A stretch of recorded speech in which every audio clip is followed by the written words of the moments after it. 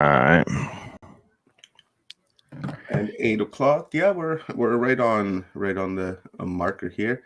Hooah! Let's change that up a little bit. We will start with a friend. How about like that? We'll start with Brad Olson this morning. Good morning, everyone. How are you feeling today? How's everyone feeling? My name is Omar. I am the host here at Watchers Talk, coming at you guys from West Coast, British Columbia, Canada, with our day 2 of Humanity Unplugged. Man, I got unplugged yesterday. Time was no longer a concept after we figured out the energies and constructs of yesterday. My name is Rob Yox. I am the host here at Full Spectrum Universe. We are a collaborative effort bringing you the most amazing day today with megaliths, ancient sites, and ancestral knowledge. This is going to be one for the ages, for sure. For sure. Today is going to be one of those days that your head is gonna spin and you're gonna say, holy crap, where do we go from here? Where does it Yeah, lead from here? exactly. Here, let me quickly share my screen, Rob, and I'm going to bring up the schedule for today so that Yes. way everybody knows what is going on. And we'll try to get this schedule 3, 4 at a time into the chat room. Do you have it up on screen, I Rob? do. Yeah, hold on. Let's see. Boom.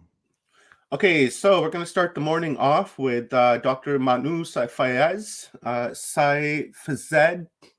That's a tough one to pronounce. And then we have a megalithic panel with John Shaughnessy, John Cadman, Dr. Smear Osmanovic, Dr. Michael Cremo, Hugh Newman, and Chuck Vanderbilt. And then we have Ildi Budai.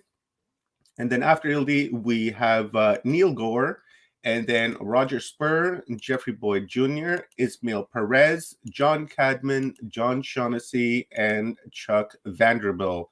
That is the menu for today, the Mind Delicious menu for today.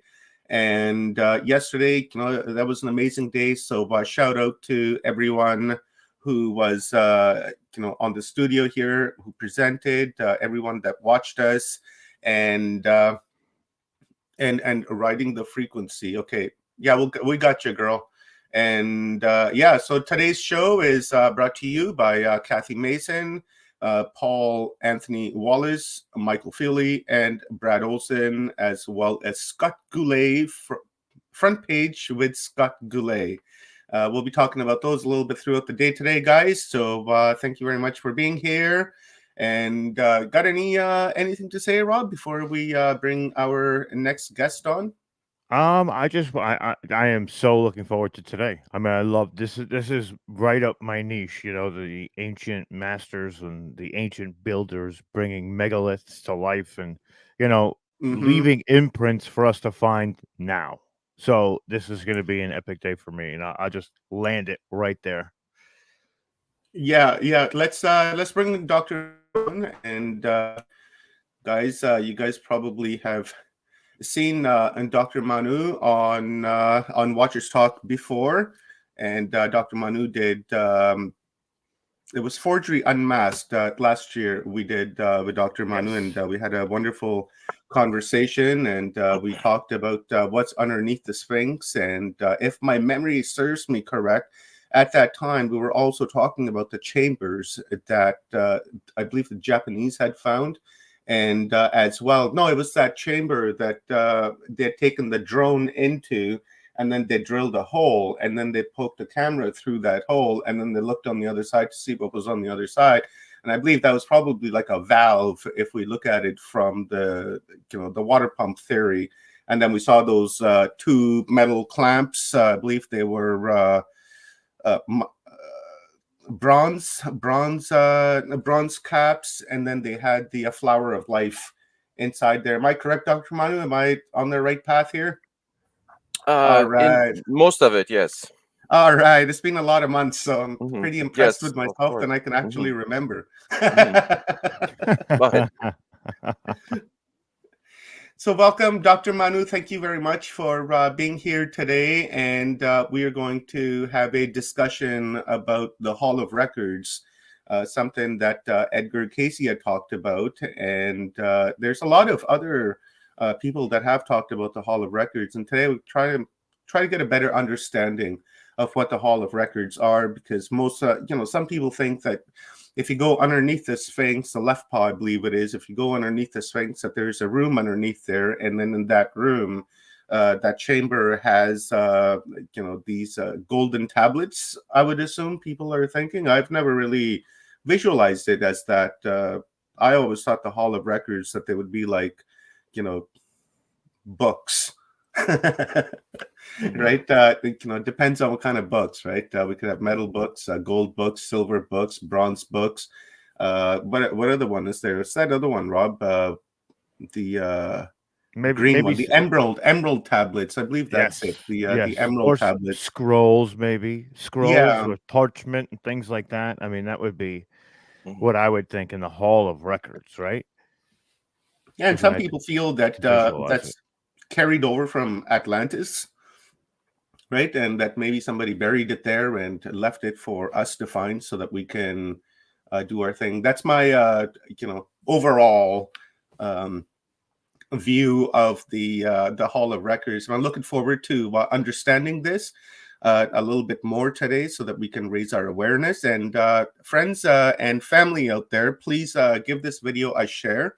And share with your friends and family. We have an amazing day lined up, and we are going to begin our conversation now. So welcome, Dr. Manu. I appreciate you coming on to our conference here this morning, especially with the time change, 1 hour. It's actually only 6 o'clock.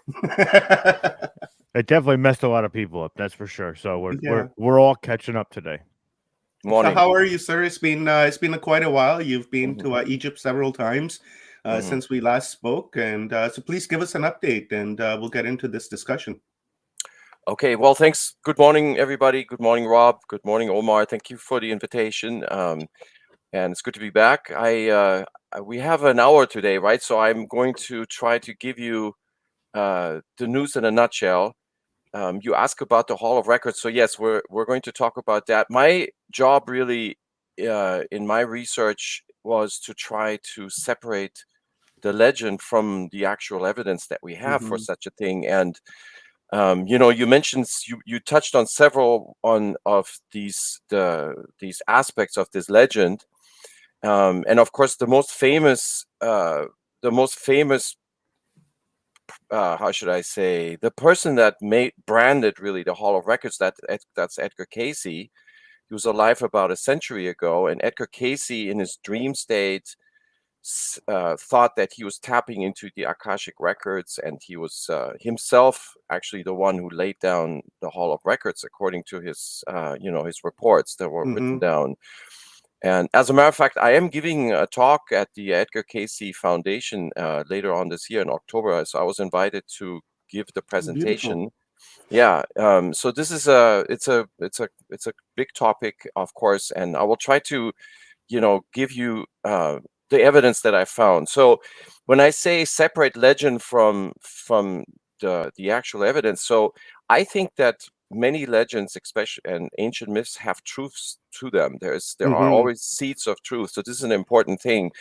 When it comes to the Hall of Record and the Emerald tablets, etc., it's always important to find the original source of the information. So, for example, the Emerald tablets, the original source of the information is a person called Maurice Doreal, and I think his name was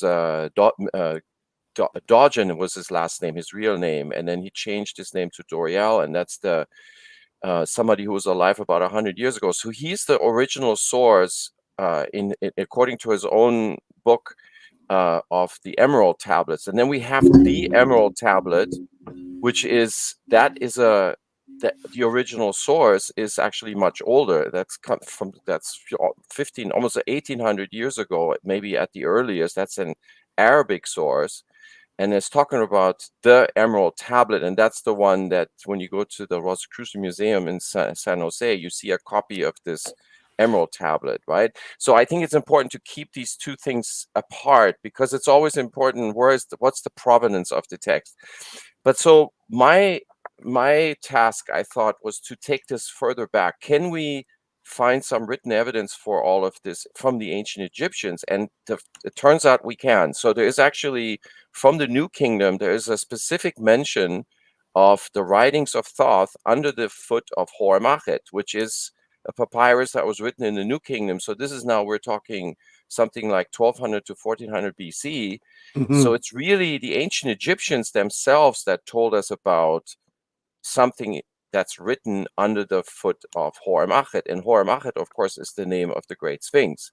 So when I saw that, that's when I started getting interested in this, because then I thought, well, maybe there is something that can be researched here that hasn't really been looked at, you know, to its fullest extent. And of course, most of you know that in a way, this whole argument has already been turned on its head, because we already have physical evidence of a chamber or a void, a natural void that's sitting somehow in front of the left forepaw of the Sphinx, which is what Edgar Casey, of course, was talking about. He was talking about the right forepaw, but I don't think it matters really. I think at the end of the day, we have physical evidence that there may be something in front of the Great Sphinx. Now, so why is there still a need to research this? Well, the problem is that the Egyptian government is not going to do any further studies around the Sphinx, because to them, and to Mark Lehner, to Zaya Waz, this is a settled issue. So until the alternative historians come up with new evidence, there's not going to be another test in around the Sphinx. And so this is why I thought we have to raise the stakes. We have to come up with new evidence, and that is what I want to talk to you about today. So if you remember, just to recap this real quick, Robert Schoch and Thomas Dubecki in 1991 performed a technique called seismic tomography, and they found several voids, excuse me, around the Great Sphinx.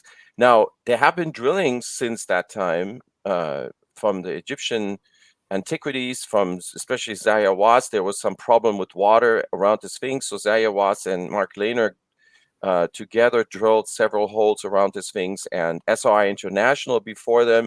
I mean, you know well the Hertax, James Hertack. He's very well familiar with these drilling experiments. In fact, Dr. Hertack was there when some of these experiments were conducted by SRI International. So he's a great source, potentially, that you could interview him and ask him about those experiments. But the upshot of the problem is that the details of these experiments were never published.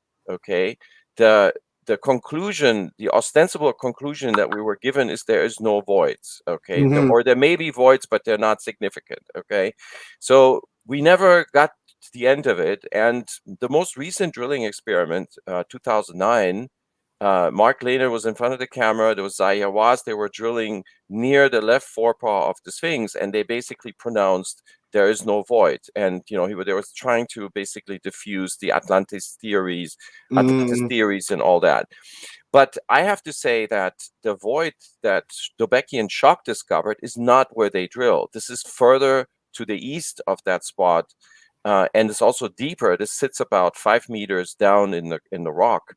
And so there's still, really, that is the most promising place, in my opinion. And so the question is there any other evidence? And so in Under the Sphinx, the book that I published last year, I show that there is something that may have leaked out of this library, and that's this painting that we were talking about last time, Omar, if you remember. It was the painting that shows what I think is the heliocentric solar system. So it's information that the ancient Egyptian, of course, didn't have. So this is one evidential trail that I was pursuing. And then that led me back to the Sphinx, and it led me back to the texts that talk about, in fact, something that's under the Sphinx, and it's in the form of some kind of esoteric information, like this painting. Okay.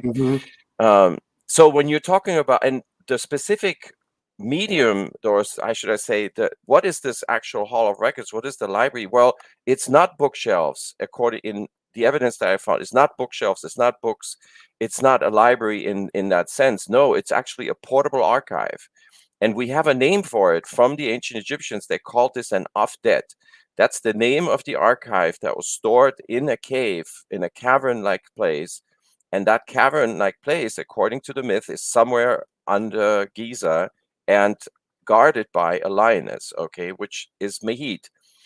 So, and I'm going to let you ask a few questions. I'm just giving you the real quick the synopsis, and then I'm done. I'll just give me a couple of more minutes. So yes, I just came back from Egypt, and my newest approach now is the pyramid texts. So the pyramid texts were written. The first version that we know is inside the pyramid of Unas. It's about 150 years after the reign of Khafre, and so what I'm currently pursuing is the mention of this cave, this cavern, in the pyramid text. And specifically what I'm looking for is the topography of the text. So when you look at these two chambers, so for those of you that don't know the pyramid text, they're basically laid over the walls of two chambers, and these chambers are connected by a corridor. And they're about, something like 26,000 hieroglyphs, making up about 10,000 words. So it's a sizable text. But these texts are specifically located in certain places, and that location, as we are now discovering, enhances the meaning. In fact, it's much easier to understand the text if you know where the text is written, okay? Because it turns out that the interior architecture is actually a recreation of the netherworld, where the deceased traverses from one place to the next, and then eventually, of course, he goes back to the sky. And so here's now the big news that I have for you is not only is the written document mentioned from which creation occurred, and which is probably the document that is what we think of the Hall of Records. It's called the Scroll of God. And I can share my screen in a few minutes with you to show you an image of that exact text column and where it is in the Pyramid of Unas. And not only is that mentioned, but the actual name of the portable archive is also mentioned, and it's across the other side of the chamber. And the most interesting thing is that topographically, the cavern is in the northeast corner of the antechamber, and the antechamber in my reconstruction is the Sphinx. It's basically a simulation of the Great Sphinx. You're basically standing inside of the Great Sphinx when you're in the antechamber. And sure enough, the mention of this there's six mentions of a cavern, and 4 of them are in the northeast corner of on the east wall. So it's exactly where the anomaly A is, where that Döbekian shock predicted, which is left forepaw. That would be the northeast corner of the monument, and that's in the pyramid text where we have the word cavern mentioned 4 times. And it's highly statistically significant. Out of 6 occurrences, 4 of them are in that corner.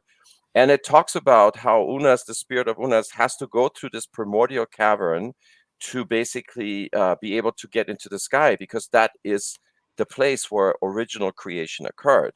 And those creation words are recorded on the scroll of God.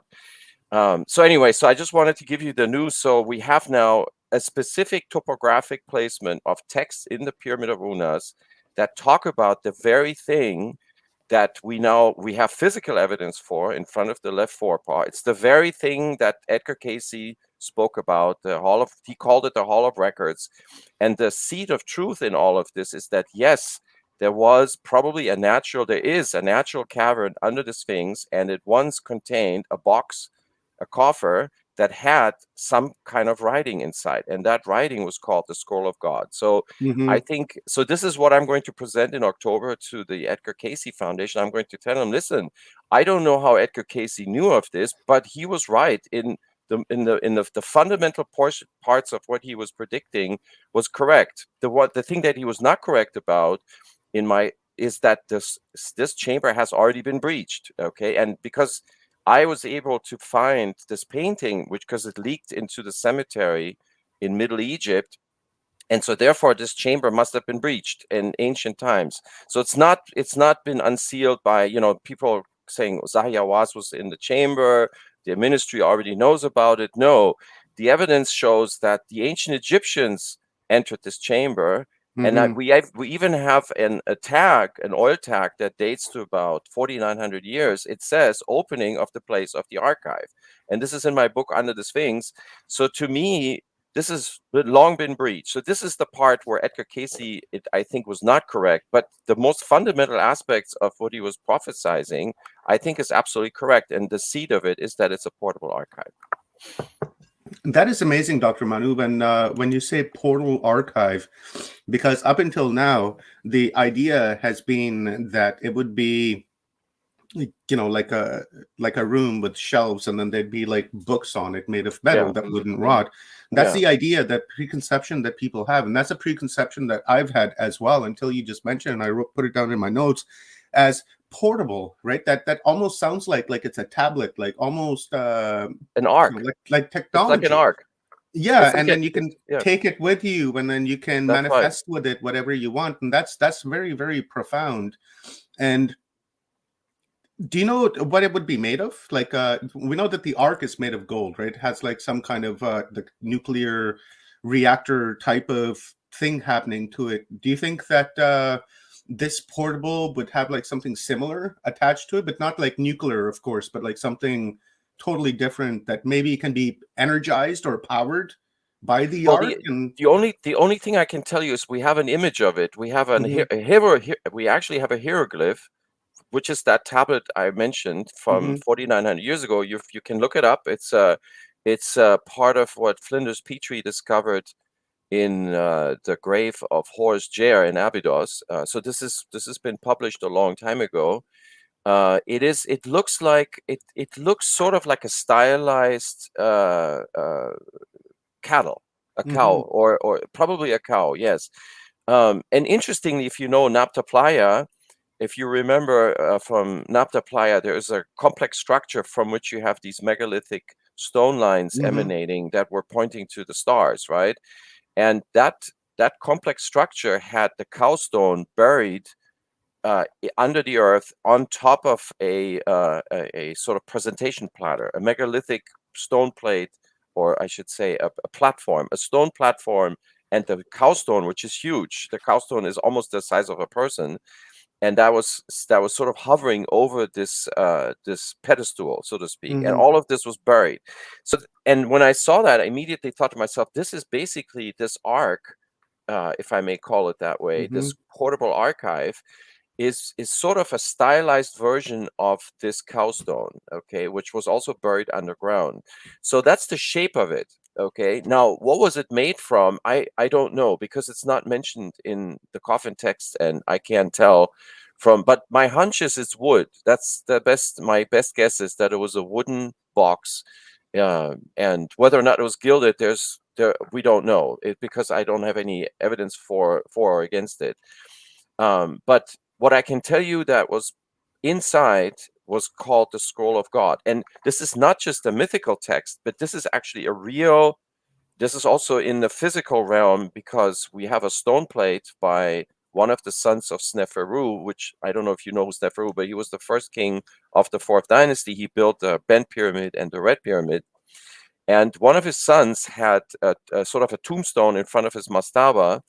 And on that stone is mentioned that he was basically the guardian of this box, this coffer, the Afdet, and he was also the guardian of the Scroll of God. So there you have a non-mythical context where the same two things are mentioned, and then you have it mentioned in the coffin text, which is the religious text, and in the pyramid text, it's also mentioned.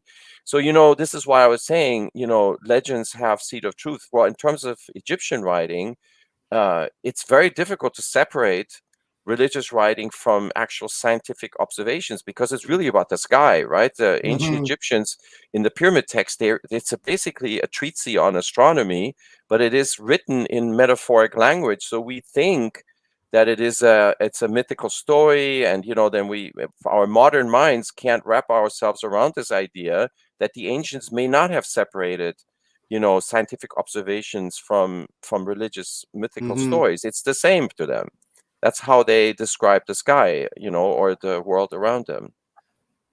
It's kind of interesting how that's what we're calling for today when we're saying, the science doesn't have enough spirit in it. It doesn't have enough essence in it, that we Right. need to start engaging with that spirit, and then maybe science and spirit can have that marriage, and then we can have something beautiful afterwards. And that Naptoplaya, when you were saying, that's Dr. Robert Duvall that Yes. discovered that. I just want to let people in the audience know if they've never heard of it, which I don't, I'm sure they have, but I just want to make that very clear. And as well, sir, you were saying about the Onus pyramid, and I find that to be a little bit interesting as well, because what we know is that the Pharaoh Onus has said to have traveled to the Orion a number of times. He was able to use Yes. a Stargate and a portal to go back and forth, right? So I wonder if that technology or information to that technology that he found or had access to because of the Hall of Records, and they were able to manipulate or manifest that type of technology so that they can go back and forth in an instant, kind of like a Star Trek a teleporter, right? You can teleport like light years. Who knows, there's no really limit to that. Do you think that's why, or that's why they chose the Onus pyramid, because of that background and that history that's connected with technology and traveling back and forth? Yeah, so that's a great question. So I will explain it to you. The short answer is yes, but it's not it's not how you would expect it. So the answer is that in the pyramid text, the language of creation is being taught to the deceased, and that language is called Heka. Heka is logos. What if you if you believe in one of the Abrahamic religions, then logos, you know what that is. Logos means the power to create through utterance. Okay, this is what all Abrahamic religions have in common: that God created the world and the universe through some kind of communication, right? And the ancient Egyptians had a very similar concept through Ptah. That was the Memphite cosmogony. So Ptah had intellectual facilities, and he conceived the world, and then he created the world through utterance. So, and the power to do that is called Heka. In the pyramid text, Heka is extremely important. That is how Unas performs this journey, the very journey that you just mentioned. Okay. In fact, you can map that journey in the south wall of the antechamber. That very journey that you just mentioned to Orion is actually described on the wall. Okay. It says you can see how the spirit of Unas is rising past these constellations. For example, Sirius, Orion, and then Taurus. And the goal is to get to the ecliptic, which is the winding waterway. And then you migrate down the ecliptic to meet with the rising sun, which is in the Achet, the horizon, right? So this is a ritualized journey on the ground to imitate what was seen in the sky. And in order to perform this journey, to be able to do this, you need Heka. Why? Because there are obstacles. There are demons, right, to overcome. And in order to overcome these physical limitations of a human being, you needed to know, you had to be a masterful spirit, an Ach spirit. And once you're an Ach, and once you've been taught Heka, then you can do that. And the goal, of course, is to travel with the gods in the sky. So this is the, how should I say, that is the answer to your question about moving to Orion. So I think, yes, absolutely, this is a journey about merging with Orion, but that's not the end station. The merging with Orion is how you resurrect, right? So in the sarcophagus chamber on the south wall, that is where you identify, for example, with Osiris, okay, which is Orion. And that's how you come back to life. Your soul comes back to life by merging with Osiris, and your life force comes back to life on the north wall. That's the Ka. And the way that was made to happen is that the ancient Egyptians created a mummy, which is a statue basically of the deceased. So they basically they preserved the body, they wrapped the body to turn that body into a statue. And then they reanimated the statue by opening the mouth. That's the famous mouth opening ceremony, the ritual.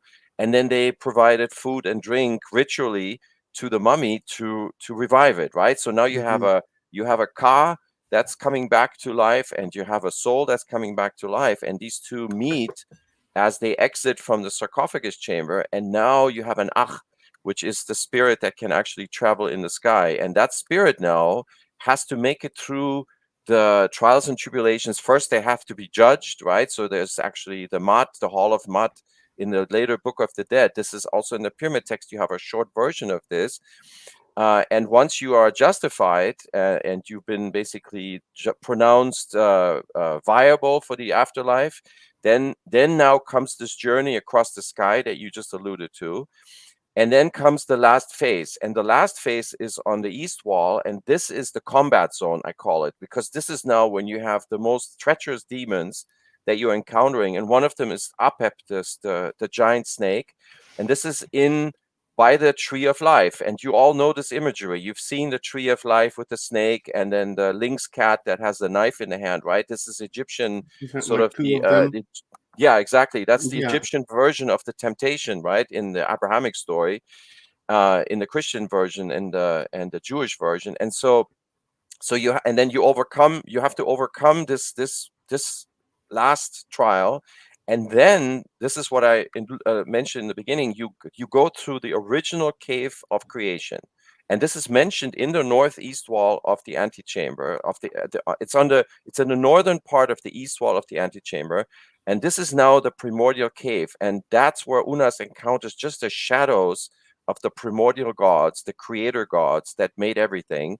And he has to pass through this cave. He has to appease those gods. He has to give them offerings. Okay, why? Because that is where the archive of creation is. Okay, that is where the ark sits with the scroll of God.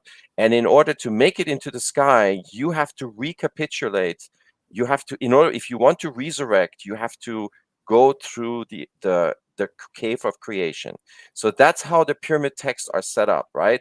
And once you are recreated in this way, then at the final step, you are able to ascend into the sky. So that's called ascension. And when you talk about spiritual meetings and presentations, I always hear this word ascension. And in the ancient Egyptians had exactly the same context, the same idea. To them, ascension was to go into the sky. And that whole journey is described on the north wall of the antechamber. So this is the last stretch of the pyramid text. And then finally, the soul enters out through the north corridor. And so the ending of the pyramid text is actually where you walk in, right? So when you walk in, that last stretch of the corridor on the west and the east side, that is actually the end of the pyramid text. That's where the soul finally exits into the immortal sky zone, which is in the north. Mm-hmm.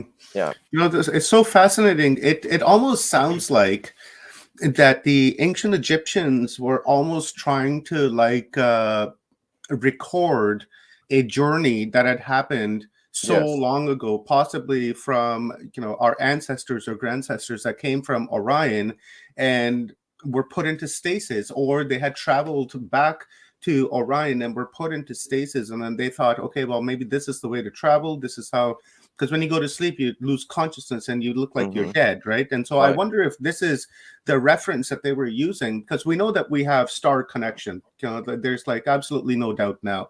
And so I wonder if this is something that they try to incorporate into their life through the ritual of mummification and preserving the body and the soul traveling up into the star and becoming a star in itself. And I wonder now is that if all of those journeys that they had taken, either back to Orion or the original journey coming from Orion to the Earth, and then possibly even terraforming the Earth, and then putting that information down in the Scroll of God or in the Hall of Records and leaving it there so that the future generations would be able to use that information just in case, let's say if we wanted to go to Mars and then try to terraform Mars, and this information would be in there useful for us to apply when we get to Mars, right? But I wonder if it's hidden from us so that we don't destroy ourselves, because humans, right? We find something and we want to explore it, we want to rip it open, and then next thing you know, we have a catastrophe and it's finished. Yeah, of course, Alan Steinfeld. Alan has an interesting take on the communication that may be going on, and I had to think about Alan's theory because Heka is very similar to what Alan was talking about not. If you remember, what Alan Steinfeld is saying is that communication is sort of a communication where you don't name something, right? You want to communicate a certain idea, but you don't actually name it by its name. Mm-hmm. And he calls that collapsing the wave function, right? So if you think of quantum mechanics, you have a wave function that describes different probabilities of different events that could come out of a certain action, right?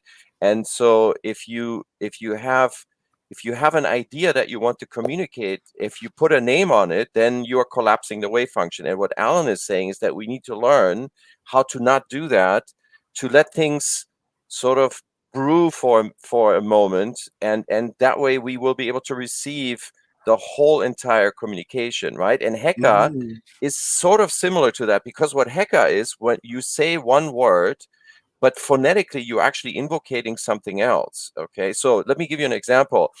The arc I've drawn, right? The arc I've drawn, you think that I'm drawing an arc, but there is a word hiding inside, which is archive.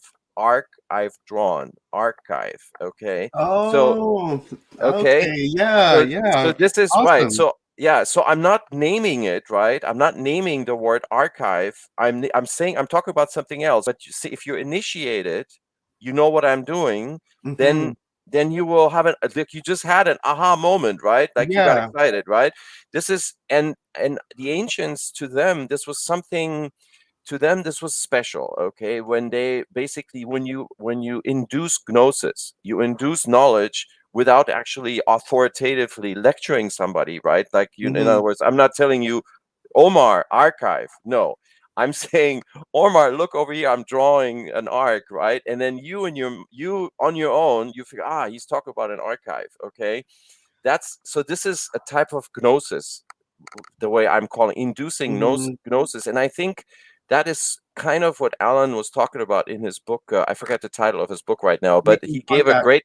he gave a great lecture at one of the conferences last year that I attended. And we had a conversation about this afterwards. And I thought this was really an interesting way to, an interesting idea, how communication with other intelligences from in the universe may proceed, right? And so I think the creation language, this is, and in the ancient Egyptians said that this is the creation language. The creation language is the creator god is sort of inducing gnosis, right, by using Heka. And that's how the world is created. And so what you just said, Omar, is that maybe we, if we want to learn how if we want to learn this message that was left for us, okay, whoever left it for us and for whatever purpose, and you just mentioned one of those possibilities is to basically help us, travel the universe effortlessly, right? Maybe that is the language we need to start learning, instead of collapsing the wave function, instead of naming things immediately, right? Maybe there's extra information that we can learn if we just let it hover for a moment, right? Mm-hmm. Yeah, so I think there's a lot of applicability for all of the things that you're saying. I think if you look at the pyramid text, there is room for all of these interpretations. Yes. Yeah, now I'm going back to you know after learning this archive, right? Now I'm wondering about the arc in itself, whether there was a number of arcs, like a masculine arc and then a feminine Mm-hmm. arc, because we know that we have two energies, masculine and feminine, and that's been celebrated through time. So if our people in the past, if they were to create this, I wonder if they would have created two different archives, which would be one a masculine and the other one feminine. Because now my perception has totally changed, Dr. Manu, because before, when we Mm-hmm. started this talk, I was under the impression that the arc is a machine. It's a power machine where you can use Mm-hmm. air, it's nuclear. But now I'm looking at it from something totally different, Yeah, because yeah, now I'm looking at it as an archive, and I'm wondering if that arc, isn't the archive that we imagine it to be, right? That it's information, is portable, that it can be carried around, moved around. right, And that's right. why maybe perhaps it's changed hands so much, because we know that, what was it? I forgot which tribe it was, but it was stolen the ark was stolen, and then they took it and they had it, and then people began to lose hair, nails, and kind of what have you, and then they took it back and gave it back to them and said, "Oh, we don't want this. Keep it." Right. So I wonder if there was like some sort of I don't even know what to call it, like almost like a holographic, right? Like a holographic type of projection that happens from it, and if you're not protected, right, then possibly you can get damaged by it. But can it like tell a story to us, like, hey, humans, you come from Lyra, and then from Lyra you guys went to Orion, and then from Orion you evolved a little bit to go to Pleiades, and then from Pleiades you came here, and then paint us a picture, right? And then I wonder if this is what they're trying to tell us. But could it be, Dr. Manu, that we have the entire thing confused because we're calling it the Hall of Records? Because when we visualize, because just the English language in itself, right, it's not a very good language to express the internal. But when we say hall, we automatically think like a hallway or a corridor of some sort, when it really may not be that, and that we've misinterpreted it or we've misunderstood it, and then and then calling it the Hall of Records when it could be something completely different. Yeah, even Edgar Casey had different ways to refer to it, right? He called it the rooms, chambers of record. He had different under the pyramid, and he had, if you look at his readings, there it's not just one way that he referred to it. And so, but I completely agree with you. I think that's why it's challenging when you have a modern era legend, right? Reported by, in this case, a sleeping prophet, okay? Or you have the emerald tablets, or you have the emerald tablet. All of these are things that were written about after the time of Christ, okay? So we're talking about later than the last 2,000 years, okay? So then the question is, how much of that has been embellished, and how much, how much of this is hearsay that was added on later? And so this is when it gets challenging, right? But so for example, the emerald tablets, okay, to be honest with you, when I look at that and the provenance of it, I'm not convinced that what part of that is real and what of that is fiction, okay?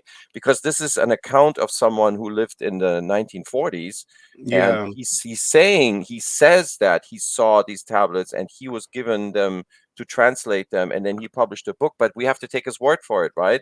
So I didn't want to do that. I wanted to go to the original source and things that are publicly available. But to get back to what you were saying, I want to pick up on a thread that you said about holographic sort of projection. It's interesting when you're inside the pyramid, of Unas, and you're looking at these texts, you feel like you are in a simulation, okay? Because the text are stars on the yeah, exactly. The text, and this is real. The text actually takes you to the sky. It talks about talks about the sky. And interestingly, it also talks about the ground, but not in Saqqara, where the Pyramid of Unas is, but Giza. The text actually takes you to Giza. It takes you to Zokar, the realm of Zokar. Zokar is the spirit that's guarding the underworld in Giza. And Giza, of course, is Rostau. That's where resurrection supposedly happened, okay? And that's where you go back into the sky. And the Sphinx is simulated, right? So when you're inside the Pyramid of Unas and you're looking at these texts, I felt like I'm in the Matrix, okay? All of a sudden, I'm Neo that's realizing that the world is just zeros and ones, okay? And you actually, it's creating a reality that's not really actually there, but the reality is at a distance, right? That's sort of a hologram. And the interesting thing is that's what the physicists are telling us, Omar and Rob, right? The physicists are telling us that our experience of gravity and space is really a projection that comes from the rim of the universe, okay? It's because the information that's encoding all of this is at a lower dimensional level. That's what they're saying. And so it could be the equivalent of a black hole. You have a black hole, they have the rim of the black hole, and that's where the information sits, but the substance of it is in the center of the black hole, right? And so this, by the same token, if the universe is a black hole, then the rim of the universe is where all the information is, the entropy. And our entire experience, of course, is not at the rim of the universe, but we are in the center of it, or wherever, you know, our galaxy may Mhm. be.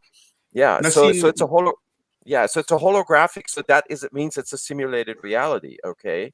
And so by the same token, the texts are teaching us that the text can take you in your imagination to another place. It can take you to the mhm, sky. It can take you to the ground. It can take, and when you realize that, it's saying, oh, okay, so the symbols are a representation of reality, right? And of course, that it's an interesting topic. Why did the ancient Egyptians invent writing, right? It's interesting because they thought of it, they were hunters, and originally, of course, in pre-dynastic times, they were hunters. And the way that my colleagues and I are putting this together now, and I also wrote about this in Under the Sphinx, is that the symbols are basically they're shadow catchers, right? mhm. They catch a symbol on papyrus, which the papyrus is like a net, and you catch the symbol, the shadow of the symbol, you immobilize it, and that means you caught it. And so it's immobilized on the papyrus, and it's the outline of something, of an image, right? And so there's a sort of a hunting, so it's a ritual, it's a ritualized form of hunting, if you will, writing. Mhm. And that I immediately takes you into simulation, right? You're I simulating wonder, reality. Yeah. yeah, yeah. I wonder if the ancients, when they were doing this, because I've seen the images of inside the Pyramid of Onus, and it's wild. Ildi showed us, and it does really look like you're living in a simulation. Now, I wonder if the ancient Egyptians did that to show us, like, you can be in the sky, you can be in the space, you can be underground, you can be anywhere. I wonder if they're trying to metaphorically tell us that human beings have no limit, that Yeah. we are That, infinite possibility, and that we can yes. do anything that we want if we put our minds to it, and then I possibly even including the vibration of back in those days, that we could do like a light language or some sort of a language to where we can actually manifest what we want. I think that's exactly what's going on, Omar. I completely agree with that. This is the feeling that I got. I don't know if you can you share, I just shared my screen. Can you see this image? I do not, We don't sir. see it just yet, but I wanted to chime in real quick too. And Yeah. listening to the whole conversation, there's when we talk about those Egyptian types of hieroglyphs in the scriptures, it's sort of like a physical to metaphysical, right? So if we're looking at it from this aspect, God's scroll would be us, and when you enter that chamber, it activates all of the genetic code within you, which is the portable Hmm. Akashic Hall of Records. We are the Oh. portable, right? And basically, what it's talking about is when your genetics is not, I don't want to say activated, but you are become aware of the potentiality of what's inside of you. That's what gives us the ability to Yeah. travel back and forth, Yeah. just like they say in the Law of One. His thoughts sent him from one spot Right. to the next in a blink of Right. an eye. So That's I mean, exactly right. Yeah. Yeah, I agree, Rob. That's basically gnosis. That's induced gnosis. Yes, it's a self. You just said it. You have an internal realization of it, and that empowers you to travel the cosmos. Exactly. and Yeah. maybe the arc is what resonates within that chamber and activates the frequency, which in turn wakes up everything inside of you. Yeah. Yeah. This is right. So there are. You can now take this and interpret it, and I think that's a good interpretation. Can you see now the screen? Yes. You can see Yes. this. Okay, so I don't know if is it coming. You are inside the pyramid of Unas right now. So I'm simulating it for you as we speak. So this is in the antechamber, and you're looking at the west gable. And I just want to show you how topography of the text is important. So it's not just what is written, but where is it placed. And as you can see, so this is the gable. We're right under the peak of the roof, and the pointer is right now on the scroll of God. So this is the text. It says Unas. Unas is perception. It says Unas em saya share netermeja, which means Unas is perception under the scroll of God. When I saw this, I had chills running down my spine. Okay, it's such a powerful phrase. And this is in the center at the bottom of the column. that is under the peak of the gable. And then if you look on the opposite side of the room, now you see how this pointer is sort of pointing downward, right? So that is now going to the northeast corner of the room, so to the opposite wall. And guess what we find there? So I want to show this to you. So this is where we found the House of Life, okay? And we see the cat called Mafdet. So this is M Mafdet, and hiding. Look, this is what I meant with Heka. Mafdet is the name of this cat, right? This lynx cat. But look what's hiding inside of that name is Afdet, which is the name of the archive, okay? And to confirm it, Mafdet is Rentet, means the foremost. And then here says the mansion of life, and that's of course a library. Okay, so you have the scroll of God on the opposite wall, high up in the gate.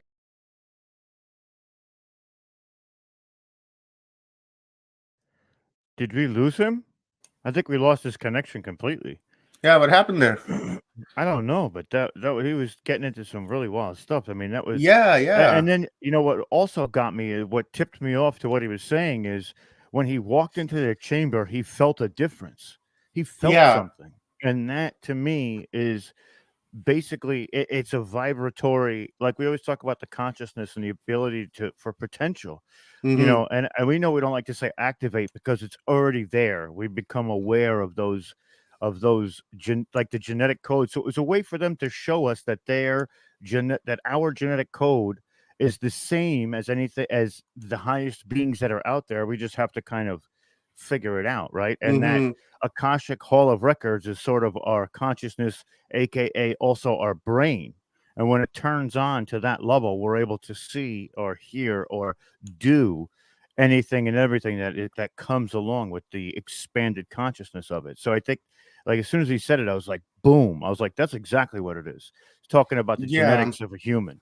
And then the Stargate also would give us that activation because that instant transmission, boop, boop, from one place to another is traveling or not the Stargate for that, but when you come to physical being. So that's what that would be. But I'll let Dr. Manu talk about it more. So I think I lost you guys there for a moment, right? Yeah, we did lose you. Yeah, you like got moved out of the studio altogether. You were talking, and we're like, "Where did Dr. Manu go?" Like, yeah. Did you? Can I not share my screen? Is that not? You can. No, you can share it. I don't know what happened there. Actually, it's never happened before. Yeah, that's kind of a glitch right there. Okay, Yeah, so I just said share screen. So let me see. What do I have to do? Do you see my screen now? No, I don't. Not yet. Okay, so I'm just gonna do entire screen, right? Go to. Is it in the background? Yeah. Can you see this now? I see. There we go. I see it. Yeah. Yeah. Did you? I don't know if you did. I was mentioning the scroll of God is right here. I'm just going to go a little quicker. So here's the scroll of God. It says Unas is perception under the scroll of God, and this is mentioned. See how this is positioned? It's right under the peak of the gable. Okay. Are you still with me? I'm here. Yeah. Okay. I'm just maybe we don't get disconnected. Okay. So let me show you another view. That's the scroll of God. That's the sign for nature's power or God that's how we would translate it. And here's the scroll. And now let me show you what's across the chamber. So if you go across the chamber to the northeast side. Sorry, Dr. Sam. The when we shared the screen, it's really lagging, and your audio is not coming through. So I will. I'll see if I can bring it up image over here on my end, and then we'll put it up. Do you see this image right now with the flashlight? Let's see if we can do this again. I see it. Yeah, this is across the chamber now where that scroll of God is. So the scroll of God is on the west side, and now this is the east side. And here is the library mentioned. It says Mafdet Rentet Hutan, which means basically Mafdet is the cat, the lynx that's protecting, that's basically killing the giant snake, right? So Mafdet foremost in the mansion of life, and of course the mansion of life or the house of life is a library. and that is across the room, basically, on the east wall, and hiding. This is what I was mentioning about Heka. Hiding in the name of the Lynx cat, Mafdet, is the name of the archive. Remember, the name of the archive is Aftet, and it says Mafdet. Dr. Manu, not to interrupt you, but yeah, you're lagging a little bit. Hit your camera button and just talk about yeah. what we're seeing on the share screen. So then maybe it's the coming through with everything together. Yeah. Okay. You know what? I'm just gonna come back because I don't want to interrupt the flow of the transmission. It's okay. Okay. Anyways, I'll have this published soon. We're working right now on, and I have a paper on my academia site which is free to access, where I'm mentioning this cavern idea, and we're writing right now a couple of papers to explain all of this. So it'll be in the public space pretty soon. That's going to Beautiful. be incredible. Yeah, looking forward to that. I wanted to say, Rob had a really great thought there. And, Rob, I'll actually let you explain, because you explained it a little bit better. And I found it made a lot of sense to me, because we are portable, and we are a piece of technology. So I could see what Rob is saying to really make a whole lot of sense to me. So go ahead. Go ahead, Yeah, Rob. no, absolutely. And then, when you walked into that room, you said you felt something different, like the matrix, or you were seeing the code of the universe, which is essentially, it's becoming aware of every etherical and physical around you. Yes. So when the Stargate comes into that play, that's basically taking you from that ethereal to the physical. We see that a lot when we're talking about people who come through reincarnation. When they pass through the Earth's center Stargate, they end up becoming that physical, right? So maybe there's a bunch of different ways we can look at it, because I think that it's either, we talk about it just froze up. Yeah, it looks like Robbie's frozen. I Yeah, wonder if he still has that storm going. He's making a good point. Yeah, I think if I understood correctly, what he's saying is that with this verbal magic, so to speak, with Heka, your imagination can travel in a non-material fashion. And I think that's really the take-home message from the pyramid text, is that just like creation, the idea of logos, right, which is you can make reality happen by verbalizing it. And I think that's what Rob was alluding to. You can actually travel anywhere in the universe, okay, with this Heka concept, right? It's because then it's not your physical matter that matters; it's your imagination, right? Your mind travels, and ultimately, I think that is how you can breach these long distances, and you can go wherever you want, right? By projecting your consciousness across the cosmos, and that is by using this type of communication, which is Heka, basically. So I think that's the take home from the ancient Egyptians, how they viewed creation and recreation.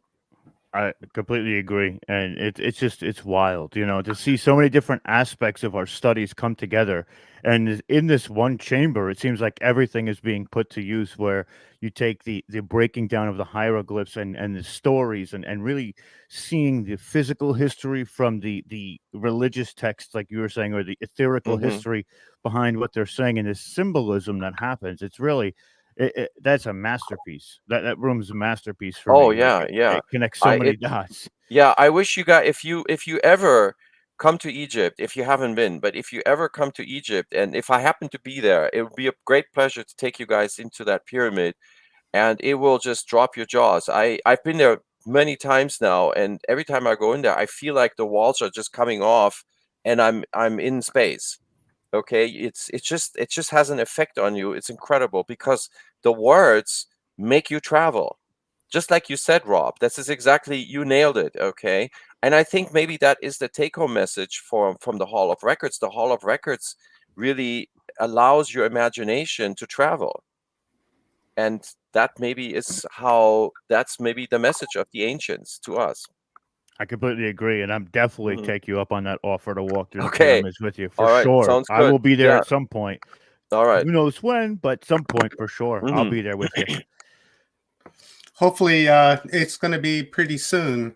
Yes. And hopefully all this mess will be left behind, and we can move into a different vibrational timeline where we can travel freely, love everybody, accept everybody, and have that unconditional love for one another and the earth and the animals that live on it. So hopefully, and we are working towards that time. And one of the hopes for this conference is to equip people with resources and tools and information so that they can make an informed choice in the future, so that when they're confronted with something or something like that, they can refer back to on the speakers from this conference and try to ascend at a higher level and not respond with that lower emotion, and respond with the heart and say, okay, it's okay, I love you, and I'm just gonna move forward. And hopefully that day will come, and then we'll be in Egypt with you, Dr. Manu, and walking around and having fun. Looking forward to it. Awesome. Okay, so we have our panel that's starting now, and Dr. Manu, before we bring our panel on, please let our audience know where they can find your book and how they can follow you if they wish to follow you, and your website and things like that. Yeah, okay. I think the easiest way is just to go to my website. It's called cheopspyramid.com, and Cheops is spelled like the King Khufu, Cheops, cheopspyramid.com. And that's a good way to start because everything is linked. I have a YouTube channel. There's a lot of information that's free access. It's on my academia page. So a lot of information, even that's in Under the Sphinx, I published with my co-authors, and those papers are on the academia page. So so if you're interested, it's a little bit technical. There's it's Egyptologically technical, but it's out there. So if you're interested, you can easily find it. Wonderful. And I will share the links, guys, to Dr. Manu's academia page and YouTube just as soon as we get this panel going. And in the meanwhile, actually, I will get Dr. Manu's website in there as well. So just give me a few minutes, guys, and I will have those links for you in the comments. So let's bring on our panel. So we'll bring on Mr. John Shaughnessy.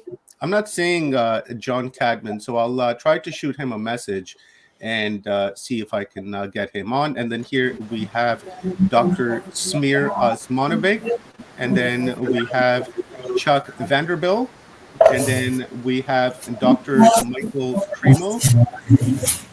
And where did Hugh Newman go? Where did Hugh Newman go? He was just here. Could have sworn I just seen him. I'm sure he'll come back. So we got nobody there. So we got Dr. Manu, Dr. Michael.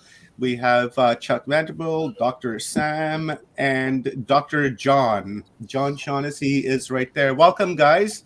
And who is muted? Dr. Sam is muted. So there's Dr. Sam. All right. So I'm just waiting on John Cadman to show up. I don't know if he's still sleeping due to the time change that we had here. Jumped forward in hours. You figure he'd be awake by now, actually. Just kidding.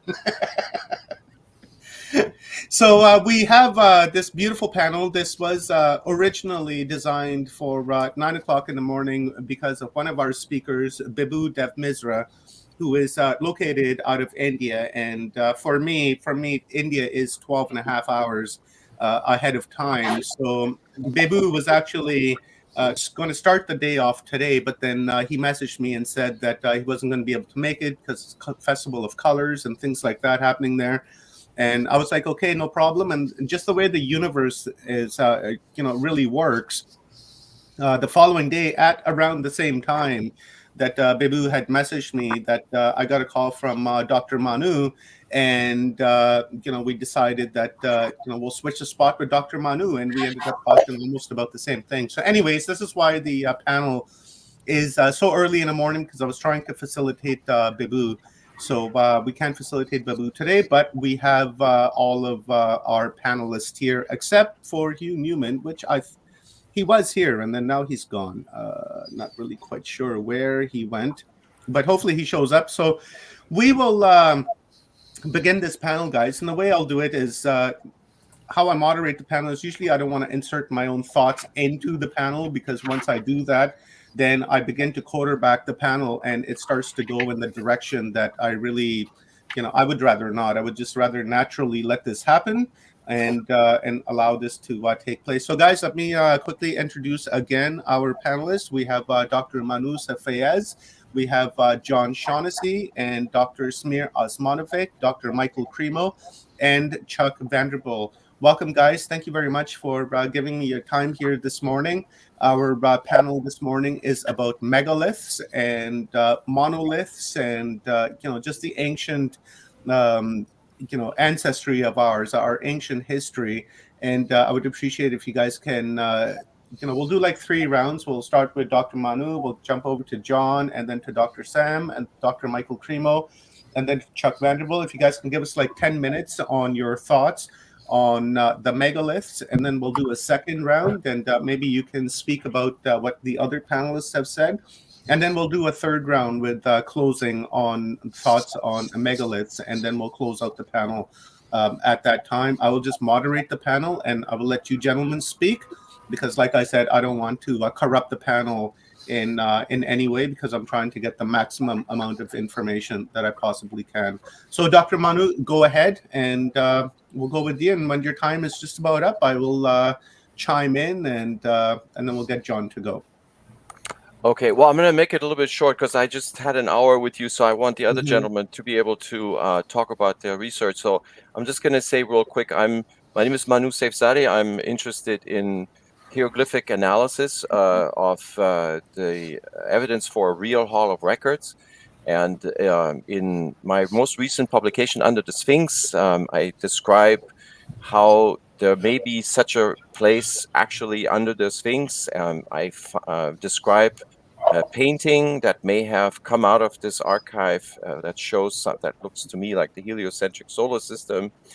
And we have a name for this place. It's called an Afdet, and I describe that in the book. The ancient Egyptians referred to it. To them, this was not just a mythical archive, as it is described in the coffin text, for example.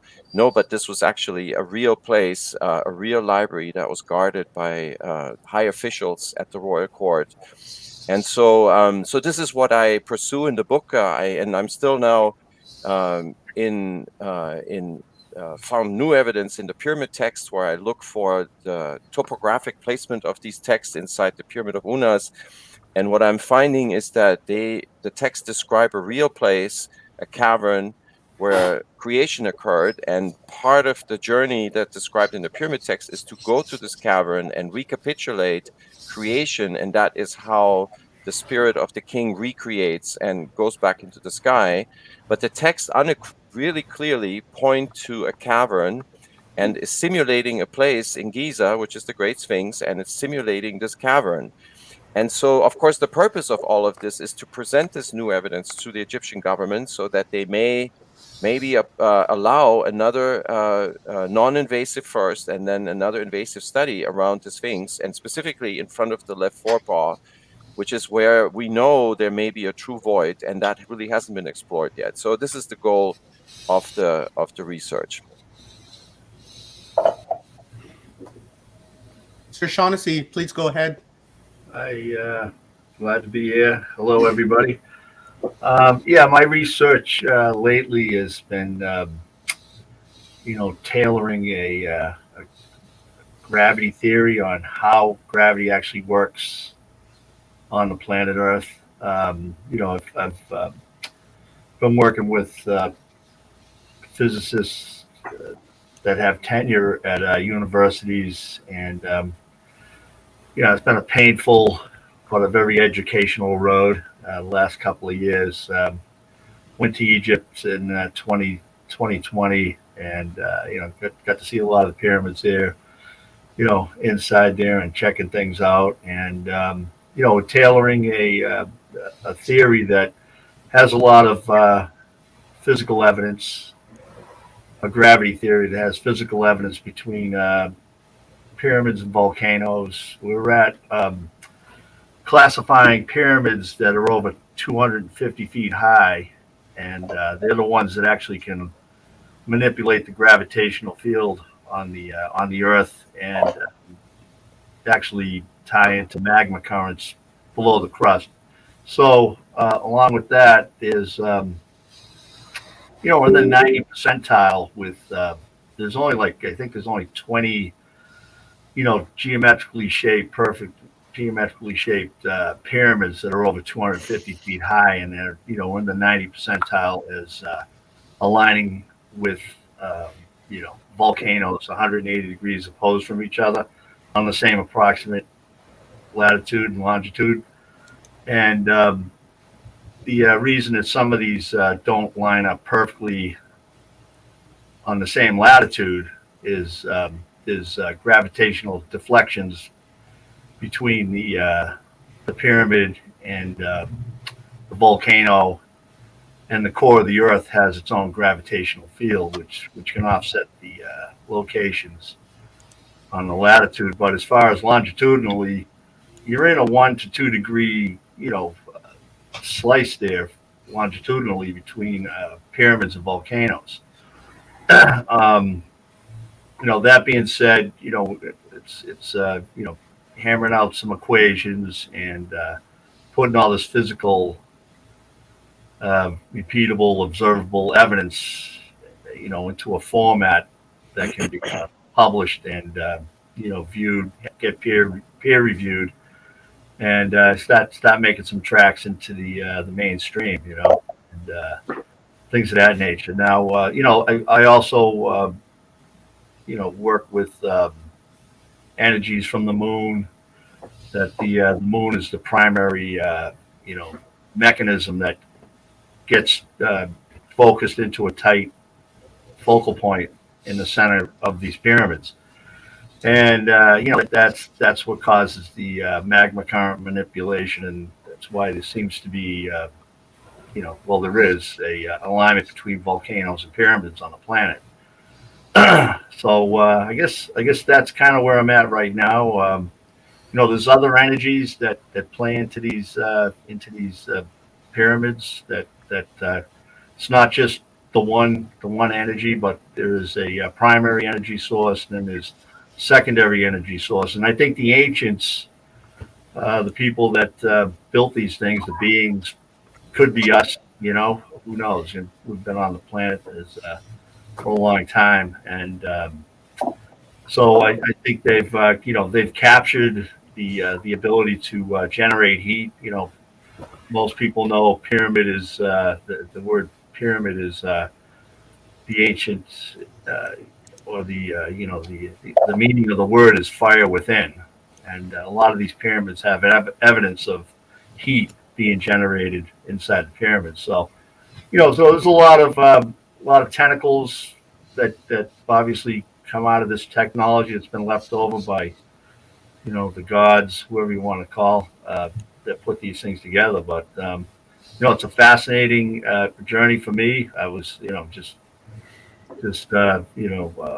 blessed with the the opportunity to jump into this technology and get some kind of a theory together on my own with a bunch of other people. It's like Isaac Newton said, I'm standing on the shoulder of giants, because there's all the other people before me that are still here, obviously, and the ancients that put this all together. There's a lot of evidence and things of that nature to tie into. So I kind of appreciate the the ability, and I'm honored to be in in this area of study. It's endless. It just goes on. It's like the universe. It just keeps going and going and going. Every turn you take, it's just another door or window opens up, and you're chasing down another rabbit down a rabbit hole. So sometimes you come up with something, sometimes you don't. At that moment, but it's very interesting and intriguing. So at that, I guess I'll hand it over. Dr. Osmanovic, please go ahead.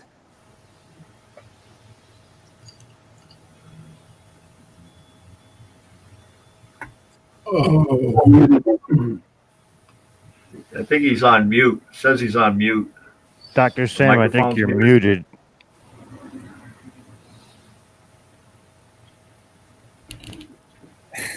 There you Can go. you hear me now?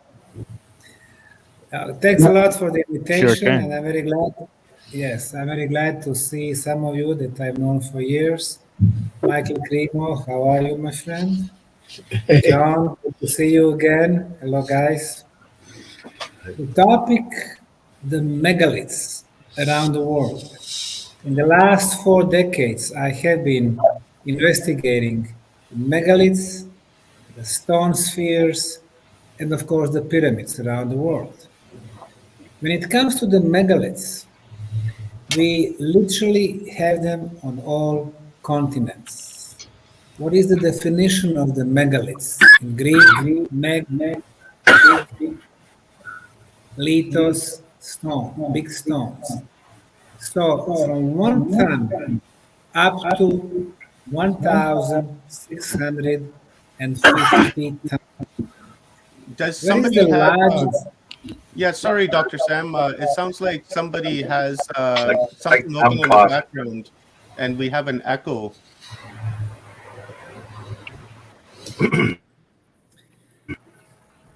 Thank you. What is the largest megalith worldwide? It seems that if Siberia megaliths are not confirmed as made by intelligent hands, then it would be Baalbek in eastern Lebanon.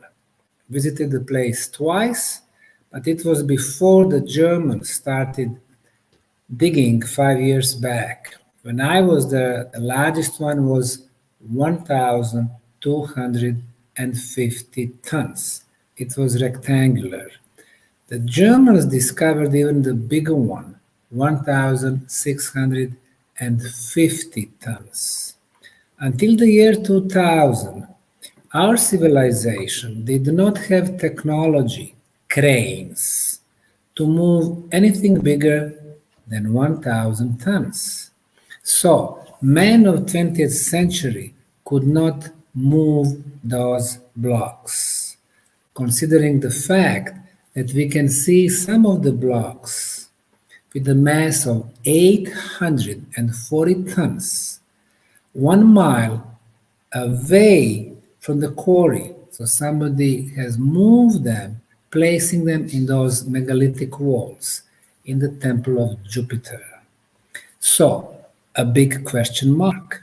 Who, when, how, and why? The largest block in Egypt, of course, is unfinished obelisk in Aswan. Officially, in non-scientific sites like Wikipedia or Encyclopedia Britannica, we can see that the mass of this block is 1,250 tons. After I measure them, the real mass is 1,440 tons. And again, the same question. Who was intending to move this block down the River Nile at least 300 kilometers to the north, most probably to the Luxor? And how? Obviously, the 18th or the 19th dynasty, as the Egyptologists claim, did not have this technology. Things a little bit more familiar. Stonehenge in England. We are talking about the circle. Originally, Stonehenge had 30 upright megaliths and 30 of them sitting on the top of this vertical blocks. So it was a total of 60 of them. Blue stones, gray stones. Blue stones, 2, 5, or 7 tons. Gray stones, 25 tons in average, some of them reaching 35 tons. The idea is that at least some of them were moved from wells about 250 kilometers away. Many other sites, for example, in western France, Carnac has more than 6,000 blocks. Some of them are menhirs, individual vertical blocks. Some of them are dolmens, the combination of at least 3 maximum 12 different blocks placing horizontally and vertically. When we go to the rest of the Europe, Poland, Czech, Slovakia, Austria, Germany, France, Italy, Spain, Portugal, and of course UK, 250 menhirs until the 12th century. When the Inquisition came in the Middle Age, they destroyed 80% of them, more than 200,000. But still, 50,000 survived.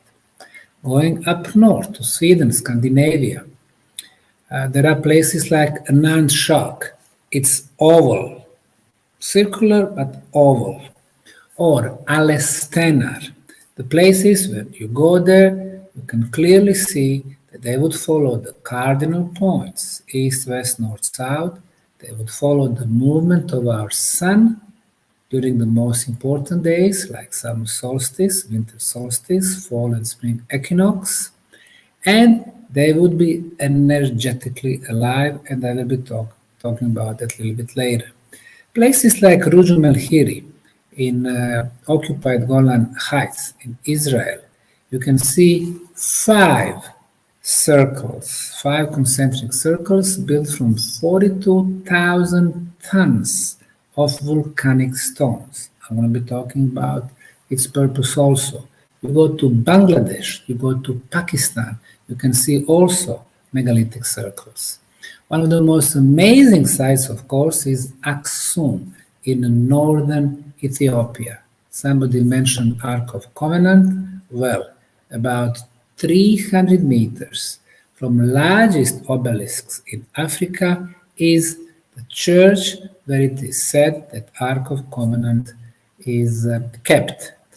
I did manage to talk to the guardian of the site, and he did not confirm me that the Ark of Covenant is still there. In Aksum, the largest obelisk is 540 tons. 2 smaller ones, 170 and 160 tons respectively. Wherever you go to the Peru, you go to the Easter Island, you go to Mexico, you go to Egypt, you go to Bosnia, site called Daurson, you go to Croatia, sites called Asseria Varvaria, Montenegro, Meteon, and the others. Megalithic sites are literally everywhere.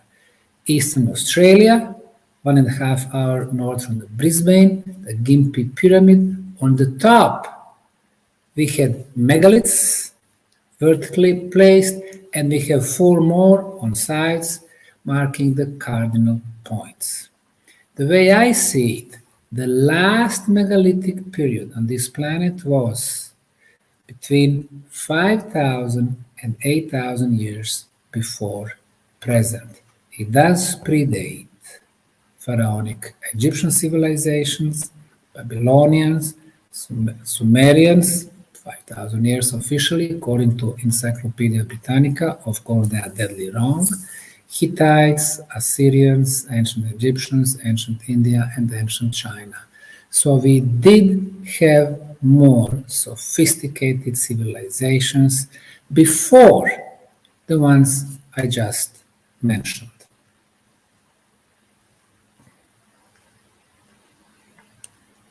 That's fantastic. Thank you very much, Dr. Sam. Dr. Cremo, you're up next. You're muted, sir. Thank you.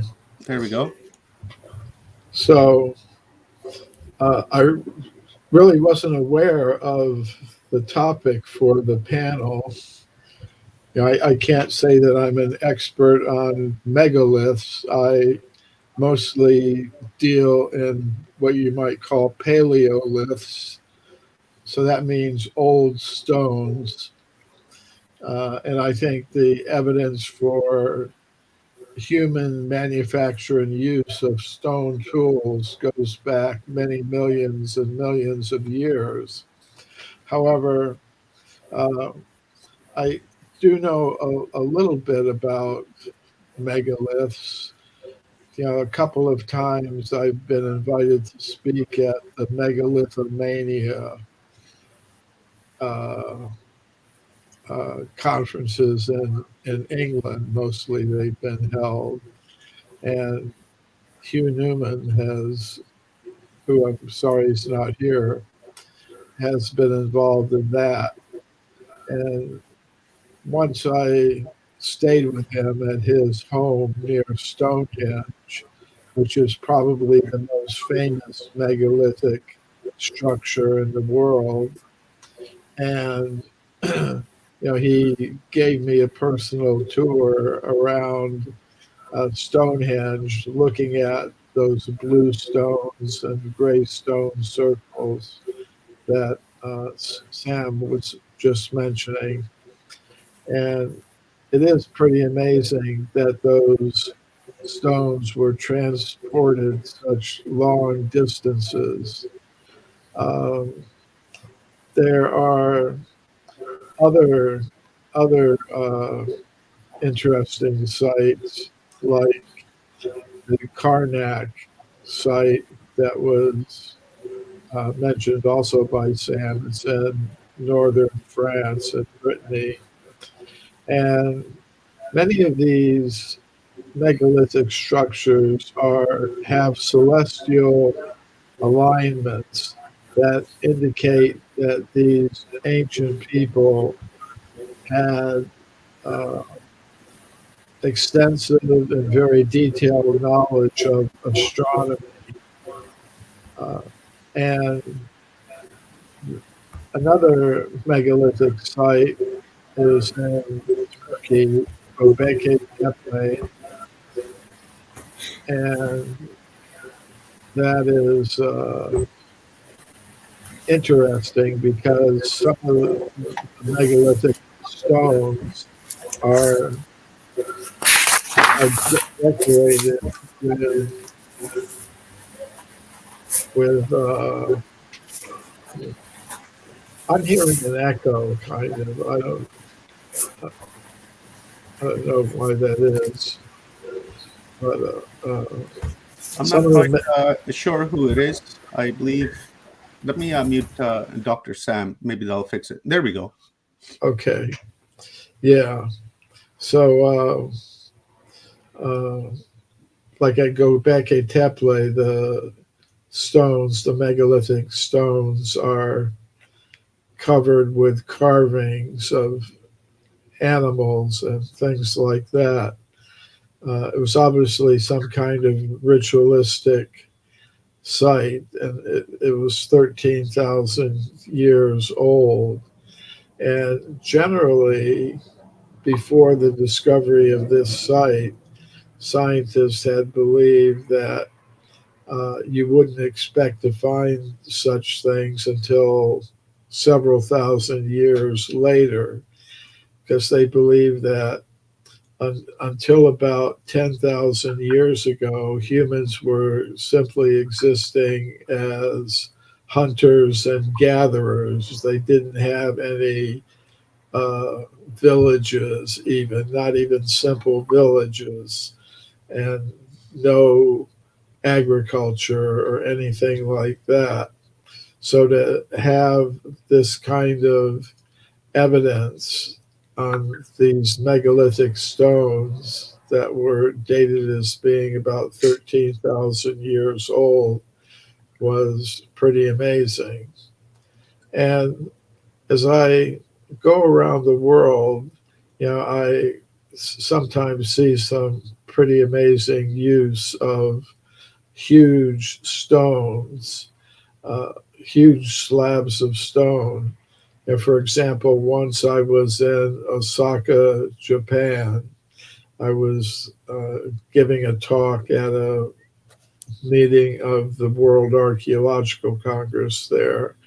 And I kind of, in the morning, I would go out for a walk, and I was walking around the grounds of the Osaka Castle.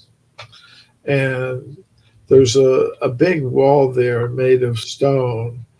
And embedded in that wall were huge slabs of stone, 40 or 50 feet, 20 or 30 feet high. And they were it was very much like the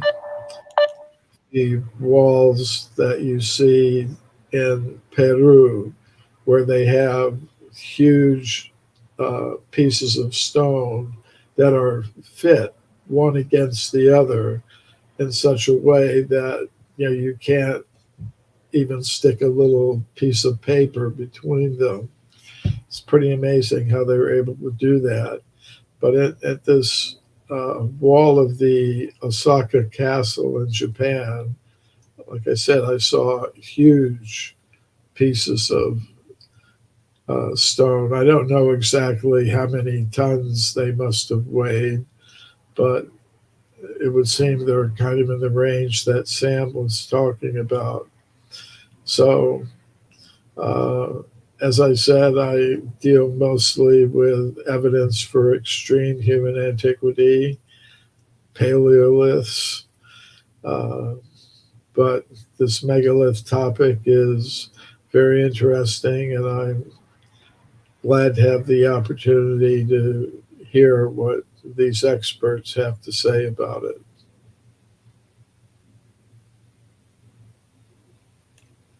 Okay, great. Thank you very much, Dr. Cremo. Chuck, we'll go with you, sir. Yes, good morning. It is morning still here on the west coast of Canada. Thanks, Omar, and everyone. I'm the newcomer. Most of you have no idea where I all of a sudden came from because I'm kind of new to this whole thing.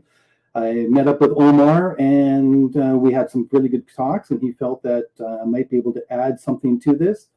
So presently, the reason that I'm interested in Egypt, of course, is like John said earlier, he went to Egypt in 2020. I went in 2019 with a fellow by the name of Johnny Enoch and his group with my wife. And I was totally blown away. And megalithics, the big stones at Abydos and unfinished pyramid, which we didn't get a chance to see. But of course, primarily the Great Pyramid, all these large stones became an interest. I was very curious. So originally, before I went to Egypt and before I even brought this into place, it was a very simple thing. I was writing a book on portals. I decided that I was going to put all of this connecting dots in such a way that I could say, okay, let's see if portal travel, UFOs, and that end of it would actually fit.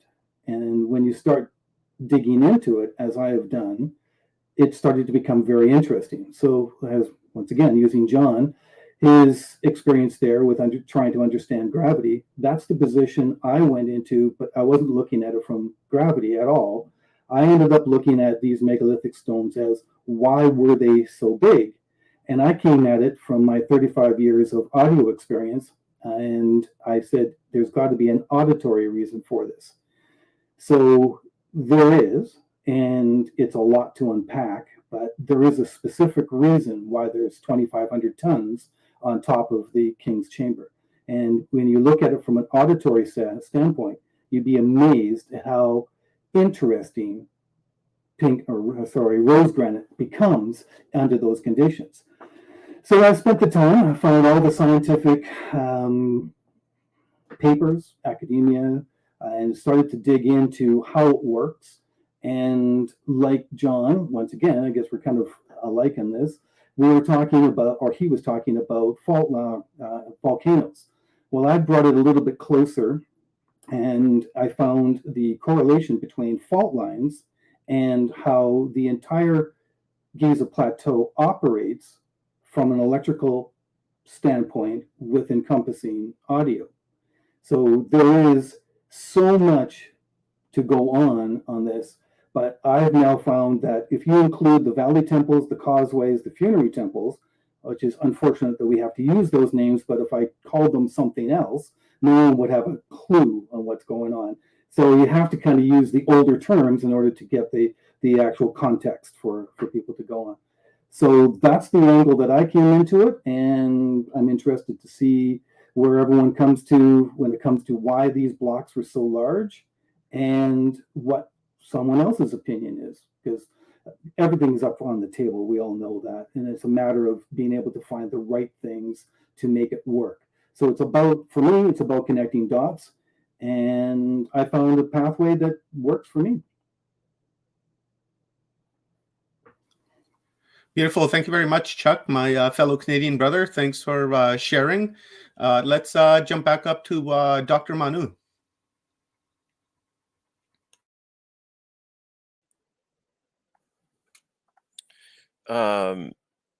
Let me. I wanted to ask a question to John. We actually haven't met before. Can you explain the how the volcanic activity is harnessed by the Giza? I think that's what you were saying, right? There's a volcanic activity, and somehow that is harnessed by the monuments at Giza. What's the mechanism of that?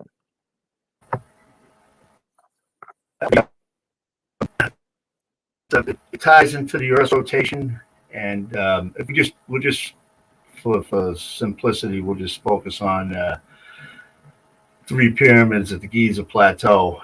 And if you look at the moon, right? The moon's up there. You can see the tides happening twice a day. You get 2 high tides, 2 low tides. So there's a pulse. It's whether you want to call it a 4-frequency pulse or whatever. But what have you. But you have a high tide on the moon side, and you have a high tide on the moonless side. Same with the low tides. So, and to simplify it, let's just to or visualize it, not to simplify it, but to visualize it. When the pyramids rotate through the moon's gravitational field, okay, you're rotating into it. The first one that hits it is GP1. Then the next one is GP2, and obviously the following would be GP3, and it rotates through the gravitational field of the moon.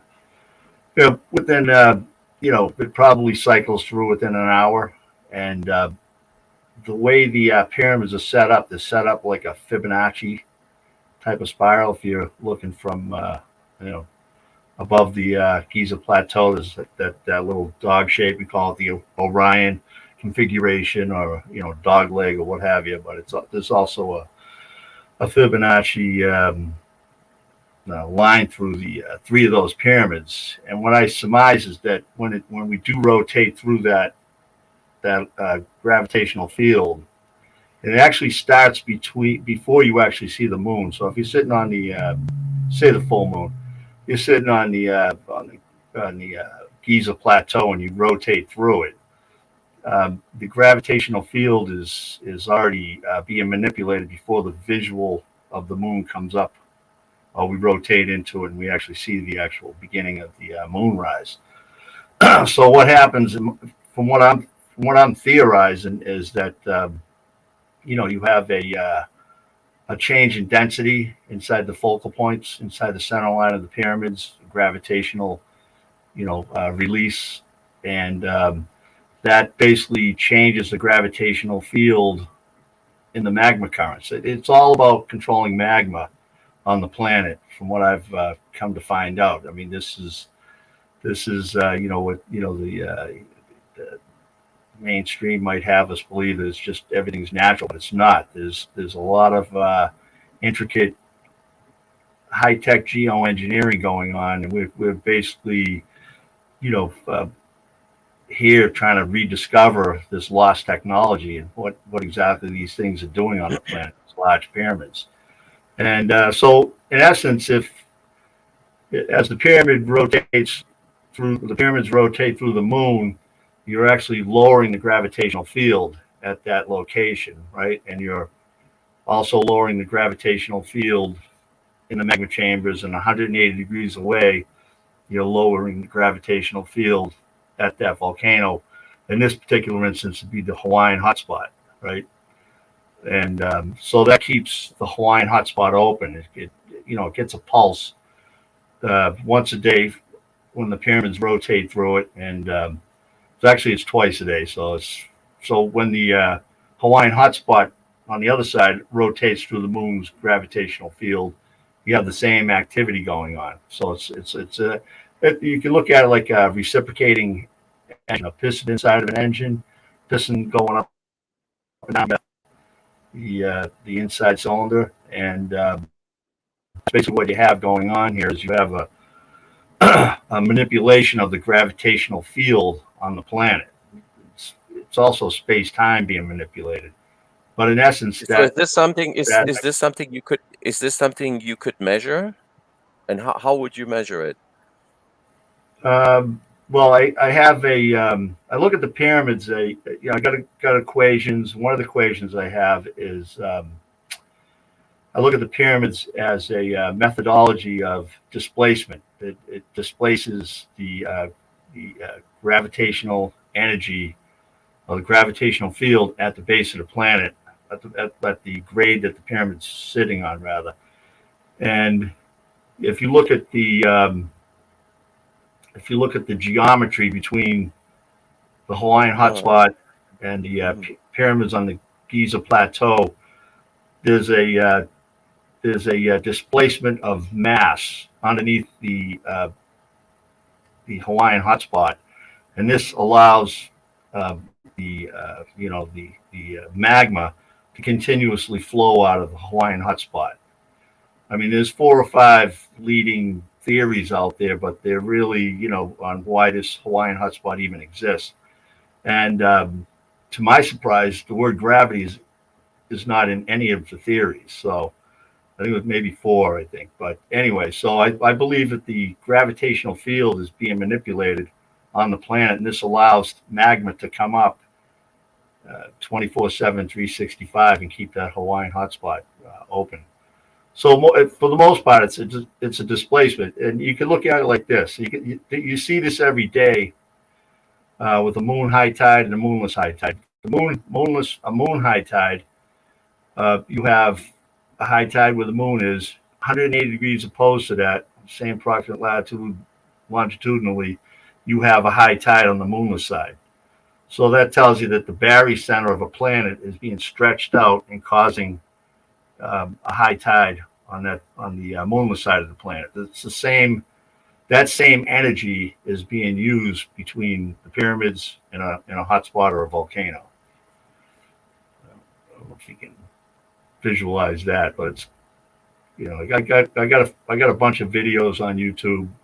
I got 2 books out, and like I say, I'm working on papers and things of that nature, trying to break it down even more. But I have my own equations, but you could actually go ahead and you can tie in Einstein's work on gravity. You can tie in Newton's work on gravity.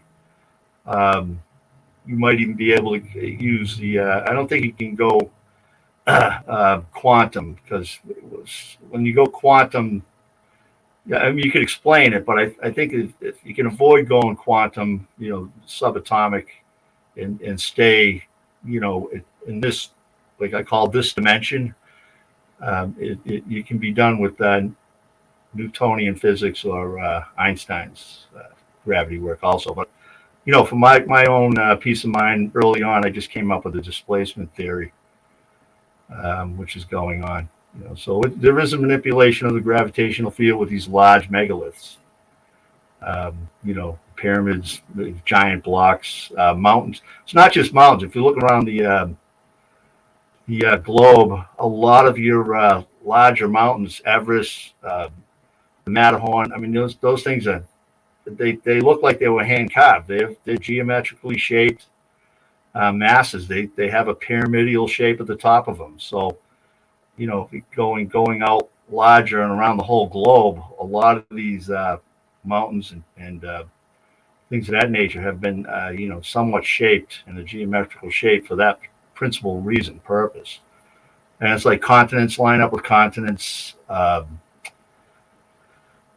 the Himalayas line up with the Sierra Nevadas, the Rocky Mountains, the Appalachians, which I'm on. So you have there's a connection between mass on the planet. So if you have mass on one side of the planet, eventually you're going to lower the gravitational field, and you're going to have mass equal that.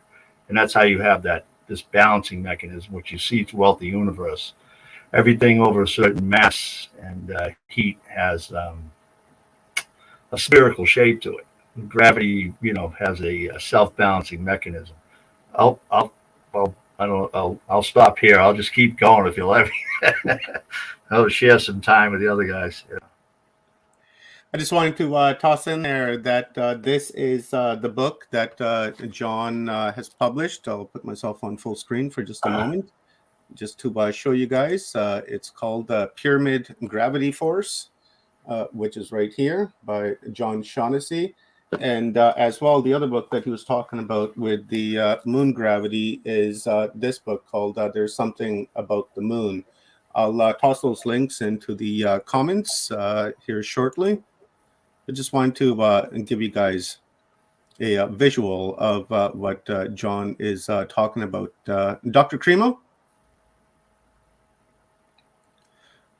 No, you're muted, sir. Let me see if I can unmute you. Can do it. Okay, there we go. Okay. Yeah, the pyramids are really quite interesting. I haven't been there myself. I haven't been to Egypt, but I'd like to go there someday. The pyramids are aligned in a certain way.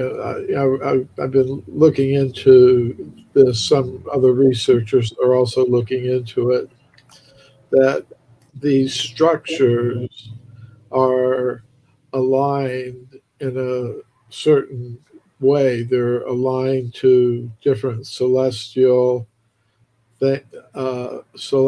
positions, and according to the way they're aligned, you can date them. If you know the history of the celestial movements, and say other geographical things like the movements of the North Pole. So that, because generally speaking, these things are aligned towards the cardinal directions, north, south, east, west, but some of them deviate from that alignment, and that could be because of the celestial positions of the stars and planets have shifted over time. Michael, there is sorry to interrupt. There's a great point you're making, and I just wanted to add real quick. There's a paper by Alexander Puchkov, who has discovered exactly what you just said. He's he researched the court stretching ceremony, and he can basically place all the Old Kingdom pyramids according to specific stars that are near the circumpolar zone, and it's exactly how you say it. So I just wanted to, if you're interested, his name is Alexander Puchkov, and it has to do with the stretching of the court ceremony. Yeah, that's pretty interesting.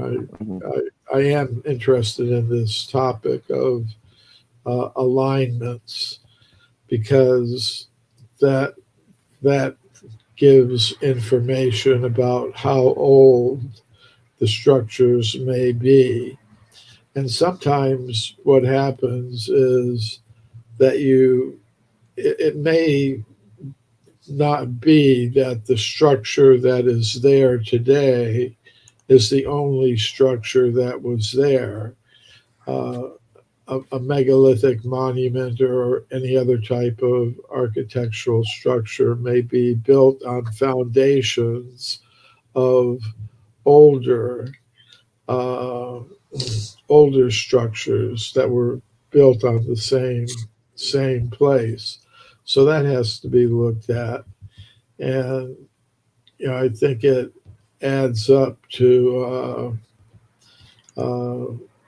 extreme human antiquity, a civilized human presence that goes much further back in time than current theories would allow.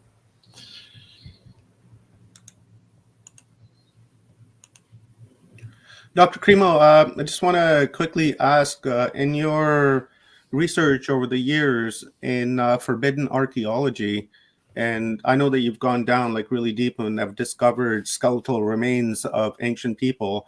Have you ever come across anything that's can be considered megalithic? That may be because I wasn't really looking for that.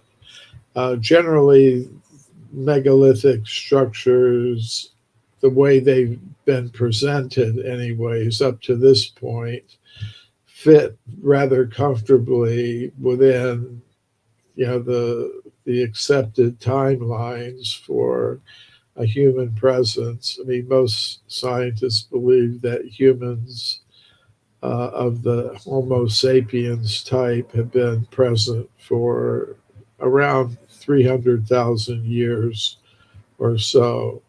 Of course, they don't place the megalithic structures, according to the conventional ideas, as being any older than around 10,000 years, which again I think was one of the significant points about the Göbekli Tepe discovery, is that it was a megalithic structure, quite an advanced megalithic structure, that was at least 13,000 years old. So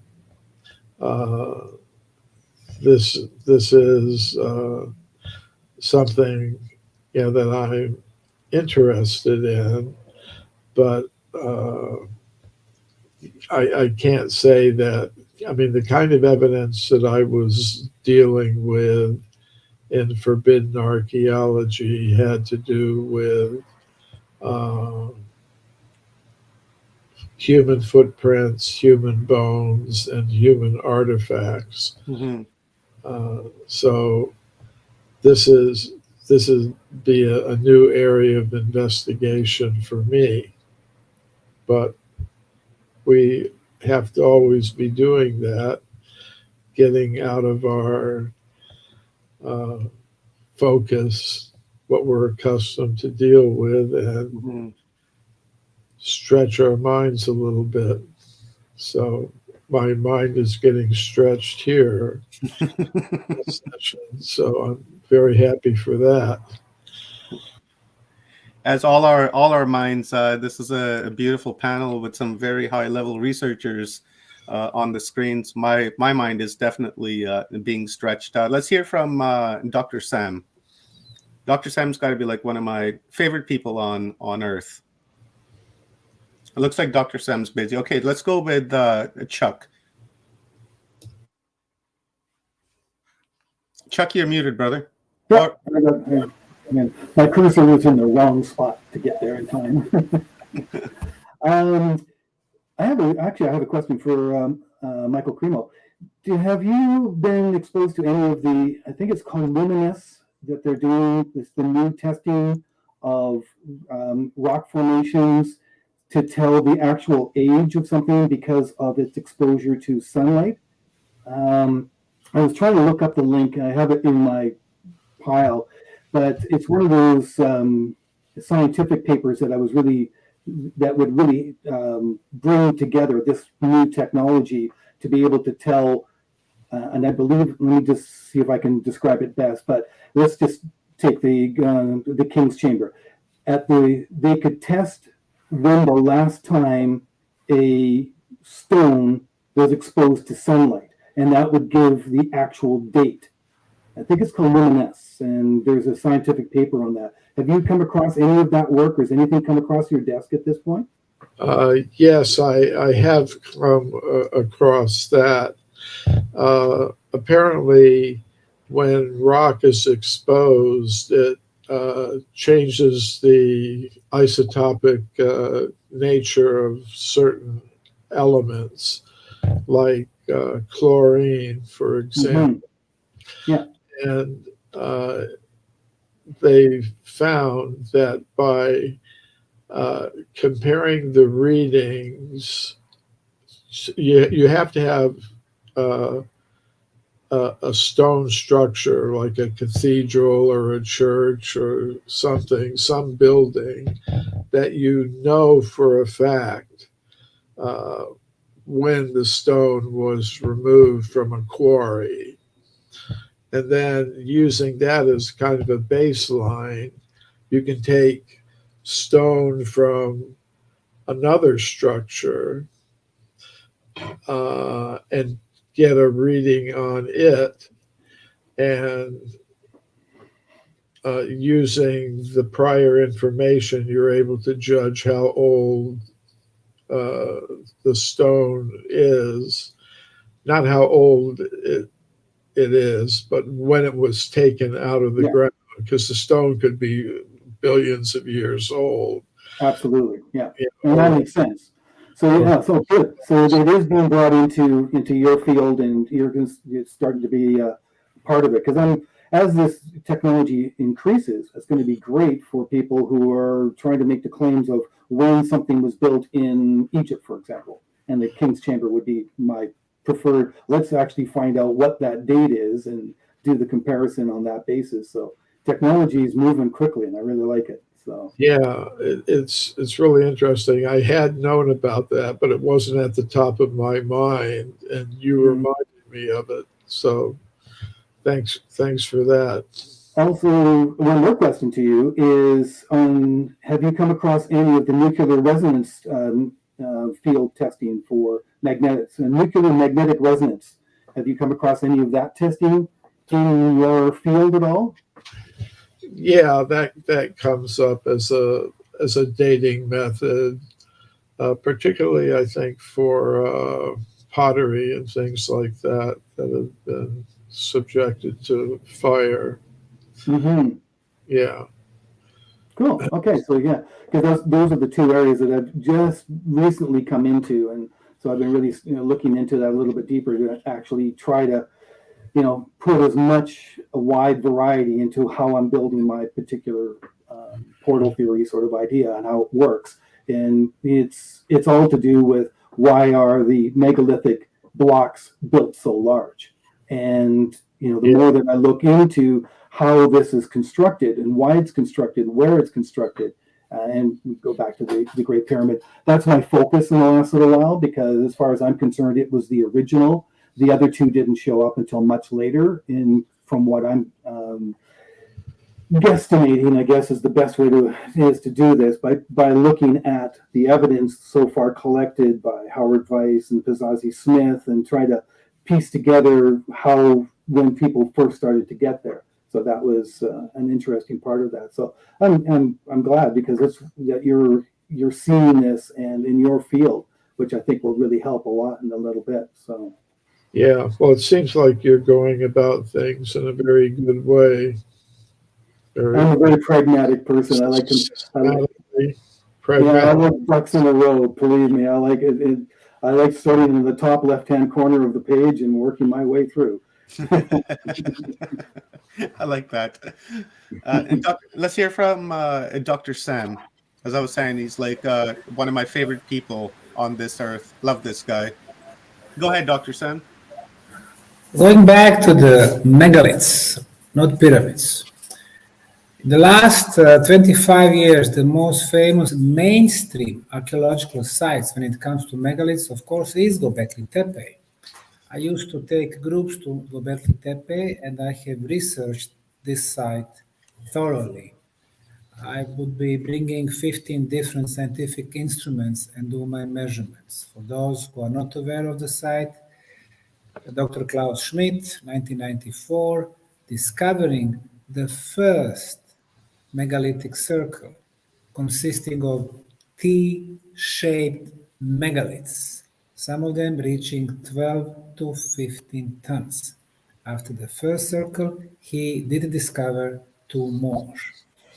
When he passed away back in 2014, the Turkish government took over. They discovered three more, so now we have a total of 6 circles. When I spoke to Dr. Klaus Schmidt about the age, he told me probably between 15 and 18,000 years. Officially, Wikipedia and such non-scientific sites claim 11,600 years. Dr. Schmidt did 4 radiocarbon dating. They all showed about 10,000 BC. For example, he was taking material from the plasters, which were on the top of those megaliths. 10,000 BC or 12,000 before present. When you add 14 to 15% from radiocarbon to calendar age, it's about 13,600. So now we are in the Paleolithic times, and mainstream science does not want to see that. What was the purpose of not 3, not 6, but more than 100 megalithic circles in eastern Turkey, near the modern town of Şanlıurfa? It has nothing to do with the religious ceremonies. As a matter of fact, there was not a single residential settlement discovered at the site. Even though Klaus Schmidt did remarkable work archaeologically speaking, he had never done any energy measurements, and I was the first scientist who did a series of measurements of energy phenomena. The best electromagnetic field with oscilloscope, no ultrasound, no infrasound. However, we did have a concentration of negative ions more than positive ions. Negative ions are very beneficial for our health. So that was one of the reasons why people would go on that particular site. The next thing, the level of natural radioactivity 3 times lower than the minimum amount. Very pleasant area. And one of the most important measurements was done with an instrument called Experimental Life Energy Meter. It is based on the Royal Rife work from 1930s, 1940s. It talks about orgone or life energy, or in Eastern traditions, prana or chi. And if we talk about the scale from 0 to 100%, for example, the contaminated cities would be at the level of 20% of life energy, villages 50%, Bosnian pyramids or Bosnian pyramid tunnels 100%, Göbekli Tepe 90%. Ideal for the life energy, for the vitality. And when you have circles, of course, then you focus the energy. These sites, those 100 megalithic circles, were built atop of the potent energy places. The second interesting thing, we did mention Stonehenge. What I've learned traveling around the world and researching is that the megalithic sites, and of course stone spheres and pyramids, would be always used on several levels. Stonehenge, I did mention originally 30 vertical and 30 horizontal megaliths, total of 60. They form a circle. Circle is 360 degrees. 60 times 360 equals 21,600. Let's remember this number, 21,600. What is the latitude of the Stonehenge? It is 51 degrees, 10 minutes. And I must read this, 42 seconds point, 3529411,764, 10 decimals. Why 10 decimals? When we multiply 51 times 10 times 42 times those 10 decimals, the result is exactly 21,600. What does that mean? It means that we had to add those 10 decimals in order to get this rounded number, 21,600, and it tells us that the location of Stonehenge had to be exactly there. The civilization who built this megalithic circle, they were aware, of course, of the concept of circle and 360 degrees. They knew latitude much better than Google, because Google, you get degrees, minutes, and seconds. They never give you decimals and so on. So they were world travelers. They knew geodesy, they knew topography, they were checking our planet from the above. So that would be a story about the Stonehenge. An interesting phenomenon also are the balancing rocks.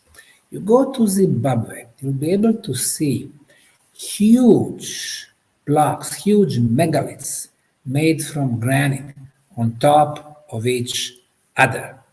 And they are called balancing because they usually have 2 or 3 maximum spots where they are touching the blocks below. They balance. Considering the fact that some of them are 300 or 400 tons, the question is who lifted them, placing them on top of each other? Vietnam, the middle part of the country, balancing rocks reaching 2,000 tons on several locations.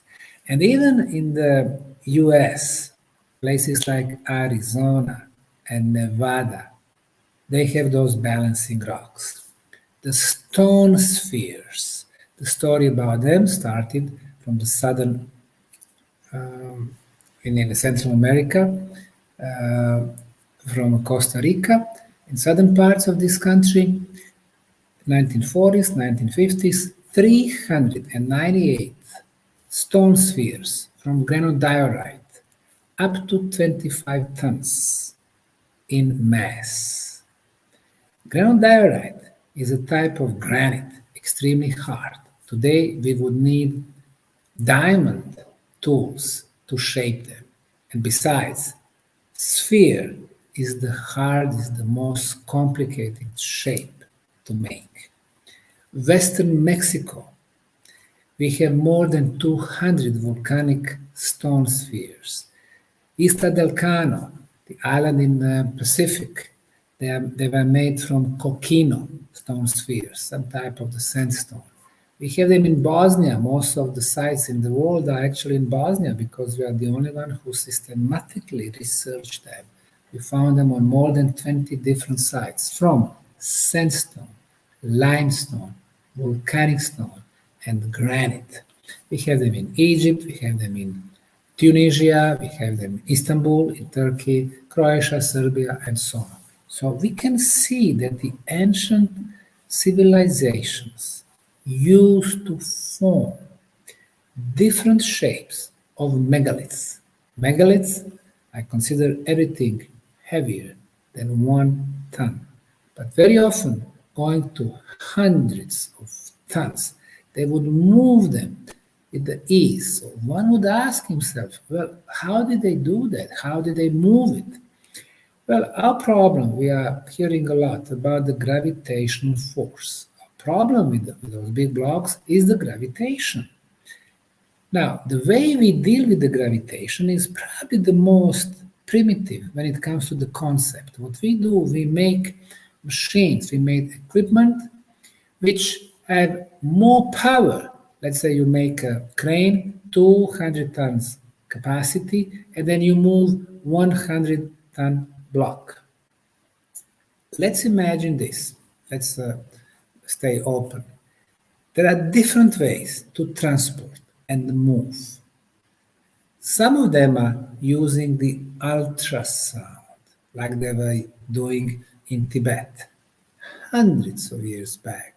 Some of them with the certain frequencies. Imagine that you can invent a remote controller. You press it, the gravitational force is neutralized. And then you can move those blocks with your fingers. And that's exactly what was filmed back in 1940s and 1960s by the Swedish and Austrian movie directors, and they were paid by National Geographic magazine at that time, no TV channel, and they were filming in front of one of the Tibetan monasteries. They were filming monks coming early in the morning, forming the half circle with their classical instruments and with the block, and above they were building a temple, no access road. They started singing stronger and stronger. They started playing those instruments, and the block started moving, going up and up and up. Two monks close to the top of the cliff, they simply receive this block and with their few fingers move it to the right direction. So the music, the sound, the proper frequency. When it comes to the frequency, our brilliant mind, Nikola Tesla, let's always remind him, he says, in order to understand the universe, we need to consider energy, frequency, vibrations. And indeed, the ancient megalithic builders did use those three elements for everything. Construction, but construction was not the purpose for itself. They were always doing it because of the energy. And we at the Bosnian pyramid sites, and I will be talking about it next, we realized that the pyramids, the megalithic sites, the concentration of stone spheres, they were energy amplifiers. And I will explain on that a little bit later.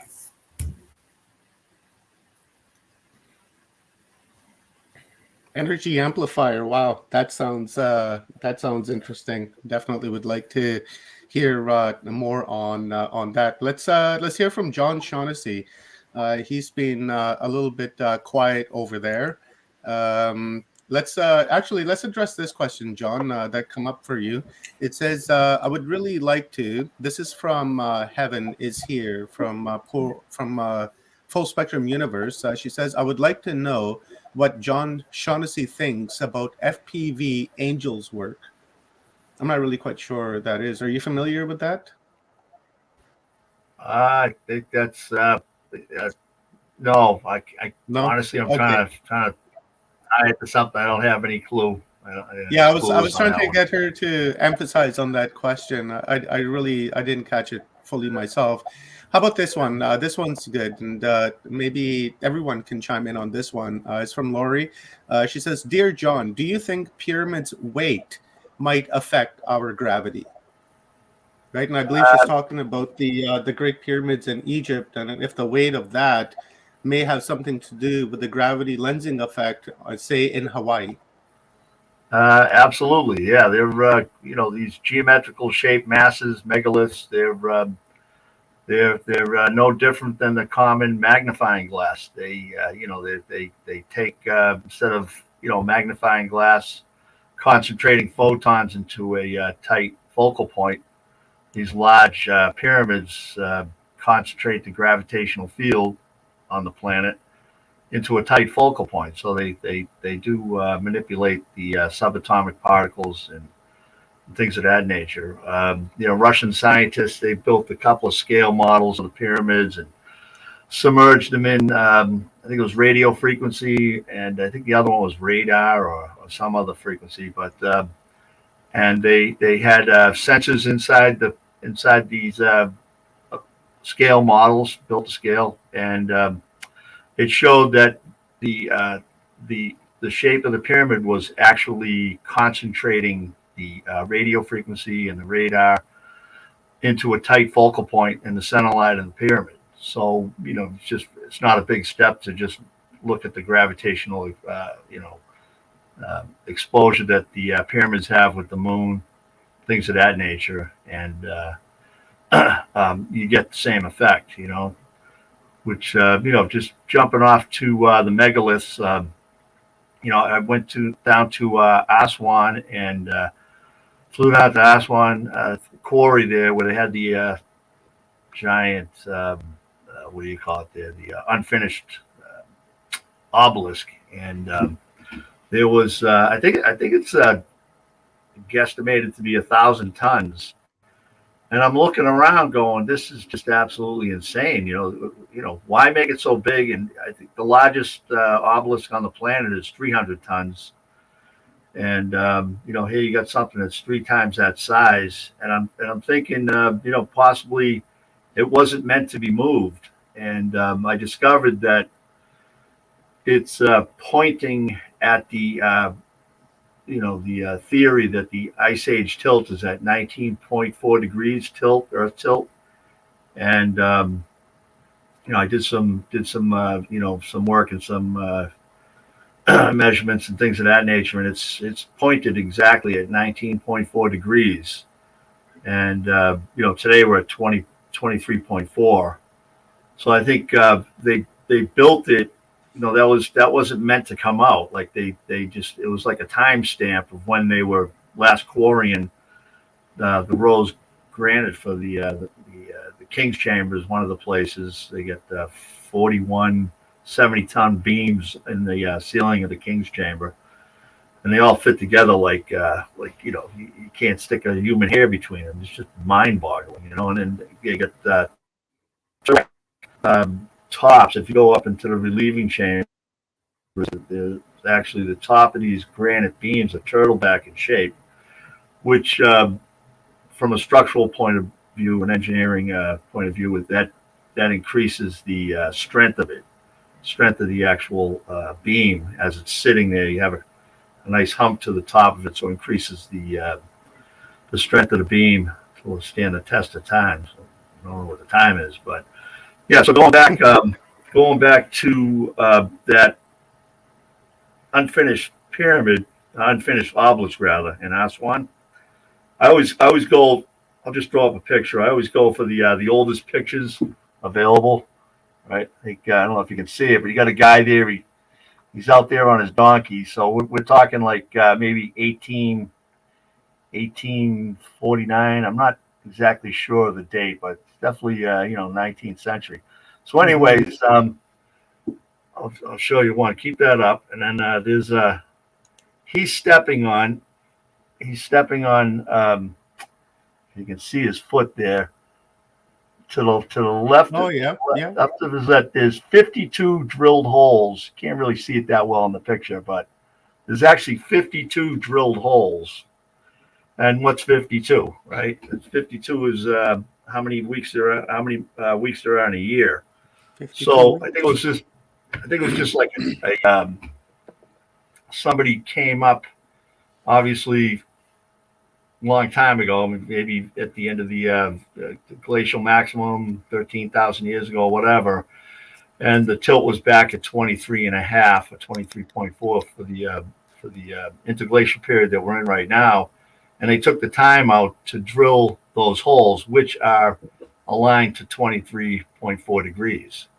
Right, so you have a 19.4 degree pointing of the obelisk, and then you have these drilled holes that are at today's sunrise. I think it's at the solstice. It's the summer solstice in the northern hemisphere. It's 23.3, and that the sun lines up perfectly with those drilled holes. So it was like somebody took the time out and stamped it, more or less, as this is where we're at right now. And this is where we were. You have, I think it's Stone 68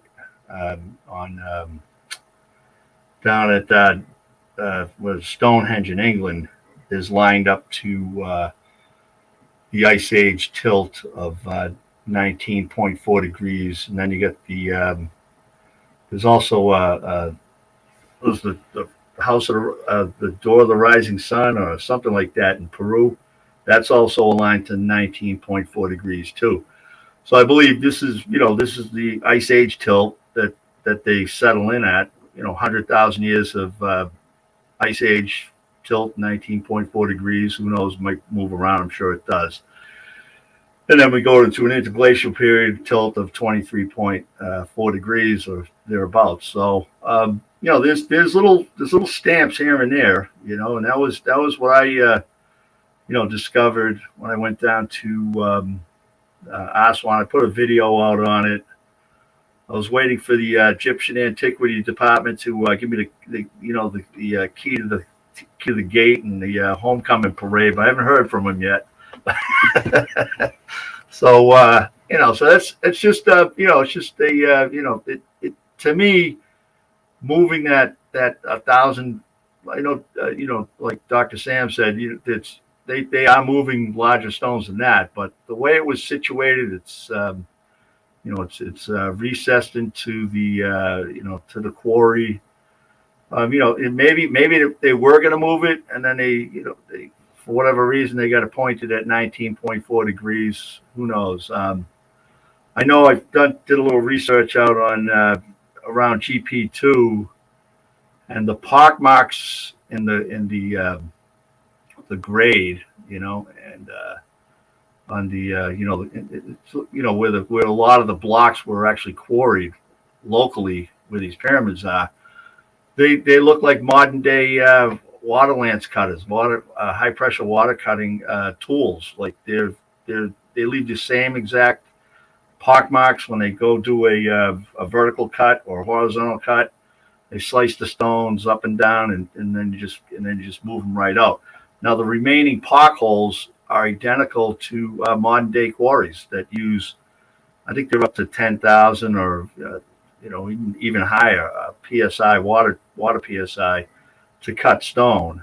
And so there's some evidence that there's high tech, and that's high technology. We're talking today's technology. You're at the limits of metallurgy and technology using water to cut stone at today's technology. So it's possible they were at a higher technology that they were running at 100,000 psi. But generally, I think it's 10,000 psi, maybe even higher. Numbers a little jumbled up in my head right now. Usually I run back to the pyramids when I get confused. I'm trying to stay focused here, but I believe I think it's there's no denying it. Now I was at the unfinished pyramid. You get this type of scooping going on. Now that could have been done with a different type of high pressure water tip.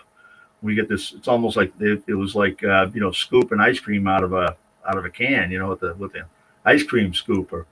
So I mean, you could be just peeling off little pieces at a time, and leave those little scoop marks there. Obviously, come in with different tools and buff it up and do whatever you have to do afterwards with diamond disc pads and things of that nature. Myself, I've worked with granite, cut granite, shaped it, doing countertops and things of that nature.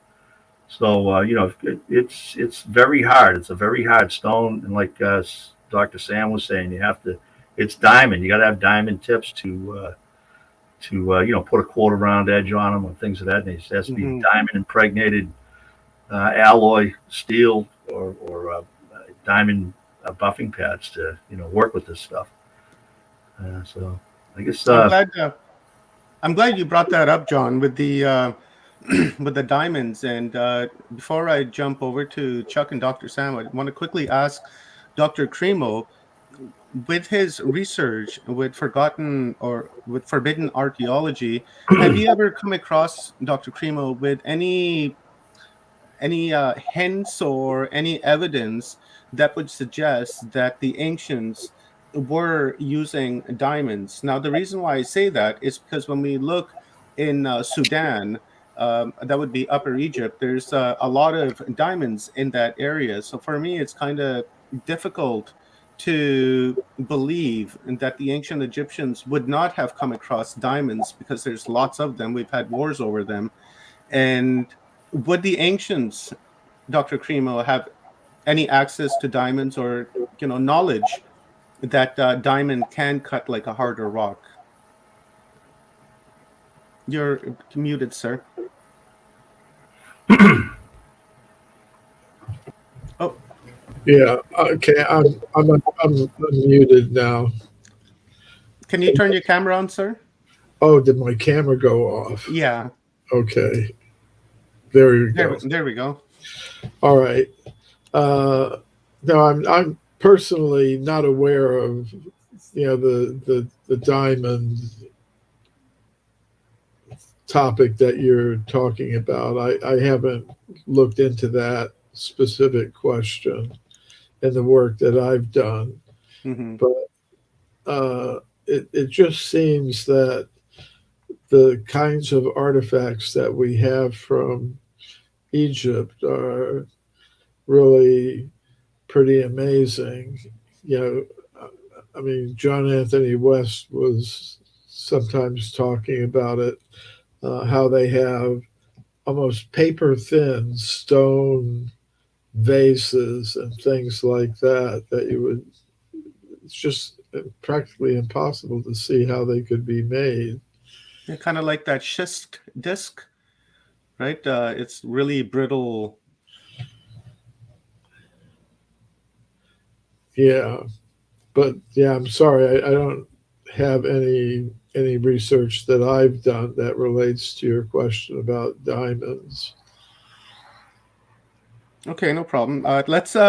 John's an amazing guy. He keeps bringing up these things, and earlier in his talk, he was suggesting, or he had said that pyramids were meant not to be moved. And when I spoke with Chuck several weeks ago, he had mentioned that they had moved the pyramid like 10 feet or something like that. So Chuck, can you talk about that a little bit?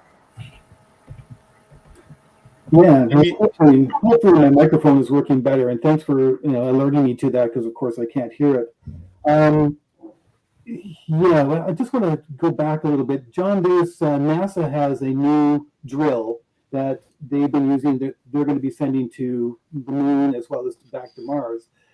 It's made by it's a Sonic company. I was looking for the link and I haven't been able to find it.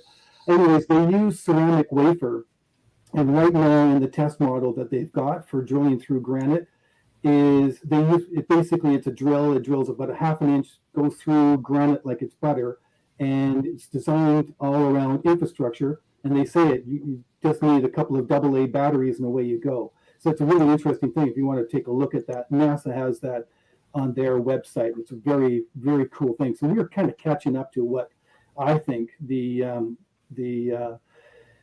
ancients were doing a long time ago, as well as when it comes down to it, there's some fracturing that's in that unfinished obelisk. And if you take a look at it from a sonic level, you'll see that a lot of it could have been done through ultrasonic breaking, because granite has a specific area, 26,000 cycles, and it will actually start to fracture. So it's a little geology dart that I went into for a little while. So yeah, going back to the movement. So when Lankara was being built, there are two entrances. One that was outside, but on that particular pyramid, it was actually reconstructed in such a way that it moved north by, I think, I'd have to look it up. It's not committed to memory, but it's probably around 30 feet that it moved forward. It's very distinctive where the old entry was and then where the new one is. mm-hmm. Well as originally for Caffrey, its entry also showed it was supposed to be moved, but I don't think that they ended up actually doing it. I have to recheck what I said from Mm-hmm. before. But both of them had been adjusted, or one was meant to be adjusted, and the other one was adjusted. So this could have been at a later time when the pink granite was being put around to 1/3 of the lower part of Menkaure, or Menkora, if I can Mm-hmm. get that. So there's adjustments that you can see on there, and there's where the entrances are in comparison to where the Great Pyramid is. The Great Pyramid is, in my opinion, was there before the other two for a long time, and they were added in a little bit later on. So that was the 2 points. I mean, there's lots of rabbit holes by which we can go into, and it comes down to the methodology, but the entrances are very clear for both Caffrey and for Menkura, where they originally were. And you can see where they were closed up and that. So there had to be a design factor that was going on at the same time. So, and that's one of the mysteries, right? Yeah, I wonder if that may have been the case with Dr. Buval's theory with the Orion correlation, that maybe, as John was saying, that when the Earth tilted, then maybe the star alignment changed, and then they had to tweak it a little bit. But imagine moving a pyramid like Well, that is. the center point of it is where the real work comes into it, right? Because if you want to keep the same walls and you want to move something, Yeah. if it was originally there, for example, and then they built it larger, which would make the most amount of sense. But that's and now you have to recalculate and do some block changes and shift everything from the backside, move it forward. So it was an interesting thing on there. But also to that Orion thing, I found one researcher said that if you take a look at it, it's not it's actually mirroring. It's not an exact example on the ground. So if you take a look the Orion position, it's not exactly in the same. You flip it over, and it would be exact what you see up in space. So it's actually a mirror reflection of possibly of that. So yeah. How cool, Dr. Sam. Yes. 17 years back, I came to the Bosnian town of Visoko to visit the local museum. What caught my attention was this hill. Even though it was covered by soil and vegetation, the forest, I could see 4 sides, 4 triangular faces, 4 corners. To compass, it showed me perfect orientation to the north, south, east, and west. And that's how the pyramids were built. Why the orientation is so important? The Great Pyramid of Egypt, Khufu or Cheops Pyramid, has the error from the perfect cosmic north of 0 degrees and 3 minutes. Khafre, 0 degrees, 3 minutes. Myceren, 0 degrees, 18 minutes. A Red Pyramid in Dakshur, 0 degrees and 5 minutes. The Bent Pyramid in Dakshur, 0 degrees, 12 minutes. So it's almost perfect. The Bosnian Pyramid of the Sun, 0 degrees, 0 minutes, and 12 seconds. The most precise on the planet. Now, Egyptologists, archaeologists, mainstream scientists, they realize that there is a perfect alignment with the cardinal points. Independent researchers, and you did mention some, John Anthony West and Hancock and Buval and Shaw, do mention this perfect orientation. But we don't hear the reason why. If we don't count bedtime stories about the pharaohs and princesses and eternal life and so on, there is a very specific reason for perfect orientation. Everything is energy. Our planet is the energy ball. You have the energy, you have the energy movement. The strongest energy flow on our planet is north-south. The second strongest, east-west. The most powerful geometrical shape on our planet when it comes to the energy is 4-sided pyramid. When you build a pyramid and you're lining perfectly east, west, north, south, it does initiate movement of the energy within the structure. And this energy flow hits the 1/3 of the height, going to 2/3, coming back to 1/3, completing the circle. And guess what? All 3 chambers in the Great Pyramid of Egypt are built exactly on the path of this energy flow. Going back to Bosnia, the height of our biggest pyramid, the Bosnian Pyramid of the Sun, is 360 meters.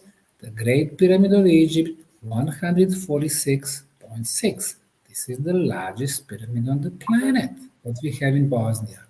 In the last 17 years, it has become the most active archaeological site in the world.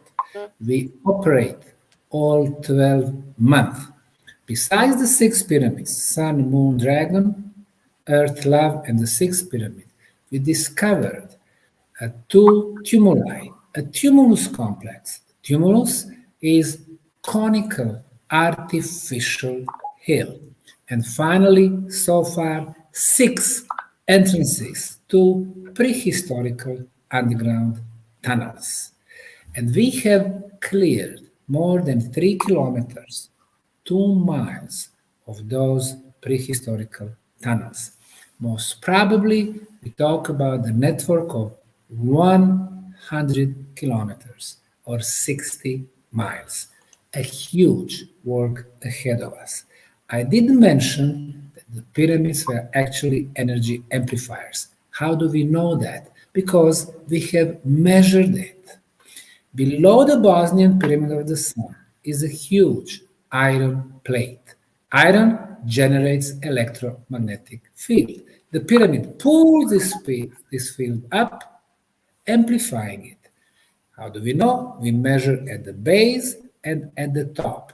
At the top, the energy is 50 times stronger. We measure the same thing with my Russian colleagues, Professor Kavroshkin and Tsiplakov, geophysicists, at the Red Pyramid. We were not allowed at the Great Pyramid, but at the Red Pyramid, you had to pay some to those people, policemen and the army. We measure it on the top of the Red Pyramid, 50 times stronger. In Bosnia, we don't need permission because we run the project. This is the most open project in the world of archaeology.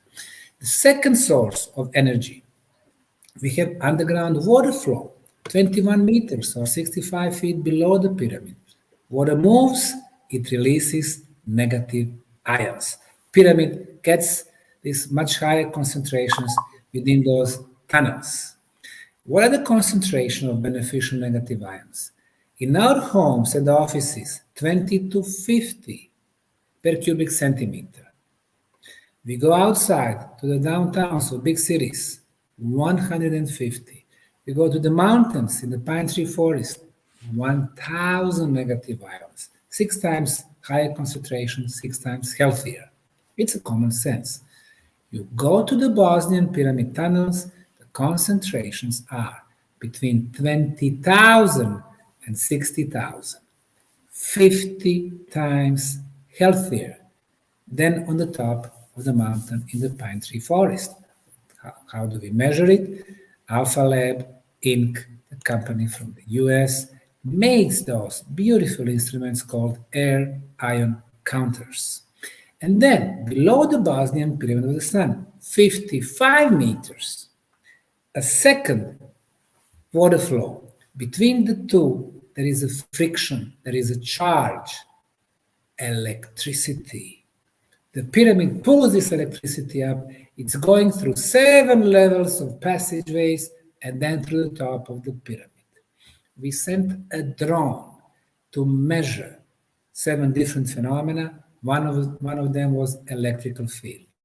And guess what? We did determine that there was an energy beam above the top of the Bosnian Pyramid of the Sun. It starts 4.5 meters or 13 feet in diameter. It expands to 20 meters or 65, coming back to 4.5, 60, 4.5, ecliptic. 28 kilohertz frequency, its focus is continuous because we measure it in the spring, summer, fall, and winter. In the science, this phenomenon is called Tesla's scalar waves.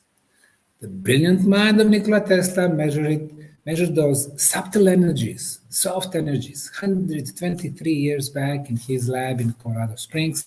The Russian scientists have been playing with this type of energy in the last 50 years, concluding, both of them, that the scalar waves travel quicker than the speed of light. So ideal medium to transport the energy, to transport the information on the long distances. Not AT&T long distances between Houston and Dallas, but the long distances between planets. It doesn't matter their distance. So the first purpose of the pyramid energy is the communication device. Then, during the archaeological work, we've discovered a lot of quartz crystal, 1 meter or 3-4 feet below the soil, in the blocks, and in those tunnels. quartz crystal has the ability to transform the energy from one form to another.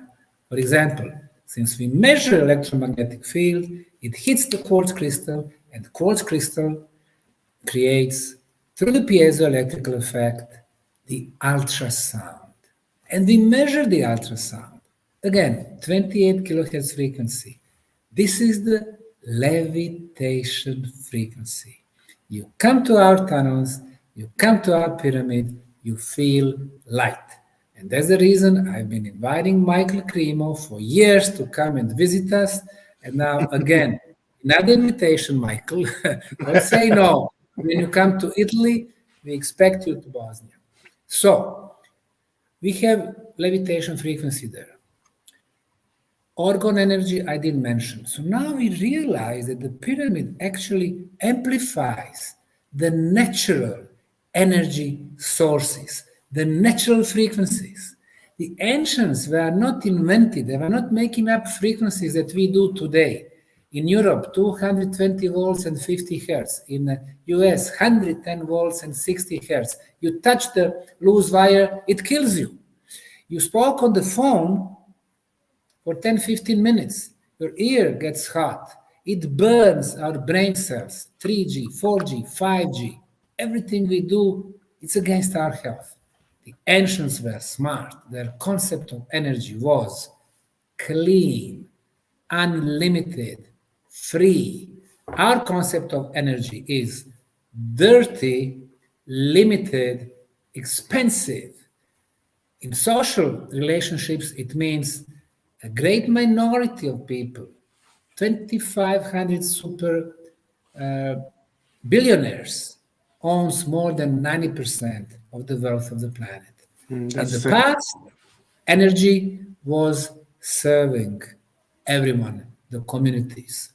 The pyramids were not built for one dead body, king or pharaoh, but to serve the generations of living community intending to last thousands of years. And this is our legacy in Bosnia. It is really a revolution. And the good thing about our work is that everything is measurable. If you can measure, you can scientifically prove. When it comes to the age, very important question. In archaeology, 5 questions. What is this? In Bosnia, we have pyramid complex. When?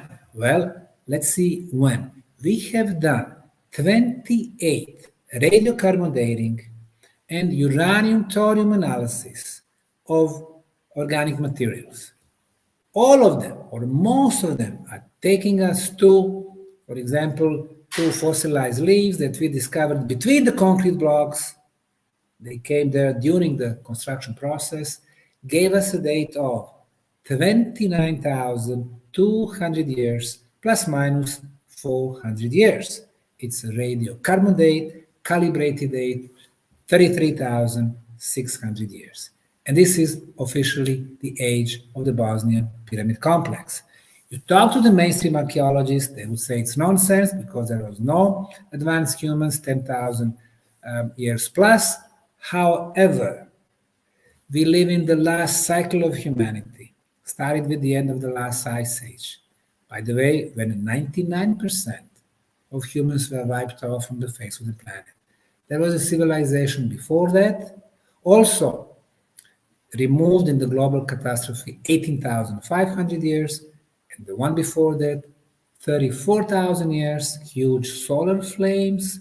Before that, 55,000 years. Before that, 75,000 years, a huge volcanic eruption in Indonesia. So instead of humanity moving in evolutionary process, it is cycle after cycle after cycle.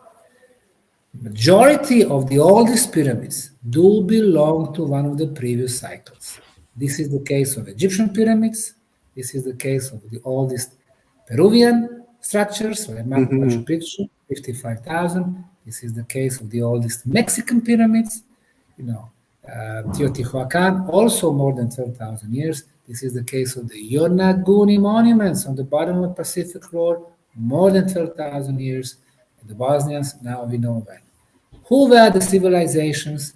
We go back again to the scientific arguments. In this case, we go back to Turin King List in Torino, Italy, which lists all Egyptian rulers in 11 columns, 3 eras, 3 phases. The third one, sons of gods, from King Menes, pharaohs as we know them, 5,100 years back. The second one were the demigods. They would rule Egypt for hundreds of years each. And the first phase, gods with small g.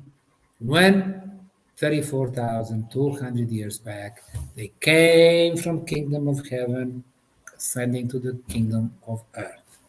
And the second scientific proof, literally, that was stone stela, which is known under the name of the Sumerian King List, where all the Sumerian rulers have been listed.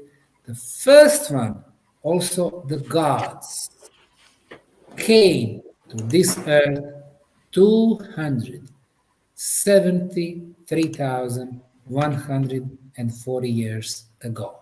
And their first rulers, like Alajar, they would rule Sumerian cities in average for 30,000 years, sometimes 28,800, sometimes 36,000, all the way to the era of the 30,000 years back. And then the other 3 phases match Egyptians. So we see how our history is much more complicated, richer, and much more interesting than what they teach us in schools. And megaliths, stone spheres, and especially pyramids are the key, not only the architecture or the construction, but energy devices.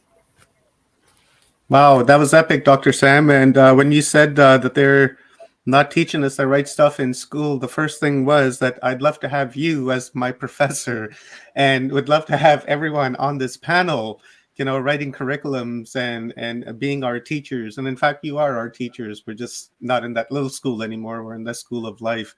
That was beautiful. I so resonated with that, and everyone in the audience, same thing. Let's do our closing of the panel, and I'll start with Dr. Cremo, and then John Shaughnessy, and then Chuck, and then we'll complete with Dr. Sam. You are muted, Dr. Cremo. Okay. Well, there we go. Thanks for inviting me to participate in this panel. Good to see an old friend, Dr. Sam. And I may get to Europe this summer or fall. Well, I'll have to see. There's some arrangements being made. If it does happen, I'll let you know. And meanwhile, I guess April 1 to 4, I'm going to be at Mount Shasta giving a talk at the at a conference there. So good to see, make some new friends too. Chuck and John. So thanks again, Omar, for putting on such a wonderful event. You are very welcome, Dr. Cremo, and thank you very much. And you're like one of my favorite legends, and none of these conferences would be the same without your participation. So I truly appreciate you coming to these conferences, and thank you very much, especially to Laurie for facilitating and organizing this. So a huge shout out to Laurie for this, and thank you, Dr. I truly appreciate it. And guys, I will put the link in the comments for the Mount Shasta event that Dr. Cremo is speaking on. So just hang tight, and I'll get that link for you guys. Mr. Shaughnessy, please go ahead. You're muted, brother.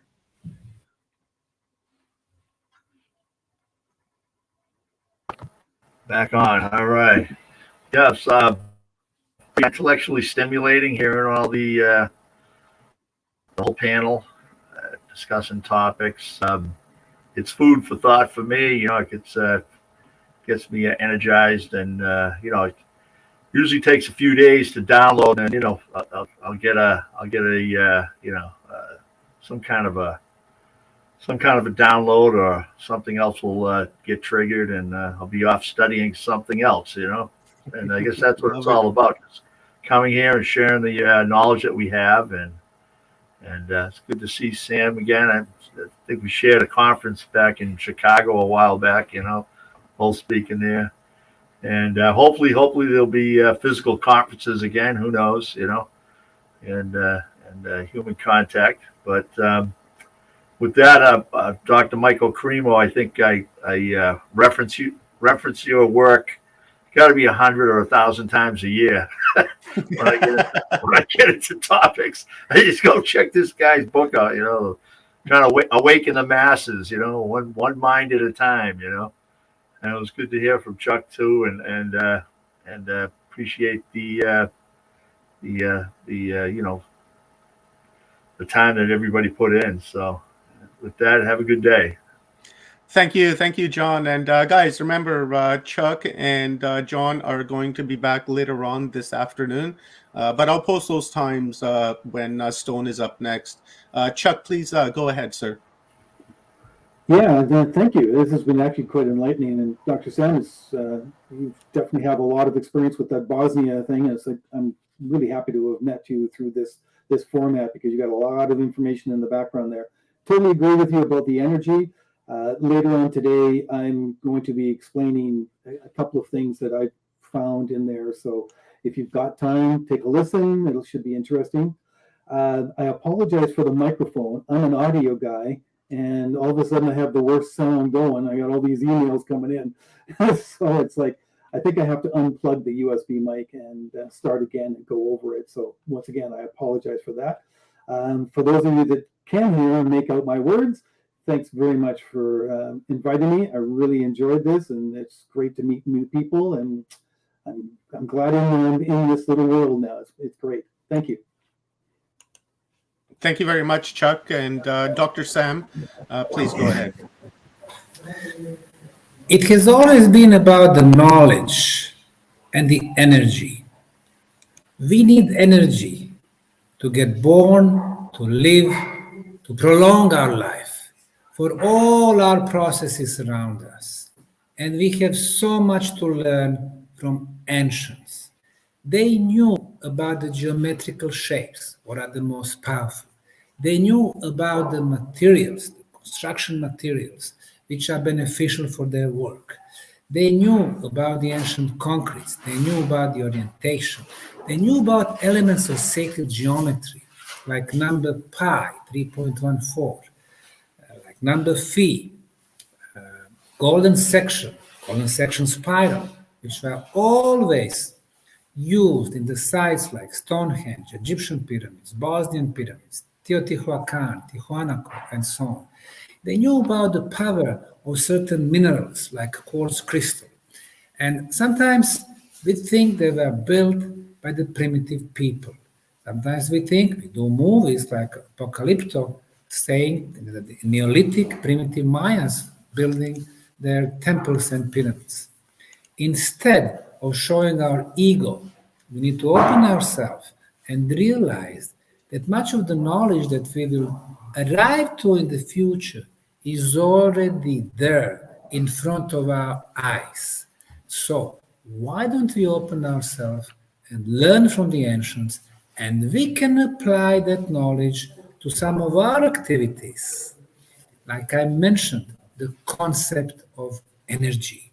Instead of thermal power plants and the coal, oil, gas, limited resources, then nuclear energy that contaminates our planet from Chernobyl to Fukushima and back, and a lot of money involved, and us people living from paycheck to paycheck.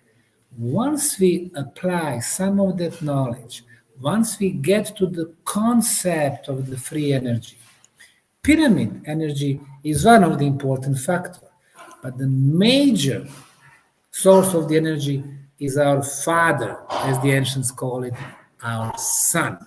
99.9% of this energy go wasted every day. Imagine to use some of it, 20 or 30%. Everything would change. We would not have our oil and gas industry, oil exploration, the transportation where we contaminate our seas and oceans, petrochemical industry, refineries, auto industry as we have it today, chemical industry, pharmaceutical industry. We wouldn't see plastics around us. Our lives would change. We wouldn't have billionaires, 0.0003%, and more than 95% of the people who struggle for daily life. Everything could change. So the ancient megaliths, the monoliths, megalithic sites, the pyramids, stone spheres are not about the structures and engineering skills. They are about our life, knowledge, energy. So I invite everyone to go back, try to learn, investigate for themselves, and they would realize, like we did, so much to learn from the past. Thank you very much, gentlemen. I truly appreciate your time, and wow, like what a fantastic panel! What a great panel! Truly appreciate your guys' upload and all the information that you've shared over the decades that you've worked hard to bring us this information, especially in this time of change that we're going through. So I truly do appreciate it, guys, and a lot of kudos and a lot of respect for you guys. And with that being said, we will bring our next guest on. And just let me just quickly run through the schedule here with you guys. And, this afternoon, John Shaughnessy is going to be on at 5:25. And then Chuck Vanderbilt will be on at 6:30.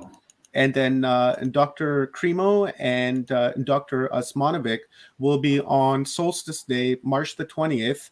And Dr. Cremo is on at 10:20 a.m. and Dr. Osmanovic is on 11:35 a.m. So if you guys have questions, get them ready in your mind. And when that day comes, we will address those questions. So thank you very much, gentlemen. Have yourselves a beautiful day. I got a lot of respect for you guys. I love you guys very much. And I will see you soon. Amazing panel, gentlemen. That was absolutely epic. Epic work. I sit at the feet of those gentlemen. They are my, in no way, shape, or form, elders in the sense of age, but elders in the sense of knowledge, and I retain all of that information that they speak of, and just admire with the work that they do, and it's truly epic. Yeah, sure is. Let's bring our next guest on, Stone Hobbit. This is actually a quick fill-in. Our guest that we had, Ildi Budai, she came down with tonsillitis, and that's another reason why Hugh Newman was not in the panel this morning, because he shot me a message and he was waiting right until the last moment, and he said that he's caught something similar, cold, and he's got a throat issue and things like that. But thankfully, it's not what we think it is. It's just your normal average cold. So hopefully these guys can make it through. Run-of-the-mill infection or virus, right? Yeah, it happens. Yeah, it happens. And this is one of the things that we have to do and deal with when we're live streaming like this, especially during an event. And thankfully for us, we have some besties in the house, like Stone Hobbit. And she, graciously said, yeah, I will fill in for that little bit of time that's left for Ildi, and she's going to talk about frequencies and stones and things like that. So Rob, I will give it to you, and I'm going to sit back in the background and take notes and listen.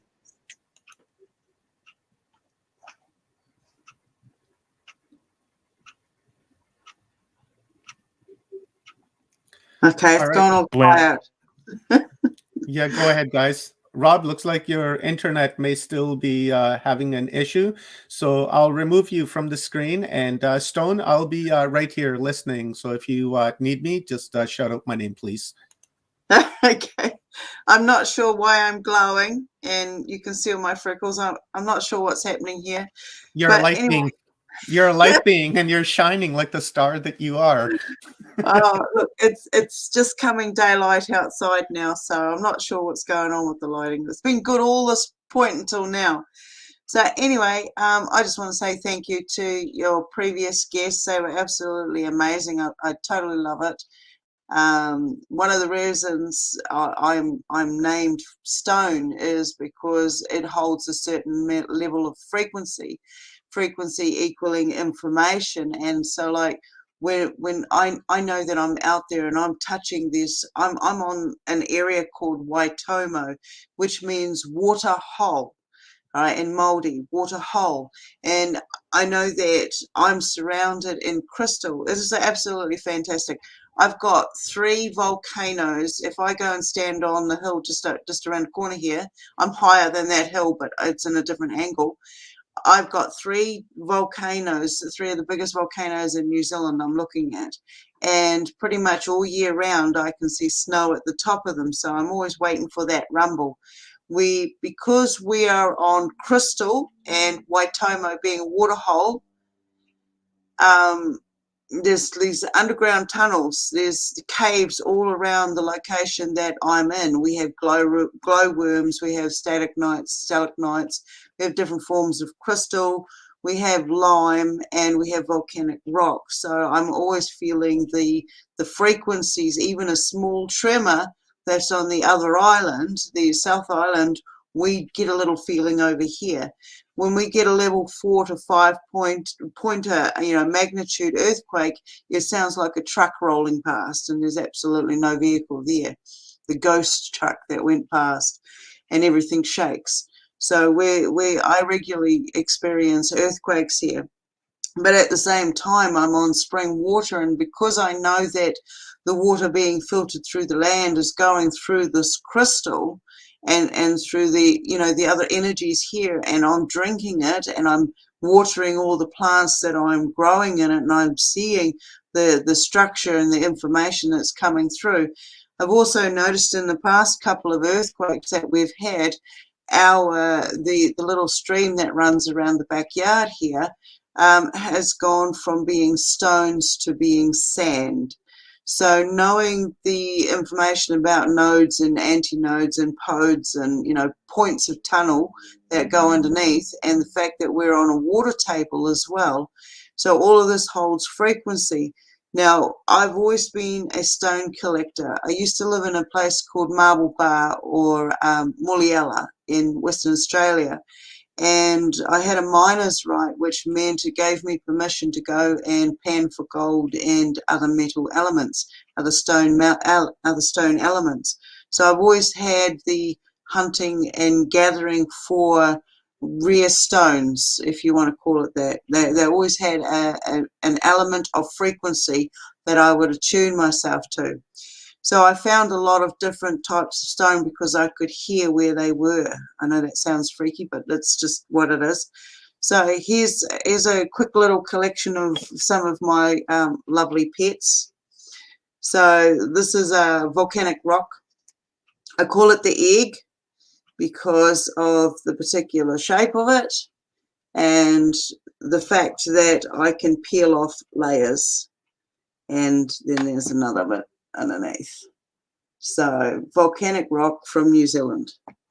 Could be a possible fossilized egg. I'm not 100% sure. I'm not a scientist and I don't have the tools available to me. So then I have a stalagmite.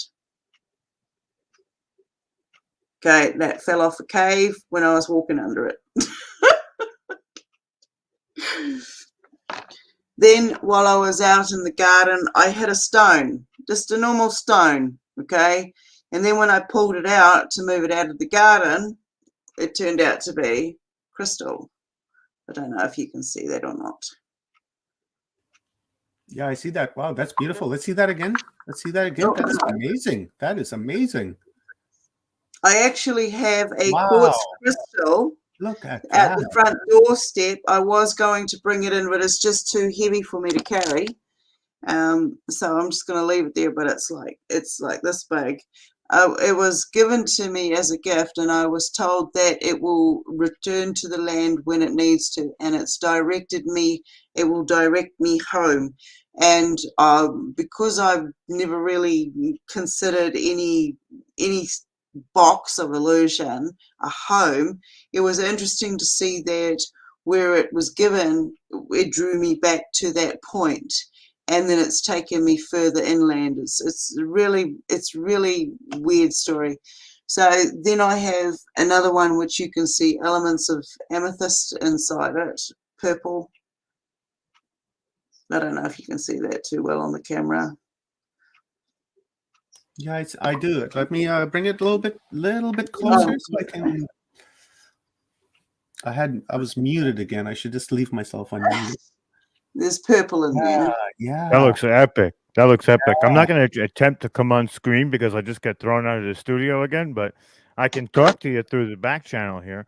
Yeah, maybe that's best, Rob. I just talking to Leanne, and she was saying that there's like a massive solar storm, something like that, happening on the East Coast around 2:00, and it's 2:00 right now, right? So maybe that's what the disturbances are. Perhaps that's why we had the disturbance with Dr. Manu this morning when he was trying to share his screen.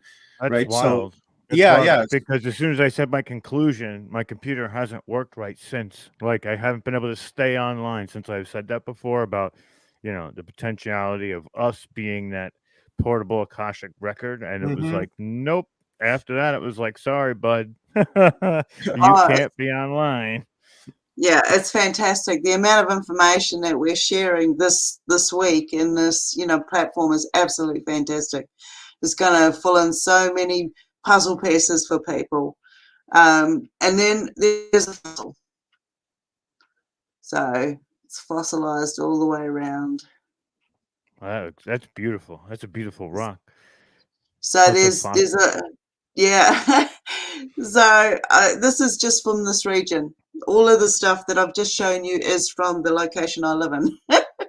So I'm always highly charged, as you can probably tell by now. I love it. Love it. Yeah. So when it comes to stones, I've here in New Zealand we call our cemetery, they're called graveyards or cemeteries. Now, I went through a stage of appreciation for headstones, or later gravestones, which became soul stones. I started seeing creatures. I've always been drawn to Stonehenge and other, great stones and locations of boulders, round boulders. I always seem to find them. And basically I got to see that while these gentlemen were talking, I couldn't help myself. I always draw, I always sketch, and whatever comes in, comes in. And one of the things that I see is the stones are placed in certain angles for frequency to bounce off each other, because every one of them holds a current. It doesn't matter the size of the grain of sand. You only need to move a mountain with moving a grain of sand. All right, the whole thing will come tumbling down. So when you align the stones, you get certain frequencies to it. Now, all of this came to me when I suddenly wake up one day from spell casting, and I saw that phonics, the use of words, the shapes of letters, the shapes of numbers, the amount of time we say stuff to NLP programming. It's frequency, it's spell casting. And I started playing with mirrors, glass, stones, metal, different types of elements, as we go through this crystal stage of trying to work out what the energy is that it's holding, how we want it to feed us, how we want it to give us information, and the whole time we're charging it anyway. We don't, and I found that I didn't get too much because I drew the energy from the stone, from the crystal, and I felt that I was taking too much because I could see the color change. So I stopped using them and started giving back to that energy. I did actually manage to watch the stone, as a rose quartz crystal out the front. I saw it recharge. So that was really awesome for me to see the exchange of energy and how it is stored in there. So it was like a memory bank that I could now re-imprint. So that's what I got from some of the crystal work that I've done. So in doing that with the different stones, different shapes, different sizes, different thicknesses, like marble and granite, you know, totally different. And the frequencies that you hear from it, you can hear this in bowls and in crystal glasses and in tuning forks. And one of the gentlemen was talking, they started talking about the alignment and the magma inside the planet and stuff. And I've had, through my life, I've had visions. You know, I'm a freak of nature and I love every minute of it. So one of the reoccurring images that was John Shaughnessy. Yes. Yeah. One of the reoccurring images that are coming in at the moment is the fact that we're going through a manufactured pole shift, and the reason being is the alignment for the inner earth to line up with the exterior, creating a gateway or just any sort of a tunnel way, if you want to call it, so that the inner can come out. And this is when I say one of the veils is lifting. This is one of the veils that is opening up, one of the gateways that are opening up. I believe we've all got all the keys to the different frequencies. Through frequency, we have been able to shape what we're living in. We know that we don't need 90% of what we've got around us called technology. This is all alien based. As the hue man, you know, the hue energy in the organic vessel operating, we could live in a utopia with knowing or remembering our awarenesses, our knowledges of frequency reading, and how to remember to be these portals that we are. We are telepathic, we are telekinetic, we can see the future, we can also change our parallel worlds. And I believe that this is where they use the stones as frequency. They use the shape of the land. You know, they're reshaping the land, they rename the land, they change it. It's all a form of spell casting.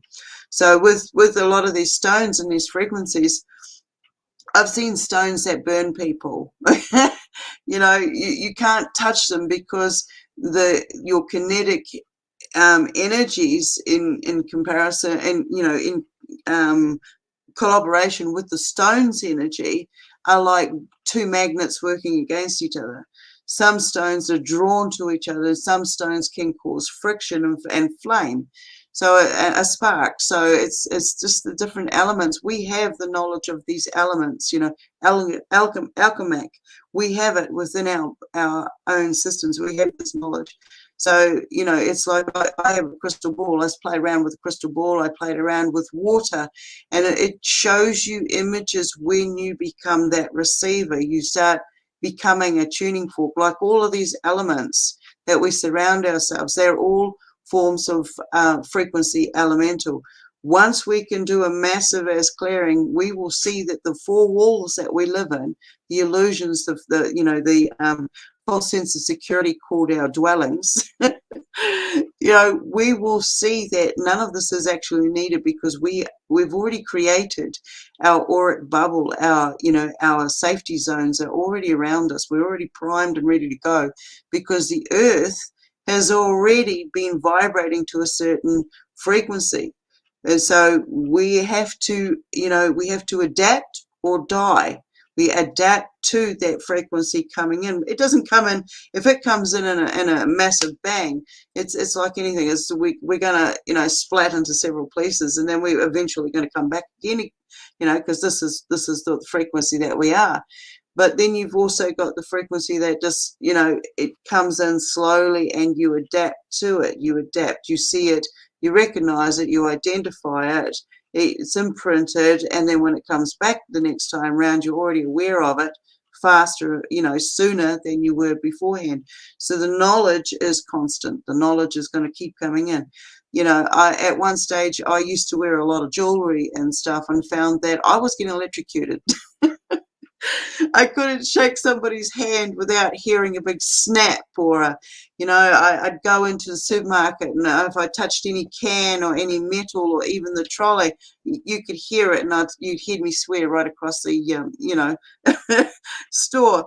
but so I stopped wearing certain metals because my frequency was changing, and it was having this electric result.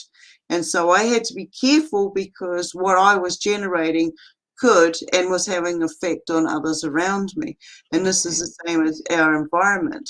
If you, depending on what stones or what elements you surround yourself with, we're highly charged beings. Through the journey, I've just recently finished a 52 prolonged water fast, liquid fast. It's absolutely no food and just getting in touch with my own system. And through this process, I have to add certain elements to my diet to keep my machinery functioning, and I would use Himalayan pink salts. This has got magnesium. It's a mineral. It keeps me charged. I'd also use baking soda or trisodium phosphate, which is the level before baking soda.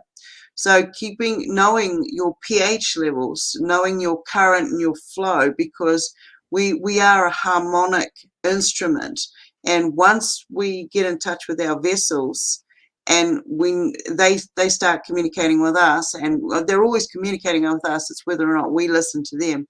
We are elementals, and we are clearing our pineal without even being aware that we're doing it, because it only takes one monkey. So you got to figure out whereabouts this monkey is. This always takes me back to Odyssey.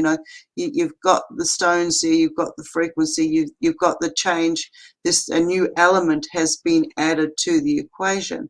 So when it comes down to stones, I love them. I love the beach and all of this, but I've got to stay away from that at the moment. So, yeah, fire me some questions, guys. I wanted to say a few things, and hopefully I don't get thrown out of the studio. But Stone, I feel the same way about rocks and stones, and I'll see something and I'll just have to pick it up and touch it. And I used to work at a place where it looked almost like a rock quarry, but it wasn't. It was just gravel, and I would find these really unique stones, but it was like I was drawn to them. And it's like they used to sing to me from across the field. Have you ever experienced that, where the stones are literally calling to you and telling you Yeah. something? And if you can explain, I don't know how to put it like you do. So if you can explain for the people what that sensation feels like and what it means. Oh, honestly, when you realize that every element on this planet has a living form of consciousness inside it, and just by being in its presence, let alone touching it, your body is picking up all of this information. Your skin is a huge sensor, receiver, and it picks up all of this information, and then your body filters it. So the more time you walk around grounded, bare feet, instead of wearing rubber, which is an insulator, which is stopping you from receiving this information, walk across those stones, feel that little bit of pain. That is sensation. That's letting you know you're alive, okay? This is letting you know your senses are working. You stop being weak, get back out there, get back to nature. Listen to what the nature around you is telling you. When you look at what goes into making a grain of sand, this is years, this is hundreds and hundreds of years of evolution taking place. You start becoming very appreciative of your surroundings because you are taking in the information. You don't really know where this has actually come from. You don't know the journey where it's come from, but you've come into contact with it. You've come into contact with something that was once a form of living conscious awareness, as you are today. You may have been related to it in some grand ancestral way. We're not 100% sure. I'm always skeptical of all the information that comes in. I don't know where it all comes from, but this is our awareness. When we start seeing what we've gone through as individuals to this point of waking up, we appreciate the journey more. We give gratitude to those around us. This includes plants. This includes the earth, the soil, your senses of taking in that information. Includes the stones. Stones are around water. They're around trees. They're picking up the information. They're storing it. These are soul stones. They hold on to the information. And, all they have to do, put it in the water. The water will, that stone will give that water memory, that water consciousness, the impressions, the memory of that stone, and then you ingest it, you bathe in it. It's filtered, but you get something of it. So we're always sharing different levels of our consciousness, even if we don't touch, even if we're on another side of this planet. It's fantastic that technology that's been introduced, it allows us to be able to communicate through different ages, dates and times and, zones. But we've already had these abilities for us, and we've had them through the stones. They built them because they knew that they could tap into several forms of energy, and these energy could be harvested by going and feeding other stones and water. And I believe, there was a stage there where I was doing a lot of regressions. I was having a lot of pastime memories coming to me, and at one stage, like I was doing an Egyptian journey, and all of the information that was coming in, I was this young boy between 7 and 10 years old. I knew a woman called Tiamat. I was from a location, Tiamat, and it's stuck with me today. It's in my name and everything. But anyway, moving from there was a ritual that would take place on the Sabbath. Now, the Sabbath would change depending on the moon, but it was a sun Sabbath. It wasn't a moon Sabbath. And it was also the flow of water and also the flow of oil. And it was between two hills, and two great hills, they were lush. And between it, the sun would rise. And when the sun rose up, there was an altar put at the end there. And the two emperor and empress would be at the end there. They were the hierarchies at the time. They would be there, and the whole area was surrounded in gold. And when the sun hit the gold, there was a pathway in front of them. The pathway was laid out and painted with white stones. Now, all of us would stand down the sides, and we would be oiled, which was the anointing oil, and we would be clothed in white. So when we stood with this pathway, when the sun came up between the hills and it hit the gold, it would shoot down the center of this white pathway, and it would radiate out over the top of us, turning us into light gold beings. And this was a purification ritual that we would do all the time. So, big goosebumps. So, Now, so when another question, Stone, is just kind of correlated to that. Are the ley lines directly connected to stones, and the stones, do they store the energy, or do they dissipate the energy across the surface of the earth? I would say they filter it. I would say all of the above. When you think of an object, I mean, here's an object that's got several different layers. Okay, it's got it's got several different layers to it, and then you take off. I've got to go to the other side. That's one whole layer, and it's so smooth in there. Okay, what's inside that? How was that generated? How was that formed? What pressures created that? So this is energy, this is information that was stored to put that together. That's what we are. Now it's filtered, all of the information around it, it's combined, all of that information, and it's solidified. So, I don't know what I'm going to find when I crack that open, but I don't feel that it's right after it being so many thousands of years old. I don't have the right to come and break it open. I have the appreciation that it's gone through that, and it will show me what it needs to show me. The more time I spend with that object, the more information I'm going to get from the frequency, and this is the information that it has stored. Now, if I go and put that into water, I'm going to get a different density of information from it, This is how it works. You know, you put it in if you go and stand in a small room somewhere and you surround yourself in stones, you're going to get a different frequency. It's like when you stand inside the center of a pyramid, or you sit inside a circle. I used to practice sitting inside a bamboo pyramid I had pumice, which is volcanic rock, that you can, fling all over you. People use it for their feet and stuff, and very lightweight. And on the other side, there was the crystal. So I've found a lot of portaling and information because it was the two stone energies, one from the center of the planet and the other from the center of the earth, center of the water. So you got the water and you've got the earth element, but you've also got the air and the fire element that create them in the first place. And, and it comes down to chemistry. It comes down to alchemy of elements. And when you put, there's a certain amount of energy and information stored in all of this, and we can tap into this. We are of these elements. We will have these elements within us at some location. Some of our ancestral background will have it involved in us. So, when they go and do the DNA test and stuff, they can turn around and say to you, well, we can find all of these different types of species that you're related to. Now, how is that possible? Unless you have ingested and you have been imprinted. And it is the same as the frequency. We hold this Akashic record of our journeys.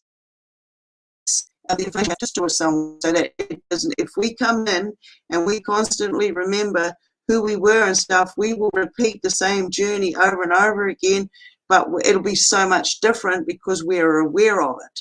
So, we store the information in these different areas that solidify. There's so much evidence out there that stones hold frequency as water does. When you go and you have pink Himalayan salts, that's a mineral, that's an element that's gathered up, through so many different forms of coming together with different compounds and elements. And then you ingest it, or you put it in your water and your body absorbs that density, that information, but it's filtered out. When you get into a bath of it, it's filtered out so you can absorb it at a better rate. You will filter it faster. There's all of these. I hope that answered your question. No, it definitely did. I just thought, I was thinking the same thing to myself. I was thinking to myself, hold on, I'm trying to get back on screen. There we go. So if we're talking about the ley lines and people are using these ley lines to convey energy to themselves to essentially either enhance a meditation or the pyramids, how it's a facilitating stone, and if they're using them as, let's say, energy, the positions of energy, and dissipating it across the atmosphere of the sky, it would be really, really wild to think that, is it harnessing that energy or is it dissipating it? Because if too much energy builds up around those ley lines, what's the diffuser? And I would have thought that it would have been the stones, right? That would have been what would have kind of calmed down the planet at that point.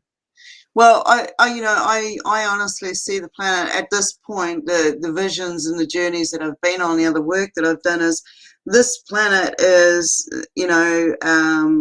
when the portals open up, it's opening a gateway not just to the inner planet beings and information. It's also making a connection to another point, another vortex point.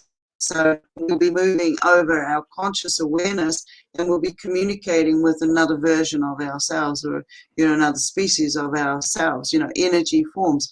And so when it comes down to the ley lines, I used to live on a ley line up in Auckland. Now, I was not aware that it was a ley line until I'd been there for at least 10 years, because I was in a chaotic state. Everything was doom, doom, doom, doom, doom, and I didn't have breathe time. So then once I realized that the visitations, all these different types of UFOs and beings and shadow people walking through my house and other people seeing it, other 3D forms as ourselves, we're actually witnessing what I was experiencing. I realized that, okay, the place I'm on is actually on ley lines. We went for a drive one day because we were looking to locate the orange plasma light beings that we see. And we went to the top of the Waitakere Ranges, and we looked back and we realized the point that we were standing at, which happened to be like a tribal site, also lined up across the top of our house to what is known as the Auckland City Sky Tower. And then that lined up to a volcano called Rangitoto volcano. And it was very uncanny how over the years of being in that place, we watched the plane flight path changed 15 degrees, okay, to the point where they were flying over the ley line. When that happened, helicopters, we got so much air traffic. It was insane. It was like living at the airport, excuse the expression. And in this, with the entities coming in 24/7, and this is where I started practicing the pyramid energy and, listening to what was happening around me. This is where I found focus, because there was such a big chaotic state to begin with. When I was able to turn that round and identify what was going on and stop it, then I was able to harness the information that was coming in. This is when I started my first fast. I did 42 days fasting. And then I went on a shamanic journey of taking the Amanita and doing, proper journey. And then I went into the pyramid. So I knew the dark magic that I'd grown up with, and I was aware of how to use that. So instead of using that to that point, I used it to the point where I knew I was still doing good and wanting the information. It comes a point where you're tempted, but then you actually, you know what the damages are if you are tempted. So you don't cross that boundary. You find that balance point. You are that center point, and it is your responsibility of keeping that balance, okay? One leg, two leg, one leg, two leg, all the time, And so I got to see that I could use that energy. I could harness that ley line energy to better myself, better my wellness, because all this chaotic state had given me physical damage, physical symptoms, physical damage, and there wasn't going to be a way out of it. And it just, I don't know, something happened. I ended up getting slammed into a dark tunnel, but boom, they slapped me out of it as well. So, and this is where I'm at today. They never left. So yes, there are ley lines. Every house since, I believe that every place I've ever lived in has had some point of ley line.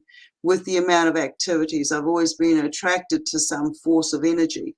Like when I grew up, the cult that the family was involved in was known as Center Point, and it was a pedophile ring, and it was black magic. It was ritual practices. Today, that location is still, and on the ley lines is still an energy point, but this time people go there and they do a different form of ritual. They do meditations and they do wellness and they do yoga and stuff. But to me, that's always going to be that point, and I don't trust. I don't trust in anything. I don't know myself 100%, so therefore I cannot trust in myself 100%, and I honor that and I respect that, and that's why I stand in truth to myself. So we're always reminded of our shortcomings, of stand in your truth, stand in your light energy. You surround yourself in information. This goes right down to the food that you eat. This goes down to what stones are around your plant, what stones are in the ground, what water is near you. When I think about, I used to live in the city and I was surrounded by concrete. This is processed elements. People are living in concrete cities are basically graveyards, huge graveyards. 24/7 surveillance. That constant, the bad elemental light that comes out. It's not real light. It's not feeding you. It's making you sick. When you become aware of all these different elements that have been affecting our senses, then you say, okay, well, I need to learn to use my senses instead of using that recreated, that hijacked sense, because I know when I get to a certain frequency, they're going to come in and they're going to try to hijack those different areas. It's everything. You said you get the information that you require. It's how you filter it. You might have to hold on to a stone to keep yourself balanced, to keep yourself grounded. There's so many different areas of it. Oh, I've done that during paranormal investigations. We've used different stones to harness different shields or different types of entities to manufacture the contact in a way that would be non-harmful, things like that. We have a couple questions, and Kathy Mason asks, I believe you said it before, about they. Who are they? Well, I've been asked this question so many times. I think the theys for everybody is different, but for me, the theys are, there are other powers out there controlling the puppets. I've come into contact with so many different beings, but there's always some form of hierarchy. There's always a mission. There's always someone watching over or stopping you from doing something. It's like the night terrors that I used to, they used to be night terrors until I learned the process of what the states were that I was going through to get to these other dimensions.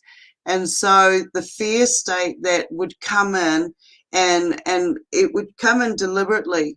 It was a mechanism designed, and this is just my experience, my findings, it'd be different for everybody. It was to shut me down from remembering or keeping retainment of that information in my clear mind. So, boom, we give you a fear factor. You've forgotten all that because you're concentrating on your fear. So when you realize there's actually nothing to fear there, false evidence appearing real, you go, okay, well, now that you've done that, it didn't stick as much. And because I'm aware that it didn't stick as much, I'm going to do this again. And you do it and you do it until the point is they give up. They have to find another element to try to put you in a stuck state. It'll only last so long because you are becoming aware that different dimensional beings have different abilities and different means of trying to keep you in different stuck states. Even the ones that turn around and say, the ones I've experienced, a lot of different ones, even the ones who feel friendly, haven't caused you any ill will, that we are all information gatherers. We are all communicating by sharing the information. Whether you think there's a contract there or not, everybody has different names and labels for the work that we're doing. It comes down to your perception. Are you in a school? Are you in a classroom? Are you in a prison? Are you out there and you think you're a free being? There's all these different elements to it. But at the end of the day, I'm basically here gathering the information, filtering the information. I'm like that pine tree out there. It stands really tall and strong. It can break at any time. I've watched it break. And, it's taking in all these different layers of information. I've watched 3 layers of clouds pass each other. When you see these clouds coming down and that they're sharing information because of the shapes they take, and then they're touching that pine tree, and that pine tree, with all its leaves, all its pine needles, is absorbing all that information, turning that into vitamin C. That's health energy. That's light energy for us. That clears so much and it boosts so much of us. Then you have the different elements of oxygen, the depletion of oxygen, making us smaller, shorter, the trees shorter, making the rocks more dense. There's reasons behind everything that they are doing to stop us. The theys are trying to slow us down.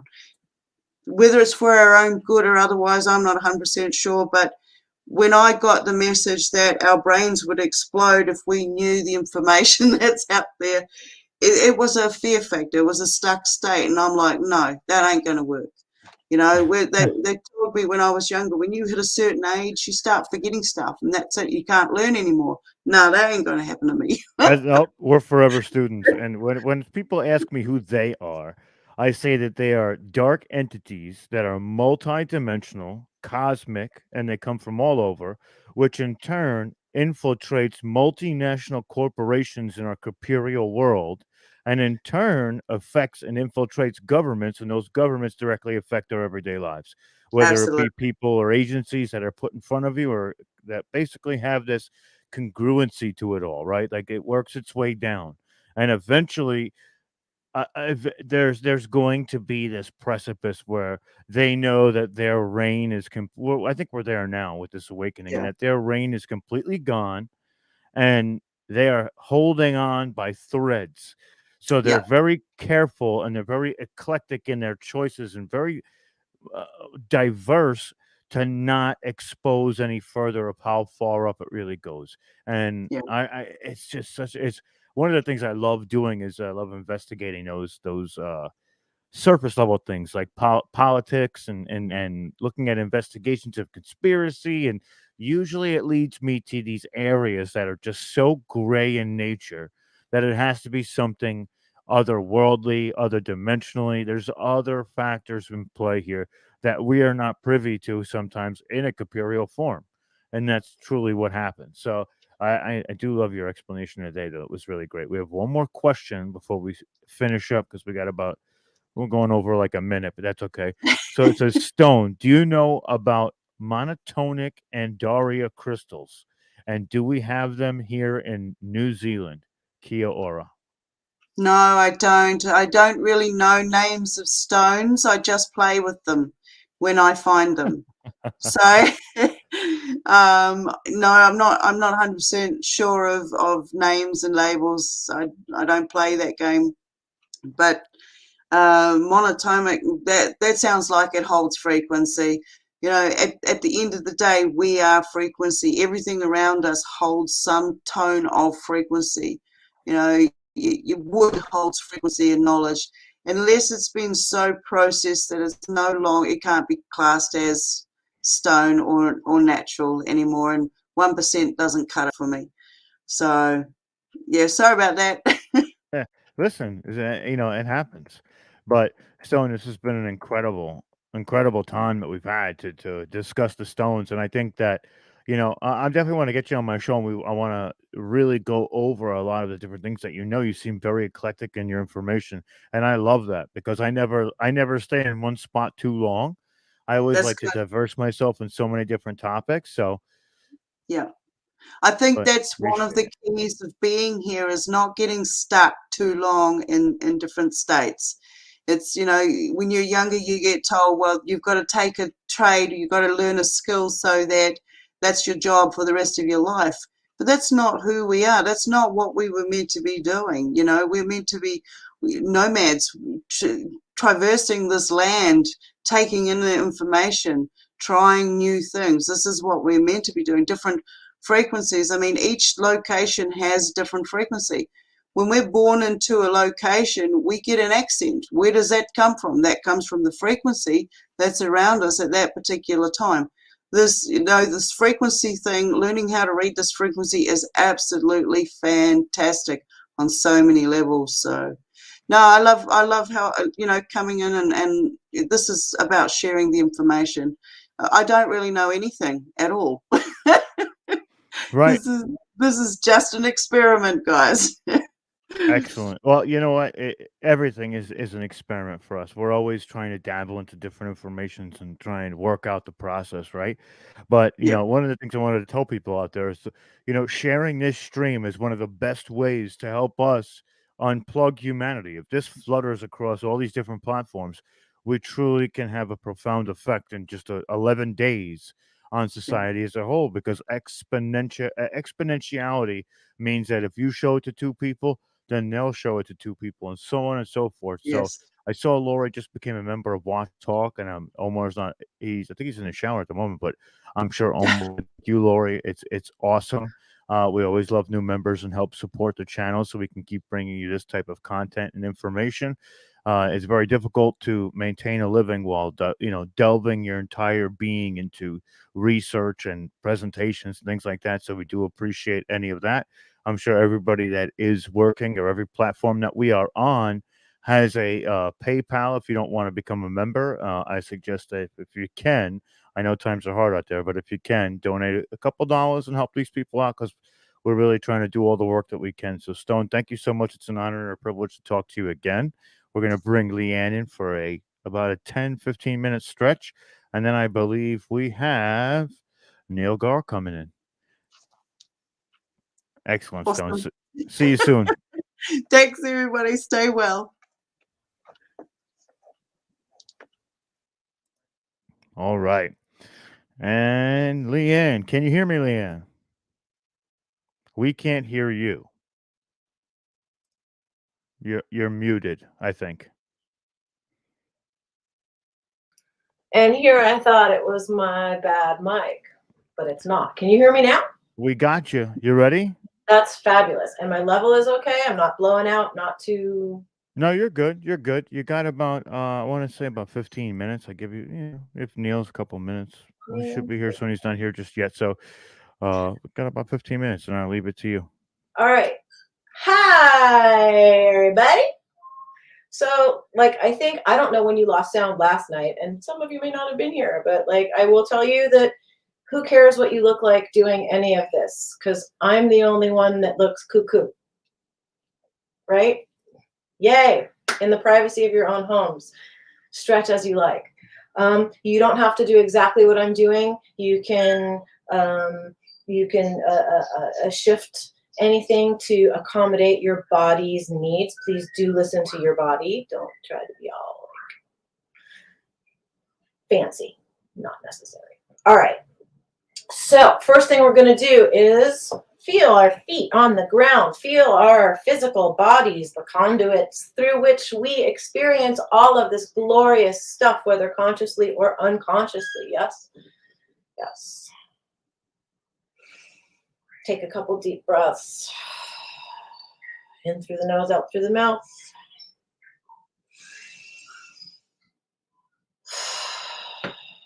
Bring the oxygen into any part of your body you feel needs it.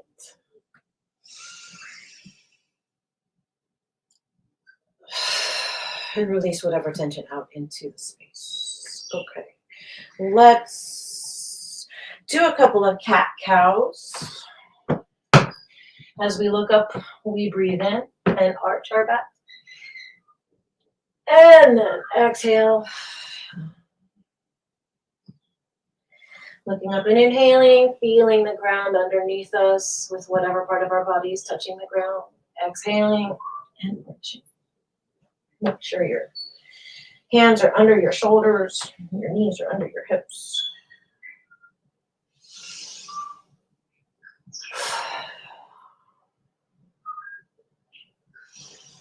And now, sort of wiggle your hips side to side. See what that makes your shoulders do. Kind of like a side wavy kind of thing. And you can even bring that into rotations. And then go the other way.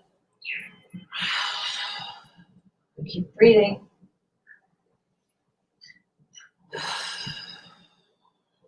Okay. Now we are going to push back and stretch up into a downward dog as you can. You can adjust. You can be on a desk. You can twist your body a little side to side by pivoting your feet. Get a nice stretch out the side through your armpit.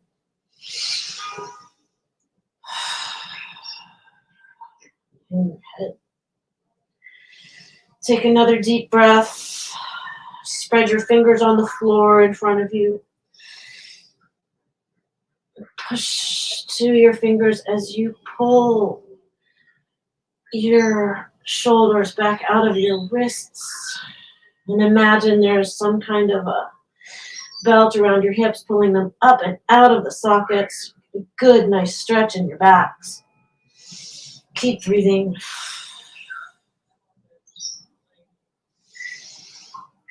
Down on your knees, reach forward, stretch back.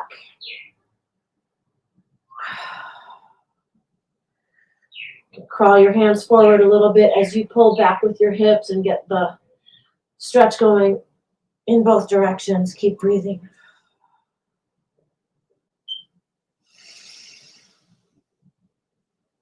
Slowly move your hands back so you're sitting on your heels. I'm going to move down here and hope we can get back down again from that position, reaching forward onto our hands and knees. Go up into downward dog. Again, feel your hips pulling up and out. Stretch your lower back, spread your fingers on the floor. And as you breathe in, step up toward your hands.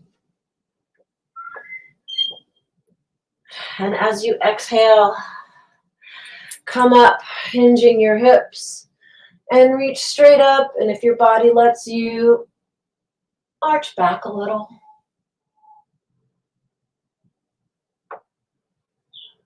Exhale into chair position. Inhale and reach up again. If you can find your balance up on your toes, do so. And then we come back down and hinge from the hips forward. If you're comfortable touching the floor, go down as far as your body lets you do. Exhale. Inhale up halfway. As your body allows you to, step back into plank and put your knees down. It's not cheating. It's okay. Make sure your shoulders are back. And hopefully you guys don't have a cat under you. Go down. Kitty. Come up onto your elbows. And pull yourselves forward from your knees. And Sphinx. Exhale, push yourselves back up into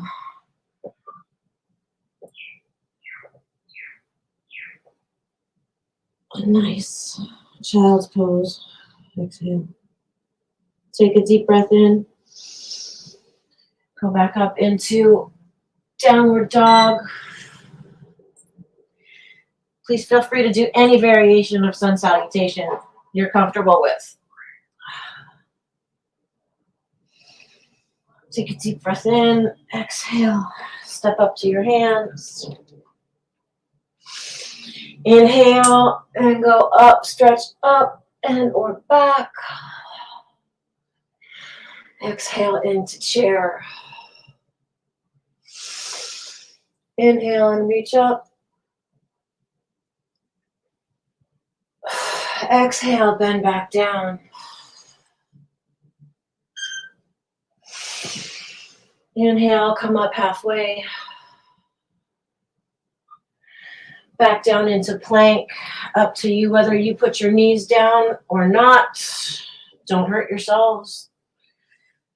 Exhale, go down. 5, 4, 3, 2, 1.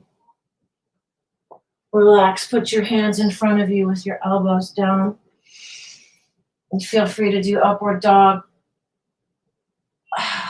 or any other forward stretch. Exhale, push yourself back into child's pose. Take a deep inhale. Exhale into downward dog.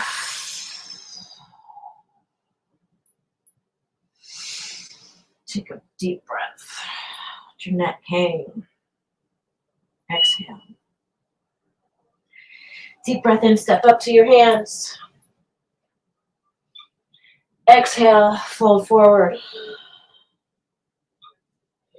Inhale, come up halfway.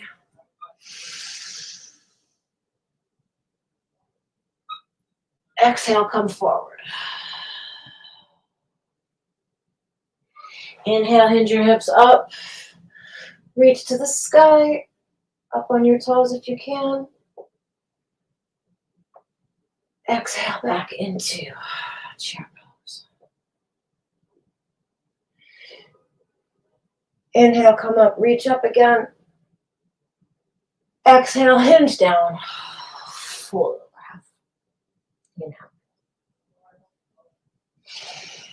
Inhale, come up halfway. Back down to plank. Exhale, come down 5, 4, 3, 2, 1.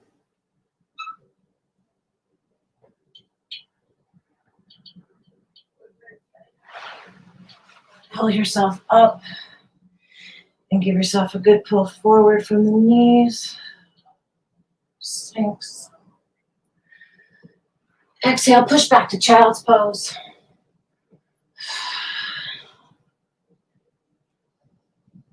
And rest for a minute. Take a deep breath in, take a deep breath out.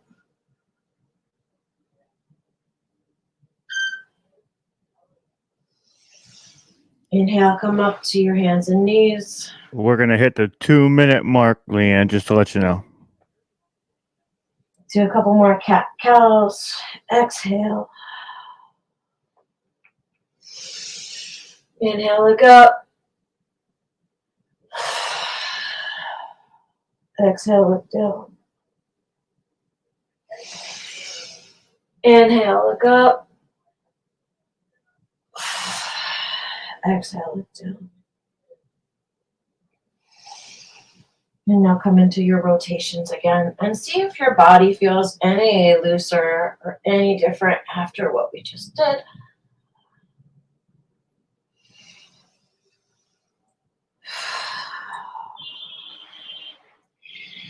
As you can, come onto the floor.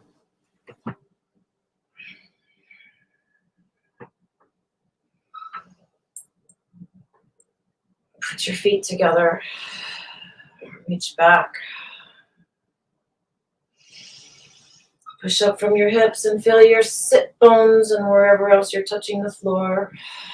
Take some deep breaths in and out. Gently roll your necks if you like. Okay, keep your posture good now. Couple deep breaths in and out. Fully feeling your body, hopefully a little rejuvenated.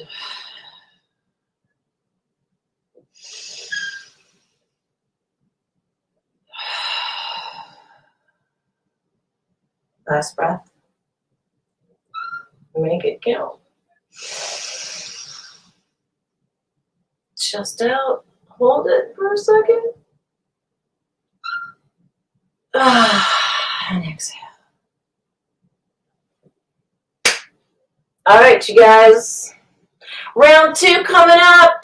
Woo! Excellent, excellent, excellent. I tell you what, these are like saving grace after sitting here for hours upon hours a day doing the presentations and emceeing. It really helps me to keep stretched and focused and not, sometimes when you don't stretch properly, you get that like that dozed off feeling like, oh man, I've been sitting here for so long. But I mean, the information is incredible, so that's difficult to get that point. But it's very, very, very difficult to not move your body for 12 hours without getting cramps or feeling a little lethargic. So thank you, Leanne. That was incredible.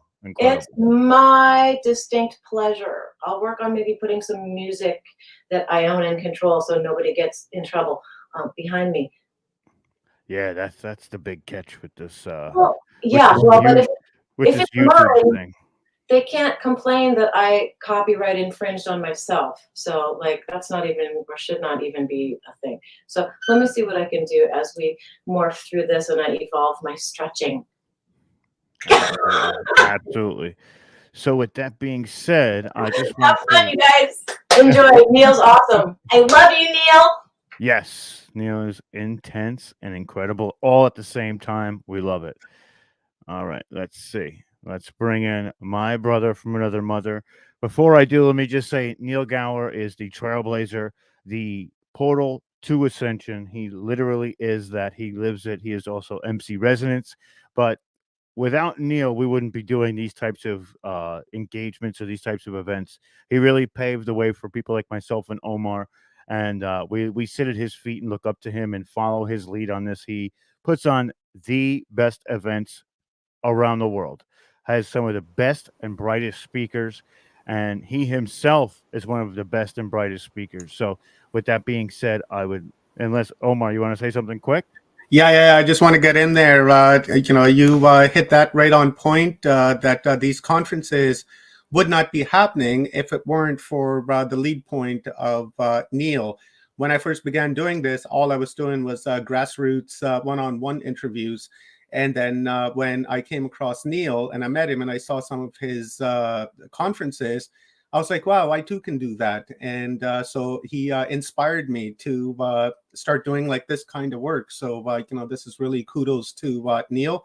I appreciate him so much. I love him like a brother. And visit Portal to Ascension. It is the spot like to go for conscious-based content, independent media, in the world. Tens of thousands of hours of conscious-based content, a lot of it for free, some you have to pay, got to have that polarity, right? The balance of, cost and free. So, I love how he's balanced that. So yeah, let's bring our brother on.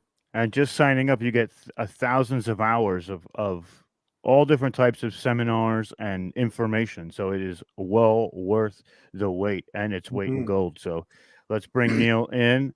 And here we are. There he is, that handsome face, looking fresh to death. My brother from another mother. What's up, brother? Yo, I shaved for you guys. I see that, bro. I just showered for you. He did. He was like, "Listen, I got a stink on. I gotta take care of this." I said, "I got this, bro." Thank God my internet connection actually held for that time. I didn't think it was going to, because I haven't literally not been able to stay in the room for more than 20 minutes at a time. It was wild, but it worked. Crazy. Well, all right, brother, I'm going to remove myself off the screen, and it's all yours. Remind me, Omar, was there a certain topic that I sent you? I don't think so. Just Megaliths is the theme of the day today, and we just had a panel with Dr. Sam, Dr. Cremo about pyramids and megaliths, and that's what we got coming up for the rest of the afternoon. Is a lot of pyramids and a lot of ancient megalithic stuff, brother. So I'm gonna just go with the theme then. Yeah, brother, do it up. I'll be right here in the background. Do you want me to hit you with questions as they're coming up, or do you want to take questions at the end? Yeah, that sounds good. Okay. I'll take myself off the cam. I'll be in with audio, and as questions come up, I'll toss them to you. All right, sounds good. Thanks, bro. Hello, everybody, beautiful people out there. Hope you are doing well. And so I'm going to do, I didn't know what I was going to present on until about 3 minutes ago. And I was thinking either Pythagoras or Gilgamesh or Egypt. But because of what Omar just shared with me, we're going to go with the Egypt one. And this is going to be kind of cool because it's going to be a little freestyle, since I've never done one full presentation on Egypt, but I've done 3 presentations with portions of Egypt in there. So I'm going to jump from 3 different presentations, and we're going to be going at different angles just on the awareness and, pyramid technology and the deep esoterics and ancient history of the land of Kemet, ancient Egypt, dubbed by the Greeks when Alexander the Great went there as Egypt. So I'm going to go ahead and pull up my screen. All right, here we go. Let's get the first pres up. All right, we're going to start with a little story time, everyone. And I love story times. I love your story. I know, story time's a good way to start it. And the reason why it's story time is we're doing a story of the origins, the origin story as per the ancient Egyptians, ancient people of Kem. And this first one is a part of my my origin story presentation, in which I go through many different origin stories. And then the second presentation is going to be part of my sound and vibration one. And I've done that a couple times on Omar and Rob's platform over the last 4 or 5 years.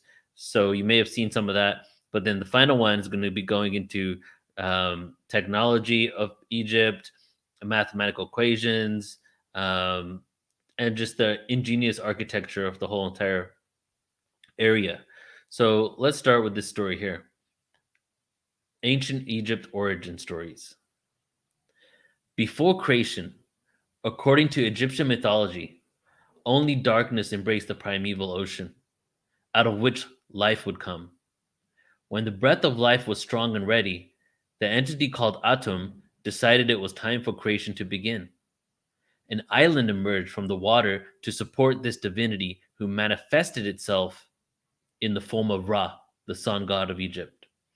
A little side note before I continue, there's a few words in this that I have highlighted and extra bold. And the reason why I have done that is because I think just in this one, there's one, is that these are common threads that we see in many other origin stories, because the whole purpose of this presentation was to connect the dot with multiple ancient civilizations and their origin stories to show the similarities. On a primeval hill, Ra created out of himself the first gods, Shu, which is dryness and air, and his partner, Tefnut, which is humidity, who would engender other gods to complete the cosmos. Jeb, the earth god, and Nut, the sky goddess. In turn, these two birthed the principles of life, namely Osiris, which is the perfect being, who eventually would rule over the rest of the world, which Ra was busy creating by naming the elements. Humankind happened to come out of the tears of Ra's eyes. Osiris was a kind and wise ruler who taught humans agriculture and civilization. With his sister or wife, Isis, who helped her husband with creativity and magic, they formed the perfect couple. Their brother Seth was strong but unruly, the opposite of his brother. In fact, Seth envied Osiris so much that he killed him so he could inherit his throne and rule Egypt the way he wanted. Seth's sister / partner, Nephthys, could not stop the murder despite her love for their siblings. Killing Osiris turned out not to be such a bad idea, though, because Osiris was resurrected through the magic of his wife's long enough to impregnate her with the son Horus, who would later avenge his father and recapture the throne of Egypt. Then Osiris departed to the other world to rule over the deceased, thus ensuring the resurrection and the cycle of life. Cycle of life, cycles of time, the karmic wheel, the matrix. This is the story of how it all began, according to the ancient Egyptians.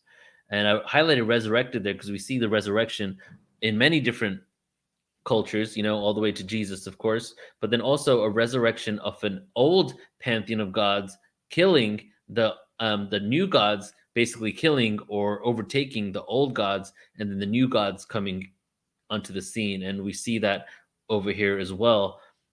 And also another point I want to make here.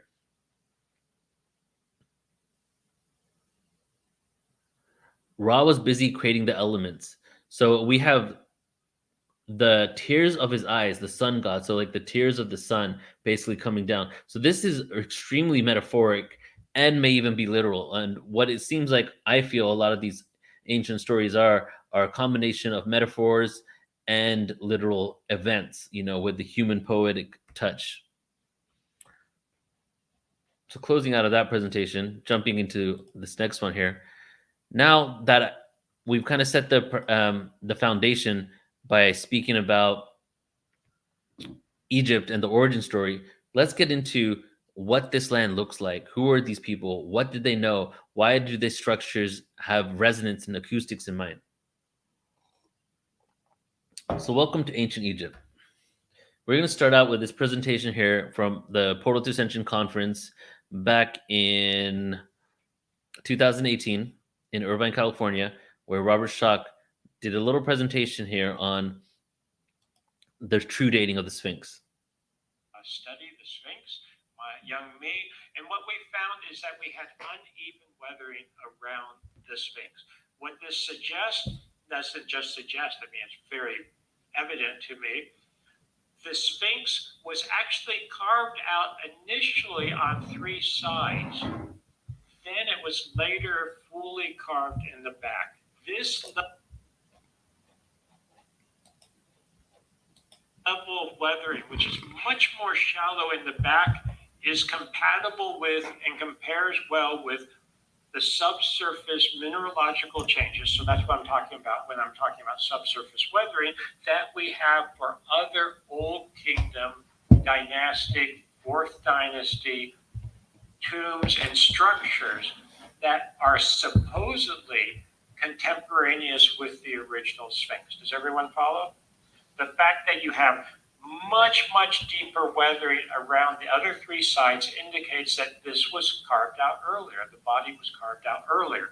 And actually what happens when you look there is that initially, you see how you have the older weathering here? The Sphinx was only carved down to this point approximately initially, so it emerged out of the bedrock, and then I believe in the 4th dynasty, about 2500 BC, they were not carving the Sphinx originally, they were recarving parts of it, including the head, sometime in dynastic times, along the back, etc. So initially, the Sphinx actually emerged from the bedrock, which is interesting because in the age of Leo, about 10,000 BC, when the Sphinx sits due east, at that time in the age of Leo, what rose on the horizon due east on the vernal equinox? The constellation Leo. And when you view it from this vantage point, arguably it rises that way with the rump. You see how the rump sort of attaches to the horizon initially as it comes up. All right, that was just a little bit there because, as I said, we started with origin stories, but now we're going to go into the true dating of Egypt because Egypt is much older than we've been told. And we hear a lot about Sumer and Babylon being the cradle civilization. Well, that would make sense if Egypt wasn't in its heyday and didn't have an advanced civilization there before 6000 BC. But as you're going to see as we move forward here, and as we just showed in Robert Schoch's video, is that, well, the dating of Egypt actually seems to be much older than 6000 BC, predating the Sumerians. Now, the past one, just to summarize what Robert was talking about, is through geological studies of the Sphinx, they've realized that the erosion around the Sphinx is much older than what we've told about the dating of it. And it seems that they carved around an older version of the Sphinx. And when you date that back, it's at least around 11,000 to 12,000 years ago, could be as far as 11,900 BC. Now, here is an image that is something. This image is not from the Pyramid Code, but the Pyramid Code on Netflix, which is a series, speaks about this. And this is kind of just showing you like what it looks like in regards to the pyramids on the Giza Plateau and what is going on underneath them and the energy that is coming from these structures, some sort of energy device. There seems to be aqueducts under the pyramids on the Giza Plateau. The Nile River, also through geological studies, the Nile River was actually located on the other side of where it is right now, on the other side of the pyramids, around 13,000 years ago, when it was probably in use. During certain seasons, the Nile River would overflow, and as it would overflow, the water would enter the aqueducts. When the water entered the aqueducts, there was copper rods in the aqueducts going up into the pyramids. What happens when the water flows underneath these pyramids into these aqueducts and hits the copper rods? Well, it creates a mild electrical current. The mild electrical current is carried up into the pyramids into hollowed out tubes. And as that occurs, we now have some sort of maybe energy generating device using the Earth's natural frequencies and acoustic elements and organic elements like copper to go into the pyramid, maybe possibly shifting the frequency into a sound when it goes into those tubes, creating some sort of resonance, which goes to the theory that backs up that they could probably be some energy generating devices. Here are some possible sounds, possible uses of possible sound use in ancient Egypt. So let me just go over a few of these theories here of what we could probably be seeing. Well, there's definitely the theory of sound used to create the megalithic structures, right? And there's a 2,600 year BC papyrus, which is around 4,600 years ago, that states the Great Pyramid of Giza was created in 20 years. The pyramid contains 2.3 million individual blocks of stone, meaning one block would have to be laid every 5 minutes of every hour, 24 hours a day for 20 years. But what's the problem with that? Each block weighs at least 2 tons. So that's around 1,764,000 pounds of stone being laid every day for 20 years. So with that, it leads to people to speculate, well, could there have been some sort of other technology here? Could there have been levitation? Or was there some other technology and it was built way earlier than what we're said? Because what happened as we devolved in consciousness and we became more hierarchical and authoritative, when we got to that point, a lot of kings, queens, pharaohs, right, in the last few thousand years took credit for a lot of things. Some of them they weren't even responsible of building, and they built on top of things and then took credit for it as well. So we need to really take all this information that we've been told by these pharaohs about this is when it was started and all that with a grain of salt. And the thing is, you can't carbon date rock. You can only carbon date the last piece of papyrus, the piece of wood, organic matter. So that's where it gets tricky in regards to really dating these structures. And then another use of sound in ancient Egypt. The Egyptian language was created in a way to emphasize certain frequencies, very much like the Sanskrit. And if you and this is also in my origin stories presentation, in which I'm tracking the routes of migration. And it seems that there definitely was another kingdom to the south of Egypt called the land of Kush in the Nubian area. And there were pyramids there as well. And Kush was actually a part of Egypt, maybe for thousands of years. And then they split as we devolved in consciousness. At times, the Kushan kingdom actually ruled over Egypt. At times, the Egyptian kingdom ruled over Kush. There were wars against each other. And the people of Kush that were direct descendants of the Egyptians moved into what is probably modern day Indus Valley civilization, migrated there, and maybe coexisted with whoever else was in that civilization. And thereby maybe taking the beginnings of what eventually became the Sanskrit language, which is why there seems to be maybe a connection with the Sanskrit language, which became Hindi and other ones, and then also ancient Egyptian in regards to the frequencies of what these sounds, what they sound like.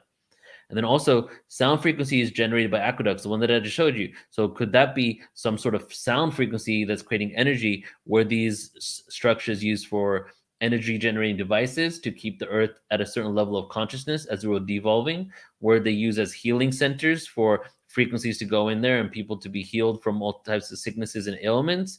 Were they used for sound resonance in order to reach certain octaves of existence so that we could have communication with star beings, interdimensional beings, whatever?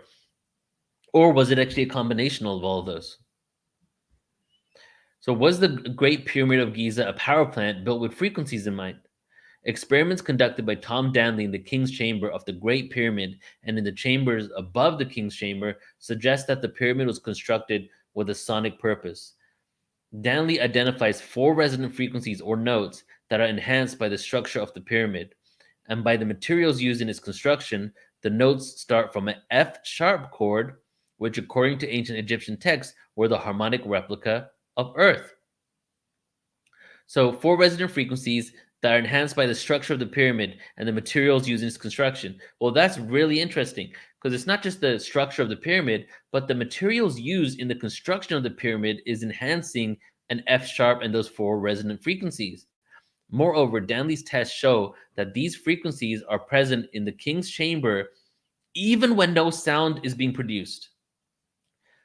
They are there in frequencies that range from 16 hertz down to half a hertz, well below the range of human hearing. According to Danley, these vibrations are caused by the wind blowing across the ends of the so-called shafts in the same way sound are created when one blows across the top of a bottle. Another thing here. So within this mainstream study, there's so many smoking guns that really go into the level of esoterics that we're all into here, which is the F-sharp tone, right? Materials used in its construction. Wait a second, what's going on there? And then the sounds are being played even when we can't hear them, even when no one's chanting or doing anything in there. Well, this goes with the same thing in Palenque. There's something there. Same thing in other Maya instructions. The same thing in County Meath, Ireland, with the structure that's emanating 110 hertz. It seems that the stones or whatever they used to construct it plus the way they made it makes it that when the wind blows through, the wind in itself stimulates the structure to make that frequency, that note, even when it's inaudible. So it's like constantly there. This video I will not show because it's copywritten, but basically, I got a it's question for you, Neil. So what? I have a question here for you. Yeah. Okay, so this is from Lori from Watchers Talk. She says, I'd love to know what the little picture on the hieroglyphs are. They're like tuning forks, what they're holding in their hands. Oh, the ankhs, right? Yeah. Okay, yeah. Oh, that's in this presentation. I wasn't going to do that part, but I'll do it. Okay, great. Thank you. Cool. Yeah.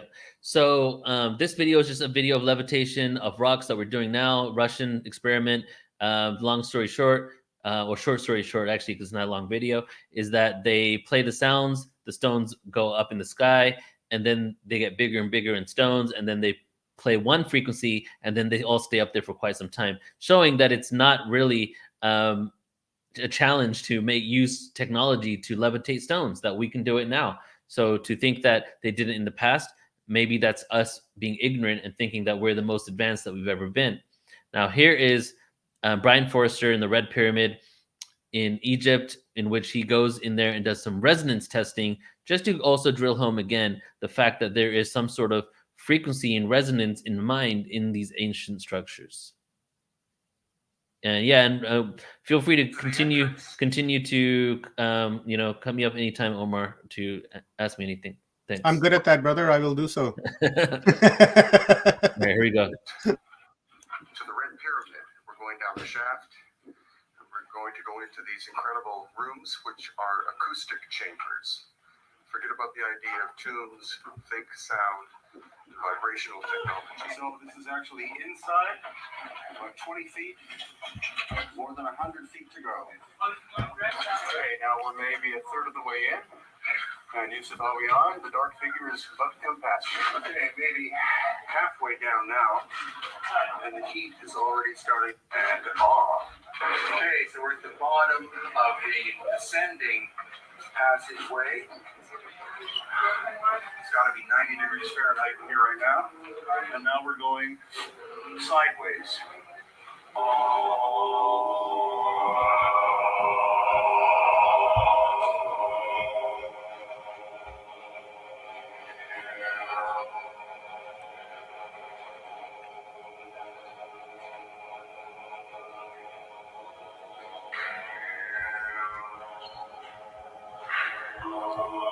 So we're inside the first of the main chambers of the Red Pyramid, and it is tuned to A. That seems to be the sound that it likes the best. So I just walked through the short tunnel into the second of the chambers here, and the sides of them taper in with these almost baffle-like stones. And of course it could be actually an acoustic cone filter of some kind. The lighting's pretty terrible, but you can see there is a massive crack in the solid stone. And that's part of the theory, again, that this was an energy-generating device, as were some of the others of the pyramids on the Giza Plateau, and that they actually became overloaded at one point, partially exploded, and then shut down. And as hard as it may be imagined to believe, we could be talking about that explosion occurring about 12,000 years ago. All right. At the end. So that's an interesting thing there because, okay, so they went into the pyramid, they're chanting, they're doing all types of tones, and then they test out what tone it comes out to, and it just so happens to come out to A, right? No matter what they're doing, it's not like they're trying to chant at A. They're all doing different tones, but the structure designed in a way where they're in right now in that chamber that no matter what they're chanting, the frequency ends up becoming A. Okay, and then that explosion, that it looked like there was an explosion in the chamber there. Brian's saying that it could have been around 12, 13,000 years ago, which goes into the whole follow the devolution of consciousness theory, the ancient history of the Sphinx, how old the Sphinx is, also being in alignment with the young Dryas and a worldwide cataclysm occurring, and possibly the moment where some of these structures overpowered because they couldn't sustain the energy anymore as we're falling into this devolution. Now, the A. Some of you might know that A within the chakra system symbolizes the third eye. That note symbolizes the third eye. So it was interesting to me that the note A is the note that is being resonating within that chamber.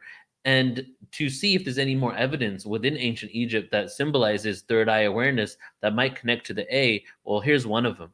We have, the Eye of Horus, which you can see right here on the bottom and the top, which is actually a cutout intersection of our brain, of the way our pituitary gland and our pineal gland is, right? Also the eardrum, but the way our pineal and pituitary gland is. So not only do we have the note A, but we also have a symbol, which is the all-seeing eye, which represents the third eye, which is made in a way to actually mimic the way it actually looks in our physical brains, right? Just imagine the level of genius and awareness and poetry and creativity that is needed, that balance of that masculine feminine energy that is needed in order to be able to really show this on so many levels. But just to take it, even further here, even the way they structured this this symbol, the all-seeing eye, the Eye of Horus, the mystery school, is actually based on musical intervals, which is also the mathematical component. It's the feminine component. Math is the masculine side, the linear side of it all, and the creative side is the musical side. So they even threw that in regards to the intervals and the spacing out and the length of the different glyphs that created this image. Ancient Egyptians thought that so in Egypt, vowels weren't used until quite some time after the invent of language, written language. We see that ancient Egyptians thought that the vowel sounds were too sacred, so they left them out. And we see that in ancient India as well in regards to Sanskrit. The vowels got introduced within Eastern cultures' variations of chants for healing and spiritual ascension. So we see no vowels in this ancient language, and then all of a sudden we start seeing it around the time we were really going through a devolution of consciousness, and these vowel sounds were introduced in certain chants and spiritual ascension. For example, in Sanskrit wasn't the language of the commoners. Sanskrit was a language of spiritual practices that had the vowel sounds that came later after written language was even invented, well, not invented, but recreated, if you want, or rediscovered, or something like that, because chances are we've gone through this cycle many times, and as we go through this cycle, we remember, we forget, we don't use language, we become telepathic, we lose our telepathy, we do that all over again. That's definitely quite a possibility. Introduction of vowels. Vowels were not introduced into spoken language until many years after we began writing and documenting our experiences on Earth. And as I said, this time around. So vowel chanting. Let's talk a little bit about the history of vowel chanting. And Omar, can you give me time, brother? Tell me how much time I got. Yeah, brother, it's 12:30, and you got about 25 minutes left. All right, so I'm going to do this fast because I want to get to the other presentation. Let's skip this. Okay, so vowel chanting, basically talking about the Om, talking about Christian Hermetic Gnostic schools of Egypt, how the vowels chanting started, and how Gnosticism had their own equivalent to Om, Om. And here is the Gnostic chant, which is all vowels, the name of God. Ayo, ayo, ayo, ayo, right? Those are the chants that they were using to activate certain energy centers. Yeah, I just want to toss it in there, Neil. We did a sound chanting video a couple of months ago. And if you guys are interested in learning more about the E, A, E, I, O, U, and Om, Lam, Tom, Yum, we have a video on Watchers Talk Archive, and I think you can also find it on Portal to Ascension. So if you guys are interested in that, you guys can check that out. Yeah, I haven't uploaded it yet, but I have the video file. So go to Watchers Talk and you can see my whole hour-long vowel chanting presentation. So just to show you again, in Egypt, well, it's called Kemet, right? Well, it wasn't called Kemet until later. It was Kumt, KMT. There was no E. Ankh, it wasn't called Ankh until later. It was Unk. There was no A. Those chants were not ready for the commoners. So why? Why? Let's go to what that person in the chat room had asked me. Boom, boom, boom, boom, boom. All right, here we go. Tuning fork. The Egyptian Ankh dates back to around 9000 BC. And here is different symbols of it. N equals wave, and the sound KH equals matter. Wave and matter. It is it's a primordial symbol. And here is what each of the letters symbolize. A, which is Amen, symbolize what is hidden, Amen Ra. Well, how interesting is it that the A was originally hidden, and A, Amen Ra, equals the realm that is hidden, the hidden realm, the hidden realm. N equals Nun or Nanet, the deity, which equals the watery abyss. K equals Kek or Kehet, which is darkness, which means the god of darkness. H equals Het or Hehet, which is the ruler of infinity. So this was the most ancient symbol of code of sounds and primordial deities. Pretty much an equation. This expression represents a wave, N, traveling at an infinite speed, time, separating darkness and light, Kek, creating a hidden Amen. That is basically the equation of how this dimension was created. Actually, this is the same in the Old Testament, in Genesis. Pretty much the heavens being split, the watery abyss. We see that in many ancient origin stories. But then all of a sudden, the wisdom of the Ankh was lost with devolution of consciousness. But then we have Pythagoras, in which I'm going to get into my next presentation, talking about him a bit, invented the monochord and set the pitch to C equals 256 and A equals 432 hertz after spending around 10 to 20 years in Egypt getting this information. And due to him and his resurrection of this awareness, we currently have the modern day tuning forks. The answer to the person in the chat's question. Pythagoras resurrected the ability to create tools that resonate sound frequencies for healing. Chakra forks are actually set to his scale. Okay, so I'm going to get out of this presentation now, and we're going to go into some deep esoteric Egyptian awareness here. But firstly, I need to call on my homies to give me a drum roll. We need a drum roll for this one.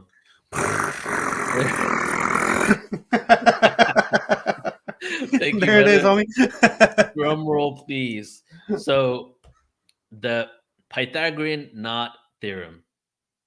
Complete detour, but it all connects. Why did I put a cross to the Pythagorean theorem? Well, the Pythagorean theorem, there is no doubt that this theorem originated from other ancient civilizations. No doubt at all. There is an Egyptian connection to the placement of the pyramids, and a tablet from ancient Babylon, in which you can see in the back of this slide right now. And Chaldean 626 BC to 539 BC, the Neo-Babylonian Empire is where that tablet comes from. And from 800 to 400 BCE, we see evidence of this in the sutras in India, all places which Pythagoras traveled to and was initiated in.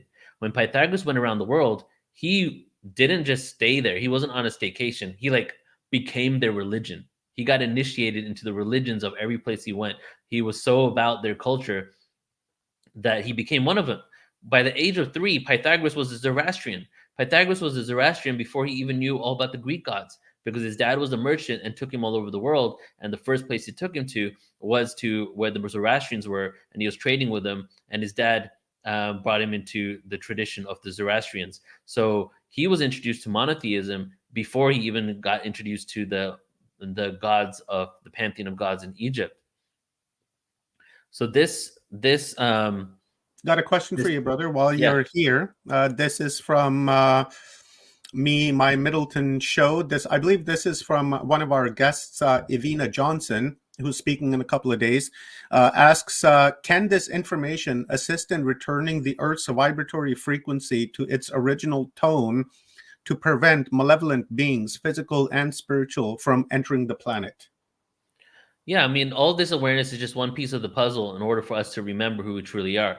And as we remember who we truly are and do even more research and start releasing some of this information, because I'm only giving you stuff that I'm able to get with all the censorship that's occurred, when we start really diving into what this really means for humanity and we have a remembrance, we can get to this octave of existence in which we are protected. And I feel that these frequencies that are disharmonic and have nefarious agendas for humanity can no longer affect us.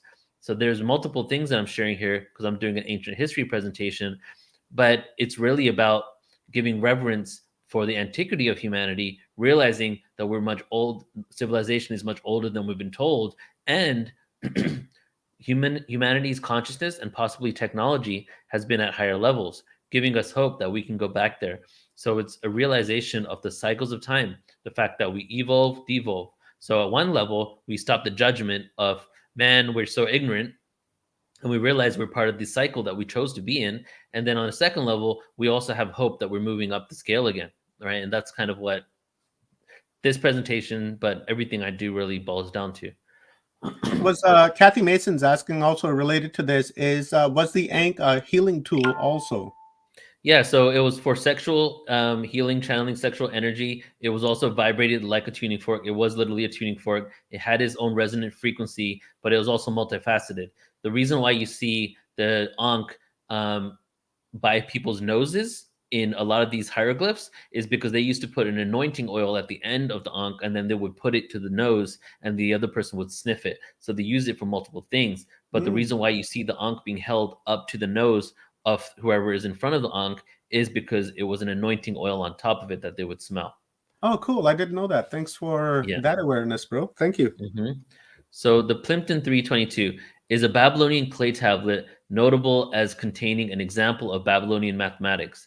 This tablet, believed to have been written about 1800 BC, has a tablet of 4 columns and 15 rows of numbers in the cuneiform script of the period. This tablet lists 2 of the 3 numbers in which are now called the Pythagorean triples. Wait a second, this is 1800 BC. So we have a squared plus b squared equals c squared right there. A method for constructing such triples is a significant early achievement for humanity, known long before Greek and Indian mathematicians and discovered solutions to this problem. So there it is, just to show you that the Pythagorean theorem is not so Pythagoras. And why am I showing you this when I'm talking about Egypt? Well, let's go there now. And I just threw this funny thing in here that Samos, it would have taken Pythagoras 406 hours by foot walking at a regular pace to make it to Babylon. So it wasn't too far away. And that was one of the places that, you know, was huge for trade for the Greeks at that time. 2,000 kilometers. That's like half the width of the United States. Yep. That's quite the walk. Yeah, and he stopped in many places on the way. Well, on the way of that are the Zoroastrians. Who do you pass when you go through this? Syria, Lebanon, this is where the Zoroastrians were located. Yeah, like Iraq, Iran. Iran's over here. So the influence of Iran would have been all over that region. Yeah, they were actually wasn't Iraq like also part of the Persian Empire at one time? Yeah, well, Iran or Syria? Iran or Iraq, sorry. Iraq, yeah, Syria, it was. Yes, Jordan. Yes. Like so let's just talk about Moses. Moses left Cairo and went to the promised land over here, but went all over this area, including Syria. And the Moses and the Israelites actually ran into the Zoroastrians and learned a lot from the Zoroastrians. The Israelites were pagan until they met the Zoroastrians, and they lived with Zoroastrian for a few years. But that's a whole other story. So let me check time again, because this video might take a bit. Let's do it. Let's do it. The Pythagoras theorem. The African origin of the Pythagorean theorem.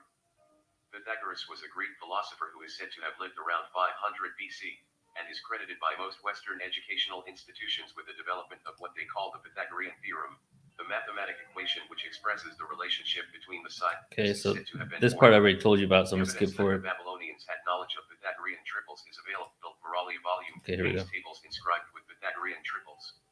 In his collection of essays entitled Morali Volume 5, the Greek essayist Plutarch comments on the ancient Egyptians' knowledge of the 3-4-5 Pythagorean triple and its relationship to the sides of a right triangle expressed in ancient Egyptian symbolism by saying, the upright, therefore, may be likened to the male, the base to the female, and the hypotenuse to the child of both, and so Asar may be regarded as the origin, Asa as the recipient, and Heru as perfected result.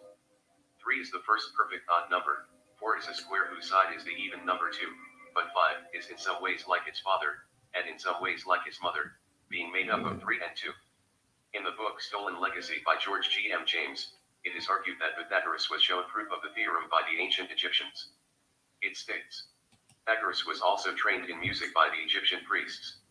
The proof attributed to Pythagoras is very simple, and is called a proof by rearrangement. The 2 large squares shown in the figure, each contain 4 identical triangles, and the only difference between the 2 large squares is that the triangles are arranged differently. Therefore, the white space within each of the 2 large squares must have equal area. Since we are talking about triangles, let us look to the pyramids. Now this is it right here. 3 giant triangular structures built by the ancient Africans in Egypt 2,000 years before Pythagoras. All right, so this right here, read this in. Realize the genius of the layout of the architecture, not just the architecture, but the positioning of everything, the distance between everything, the amount of stones that were put into creating it, the diameter of everything, and this will kind of show you some of that. Was said to have been born. From above, if we rearrange the pyramids of Giza, we see evidence of the proof of the theorem. The base of Menkare's pyramid is 51.7 cubits. Damn. Top-raised pyramid is 107 Pythagorean theorem, cubits. right on the base Yeah. structures of the freaking pyramids. Wow, brilliant. We see that the mathematical result, 109. I have no idea. Wow. Is a statistically significant reasonable approximation, a difference of 4.2 cubits, only 3.5% error. Considering that the outer casing of the Giza pyramids have been removed, and the wear and tear on the pyramids over the thousands of years, then this may account for the discrepancy. Given this evidence, it does not seem right to use the term Pythagorean theorem for going for it again. of the African Egyptian deities Ptah and Horus. Interestingly enough, the deities Ptah and Horus were patron deities of the ancient African pyramid builders, architects, and engineers. Ptah was a patron deity of builders and craftsmen, and Horus, as Hirabahutet, was a patron deity of blacksmiths and workers in metal, great chiefs of the hammer. Additionally, Ptah and Asar were combined in Egyptian mythology, and both Ptah, as Asar, and Horus, are present as the upright and hypotenuse of the previously mentioned 3-4-5 right triangle ratio, represented by Asar, Aset, and Hiru, in Egyptian symbolism respectively. Then the proposition is put forth that the Pythagorean theorem should henceforth and forever be known as the Ptah-Horus theorem. All right, so hopefully your mind was blown as much as mine was, but how interesting is it? I gotta pick my head up off the ground after I saw Dude, that. how That interesting wow. is it? Ptah-Horus, Pythagoras. Oh. Dude, there's no recollection of his existence except for people who wrote about him. He didn't write anything down. There is no evidence for him except for people who came after him that wrote about him. Mm-hmm. Right? Oh, I think he existed. It's kind of like a Jesus thing right here, but which is another story. I don't have time for that. I have a whole slide on the Jesus Pythagoras connection because it looks like they like might be the same person even. It's crazy. Shit, dude, I got goosebumps all over my body. That just really resonated. It just wow, expanded Dude. my awareness on this altogether. Bro. Dude, all right, this is gonna go even deeper right now, man. Like, just see how this works. Okay, so Remich and Kemet. The rich black soil of the Nile Valley gave Egypt its ancient name Kemet, or Black Land. The conquest of Egypt by the Greeks resulted in mispronouncing the capital city of Memphis, Huakata. That was what Memphis was called, Mansion of the Spirit of Ta. But the Greeks literally thought Huakata sounded like Egyptos. That's why they called it Egypt. They called themselves Remich and Kemet, which means the people of the Black Land. The term refers to the rich soil found in the Nile Valley Delta, but I don't think that's true. I think it refers to the black people that live there because there is no actual evidence that any ancient evidence to suggest the rich soil is the reason why they called it that. It's just all these scholars in the West started saying it's because of the soil, but because there's no actual evidence, I'm thinking it's because of the people. Ancient Kemetic people were black Africans. All depictions of them being brown or white is completely incorrect. The lighter pigmentation did not occur on a mass level until 300 BC with the Greek conquest. So Pythagoras in Egypt. He studied at Memphis in Egypt, like so many other Greek scholars, and Egypt welcomed him, especially due to his ideas of mathematics. Pythagoras had already traveled through the Zoroastrian Empire, Babylon, India. He was initiated into a Brahmin sect in North India. He was so well versed in ancient culture and mathematics and harmonics and vibration. They welcomed him. It is believed he lived there from anywhere from 10 to 20 years. Egypt was on its way out as a world power, and the Greek cities were on their rise at that time. Many Greek minds would learn and travel over there, and Pythagoras is initiated into the schools of Thoth, Sheshet, and Ptah at the least. Sheshet and Thoth. Sheshet is the deity that isn't spoke about enough. The pre-dynastic period of ancient Egypt is a time before recorded history from the Paleolithic to the Neolithic age and onto the rise of the first dynasty, and is generally recognized as 6000 to 3150 BC, right? This is conventional dating. Obviously, we know things are much older. Pythagoras must have gained a lot of information from the mystery schools of Thoth and Sheshet. Sheshet was worshipped conventionally accepted back to 3150 BC, but was probably worshipped even more if we date back Egypt to 11,000, 12,000 BC, when there was more of a matriarchy in that land. Thoth worship dated back at least as far back as 6,000 BCE and all the way to the Greek conquest. So Thoth was in worship for quite some time continuously. Sheshet is not considered as important in Kemetic history as she really was, and this is due to the patriarchy. So who is Sheshet and Thoth? Well, we hear about Thoth the Atlantean, right? That these beings could have been highly advanced humans or hominoids, maybe not even Homo sapiens, maybe some ET DNA, but possibly came from Atlantis and brought down information from Atlantis to reteach the world after a worldwide cataclysm around 13,000 years ago, in which there was a global reset. Sheshet and Thoth were responsible for writing, astronomy, mathematics, geometry, medicine and botany, weights and measures, architecture, knowledge, and science. All Pythagoras' wheelhouses, everything he was interested in.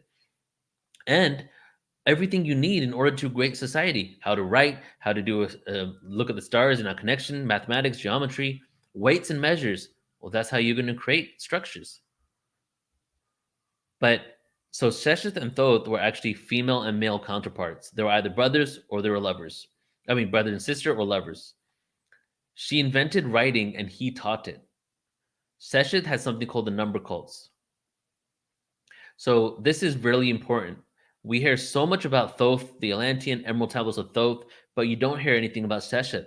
Sheshet was actually the person that taught Thoth all of these disciplines.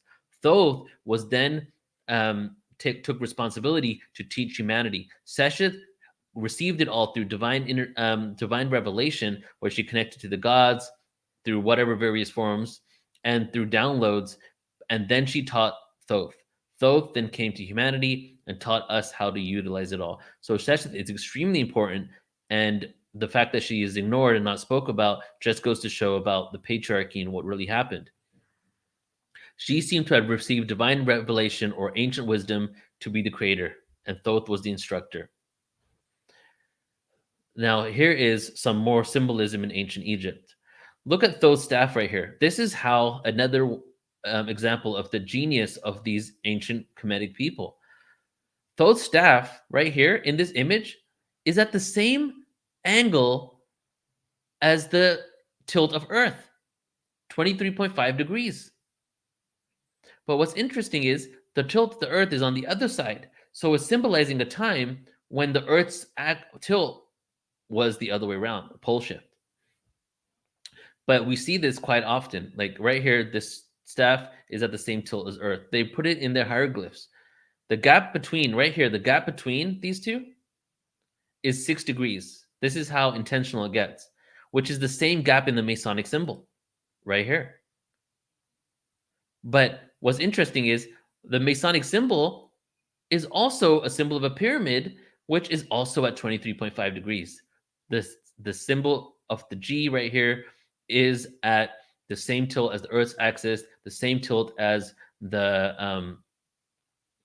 Thoth's staff, and then the gap between these two, in the inner part and the outer part, is also 6 degrees, the same exact gap as Thoth's staff. And the pyramids on the Giza Plateau are also at 23.5 degrees. So the pyramid structures are all at 23.5 degrees, symbolizing the tilt of the Earth. Now, here we get into some Masonic symbolism. What does this look like? Well, the Ptah-Horus theorem. And what are they utilizing? I think a lot of people seeing this face value don't realize that they're using the base of every pyramid on the Giza Plateau for this symbol, the Masonic symbol. Connecting to multiple things, connecting to the Pythagorean theorem, connecting to the ancient Egyptian wisdom and the bloodlines, and then connecting to the Masonic order that hijacked Pythagoras' information and utilized it for himself. Because Pythagoras, I would say don't hate on Pythagoras, because he never said he came up with this stuff. His followers did. He told people where he got it from.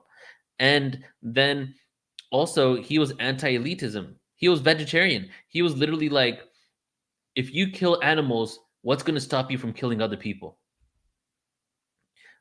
But then his information was hijacked by the elite, the Knights Templar, the Roman Empire. Why was it so easy for them to steal his information? Well, Pythagoras lived and died in Italy, literally a couple of hundred years before the Roman Empire.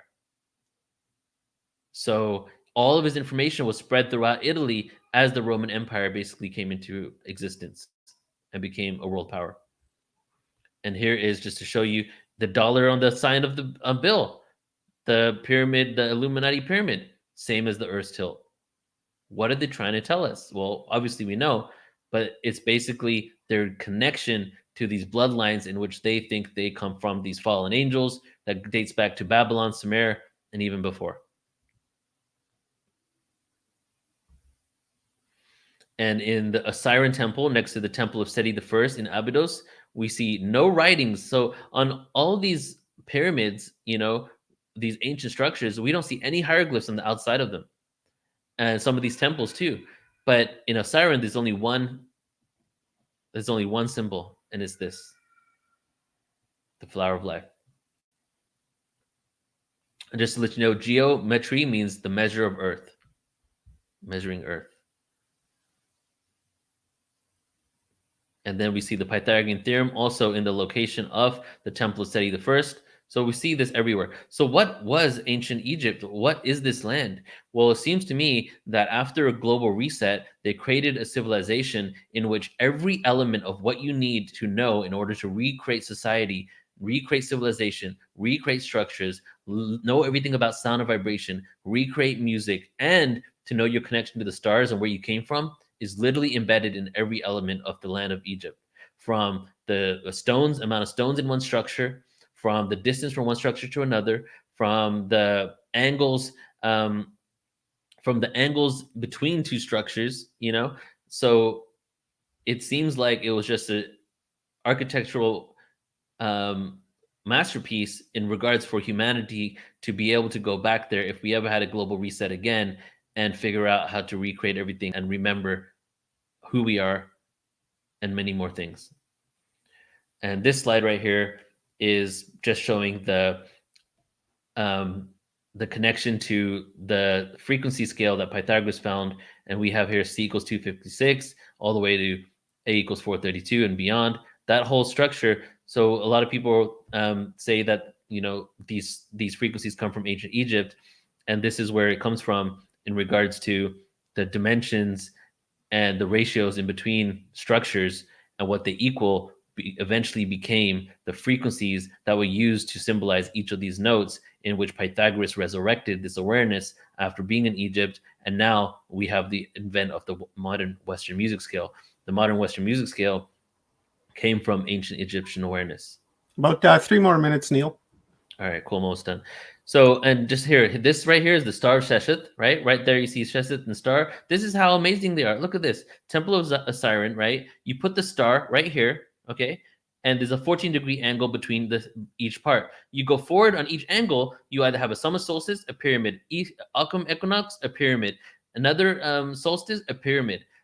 Even the star that they put on top of here was a symbol of when you place it in a certain location and you go forward, you will know how to tell time and how to know where and when the sun will set at certain times during solstices and equinoxes. Wow, far out. Yeah. Yeah. And here's again, just to show you a little overview of that. Mm-hmm. Like no one would think, just right above there's Sheshet, and it's Seshet as well, right? The god that no one speaks about. Yeah. The one who taught us all of this. Dr. Manu mentioned something about that god this morning. Just very briefly. That is wow, interesting. Right. So also even the circumference of the Earth, based on these equations here, right? What the circumference of the Earth is. So information that we really need to know. Connects to the Yuga cycles, because we have the 432 hertz music scale. We have harmonic numbers all coming from there, and also connected to the King's List in Babylon.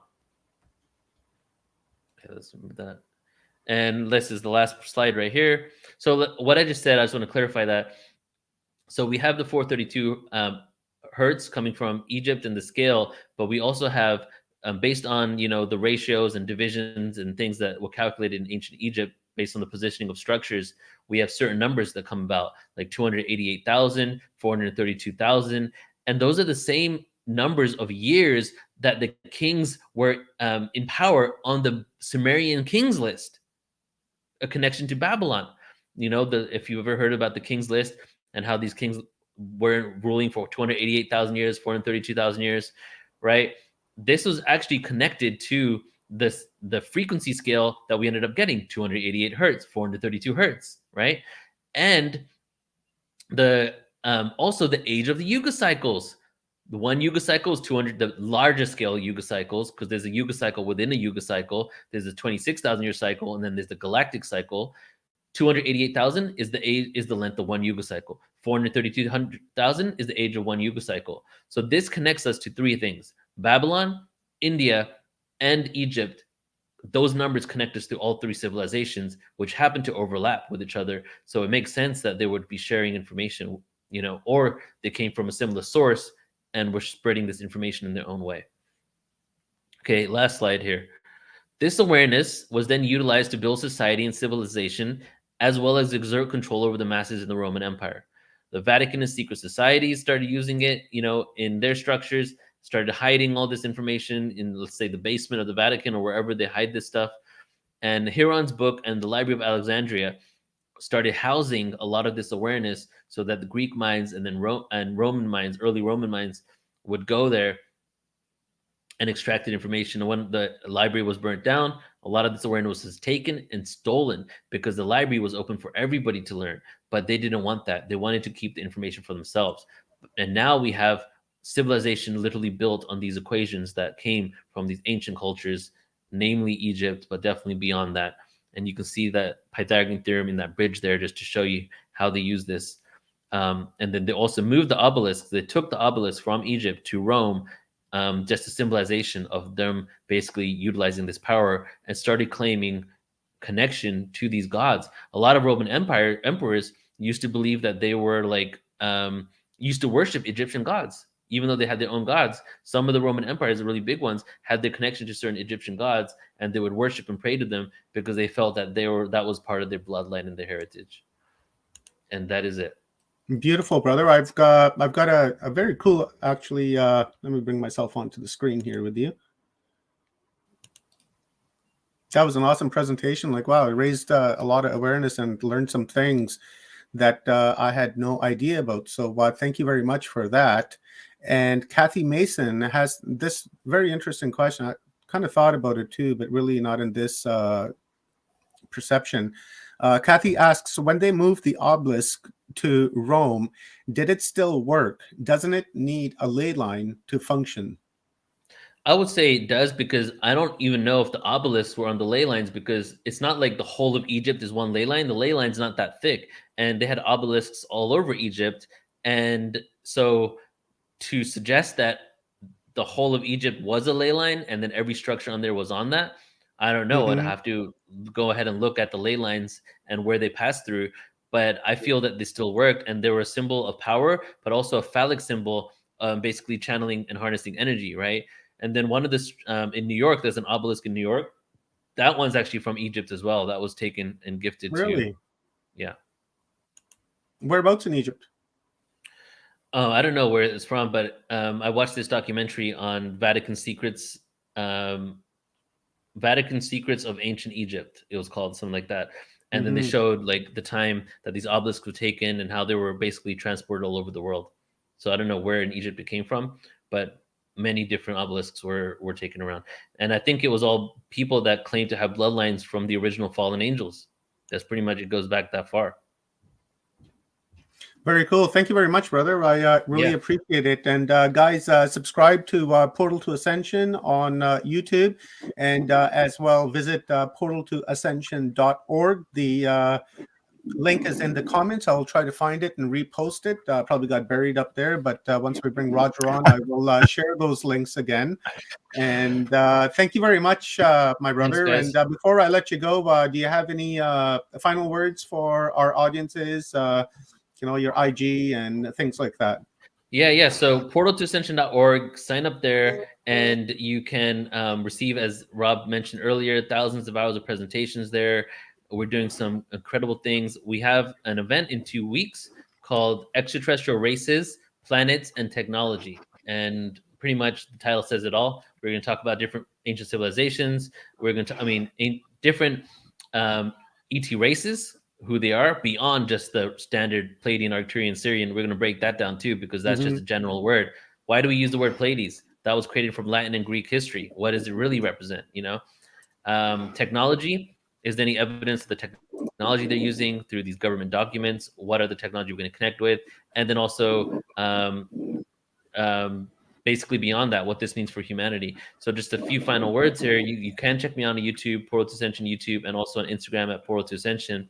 But I just want to say that I love you. Thank you for allowing me this platform to share this information. All we got to keep doing is moving forward and just sharing awareness as we all collectively move towards remembering, who we are and our true potential on Earth.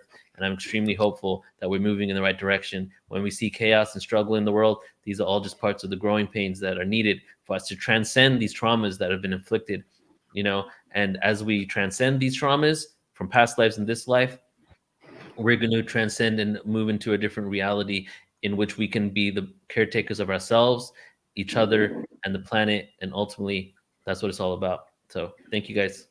So true, brother. Absolutely amazing presentation. I love sitting there and just listening and absorbing when you say the fact that you took a bunch of different presentations and cobbled them together to make such a congruent line in history is just epic.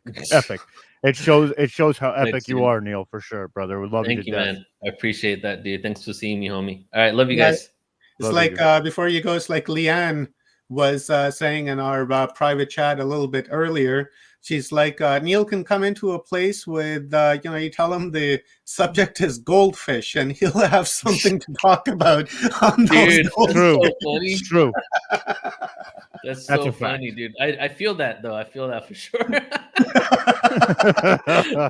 That's a great compliment, Leanne. Thank you.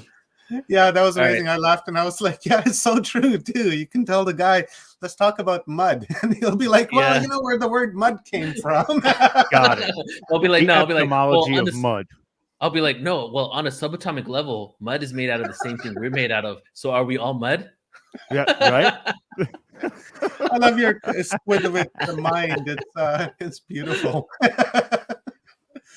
Thank you, my homie, and Thank you. please in the WhatsApp, can you please send me the link to your upcoming conference, and I will post that throughout the day and throughout the conference to see if we can direct people in that direction. So thank you very much, my homie. Sure. I love you very much. Thank Have a love beautiful day, and I will see you soon. And hey, if you're not busy this evening, I've got 3 pyramids happening in a row. I've got John Cadman, Pyramid Water Pump, John Shaughnessy with Pyramid Gravity Force, and Chuck Vanderbilt with Pyramid Star Portals, and Chuck is going to finish at 7:30. So between 7:30 and 8 o'clock to, like maybe 8:05, 8:10, we're just going to do a short panel.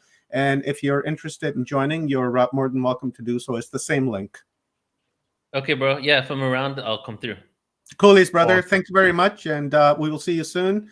And that was an epic, upload. And as you were saying, he just brought together a bunch of different presentations and made them coherent so that we can fully understand what he was talking about. And that's what I love about Neil, is that he's very articulate in explaining, and very layman too, right? So it doesn't use terms and shit that that people are not going to understand, right? So that's very good. So guys, we are halfway in, and the banner you are seeing is our co-organizer, Kathy Mason from Mason Works. Please visit her website to learn more about what Kathy Mason does, and perhaps she can help you in marketing your product and things like that. If you're looking for a publicist, please look her up and reach out to her. So with that being said, we are going to bring our next guest on, and this guy really does not need any introductions. Roger Spur has been around for a very long time, and he has an incredible outlook on the world and what we are seeing around the world that are not really what it appears to be. If you guys are familiar with Mud Fossil University, that is Roger Spur's. This is DNA approved. And Roger has a lot of evidence, and I'll tell you guys one of the reasons as to why I put Roger here on this day of the megalithic day is because we're talking about megaliths, and what Roger has, that's bigger than megalith, right? We're talking about dragons that are like 1,000 miles long, and now that is the true megalith. So with that being said, I'd like to bring Roger on, and welcome Roger, and let's do this upload on Mud Fossil University and learn what mud fossils really are, and are we like these spheres that we see all around the world and people don't know what they are. Can they be biological? Are they part of tendons? We also saw the same spheres at the Bosnian pyramids. And that could very well be connected to what Roger is saying. They say that you can't squeeze blood out of a stone, but I think Roger will argue against that and say, yes, you actually can squeeze blood out of a stone. So welcome, Roger, sir. I appreciate your time here this afternoon, and let's talk about some mud fossils. All right, Omar, can you hear me? I can, sir. I can hear you loud and clear. Holy smokes, it works. All right, here we go, man. I tell you what. Let me. Can you show my screen on this so that I can show things from my files on it? Yeah, if you turn your screen a little bit my way, and I'll put you in this mode here. Okay, well, right. Well, I mean, can I have my actual take my computer control, or okay, you want to home right in on my screen, right? Yeah, I can't control your screen. Well, I can. All right, let's do it this way then. Let me come in closer with my camera, and then I'll go to my screen. Hold on. Okay, I'll stop my cam. Because usually, let me put it this way. Whoops. Hold on. On Zoom, I can usually just, my screen comes up and I can just go to my files, and I don't have to have a camera on top of a camera. Mm-hmm. You can't do that? No, I can't take control, but if you want to share your screen, you can do that. I do want to share my screen. How do I do that? Okay, go down to click share on the bottom. Oh, yeah, okay.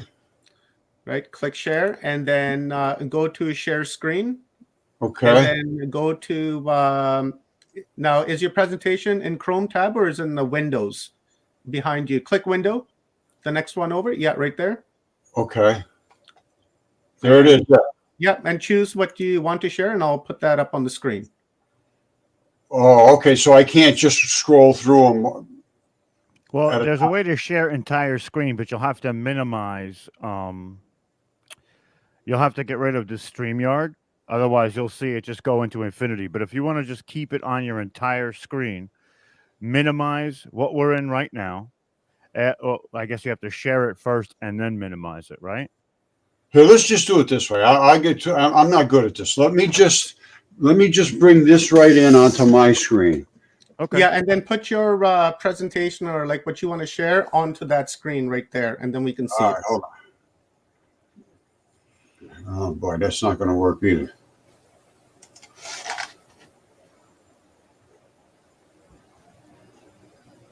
You didn't see my. No, that's not going to work. I don't think.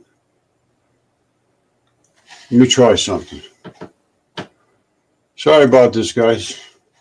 Can you see my screen now? I do. Yeah. And you seeing this? Just home cooking. Home cooking. I see the home cooking, home chef. Oh, okay, good. All right. Here, what I'm gonna do. I just put this up. This is Devil's Tower. All right, so you can see my screen. That's Devil's Yeah. All right, so you can see this whole thing now. I sure can. I see your hand. You have the feather. Okay, On the beautiful. left side, you have the Devil's Tower, and on the right side, it looks like somebody's standing there next to a ladder. Okay, excellent. So let's do it the way I wanted to do it then. Now you can still see my screen now, right? I sure can. Yeah. Yeah, I see that. Can you move your camera just a little to the right? A little to the right. Slightly to the right. There we go. Perfect. Is that good? Yeah, that's perfect. You sure? Yeah. All right. Now, so you see this hand? I do. Yes. The whole screen, you see no problem? No problem at all. Okay, good. So this hand right here is a little over 3 feet wide. And this is from my property. It was dug up. And this is DNA tested. And I have a lot of stuff from this. Now, you see the bumper pad running right around the hand here? Yes. Yeah. And this tendon running down here. If you take your left hand, hold it out in front of you and splay it out flat like that. Yeah, I got her. I'm doing it. You're going to see your left thumb goes off to the left there, and that tendon goes down. Now, you see the little silvery looking stuff on here? Yeah. That's grip skin. Grip skin on your hand and on your fingers and your toes and all that is totally different than your other skin on your body, 100% different. It's extremely what they call cornified. And let me do this. That was the hand. And let me find, where is it?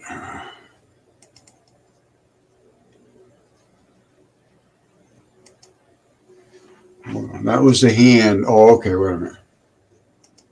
This is the fingertips.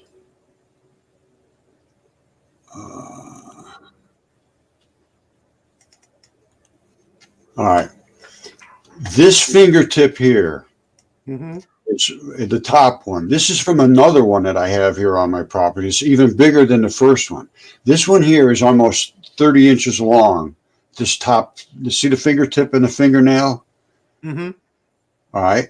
This is the actual fingerprints that were on the other side.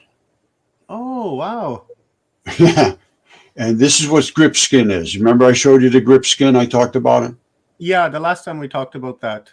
Yeah, this is the grip skin, and that is, which is the same as your fingerprints. My thumb is the width of one finger ridge, they call these the ridges. Like on your fingerprints, there's one little straight stripe. Yeah. My thumb is that. My thumb right now.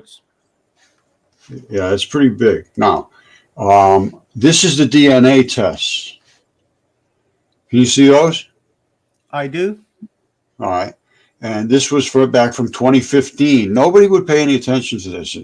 I went to Yale. They wouldn't let me go there. I tried to have them take a look at this stuff. I'm only down the street from them. They refused. And they said, oh, you'd have to have this and you'd have to have. We did all the stuff. I had CAT scans, I had DNA tests, and they still refused. It still refused until right to today. So, you know, that's not science to me. No, I call that closed-minded fools. Well, not only that, there's something called academic fraud, which means that if you won't allow valid information as an academic, you just look it up, punch in academic fraud, you see what it says, suppression of valid information. And it's time to take this legal. I mean, if I was a kid, I'd want my money back. I'd say, give me my money back. What the hell are you people doing to me? Mm-hmm. Look at this. Excellent. You see this? Excellent quality DNA. I know exactly where the blood is. And when you said blood before, I can tell you blood. Oh, yeah. Squeeze some blood out of the stone. Roger will say, no, I don't think so. No, you want to see some blood? And we were talking about those balls and all that stuff here. I'm going to show you some stuff. Yeah, those spheres. Yeah. Right? I think we touched on those spheres the last time, and we were talking about like tendons, and you mentioned they're tendonable. Joint, right? The ball joint between like the knee and the elbow, shoulder kind of deal. I'll show you. This here, this is blood right here. Mm-hmm. You see that? That's blood. Yeah. That came right out of this lung right here. That's a lung. See it too, like it's colored like. It's a lung. You see all of the alveoli? Yeah. That's the same as this here. It's a lung. This one over here, I had DNA tested. It's a human lung. Mm-hmm. And this still has this coating on it, which is called the pleura. That's this heavy coating. Mm-hmm. And the other one is stripped away. And I have other ones that have still have half of the coating on and half is rubbed off. I mean, I have so much of this stuff, it's unbelievable. Now, let me ask you, Roger, like we know what we're dealing with when it comes to the mindset of academia and everything that's connected with that. Now, when you take what appears to look like a rock and take it into a shop to have DNA tested on it, and you hand them this stone and say, I want this DNA tested, like what are their reactions when they... Well, here, first of all, what I did was I extracted the DNA. Well, I extracted the samples, mm-hmm. and I sent them off. Now, they were dense. I took them directly from the arteries. You saw the specimens. They're anatomically exactly perfect. I did it correctly. I didn't contaminate, and they did negative controls. There was no contamination. Mm-hmm. So originally, this first guy, he was thrilled to do it. He thought it was going to be a big deal. Mm-hmm. And they attacked him. They attacked him.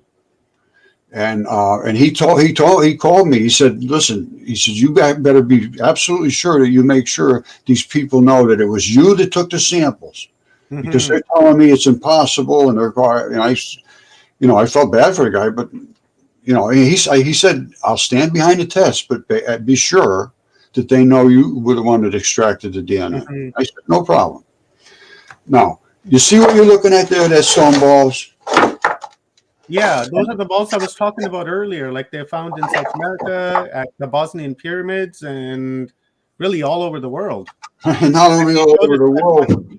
Not only all over the world, my friend. Remember you showed us that beach, and it had like hundreds of them, and then you showed what appeared to look like the side of a cliff, right? But actually, I'll show you everything. Just let me run right through these. This is one stone ball that has spheres. There's all kinds of different ones. Depends on where they are in your body. And they're all over the earth, and they erode out. That's why you see them all over the shores. Now here they are inside of a wall, and that type of stuff there, that's skin. Mm-hmm. That is the real skin stuff. This here, because that's where they are in skin. This is skin too, red fleshy skin. I mean, I'm talking big things. And those in us, you can't even see them. They're so tiny. And these are what they call interstitium. I'll show you these in a second. When you have a bazillion of the little balls, they're interstitium. When you see the big ones, they are from joints and places like that. And then you have these kind here that have a core in the center. And this is chert and flint and all that around the outside. See it? Mm-hmm. That's the real tough stuff. And some of them split right down the middle. And they come with a stalk to them because they all have to be fed. What would that be? Would that be like a bone, Roger? Like that last image? Yeah, like that. No, those are the, I'll show you. Those are the straps, the tendon straps. I should show you the video I just did with Tyson. This one here, the kids are playing in here. See, this one has these little squares inside. Some of them have like a honeycomb in the middle, and they're all different styles. It depends on where they are in the body. This one here, I think the whole thing there was a tendon ball at one time. Chaco Canyon. This is from up above. That's a house. And that's a little cluster of balls. There they are close up on the ground. And they're extremely tough stuff. They all had tons of straps. And the straps were all worn down. That's an eyeball. That's not a tendon ball.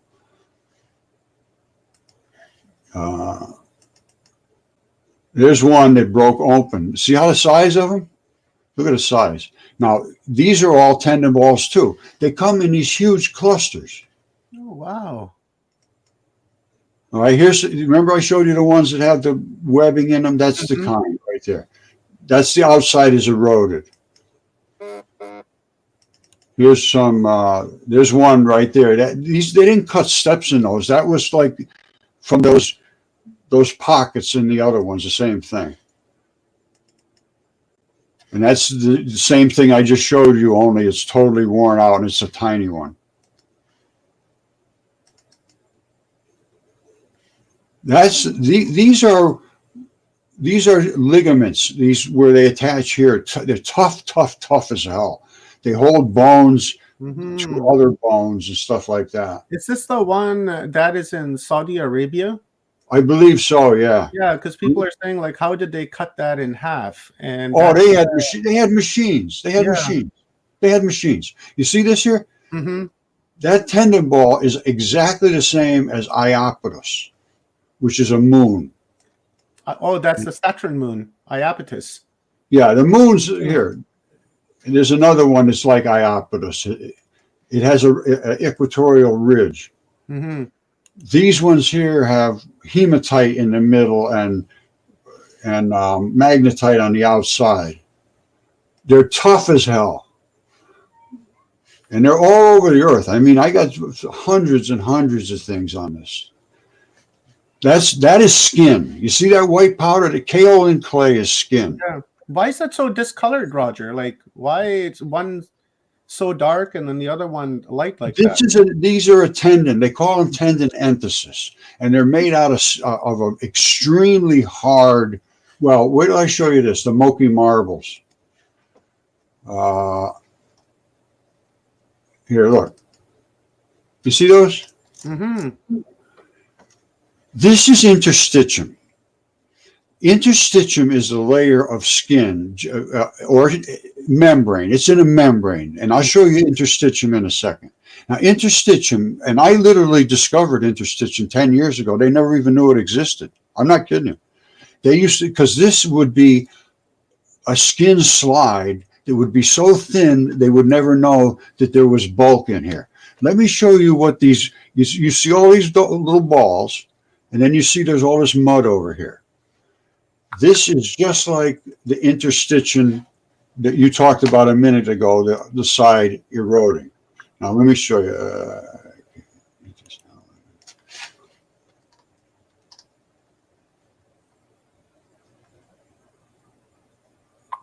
All right, well, give me 1 second. All right, here we go. Now, you see this here? Yeah, that's the one that I was talking about earlier that they showed us the last time. That I still can't get over that. I know. This right here. You have that effect, Roger. This right here is skin, or it could be mucosa. Mucosa means like your intestinal lining. that type of thing. Oh man, hold on. Oh, I messed up. Here we go. Okay. Can you still see everything all right? Yeah, I sure can. Okay. So this is your intestinal lining or it's called interstitium. They never knew it existed until 2016. They showed a picture of it. 2018, they announced it was a new organ system, really. And I'll show you that in a second. Now, all of this stuff is fluid-filled bags, and those are those stone balls. They are tough as hell. Whoops, let me come back here one. And here it is right here. You see that? Yeah. Now, this is the interstitium, and that's the mucosal layer. That's the interstitium where all the balls and all the little straps are in here. Those are straps. And that top layer is like the skin, right? The light colored? The light one up the top is like skin. Yes, I believe this is actually skin because that's kaolin clay. When you see kaolin clays, the white cliffs of Dover and all that, that's skin. That's skin. Really? I'm not kidding you. I'm not kidding you. It's skin. You know what I'm going to do? I should show you. Let me do this. That Dover that you were saying, that's on the west coast of England, right? Or the English island? Which one? Those white cliffs that we were just talking about. I think we see a lot of that in England. Hold on a second. Let me. Yeah, oh yeah, they're all over the place. England was a white guy's country. Yeah. big white guys. Until India moved in.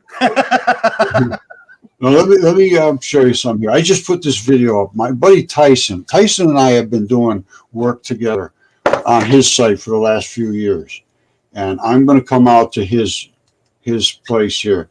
Look at this now. This will blow your mind. I'm just going to play it. If I play it, you'll be able to hear this? Yep. All right, here goes. Let me come back here. Maybe you'll just need to adjust the volume on your speakers. Up? You want them up? Yeah, maybe a little bit so we can fully hear. All right, here goes. Now, this was a Siberian horse they found, supposedly 40,000 years old. It's still perfect because it was frozen. Mm-hmm. Now, here we're going to go into Tyson's stuff. Get ready. Interrogation. No more of this nonsense of being afraid to tell the truth. Time to come out of the closet, academia. Okay, my friends, this is Tyson's channel. Absolutely fabulous. Tyson's Mud Fossil Adventures. And Tyson and I have been going back and forth for several years now. How this all started was Scott Wiles was up here in Oregon, and he sent me a picture of something on the coast that was just amazing. It was a tendon emplacement, and I said, wow, this is crazy. And I did a video on it, and Tyson lives right in that area, so he gets a hold of me. He said, wow, I'm very interested. And he's a fabulous guy, really nice guy, and very, very intelligent, understands this stuff very well. And not only surface-wide. Hey, I'm going to let this play for a minute. I'm going to run in the other room, but I'll be back in about 2-3 minutes. Okay, we got it, Roger. The guy that's doing this is very, very good. Like, wow, look at what it looks like. He knows to go for the geological explanations, and he counters them with saying, how did this get here? How did this geological formation create this? And they have no excuse whatsoever. Somebody painted it. Somebody came up and stuck things in here. They absolute nonsense that they can't confront Tyson, and they can't confront me because we have the evidence. And they have no evidence to support their. I mean, it's actually nonsense at this point. And for them not to pay attention to it is a disgrace to science, absolutely disgraceful. Now, I'm going to go through this and explain to you what this is. This is all biology. And not only is it here on Earth, I'm going to show you these virtual same things that are not on Earth. Guess where they are? Now, let a geologist explain this. What the hell is going on here? Why is this all green growing here and it's black here, and these like reddish looking things, and these balls with all these little taffany spots in them, they call it. And what is all this erosion of very, very fine particles coming down here? Well, what's that all about? Have them explain these things. They can't.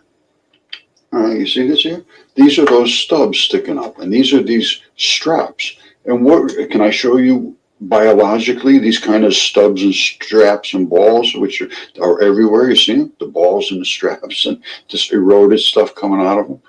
Why is this black running down here from each one of them? What the hell is that all about? How does a geologist explain that? Okay, remember what you're seeing here is all these straps and these things and these balls all over the place. Well, let's see if we can find somewhere else they exist. All right, this is exactly the same thing as what I showed you where Tyson has. Only this one still has the red blood in it. It's not washed into that whitish looking stuff like he has. Above is this is called the mucosa. This is called the interstitium. These balls are all in here and they are the anchors. And here's what it looks like in the biology. All right, here's what that's the biological formation. These are the straps. These are the balls. That's the mucosa, the layer of membrane, really. This is all membrane. And what we were seeing is these straps. Now, they're showing them just randomly, but they are organized, and I'll show you that they are organized. All right, here's exactly what Tyson has. You see those things that were all in a row and they were broken off? And the balls and the straps were laying all over. That's exactly what it is. That ball should not be pulled out of that tissue. This is an injury. These straps are those little squiggly looking things that were laying all over the place. These balls are laying all over the place. They go through the tendons in what they call a Chinese finger trap. So the tendon can move and the balls are locked in. These are anchors. That's what they are, is anchors. These are straps that allow things to flex and move and still be anchored. That's what interstitium is. And this is exactly what Tyson had, and that's exactly what interstitium looks like. Okay, there is a variety of different attachments. They call them enthesis, and that is a tendon enthesis ball, which straps to a tendon. The tendon can slide back and forth, attached to the muscle to pull your arms and so forth. These are exactly what Tyson had. This is exactly. Is this making sense to you? It definitely is. Yeah. Yes, Okay. I was muted there. Yes. Okay. That's yeah. You see straight across there. That's exactly what he was showing, coming out of the sand and broken off about a foot up in the air, and then the fibers, which are weaker than the balls, are sort of laying around floppy on the surface, and the balls, which are normally anchored, are still, a lot of them are anchored, and what you see, that black stuff dripping down, is the tube that is broken off. Here it goes, and those aren't even big. Exactly what Tyson had, and then the straps. You can see them laying all over, and the balls laying all over. Here's what they look like because here. of my research. I've been looking at this interstitium for 10 years, trying to understand. Meet Editor X. All right, they're going to go through some kind the of world's most commercial advanced here. website design platform. Made for you. It. And I did get a hold of the top people in the world that were the only ones doing fascia. It was like 2 people in the world back when I started 10 years ago. Now it's a big, huge thing, and it's a. But yes, look at this. Whoops, hold on. See these? Those are those little interstitium balls, and they are all biological. So plants feed on them. They love them. That's why you get all that. Now, you see all these stubs coming out? Right behind there are the balls. The balls are at the edge, but behind those are the balls. And these are the stubs that would have come up to them. See, I'm going to sort of find spots here and there and just stop. These are these little green mouses. And this is the one we saw a minute ago. Here's the Moki marbles, they call them. This is on Mars. Yeah. That's the Mars. Yeah, don't they call them like blueberries? Exactly. Yeah. Exactly. Yeah. And they are the same as these right here on Earth, the Moki marbles, identical. There's no difference whatsoever. And where do you see the rest of the stuff? So here we are on Mars. Now let's go a little further here. These are the tendon fibers. that are all over Earth. Devil's Causeway. That's a tendons of a creature. That's not a causeway. It's a creature's body. You see these hex fibrils? Yeah. These are the same things that are on Devil's Tower too. I just did a video on that one today. Now look at this. Remember I talked about the moons? You see this? Iapetus. Yeah, well, I'll show you Iapetus in a minute, but see this? This is a tendon wall. And that's broken off right there. Remember how they had some stalks sticking out of them before? Yeah. That's this kind of stuff. Sometimes they don't stick out, sometimes they do. It depends. This one's broken off right here. See, this is a moon. That's Mimas. Yeah, Mimas, that's the one. And that's where that circle is, kind of looks like a hexagon as well, right? Is there any explanation to the hexagon on that moon? I don't know if it's a hexagon, but it will break off. They break off. It's broken off. Everyone has one. Every single moon has one. Our moon has one too. And this was, this one here, I was showing the straps. You see how the strap here runs up to the ball? Yeah. I took my belt. I got a microscope here. Now, that's my belt right here. Let me play this. All right, here goes. Now, that is my belt. And what are we going to do with my belt? We're going to look at that up in the up here. I got to turn the lights off or you will not see anything. Hold on, stay with me. Okay, this is my belt, which is nothing more than skin. It's cowhide. Now, all of these little black spots are those black balls. And what they did, when they tan something, they crush it and roll it and smash it and smush it and put all kind of chemicals in it to stabilize it in that flat form. And then it's flexible and because of the straps. And nobody probably understands that unless you look at this. This is where my belt buckle. See the straps? Every one of those straps goes to one of those black balls. See, all the black balls have a strap. So where they punch the hole through so you can put your little, I don't know what they call it. Yeah, see, so that's every one of them has that strap to them, just like the interstitium. Because that's all this is interstitium. Every one of them has one of these straps. So that strap is that strap. All right, you saw. Now look at this. Check this out. What do you see here? Any guesses? Looks like skin. Yes, it does. Yeah. Really dry skin. Here's what happened. Right in this area and this area, the skin is pinched together. And here it's stretched out. That's exactly what skin does. It's supposed to stretch and stretch this way and that way and come back to a nice, even, flat pattern. Right now it's stretched. And you can see these big, long, stretchy ones. You see them? And the other ones are all squinched together. They should be nice, even pattern if you were all relaxed and laying there just taking it easy. Well, guess where this is? This is called the Morse code. This is on Mars. Tyson's straps and balls and all that stuff. Well, guess what? This is nothing more than skin. All right, I won't bother boring you anymore with this, but this is on Mars, and it's big. It's not small. And now check this out. This is the Mars crab.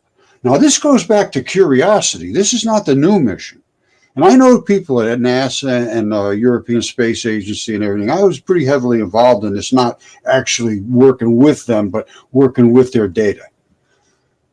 This was taken up there on Mars from that Curiosity mission, 2014. All its little blood vessels supplying. That is an artery. That's an artery. And all of these little legs coming out are not crab legs. Those are blood vessels. And they are supplying this tissue. You see it's way down here? They're supplying this tissue, which is sarcomeres, muscle tissue, with blood. Blood to these muscle sarcomeres. That is the vein which brings the blood back up to the heart. This is the blood that's squirting down to supply all of these blood to all of these sarcomeres. These are sarcomeres. You see these little squares? Those are sarcomeres. That is eroded, bloody, fleshy tissue from these connective tissues. Muscles have little tiny bits of connective tissue, and then in between them, they have all of this red, bloody stuff that pulls the connective tissue, two pieces together, literally like that.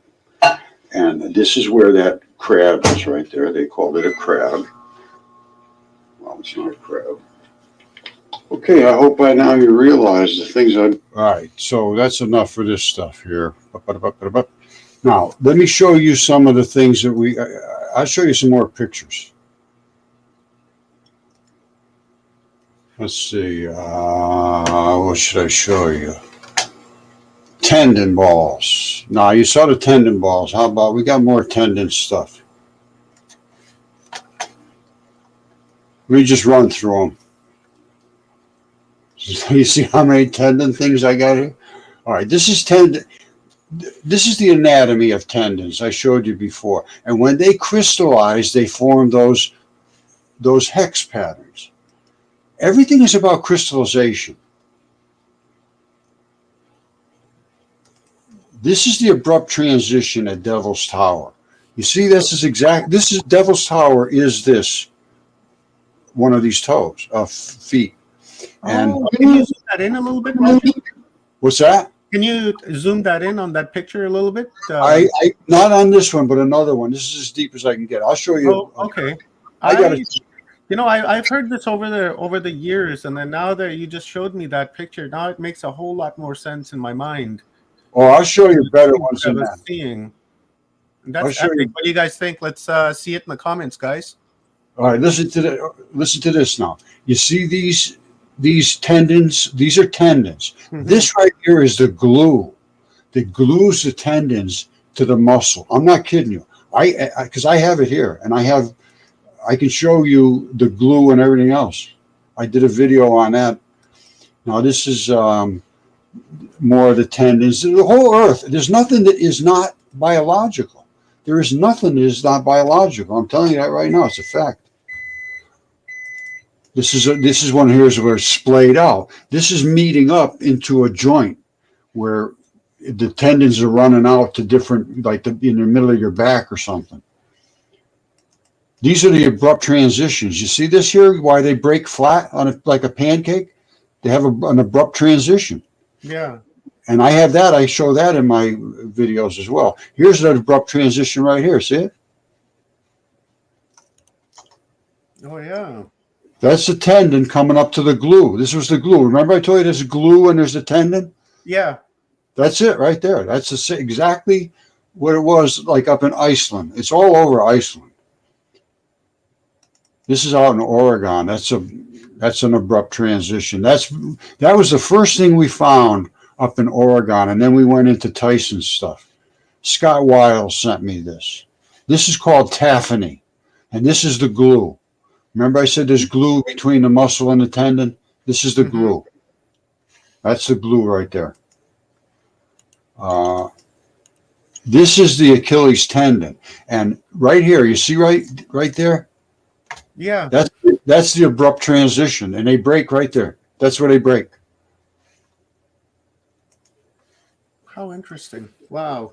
Here it is right here. This is the one you're looking for. Yeah, that's it. Yeah. And you see this all scushy stuff? Mm-hmm. They break flat as a pancake because I showed you where they had that abrupt transition. And then you also have a wrinkle zone. Now, these are the fibers. The wrinkle zone is on Devil's Tower. Very easy to see. And this shows how the tendons all work together.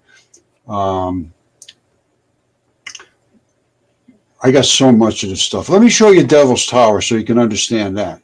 I have a lot of stuff on that. And, and I'm telling you, that's not even a big guy. Devil's Tower is not even a big guy. Just a midget compared to the rest of them. He's probably today he would be like 5'2". Really? Wow, Yeah, the height of Tom Cruise. Yeah, tops. 5'2". Wow. Now here's some more wrinkle zone and tendons. This is Devil's Post Pile. This is a different one. They're everywhere, everywhere. This shows the height of Devil's Tower is twice as high as this statue. And look, here's the Statue of Liberty down here. Holy, look at that. Isn't that something? 182 meters. And the Devil's Tower is 386 meters. And you see this wrinkle zone? There's the wrinkle zone. Yeah. Here, let's go. I got so much on this. It's just, my God. It's staggering, really. Look at this wrinkle zone. I mean, come on. Yeah, look at that. Plus, look at the blood. There was always blood services, these things, here and there. You see? Not much, almost nothing in the tendons, because they're just basically calcium carbonates. There's almost nothing in them. Look at this. Now, you remember where the tendon broke flat as a pancake? Yeah. Now, from here, it goes up. It's still tendinous stuff. This is it right here.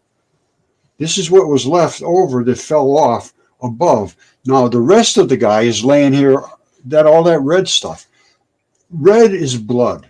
Red is from blood. It's not like iron as that they're claiming. No, it is iron. What do you think your blood is made of? It's 100% iron. It's iron oxides. You got an O2 and O3 style. The O2 is used blood. The O3 is the red, fresh blood. And watch, you can see it. You can't miss it. Look at this. There's his body laying there. You see that? Wow, yeah. That's not erosion. Those are his ribs, man. Ooh, wow. They need to be teaching this stuff in school. Right? Look at the way the growth pattern around here is, and all the red blood. That's his flesh there. That's the guy's flesh. And look where the green stuff grows. You see it? Yeah. You see it growing like crazy wherever there's blood. They love blood. You grow plants with blood, you know. They call it blood meal. And then some morons were putting roots of corn underneath a picture of the Devil's Tower and claiming it. It's unbelievable. It really is. The people are just that's too funny. Absolute fools. Thanks for that laugh, Roger. That is really absurd. It is. Now look at this. Check this out. Now take your time and look carefully at what you're seeing. This is Devil's Towers. These are those little tendon fibrils. All right, these are those little tiny tendon fibrils. Now, what is all this wrinkly looking stuff on there? Omar, what is all the wrinkly looking stuff? That looks like skin, stretched skin. You're as damn That's close. what I was going to say. You know, you are as close as anybody that I've ever heard. God bless you, brother. That is what's called a synovial sheath. And a synovial sheath covers, every tendon has to move independent of each other. And that's why they're all in their own little sheaths, and that's it. Yeah. Cool. I love this stuff, man. Oh, look at this. Your work now really helped. Now, look at this. All of those little growth spots on top, that's from blood. They're growing where there was blood servicing that tissue. And down here, they're growing where there was blood. Now, look at the heel. I mean, look at this over here and over here. It's insanity to think that. And look at the wrinkle zone. I mean, and it is calcium carbonate, CaCO3, which is basically limestone.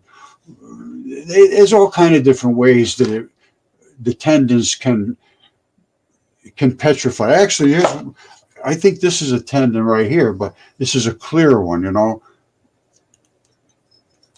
Anyway. Let's see that again, Roger. This one here? Yeah, that was cool. Yeah, this is selenite. It's like almost transparent. You can like see through that. It is. And you see this? That's the abrupt transition. Oh. You see the little line there? Yeah. And see that little reddish looking stuff? Yeah. That's Can you take it off the light? Bring it closer, like away from the light. Oh, there we go. Yeah. that's the mineralization that's inside there that fuses the things together. Yeah. How cool is that? And you got the curved ones. Like it depends on where they were when they were being petrified. Mm-hmm. Like even like this here. You guys probably, I don't know if you know about these. Well, you know, I got all kind of bones. Everything I have, and I my know you have hearts and lungs and. my buddy Caesar the goose. You see his feathers there? Yeah. That's a goose. Isn't that the one that you found in your backyard? I found everything here in my backyard. This right here I found in my backyard. It's a new species called no-toes. The toes are built right into the foot. That's not a shoe. That's a no-toe. Mm-hmm. And they have springs inside. That's my mother's maiden name is Noto, Noto. It's kind of funny. Oh, wow. Yeah, well, these are like, we call them no-toes because the toes are inside the foot. And these, they come big, they come small, they come as big as this. Oh, interesting. I got a question here for you, Roger. It's from one of our viewers, Starseed. Asks, how did the giants become partially petrified? And I wonder why they were wiped out. Well, God wiped them out with a flood. Mm-hmm. If you look up Velikovsky is my hero. I wrote a book about him. And he was destroyed by mainstream. You know who Velikovsky was? Yep, I do. Emmanuel Velikovsky? Yeah, exactly. Mm-hmm. Worlds in collision. He was this guy. Well, as a matter of fact, hold on. I got his archive right here. You should. This is just freaking blow your mind out of your head, man. Absolutely unbelievable. And they made an archive. I got the other part of his archive up here somewhere too. Anyway, he listen to this. Let's see what I have. Chapter 2. 52 years earlier. The pre-Columbian written traditions of Central America tell us that 52 years before the catastrophe that closely resembles that of the time of Joshua, another catastrophe of world dimensions had occurred. It is therefore only natural to go back to the old Israelite traditions, as narrated in the scriptures, to determine whether they contain evidence of a corresponding catastrophe. The time of the wandering in the desert is given by the scriptures as 40 years. Then, for a number of years before the day of the disturbed movement of the earth, the protracted conquest of Palestine went on. It seems reasonable, therefore, to ask whether a date 52 years before this event would coincide with the time of the Exodus. In the work Ages in Chaos, I describe at some length the catastrophe that visited Egypt and Arabia.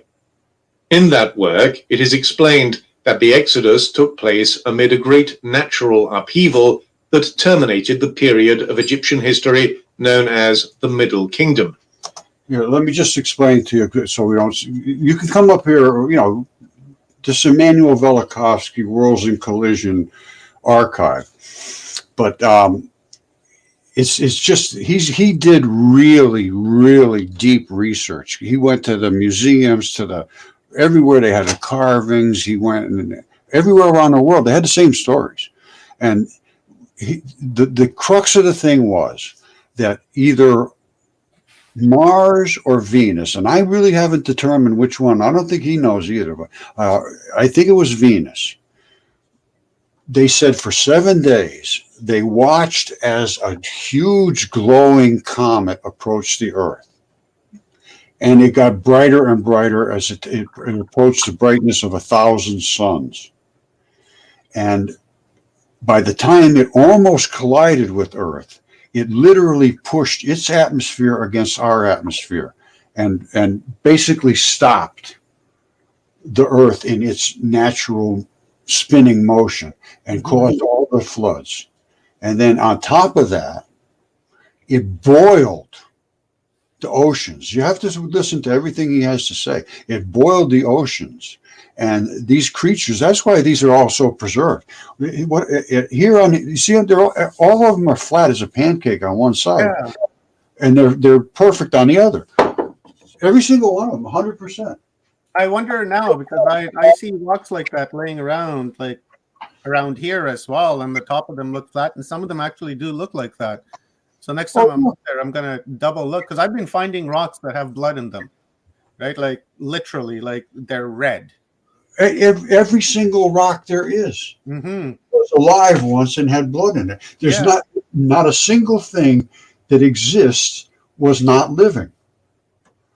Let me show you something. Phil's bloody heart. This guy here, let me see, is it under Phil? Guys, remember to go over to Mud Fossil University, subscribe, and hit that bell. So when Roger puts up videos, you guys get notifications. Yeah. Roger's worked for years and years now, and I love it. Well, I discovered, I was the one that discovered mud fossils. You did. A lot of heat. I took a lot of freaking heat, man. I know. I still do. I still get it all the time. We met like 8 years ago, and at that time you were going through that. And I remember we had like that 3-hour conversation that one day, and you were telling me like, man, I'm under attack. These guys are just kicking the shit out of me, and I recall that conversation very clearly. I think that was like 6 years ago we had that talk. Well, I've been doing this now over 12 years, and everybody in my family and everything turned against me because they just, you speak against mainstream, it just doesn't work. No. Well, listen to this now. Listen, this guy here, Phil Harris, a buddy of mine. I know Phil Harris. You know Phil, okay. So he took my challenge. I said, 15 minutes, you go out, you're going to find something that you can show was alive. He said, all right, I go out and look. He goes, oh, look at this. 15 minutes, he finds this heart. He hits it and it breaks open and it's full of blood. Now, isn't that something? Yeah. Now, look at this now. Only about 15 minutes later, or I guess an hour or so later, here's what happens. It turns black. And that's oxidation. But these are the same stone. That's the same stone. Yeah. These are the chambers of the heart. And there, you have your ventricles, and then you have you did the different colors of the blood are the different states of oxidation. Very, very red means the chemical is Fe2O3, and depleted is Fe2O2. It just exchanges an oxygen. Anyways, you got it. What was? Oh yeah, I want to show you another one. I got to remember what it was. Oh yeah, the lung. We got about 8 minutes, Roger. All right. Well, what else you want to see? Whatever you want to show me, brother. I'm intrigued by your work. Like I said, I've been following you for years and years and years, and I've got a pretty good understanding to what you're talking about. But it took a long time for me to deprogram and then reprogram and really understand what you're saying, because prior, like 7 years ago, even when we talked and you were mentioning this to me, I was like, no way, it can't be, right? But then I opened up my mind and listened and watched your videos and listened and talked to you and watched more, and now I believe now. Yeah, well, you just got to open your mind and think. Now here's another one that there's not a single thing we've been taught that's true. Yeah, true that. This right here is light. We do the light experiments. We accelerated light, and we literally split light, the black and the white. That's fission. And on this side over here is fusion. This is cold fusion on a desktop. We did this, and CERN can't do this, and Fermilab can't do this, and they're pissed off at me because we can. I'm not kidding you. Yeah, I know. And here's what we did. This is all we did. It cost us less than $500 to do this. You take a red laser pulsed. You see it here? Yeah. See all these little red dots all over the place? Those are gases in the air with electrons, which everything has electrons. And electrons are dipoles. They're not just negatives. I'll show you what they are. They're right here. You see that right there? Yeah. Those are two electrons back to back make a photon. One electron is extremely burnable. It would burn into you. Electrons are electricity, static, lightning. Two of them together make a bouncer. It bounces as light. Mm-hmm. And what we did was we took that pulse red laser and we accelerated it. You see it? Yeah. That's the particle right there. And it is slamming into our Venturi. And we designed the Venturi so that the white is the only one that can get through. The black can't get through. So we separate them. That's fission and that's fusion. And they're pissed off because we did it and they couldn't. And we could have free energy tomorrow. Let me show you something. We split that. Well, let me look at this again. Understand the increase in power. Back here, you can't even see the particle hardly. You see back here? Can't even see. You see what has happened here? This is an explosion. This is approximately, they say, it should be 207 times much energy as it was back here. And it certainly looks like it to me. Yeah. That not only is an explosion, this is an atomic explosion right here. It literally is an atomic explosion. That right there, you see these curves? I don't know if you can see those. Yeah, in reverse. those. Yeah. That is the wave coming back. It's supposed to be going this way. Oh, I see. Yeah. Okay, that makes more sense. That's just exactly what an atomic explosion would do. You would have the waves go right out a bazillion miles away from the concussion zone. Mm-hmm. That's an atomic explosion. We exploded light. This is photonic explosion. We're below atomic explosion. We're in the photons. And here's what a photon really is. This is what a photon really actually is, the black and white. This is dark matter and dark energy. They never knew this. It's gravity and it's dark energy, and it sucks up the white ones. You see them? The black ones never change. The white ones are the ones that are attracted. The black ones suck up the white ones, and that's all they do. They have no other value. They're gravity and they're dark matter, and they are heavy, and they hammer like the hammers of hell. When they hit that Venturi, they crush the hell out of the little white ones, and they force the white ones to crush through. And here's exactly what it is. You can see the balls. You see the little black balls? They never change their size. Yeah. They never change their size. You see them over here. You see them over here. And then they come back over here. Same size. Same size. Fission and fusion. Right here, we can harvest that. And right here, I have the design.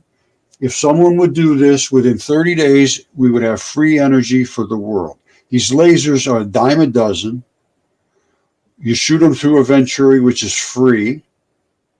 You harvest the solar collection of that energy on the other side. You run it through your devices. Free energy for a couple of bucks. This would cost you less than $50 to make that. And it's all on the shelf right now, ready to go. And that would be free energy, 100% free. And you could run your house on it. You could run cars on it. You could carry it around in a shoebox. You wouldn't have to be on a grid. You could take it out in the woods and fight fires with it and pump water, create lights, heating, drive cars and airplanes, no pollution whatsoever, zero. And the reason, what? Sorry, go ahead. I was just going to say I got a wonderful comment here by one of our viewers, Lori. She says, "Oh jeepers, I was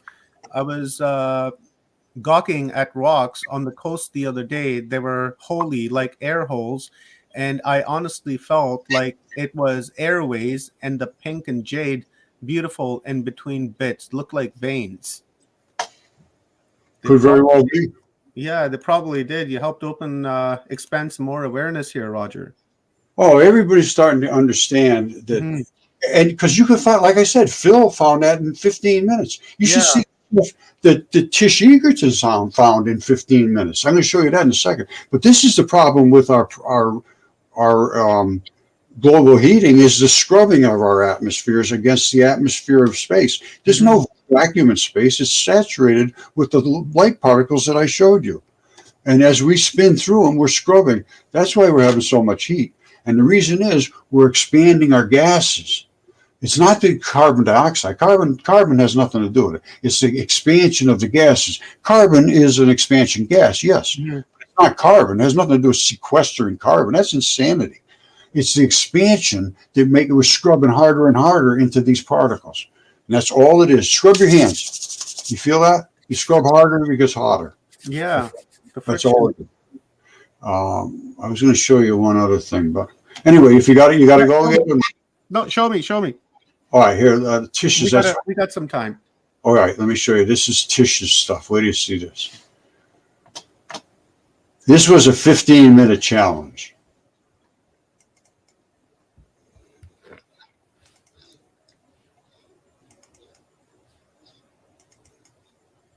Let's see.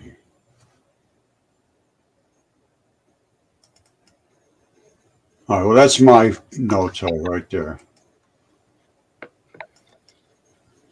That's most. Hold on, I got to give this man knighthood. Here's what she found. Nobel Prize, I'd say. Here's what she found in 15 minutes. She came up with all these feet. Oh, wow. She came up with all these feet. Now, where do you see this? That's mine again. These are big ones. That's a foot upside down. That's a big foot. These are big, but not real big. I mean, those are, Now, here's the other one she found. This is a no-toe. No-toe. And here's the springs. You see the springs? Yeah. You see this little heel in the back? Mm-hmm. That's the calcaneal tendon. Oh. And you see the strap coming up? Yeah. And that's right there. Yeah. This saddle right here is where that bone sits in that saddle. And these springs are what the toes ran off to the front. I think I have a better shot of this.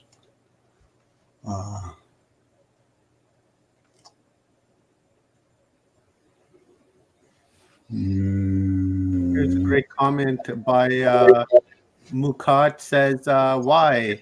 Since this has been talked about in public for a while, why are we still not using it? Yeah, my question exactly. Oh, wow, look at that. That's the foot. Now, here's a heel bone. That's the strap that ran up to the bone, which was here for the leg. Now, check this out. The toes were out here, but they're still built in. They're just little nubs that stick out. And they push up against this. Can you see my fingers and everything? I do. All right, hold on. Let me use my feather. Here. So as the guy steps this way, yeah, it pushes up on this. That makes this rock. Now, oh, yeah. That is a spring event. It opens up this way. That's a spring. Now, see this right here? Mm-hmm.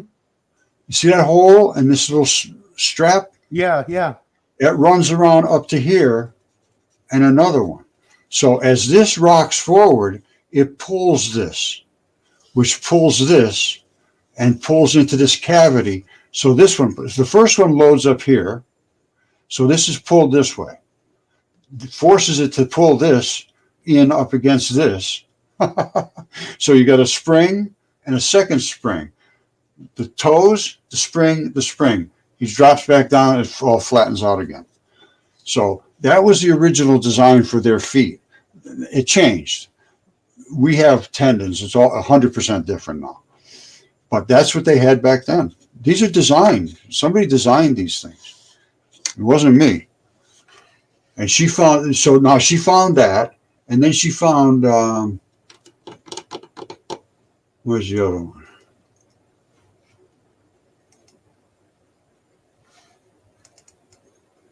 And then she found that one.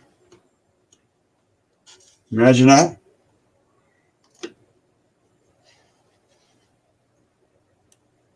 Oh, you boy. guys, yeah, look at that.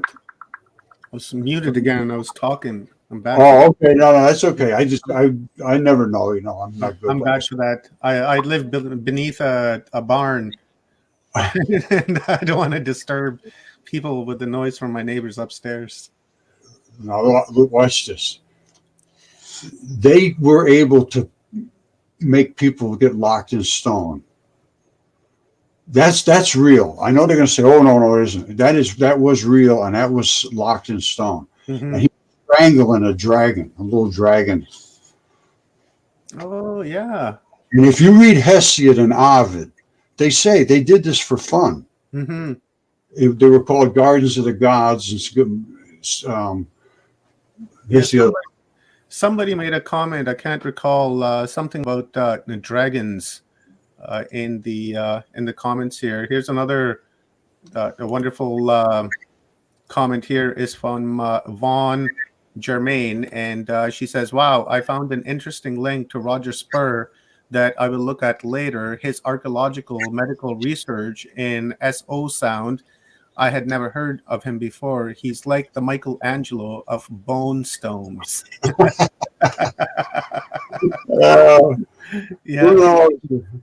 Well, anyway, listen here. I know you only got another minute or two, but anyway, this was the Colossus de Gigante or something. Yeah. And this was real. Now this is this tendon that runs down his leg, and here's the fleshy part that's coming out. Now that's the tendon. Up here is his shoulder. You can see, if you know what anatomy looks like, these are how the muscles go. Now, let me show you what a leg looks like. What the actual tendon looks like. Doc is asking, where is that figure? That's the road of the one I just showed you. I think it's called the Colossus. Colossus del Apennine or Colossus del Gigante. I'm not sure. I really don't know, to be honest with you. But I know it's something that's well known, but not by me. Now, this is the tendon. You see it? We saw it with the other. It's the same stuff, and it is the same thing on Titius. Only Titius has bolts through hers. Mm-hmm. Remember? Yeah. The big leg there, they had the bolts through the side. Yeah. That was Titius now.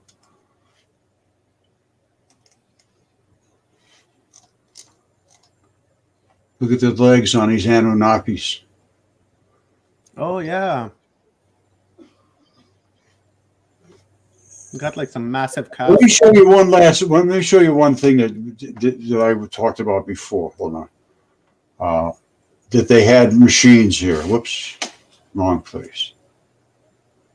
Excuse me.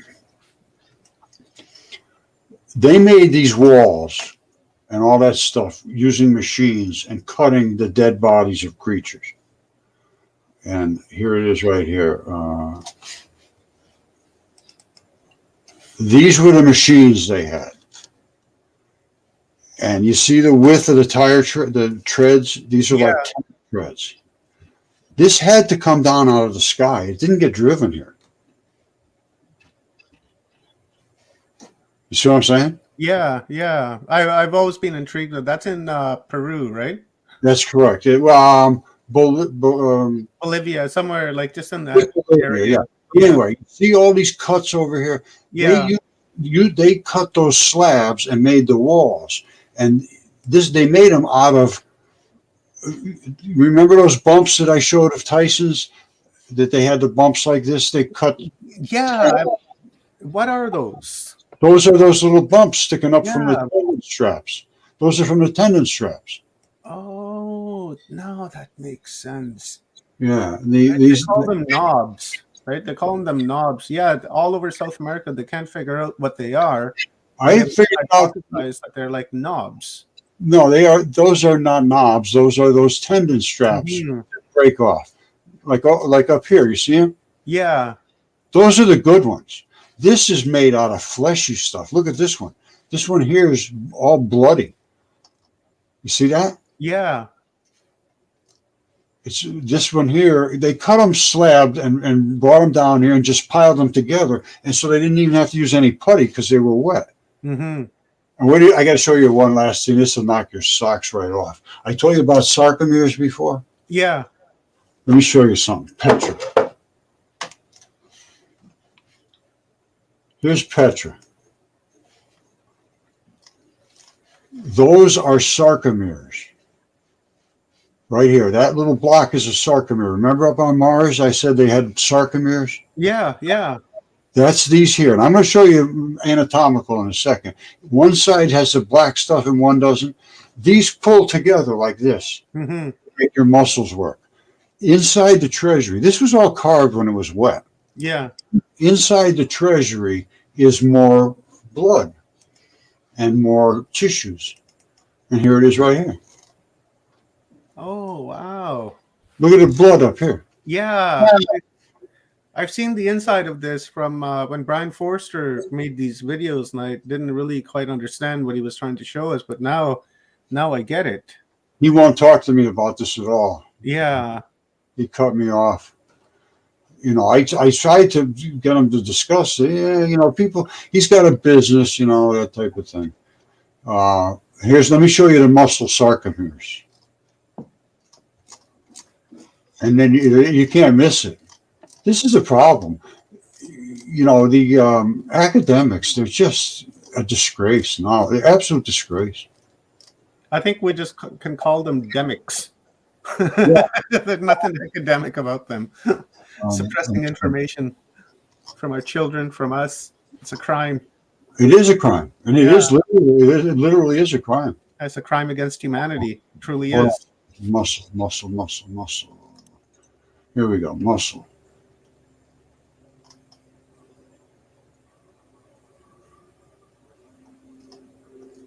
Muscle sarcomeres.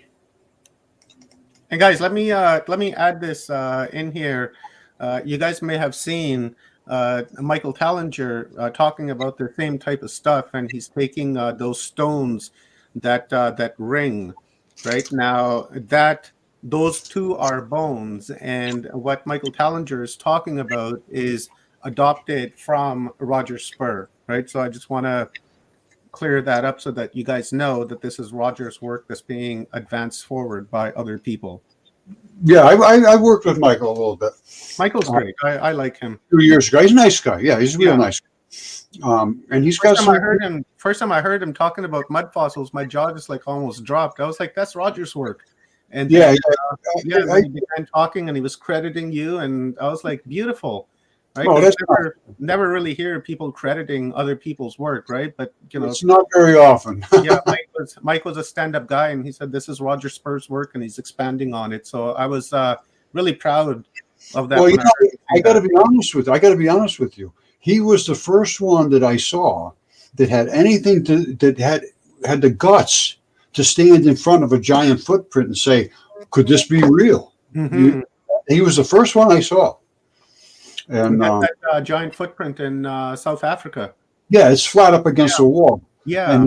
And he was standing there, and there's some little coins or something in it, and he was pointing to it and sort of intimating that intimating that it might be real. And you know, I'm going to tell you something.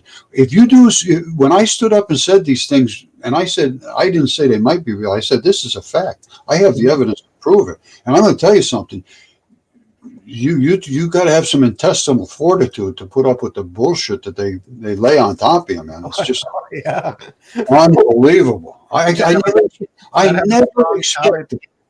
I fought with Yale. I fought with Harvard. I fought with universities. Every single one of them, 100%. And they all just stood back. And the guy from Harvard says, everything you said sounds correct, but if you'd have read the books I read, you wouldn't say it.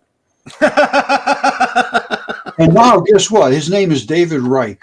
And I presented him with my DNA back in 2015. And as I recall, he said, you can't get DNA. Now he's running a DNA lab saying, oh, this is everywhere now. DNA is everywhere for these ancient things.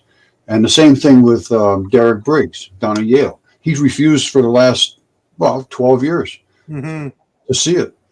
This is just a fact.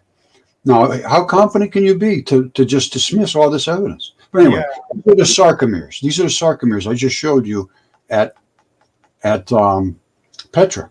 Mm-hmm. Remember the dark and the white? Yeah.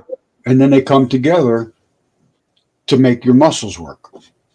And that's what Petra's made of. Wow, that is awesome. Awesome stuff. Great.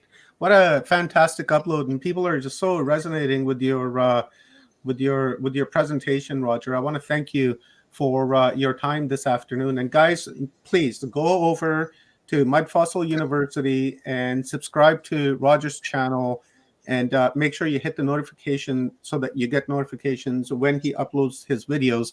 And if he does any lives on there, which I haven't seen yet, but just I want to start doing some, something like this so that I can converse with people. I just don't have the expertise to do it. I need somebody to host that type of thing, and I'm looking for somebody really to do a documentary. Yeah, if you want, I can help you with that, Roger. Let's speak after this conference is over. I'll call you, and then we'll talk, and maybe I can help you facilitate to do live streams on your channel. Yeah, maybe something like that. Yeah, that'd be beautiful. I appreciate it. It's been nice. It's been an enjoyable time, my friend, and you guys are doing a great job. We just need to get this stuff out there. Appreciate it. Yes, thank you, Roger. I appreciate your conversations, your uploads, the information that you share with us. I truly appreciate it. It's incredible information that people need to become aware of, and that's one of the reasons why I wanted to be here on this Megalithic Day, so that we can talk about this megalith subject and raise awareness on it, so that people can begin to understand. And then, gauging from the comments, to some people this is new, and to some others this is a little bit familiar. But I'm glad that we were able to raise awareness, and now people can go out and look for stones, and they'll realize that these are not actually stones, that they're ancient body parts. So, Roger, thank you, sir. Yeah, you can find. Roger. Yep, I appreciate it, guys. You can find them within minutes. Literally, everybody I have ever said, in 15 minutes you don't find one, you better do something about your eyes. If you find a rock, it was a body part. Case closed. That's all. All right, I love you, brothers. Thank you so much. And love you, Roger. Have a great day, man. Okay, thank you, Roger. Love you, buddy. Have a wonderful afternoon. And you too. Take care, man. Thank you. All right. Next on the agenda is Ishmael Perez. Ishmael is an awakened starseed with memories of the ancient galactic war that took place in our galaxy, and has been getting downloads about galactic and cosmic intel for many years now. He is the author of Our Cosmic Origin, a book that is now available on Amazon, which took him 10 years to write. We're going to be posting that in the chat itself. In this book, he proposes the idea that mankind's origins was cosmic and galactic, revealing a higher cosmology involving the existence of endless worlds and other universes. He believes himself to be one of the many cosmic ambassadors that have incarnated at this time to help restore the Earth in its rightful place in the galactic and cosmic community. So without further ado, let's bring Ishmael. Ishmael, what's going on, my friend? Hey, it's going well. Thank you for asking. How are you? I am absolutely great. I'm going to give you the stage so you can do your thing. All right, bud? All right. Yeah, I just want to quickly jump in here. And hi, Ismail. Nice to meet you. I've heard your talks the last couple of times, and wow, brother, you're incredible. I just love the way you deliver it, and the amount of information you deliver, and how you deliver it is just so palatable and so understandable. So I want to give you my appreciation, and thank you very much for your incredible work. That's it, brother. Thank you. I appreciate you as well, brother. Thank you. My name is Ishmael Perez. I am the author of Our Cosmic Origin. In this book, I propose the existence of multiple civilizations, many dimensions, and parallel universes. So with that in mind, I would like to start by explaining the structure of the Omniverse. The Omniverse has many layers and many aspects of itself that are all still connected to a one singular source consciousness. So it's got two parts. It's got its horizontal structure, and then it's got its vertical structure. So I'm going to start with the with the vertical structure, which is from the top down. So we have what is known to ancient esotericists as the Motherverse. The Motherverse is something that the ancients knew about before all this information was deleted from all our records. They believed that not only did we operate within a universe, but they also believed that our universe was one of many universes in a greater cosmic body that was known as the Mother Universes. All this information was confirmed throughout the ancient Gnostic texts. In fact, they called this Mother Universe Sophia. So this Motherverse, this Omniverse, the way it's well organized is like this. It is the first level of existence within this Omniverse or Mother Universe is infinity. It is the eternal realms without beginning or end. So according to the Urantia papers, it is known as eventuated, meaning it had never had a beginning or end. So these are the always existing realms of infinity. The always existing realms of infinity could also be considered what scientists would call pure consciousness or base reality or the original primal source that existed prior to the extension or expansion or the experiment in the simulations that I will be discussing shortly. So this primal source one day was bored of itself and it decided to explore more of itself. So what it did is it first divided into 7 aspects of itself. And each aspect contains the whole, just like a hologram or the fractal. Every piece contained the entire structure of the whole on 7 different distinct levels of itself. Now, in turn, each segment, the total of 7, further divided into 10 aspects. Okay, and then in turn, each aspect divided into 100. And each 100 divided into 100,000, 100,000, yes, 100,000, and then each 100,000 divided into 100 again, and then each 100 of that 100,000 divided into 1,000, and then into 100 again. So it divides in brackets of 100, all the way down from the highest levels of reality, all the way to the lower. So what am I saying here? This is what I'm saying, that our local universe, which is known as Nebadon, is organized into a greater cosmic minor sector known as Enzra, which is 1 of 100, okay? And in turn, Enzra, which is 1 of 100 cosmic minor sectors, is organized into a bigger cosmic body known as Splendon. In turn, Splendon, which is 1 of 10 major cosmic sectors, make up a super universe segment.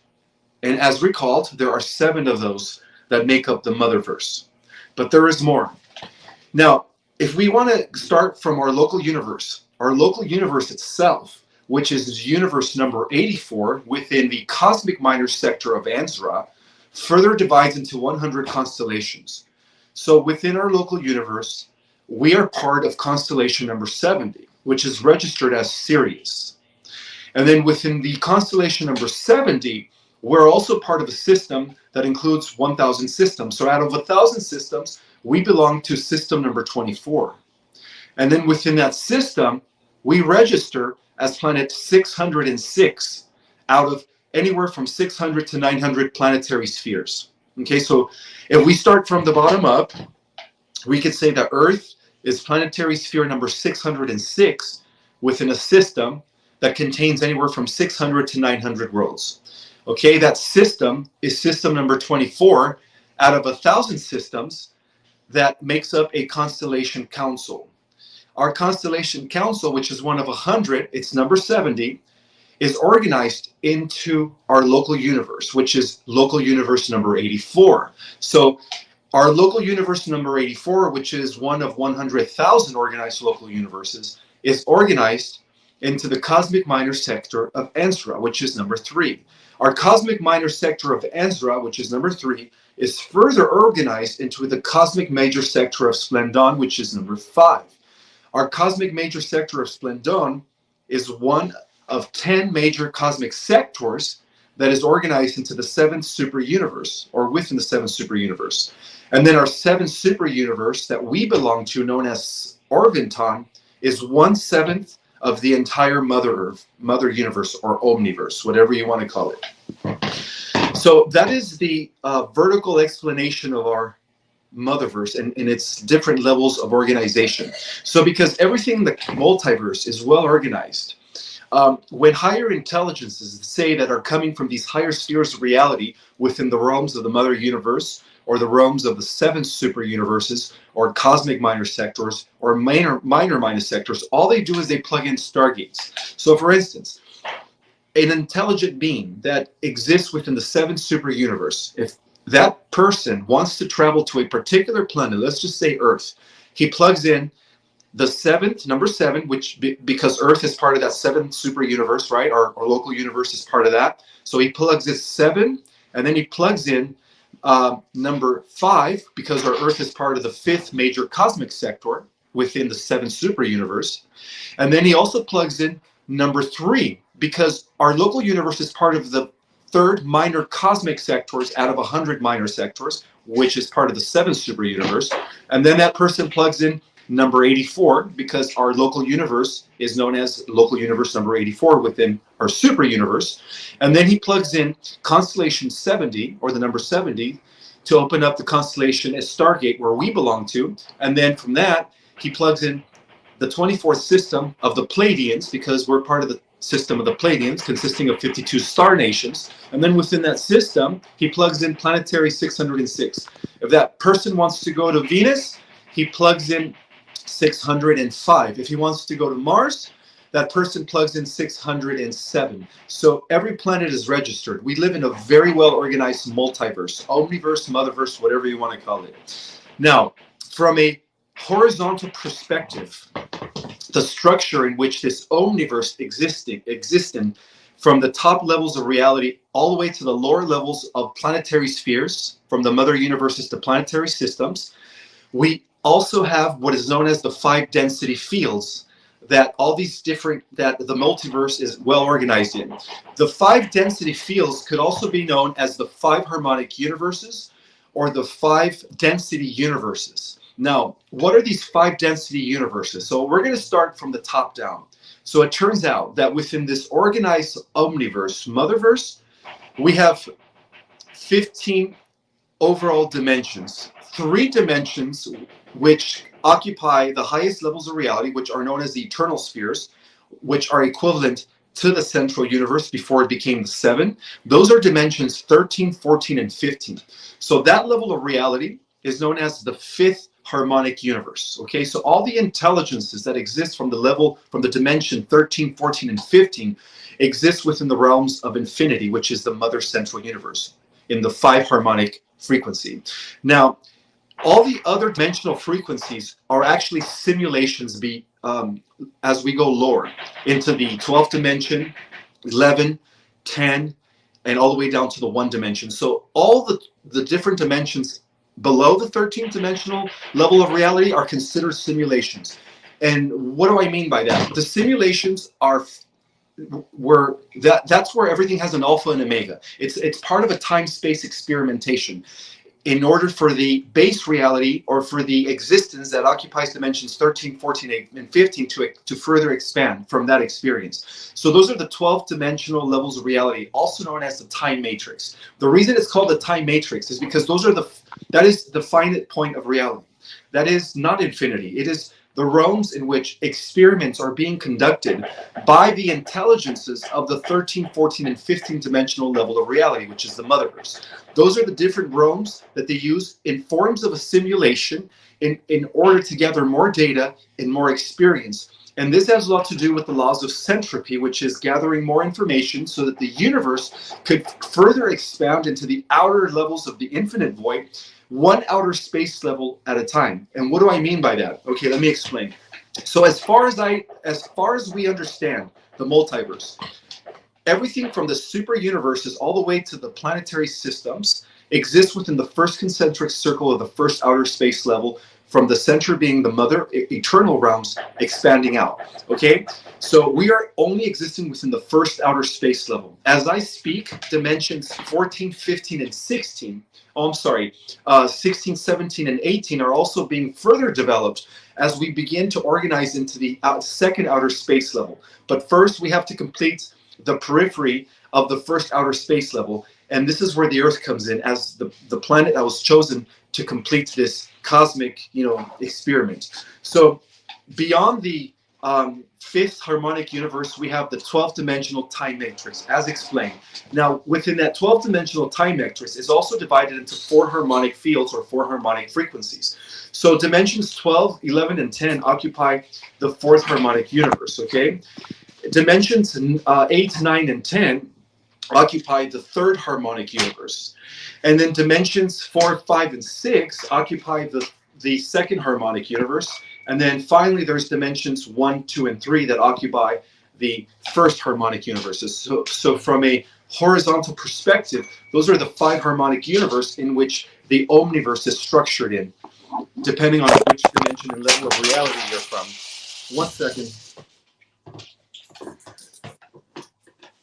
Sorry about that.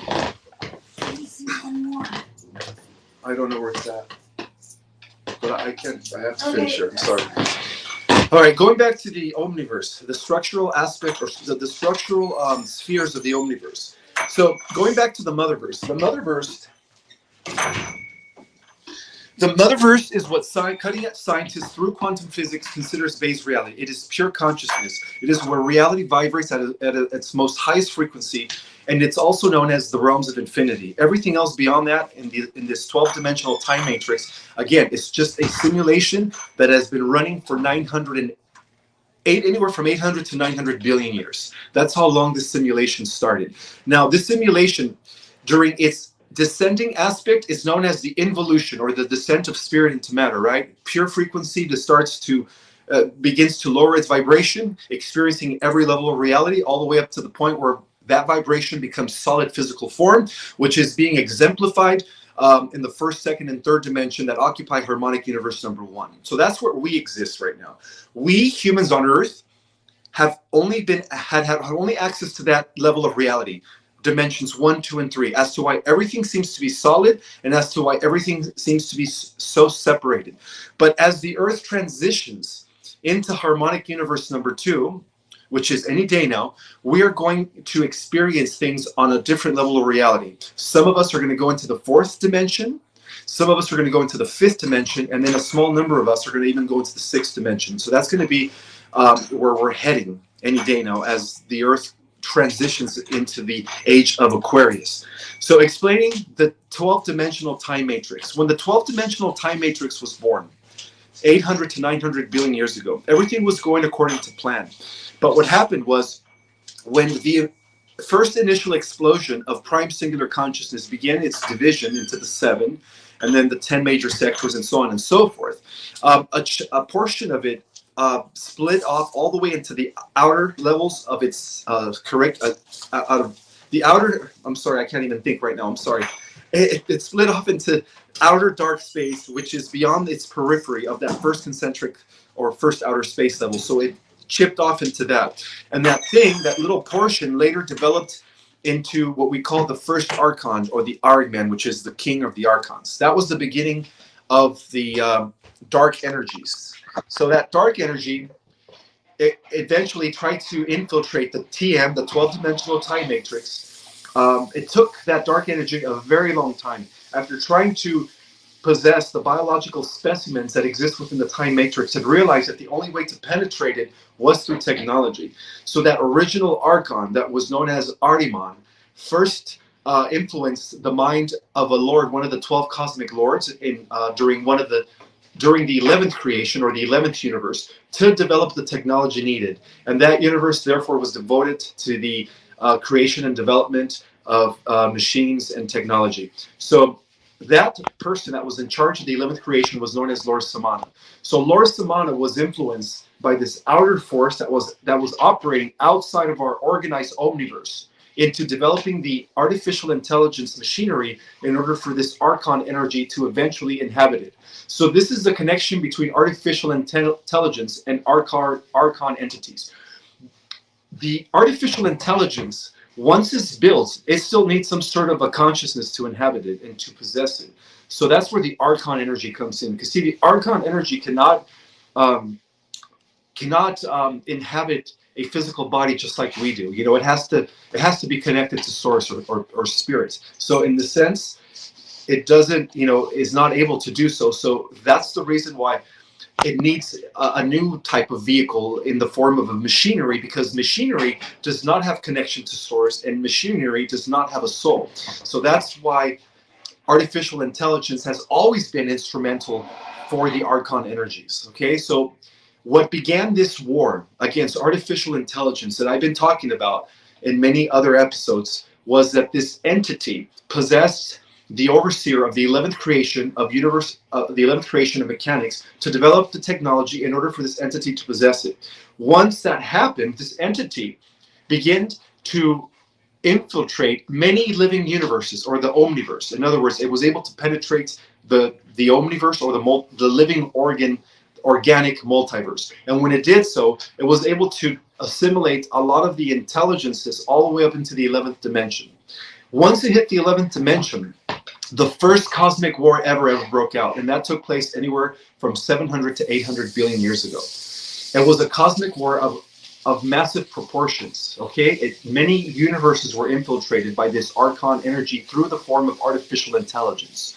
So what happened was this Archon energy through the form of artificial intelligence blew up what was known as the 12th dimensional Stargate, which was vibrating reality at a 12th dimensional frequency. And that what happened was when that thing blew up the 12th dimensional frequency, it was trying to have access into the 13th realm, which is the realms of infinity.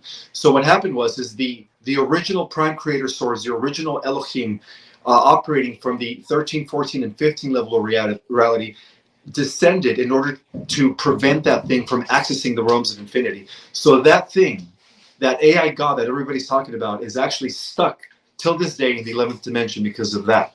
Now, that was known as the First Cosmic War, and that was fought for the control of the entire TM matrix system, the entire 12th dimensional realms of reality, and the entire multiverse. But luckily, that war was won by the Elohim. Now, who are the Elohim? In my book, I describe them as the order of the eternal of days. Those are the highest levels of intelligences that exist. They're also known as the central race, and they operate under the name of 5 different orders. The main one is known as the gold order. That is the highest level. Beyond that, we have the order of the emerald. Beyond that, we have the amethyst, the silver, and the ruby. Collectively, those 5 groups make up the order of the eternal of days, the original prime creator source, divided into 7 aspects of itself. Okay, so that was the first cosmic war. That was known as the Elohim Wars.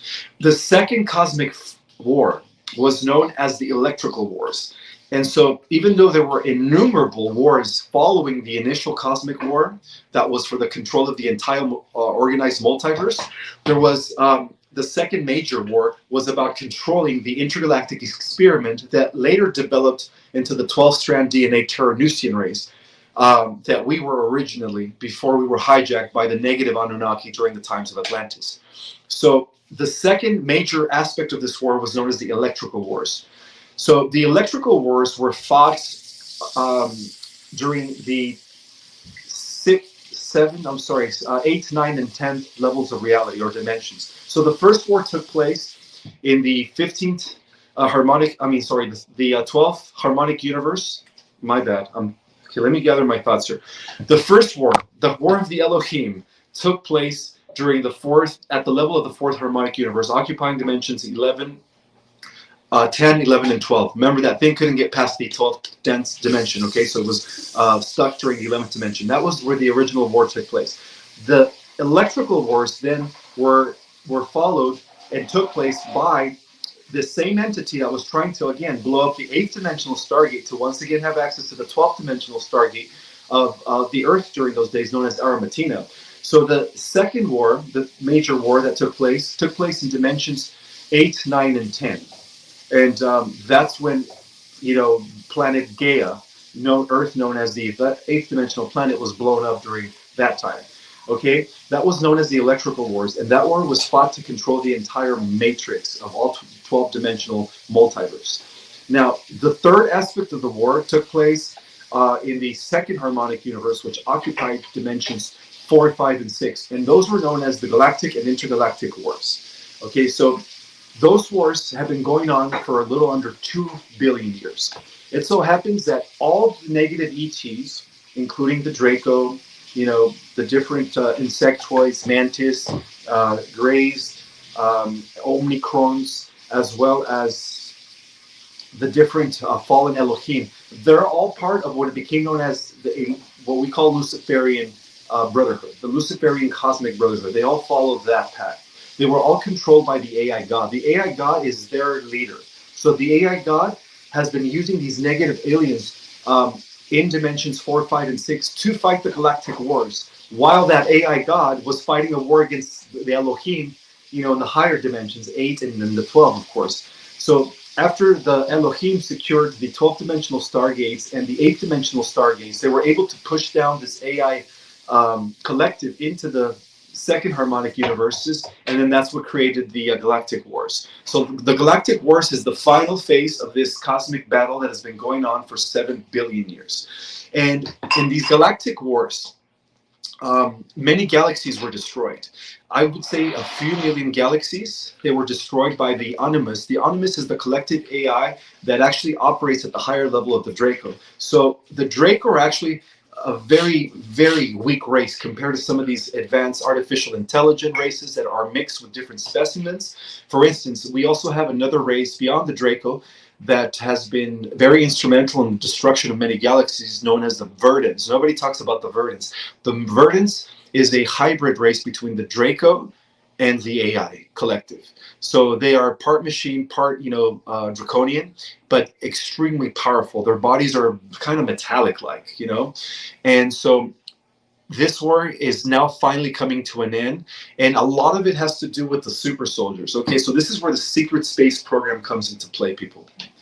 What happened was, because humans on the Earth carry the most advanced genetics, they carry the greatest power of evolution within their genome, because they are the intergalactic experiment. Okay, if we were to use more than 10% of our capacity, we would be more powerful than all the aliens out there. If we were to use 40% of our capacity, we would exceed the alien AI collective. And then if we were to use 50% of our capacity, we would be more powerful than the AI God. Now, why is this so? Because when this war started billions of years ago, at the level of the 7th super universe, known as the Council of the Ancient of Days, they came together to try to come up with a solution that would put an end to this cosmic virus. And that solution came formed in the experiment. They call it the Great Intergalactic Experiment. So that solution was all about putting the best celestial genetics into one spot to create one race, in order for this race to exceed in levels of power all the other beings that have ever existed, including the beings that operate from the 13, 14, and 15 levels of reality, which are the eternal ones, okay? Those have been the most powerful beings in the multiverse. And those beings, actually what they did is they created this genetic experiment so that eventually those beings could inhabit physical form, because throughout the time matrix experiment, there hasn't been a time where these beings could inhabit any physical form, because their power was way too powerful. Their frequency would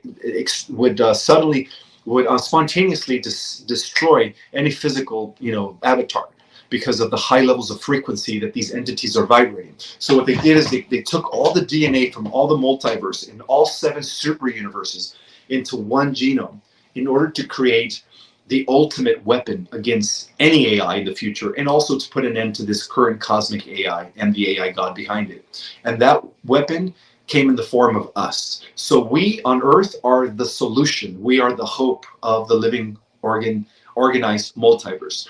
And so that's how the plan started. Okay, so now because we are at the end of the plan, we are the fruition, we are the accomplishment of that plan. What happened was during the galactic wars that took place in dimensions 4, 5, and 6 throughout our galaxy and other galaxies, is many ETs, both malevolent and benevolent, traveled from the past into the now, their future, our past, right, in order to take some of our genetics and enhance them, so that we could go out there and fight in this war. So in the case of the Draco, okay, so they gave the knowledge, or they made a pact with Hitler in order to enhance the German super soldiers. Well, that had a lot to do with AI. So after the Galactic Federation secured the war, later, because of this time travel experiment that was taking place by both factions, the war later started flaring up again in the galaxy, because then because now we have the German soldiers who were genetically enhanced and combined with artificial intelligence were going out there, and they were actually now taking the star systems away from the Federation. So the Federation was once again losing the war because of the German super soldiers that were involved in the conquering of the galaxy. Okay, so what happened was the Galactic Federation did the same thing. They traveled back in time into the future to biogenetically create a secret space program that would also biogenetically enhance super soldiers to go out there and counteract that. So that's how we won the Galactic Wars. The Galactic Wars were not won by the Galactics. They were won by us, the super soldiers. So the super soldiers put an end to the Orion Wars, because the Orion Wars, they kept coming on and off. So the super soldiers not only were instrumental in winning the Galactic Wars here in our Milky Way galaxy, but they were also instrumental in winning the Galactic Wars in other galaxies. Okay, and this is known as solar warding. Okay, so solar warding was able to expand into the entire galaxy and other galaxies. Now there is more.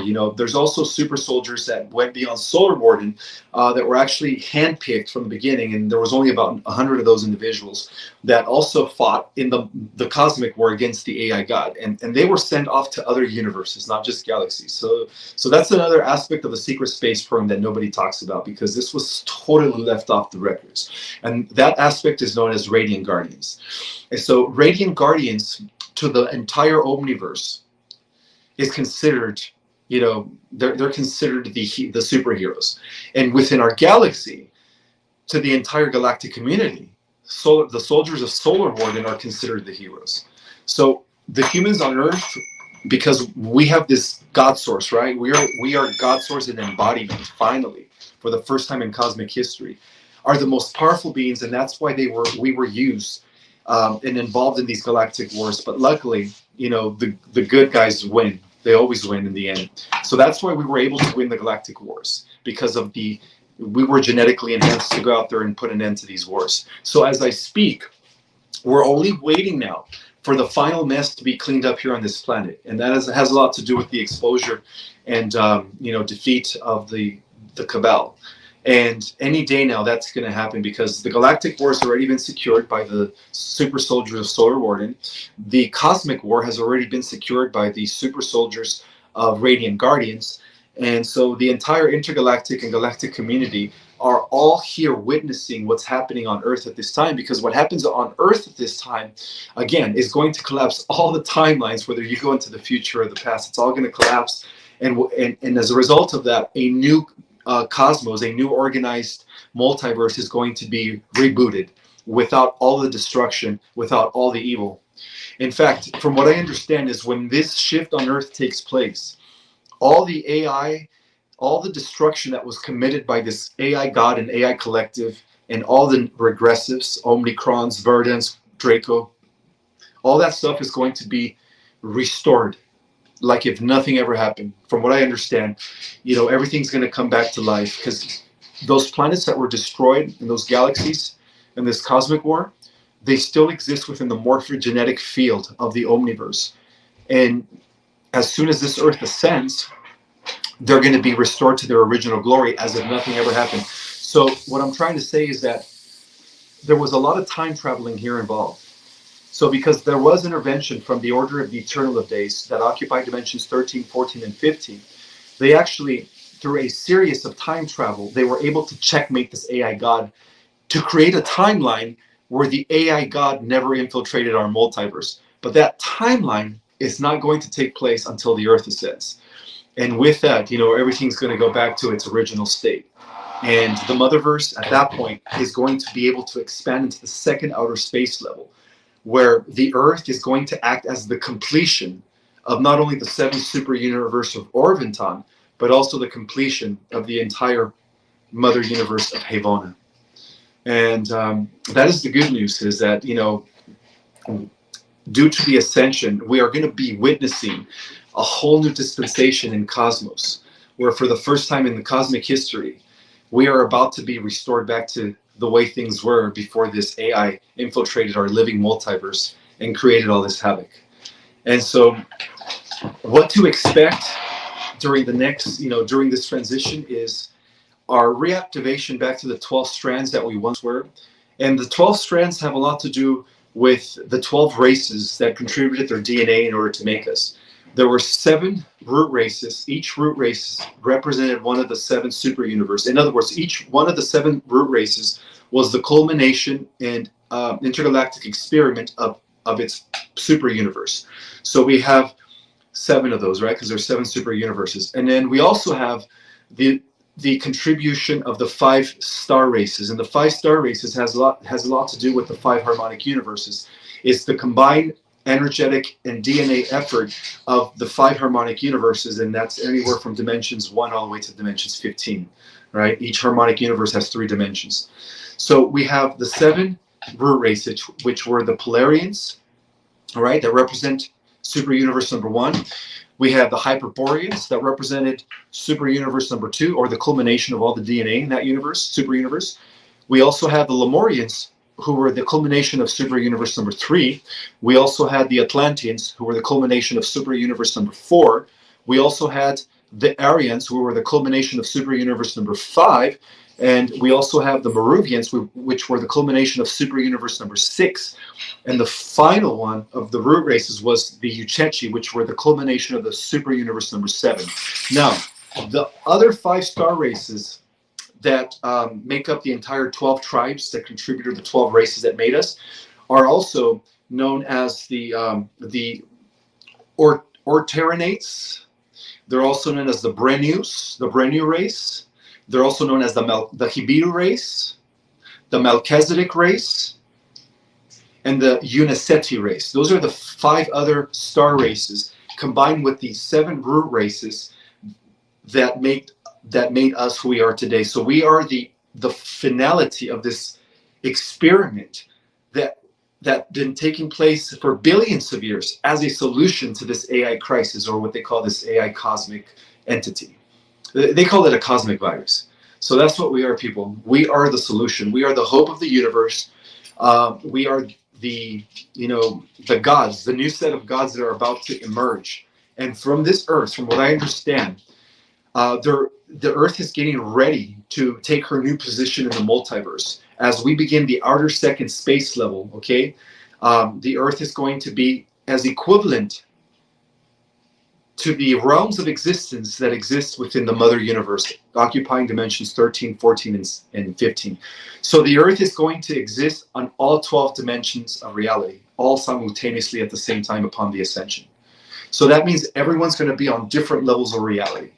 Depending on the age of the soul, the oldest of souls, of course, are going to be occupying the higher dimensions.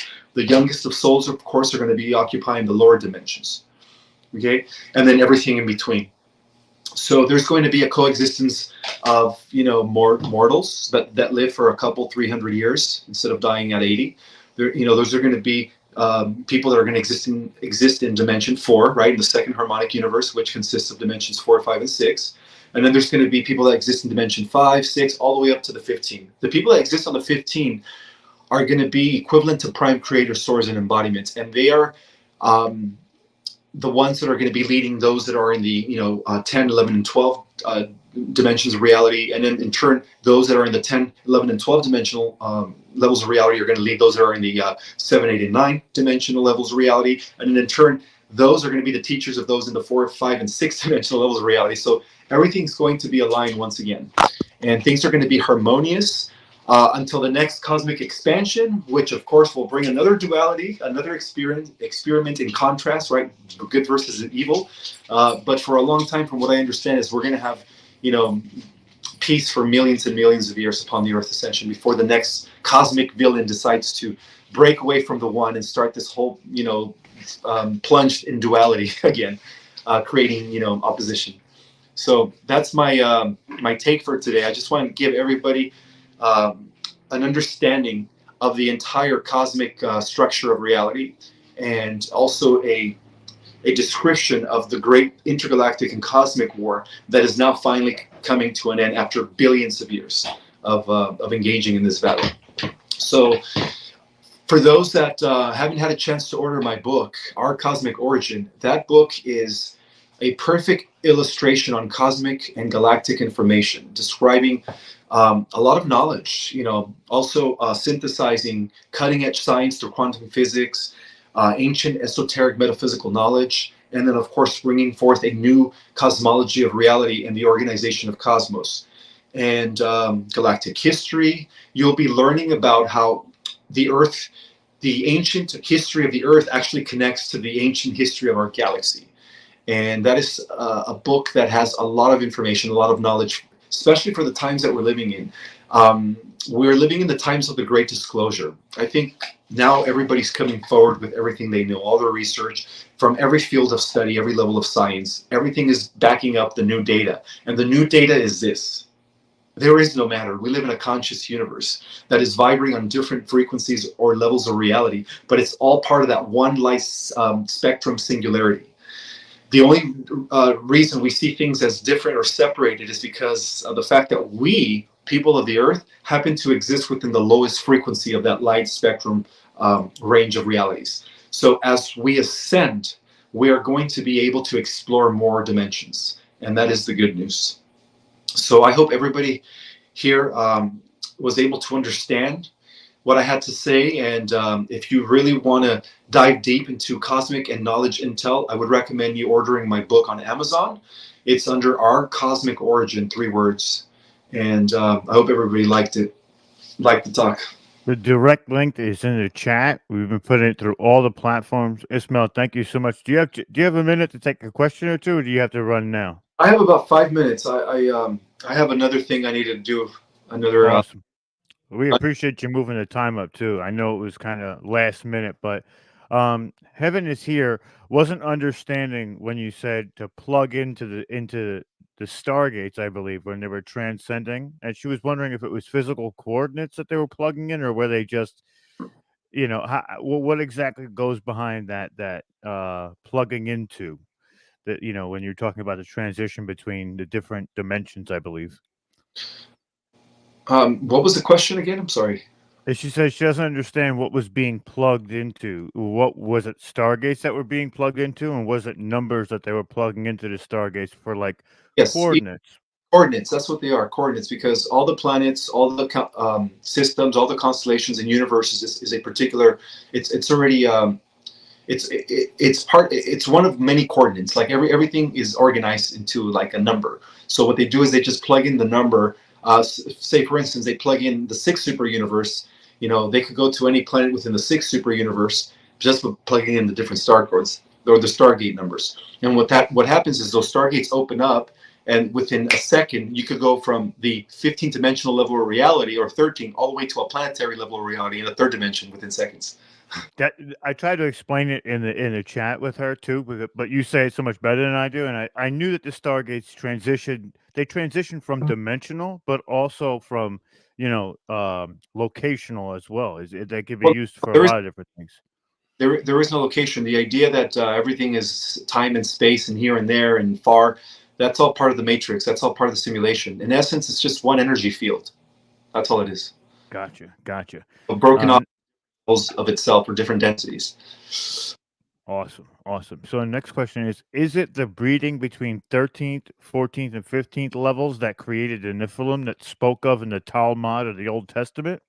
No, that's not true. The Nephilim are actually the fallen Anunnaki. Those are the Nibirians that came during the times of Atlantis, and some of them known as the Igigi. Those that sided with Marduk, the son of Enki, Poseidon, were the ones that were known as the Nephilim, because the whole purpose of calling them Nephilim is that they were giants. They mated with the Earthlings, and then they created those giant people. So they were trying to corrupt the pure line of Adam, which is the pure line of the Terranusian 12-strand DNA. Gotcha. So the last question we have for you, I know you're pressed on time, is in which of your books do you talk about the Orion Wars? Do you talk about that in Our Cosmic Origin? Yeah, Our Cosmic Origin explains everything in great detail. It's a if you really want to know about the true history of the Earth, I tie it very well with the history of the galaxy. Very well. Awesome. Thank you so much for your time today, Ishmael. I know you're pressed a little bit right now, but I also put Ismail's Instagram where he does lives all the time, and it gives more information about what he's getting now. So check that out, as well as his book. And we appreciate you being a part of the conference. You just enlightened a lot of people. The chat was lighting up. Everybody loved the information. So Okay, thank you. I appreciate that. yeah, man. Look forward to working together again, brother. Sounds good. Have a good one. You too. Bye. All right, all right, all right. I believe it is time for Leanne to do a stretch. If I can find her. Where is she? Where is she? Leanne? So, I mean, what'd you guys think? There's Omar. I mean, that was just intense, man. That information was just, I love when he goes into it like that because it just comes at you and it doesn't give you time to overthink it. It gives you like the blunt instrument that is going to literally ionize it into your head. Like that's what it is. I loved it, and especially when he began talking about root races. To me, I have a huge interest in root races, and what he was saying that was new information for me, right? And so now I got to go back in my notes and adjust my notes. But wow, man, just incredible information on the timelines that we're talking about too, like 800 billion years, right? That's some pretty vast timelines, almost like from ancient India, where we're looking at the Rama's year, right? That's the Rama's year is like 4.2 billion years, 5 billion years, something like that. So I think we're resonating somewhere in that timeline or in that perception. But amazing, just absolutely amazing. One of the things that really caught me is that what he was saying during this style presentation was a lot of what we talked about a little bit like further in detail on the show that I did with him too. And it was, they like interweave into each other. Like some of the stuff he talked about in the show, he didn't talk about here. And some of the stuff he talked about here, he didn't talk about in the show. So they like, it's a complete corporeal rendering of what we're doing here. And I think it's amazing. Amazing. Yeah. Where is our buddy Leanne? It's time for a quick stretch. But if she is not around, how about we bring our buddy Stone on? Yeah, and let's do and she'll give us a download. I love Stone. She's just so intelligent. Hey, buddy. I got to know Stone very well today. We had a lot of fun before with the rocks. Yeah, I got some. We had a cancellation from 2 people because of catching a cold, tonsillitis, coughing. Right, Fevers. So we're trying to fill that little bit of time in. I do have my presentation primed up called Nothing. So I thought maybe we talk to Stone for a few minutes and give Leanne an opportunity to finish with her mom, and maybe we can do a stretch, and then after that, maybe I can run a half an hour on my presentation. All right, ask me a question. Give me something to go with. I actually political climate. No, I'm joking. Yeah, I would like to actually go back to Roger Spur, because Roger was very enlightening, and I noticed that you put a comment up here in the private chat, and you were saying that you have to go back and check your eggs again. I'm not really quite sure where that comment has gone to, right? But do you have like Stone? There we go. Yeah, here, let me bring you on full screen. And honestly, there's a whole group of these, and I have seen some of the information that he was talking about in regards to being, human forms, cellular forms. It started off with the tree, and then it went into blood vessels and caverns and caves and stuff being the empty blood vessels. So I enjoyed his presentation, and we've got to keep an open mind to everything that is out there, so that we are allowing ourselves the new information that comes in. You keep it close and say, no way, that can't be that, and yet you're still accepting that it could possibly, Devil's Rock or whatever it's called, is possibly a giant tree. There's all these different possibilities. here in New Zealand, we have the big round stones. I mean, I find round stones everywhere, but I also find triangle stones. So there's always something weird. But, you know, I've got some footage. I've got a huge oak tree outside, and it looks like it's encapsulated some sort of lizard-type creature. So there's many ways that not just wood, but our surroundings can be petrified, you know, turned into something solid form. So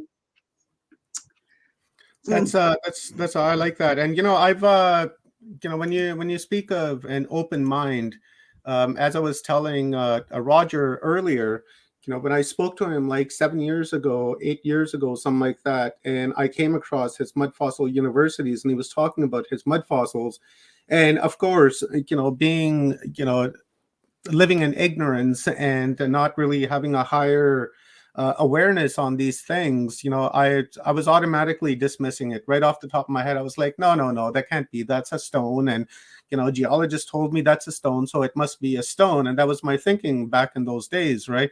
But then I, you know, sat back and I meditated, and I thought to myself, it's like, Omar, what are you doing? You know, you're supposed to be open-minded, and here's this guy, you know, trying to give you some information, and all, you know, you're dismissing it in your mind.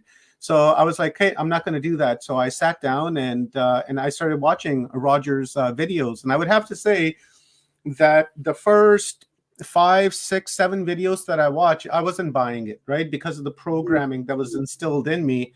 And I just, it was just strong. It was like I was getting punched in the face with it again and again and again. And then finally, after like, you know, 8, 9 videos of watching them, it started to resonate and began to understand. And then I reached out to Roger, and we ended up having a phone conversation for like 3, 4 hours, 5 hours, something like that. We talked, and he explained his entire theorem to me. And he was telling me, like, you know, hey, this is how it is. And I bet if you left your house, you'd find a stone that you could probably squeeze some blood out of, right? And I was like, okay, I'm going to do that. Yeah. So my family and I we went camping, and I looked on the ground, and boom, there was a stone, and I picked it up, and it was red.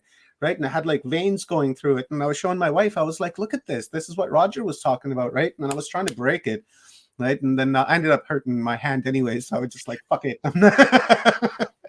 You meant to use 2 stones together, not your hand and a stone. Okay. Yeah. Well, I thought my hand was stone. Right. It's been petrified. But anyways, you know, that's how I came about with Roger. And then I began watching all of his videos, and I started to follow him and watching his posts, and, you know, just really, really paying attention to what he had to say. And then now that I look around, I'm looking at the world in a total different perspective, right? Like when I'm looking at a stone that looks a little bit offish, you know, then Roger comes into my mind, and it's like, well, I wonder if that's a lung, or I wonder if that's a tendon, or, you know, I wonder, right? And that's where the open-mindedness. I'm so glad that I did that, because I didn't want to live in that state of mind, right? Where you're, you know, judging, and you're saying, no, this is not true, you know, you're wrong. And meanwhile, the guy's trying to give you, you know, DNA evidence, and then still the ignorance comes out and says, no, you're wrong. So I'm so glad that I got over that.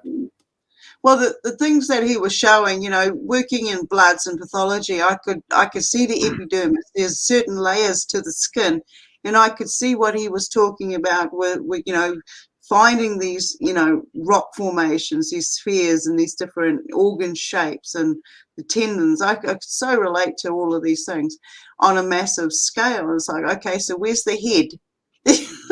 You know, how many of these bodies, and you know, they should be showing up. I mean, I used to watch some of Michael Tellinger in the early days, and he was showing, I can't remember exactly what he was showing. I think it might have been a footprint or something.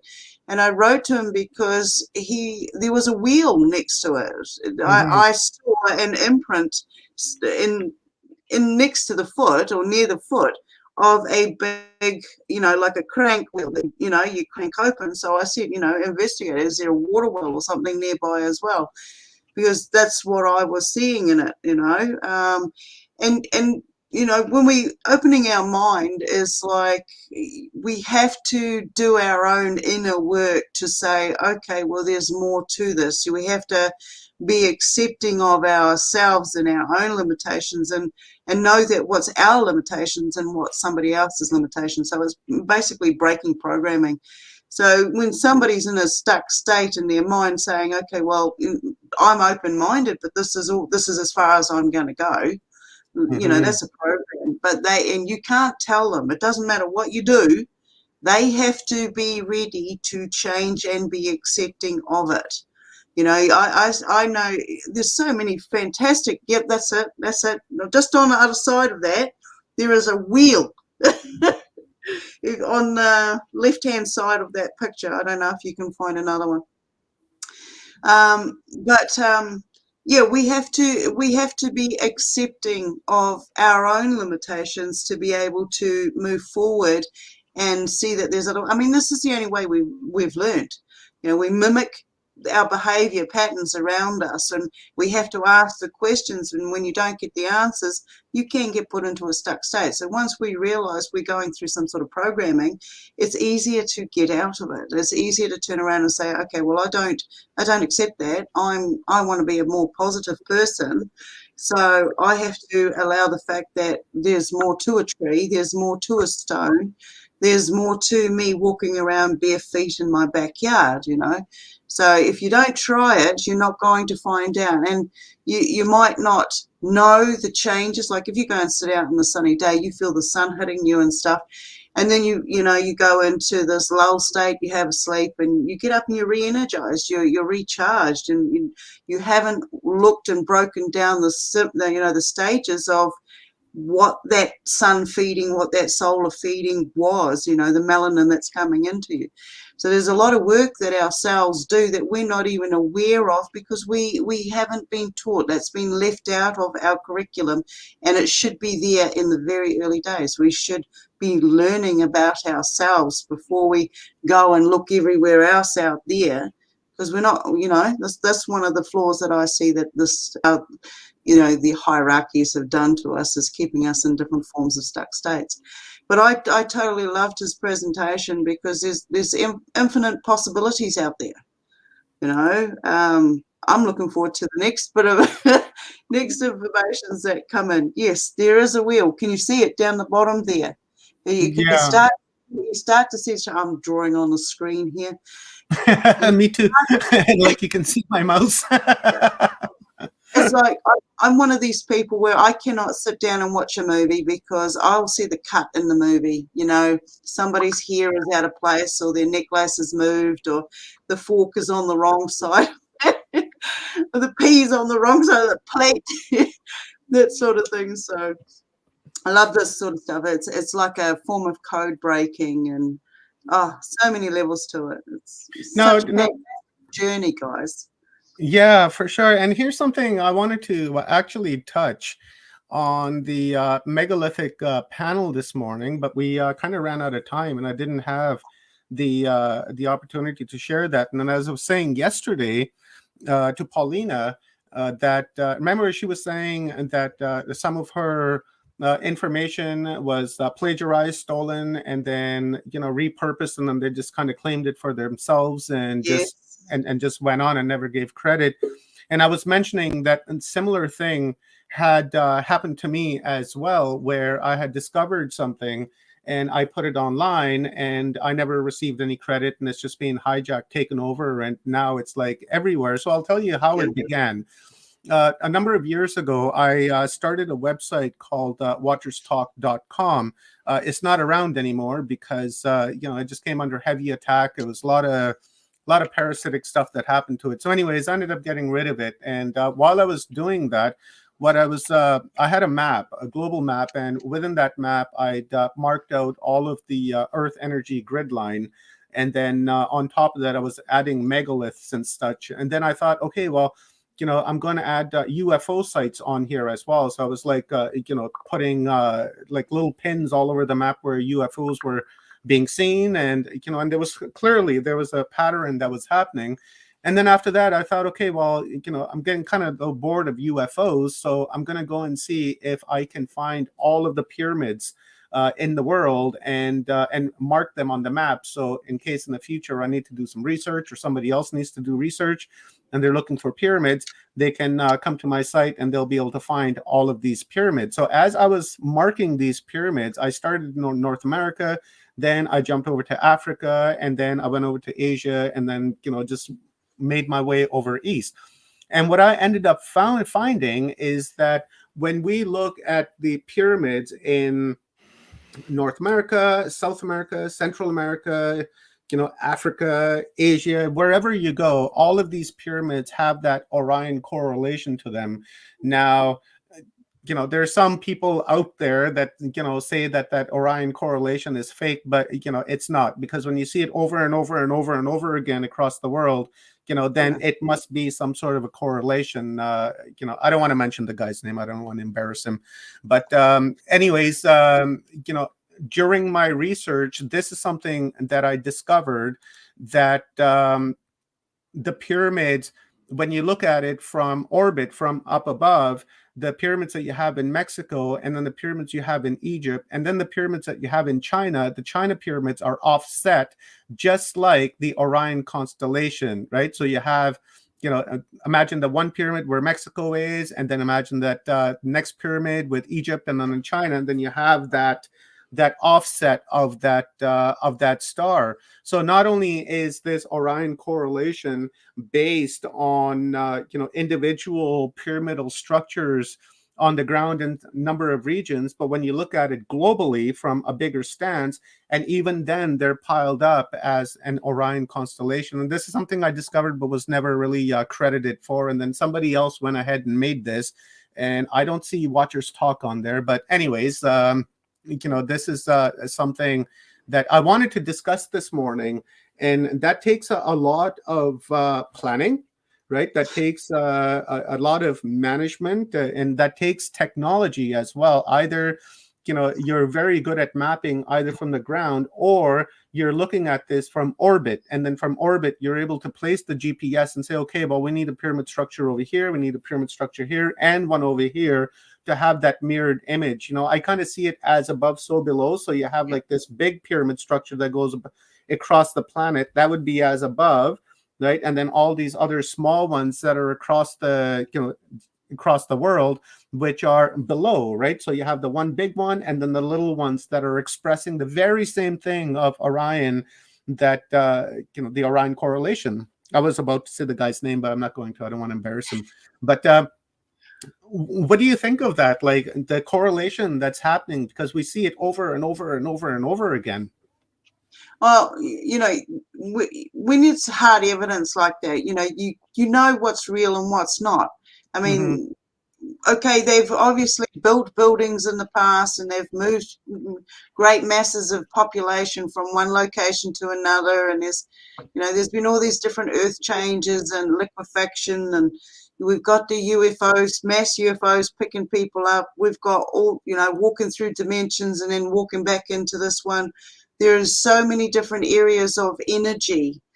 We've got whole civilizations of people just disappearing. We're looking at the Mayan times is what I'm talking about here, and then they appear in another location. Is it because they found underground tunnels, or is it because they've walked through energy vortexes that have been created by another level of our awareness, another level of our conscious, crystal mind?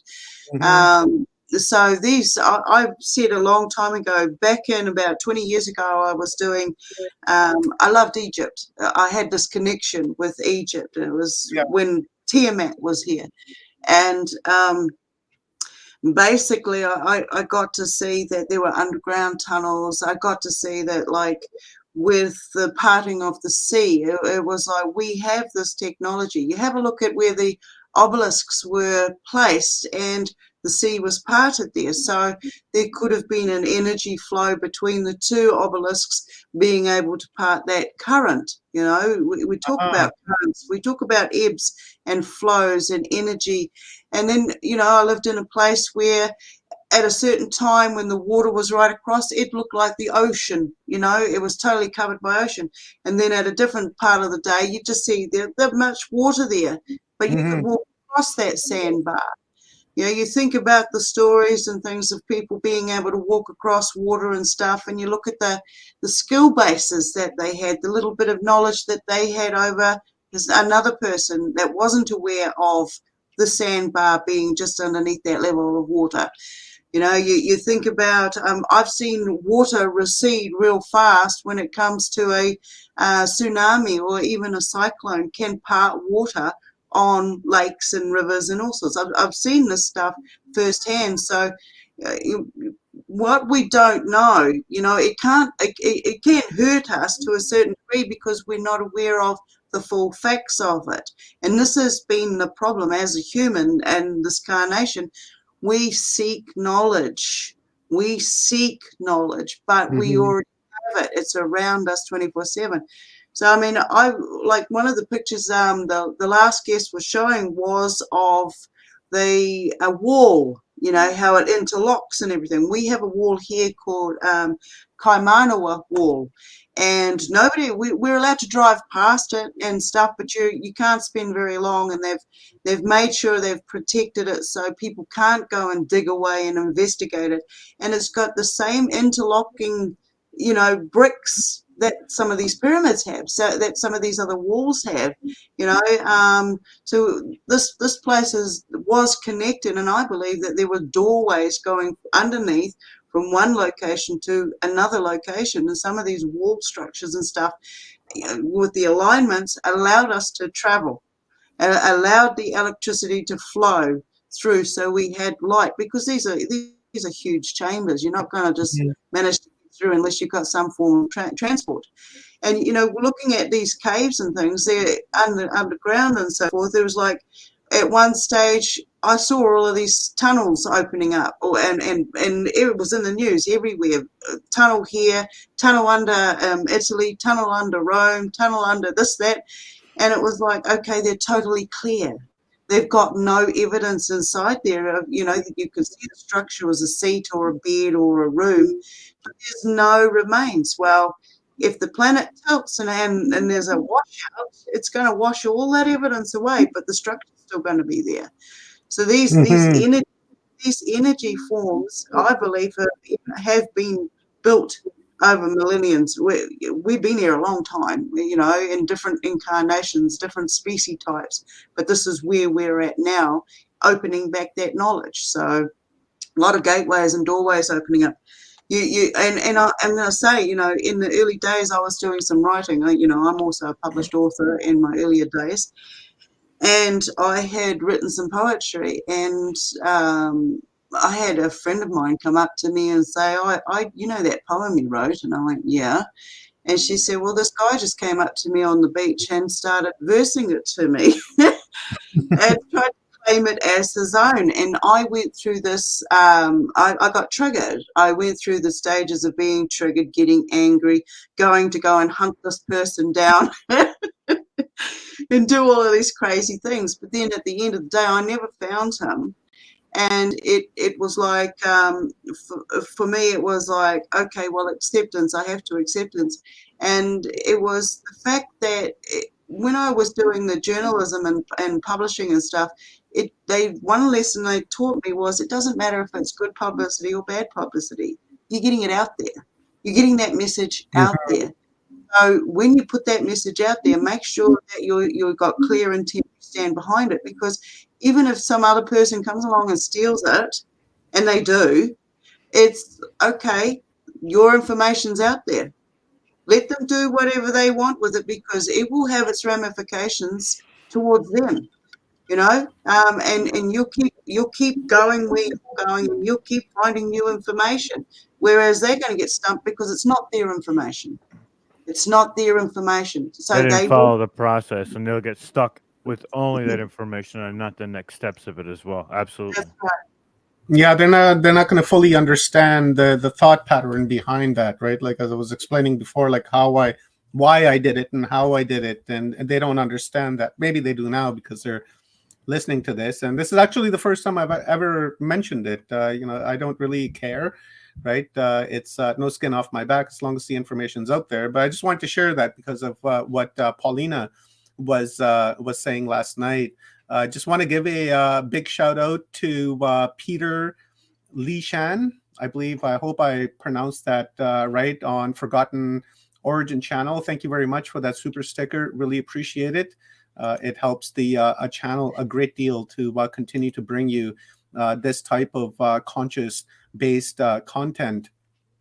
There's check this out. There is a cave that they found not too far from my house. It's probably about an hour and a half drive going northwest.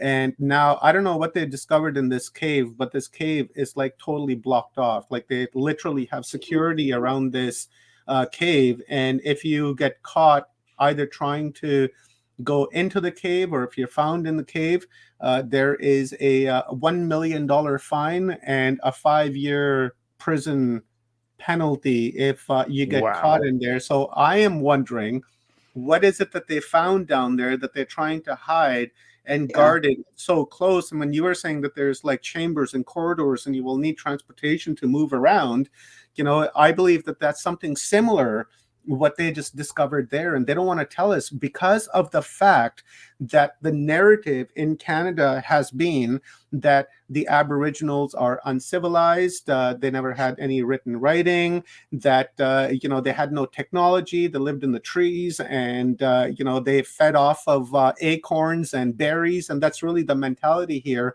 So if they came out and said, hey, look, we found this ancient, cave and this tunnel system that we possibly believe that the Aboriginals had something to do with building this and executing this plan here, then everything would be turned up head over heel for them. And then they would have to go back and change the narrative because now all of a sudden, they weren't eating acorns and berries like how they say, right? So, I really wonder what it is that they found. I'd like to hear your thoughts on it. Let's start with Rob.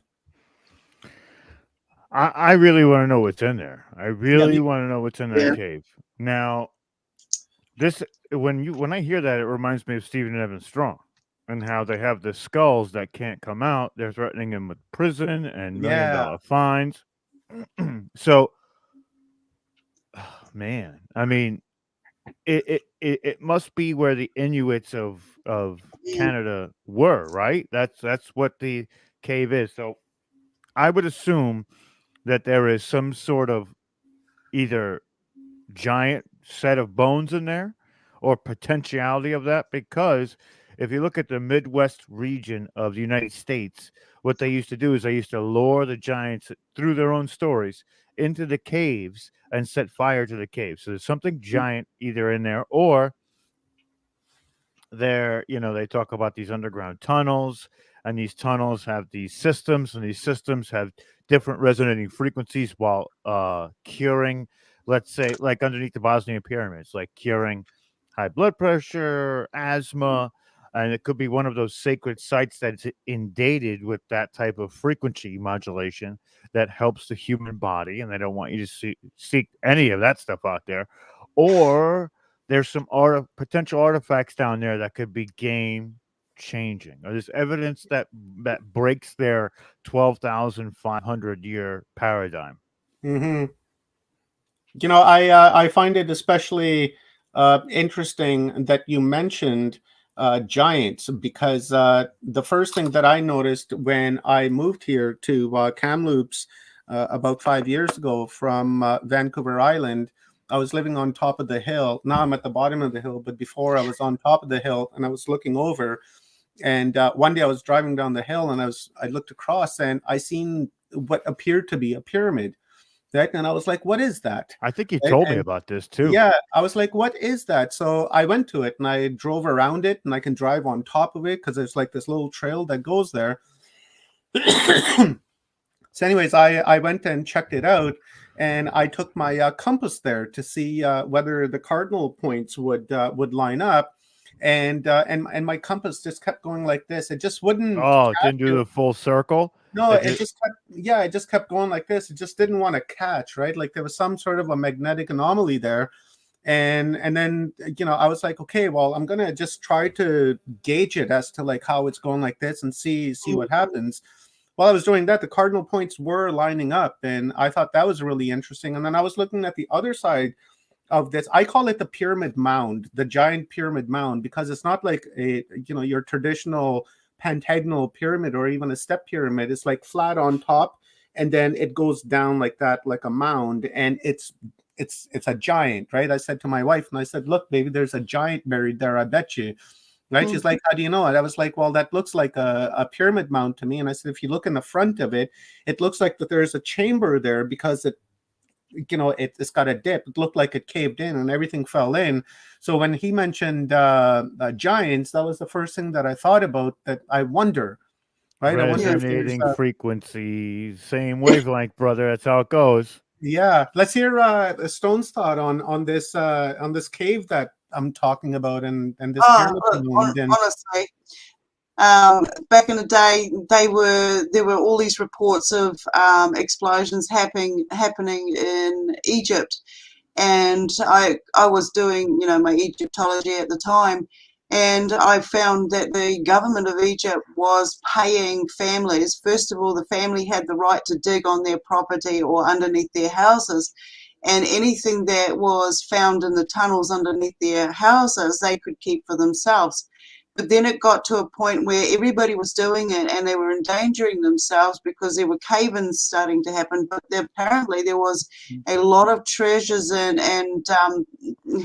artifacts found, to the point where there were rumors of creatures actually still living in these underground tunnels. So all the tunnels suddenly got closed up and people started getting fined, and some people even disappeared. They got disappeared by the government. Man. Yeah. And we've got a lot of caves where I'm living. I'm on a cave. There's caves everywhere, and it's awesome. I can sit outside and sometimes I'll hear a squeaky bat fly past. And the first time I saw it, that is like, wow, what the heck?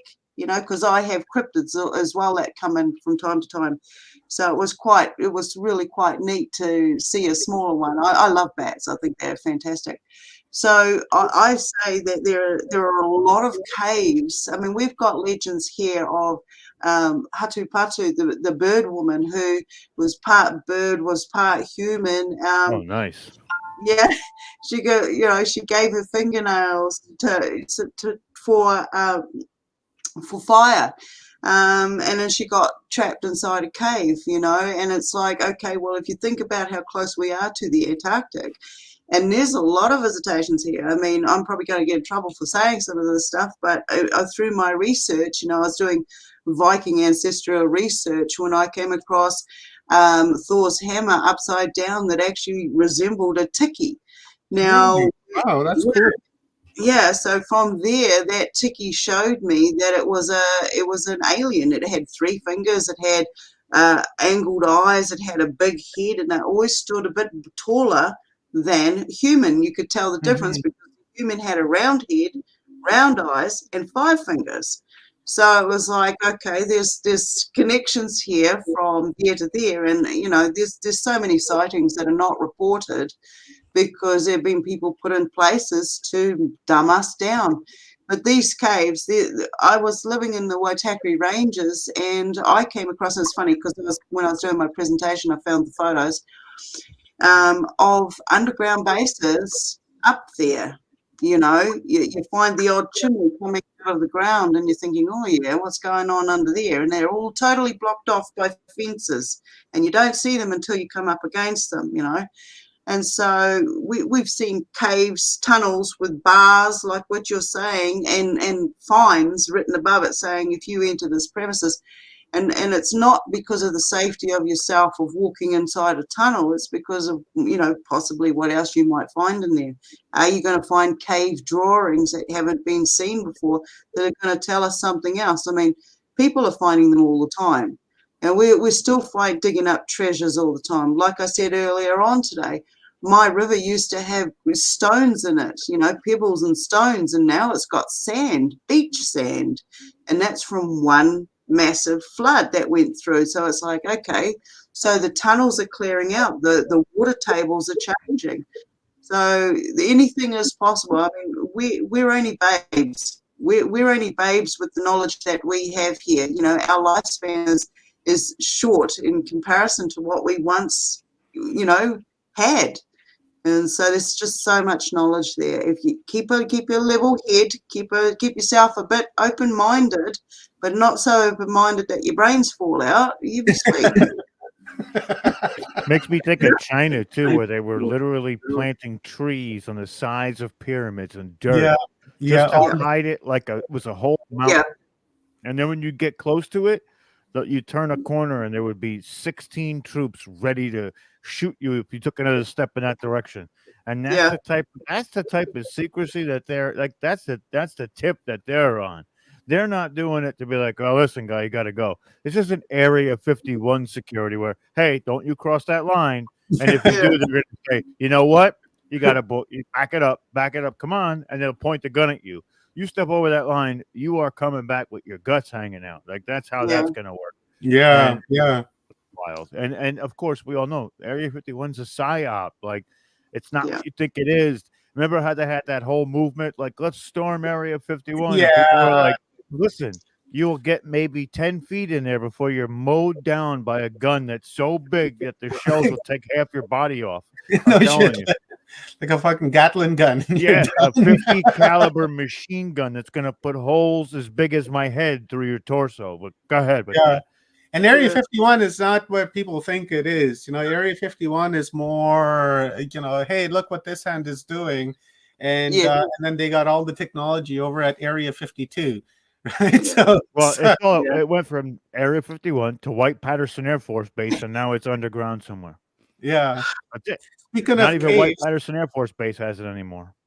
No, they probably moved it to one of those underground cities that America has. And America has a few of them. Well, there's a facility in New Zealand where they're keeping a lot of that stuff. There's a big facility. I think it is Area 52 they call it, but it's got another name to it too. But that and in Australia. But see, the funny thing about this is if you're into geopolitics and you're watching what's happening between Australia and New Zealand and the Chinese, you would sit there and think to yourself, why would that be happening? Who is actually sharing the technologies that we're not privy to as the people?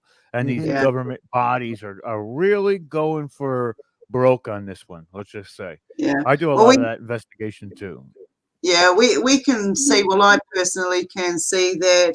I watched when the Crown changed over, when they changed the money system over here, the notes, the Queen's head was removed. And right round, they did it around the whole planet. This is something that I noticed. You could see that there's a connection of steps. When one country did it, all the rest of them did it. And that's what it showed me, that this is a great big farm. We were being farmed. We were being harvested for energy and knowledge. And then I went down that rabbit hole. So it's basically, I see us under a different ownership because the debt couldn't be paid, so the land was claimed instead. And this is why there are a lot of problems going on. You know, you see it with the water, you see who owns the water. Everybody is claiming something, and it always comes back to Asians or Australians. I mean, it's absolutely crazy. But there are a lot of things going on. I know that there is a base near where I am at. I wouldn't have been put here. It's really weird. When I was in Western Australia, I had a close encounter of a UFO kind, and they tried to say that it was Sputnik coming down. This was back in the 80s, 82, 83.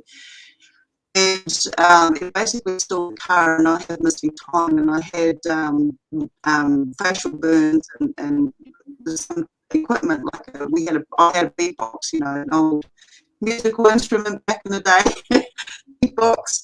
It had melted because of this thing coming down and going across the top. Really? Yes, and it was somebody pulled up and towed us back to the village that we were at, and in that time frame, this thing had been seen going across Western Australia, right across New South Wales, and over to the other side, and then it turned around and came back. Now, I'm sorry, but I don't know of any satellites or down junk that will turn around and come back, you know, and then Yeah. it crashed down. Then we had the military move in, and that's when things got crazy. After that, the military stayed there. If I basically was packed up and shipped out as fast as could be. I don't know why. I was only a teenager at the time. But I missed out being cross-examined. I did get some examination, but then I wasn't, you know, didn't have to get locked up and stuff like that. So I got out of the township. But there were people that had also witnessed it that disappeared, died in freak accidents like a flash flood nowhere, you know. So I was not far from Pine Gap. So there was a base there that ended up being part of where I lived. And then when I came back over here, I got stuck in the Waitakeries, and I know there was a base there. I've even seen the military moving timber there to build something. So, and it's just, I've just been put in the right locations at the right time. There is no wrong time.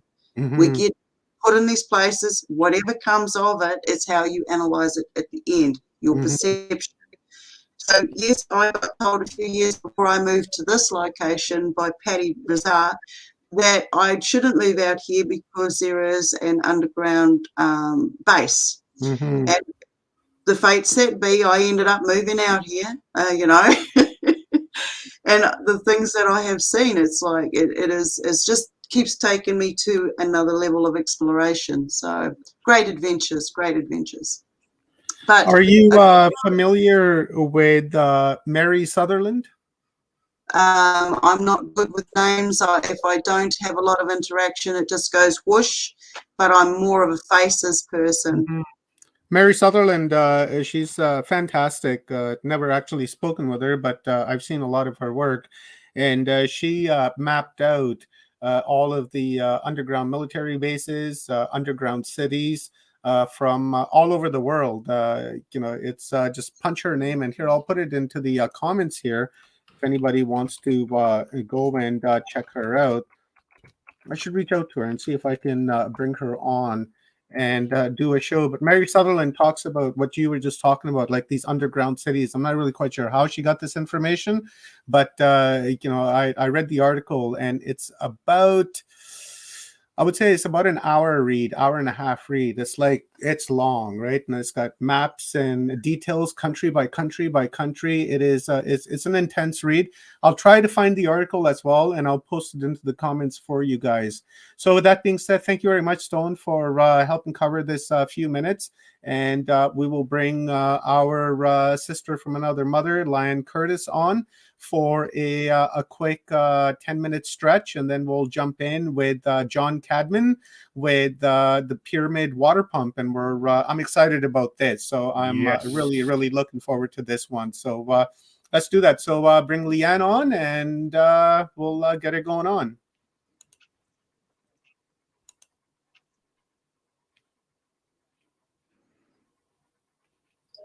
Okay. Always with the mute.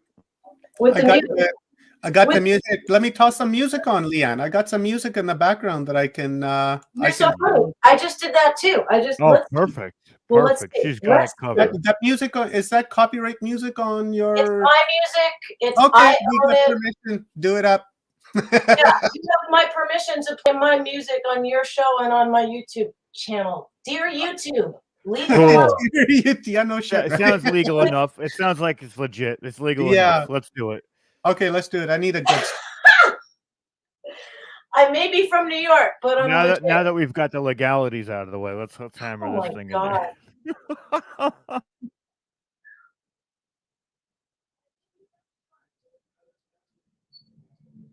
Okay, let's see. Funny, right? In these times of censorship, we have to do that. All right. Let's have a seat on the floor.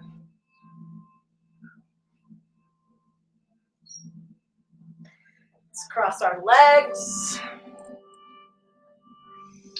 Feel where we're touching the floor. Take a deep breath in. Let it out.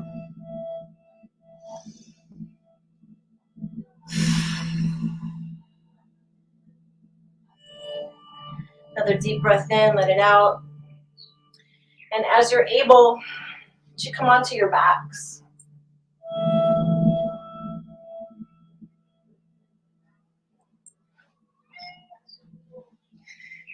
And when you're on your backs, try to turn the upper part of your arms out, pull your biceps outwards toward the ground, and feel how that pulls your shoulder blades back and flat to the floor. And sort of take another deep breath in. Put your feet maybe a little more than hip distance apart and start rocking or swaying. Swaying and rocking. Whatever feels better on your back. I prefer rocking because it rubs my sacrum against the pachamama.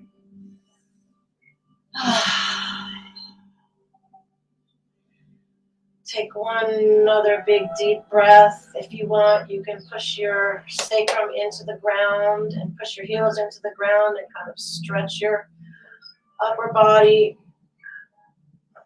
Put a little traction in your lower back. Push your hips up. That'll help. Wiggle a little. And then if you're able, as you're able, cross your left leg over, left foot over your right thigh. And put your hands on your right leg somewhere. If you can grab your calf, great. And take your deepest breath ever in your whole life right now. In through your nose. Out through your mouth. Just let go of whatever tension you got. You can pull your toes back if you like. Another deep breath in.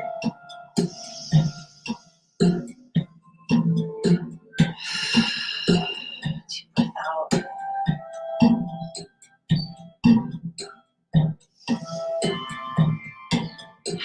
Feel how that feels in your lower back. You can pull your leg back if your body lets you do it. Get a little more stretch in your lower back.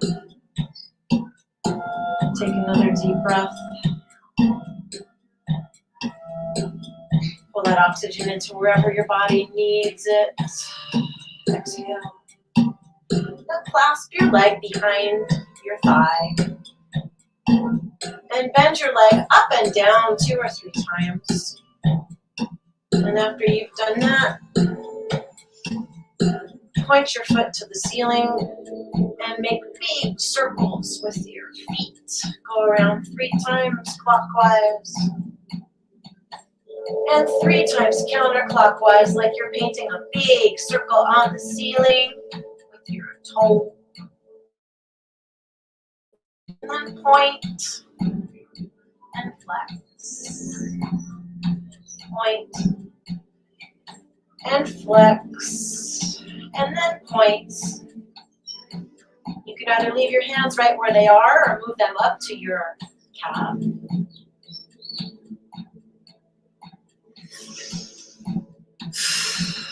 Take another deep breath. Breathe into that. If it feels good, you can rock a little.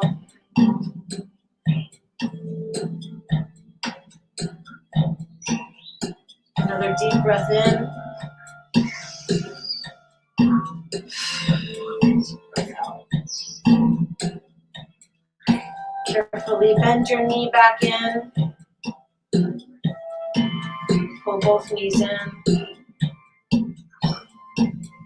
If you can, extend each leg while hugging the other leg.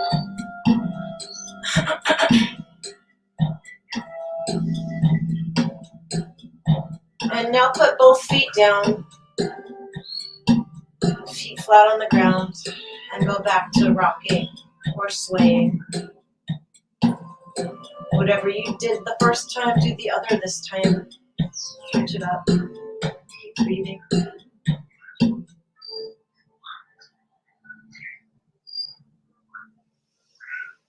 Deep breath in, deep breath out. Cross the right leg over the left. right foot over the left thigh. And grab your left leg somewhere.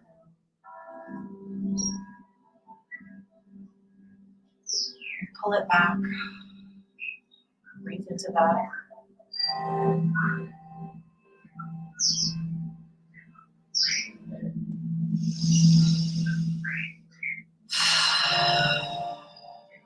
Take an even deeper breath than the deepest breath you ever took ever before.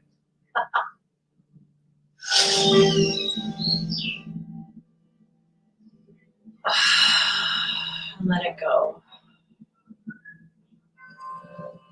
You can rock a little if you like.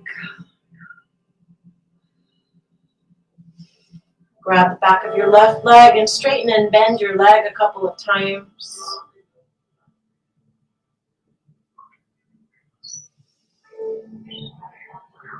Paint those big circles on the ceiling with your left big toe. Make the biggest circles you can. Go in the opposite direction 3 times. Now point and flex. And point and flex. And point. And flex. And then, if you like, move your hand up your leg to your calf or your ankle, whatever's comfortable. And stretch yourself a little more and take some more deep breaths.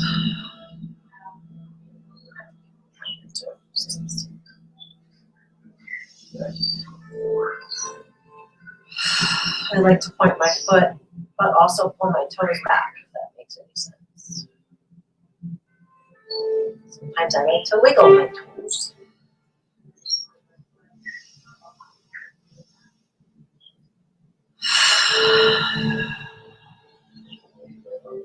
See if you can flatten your shoulders against the ground. And again, you can rock back and forth if you like.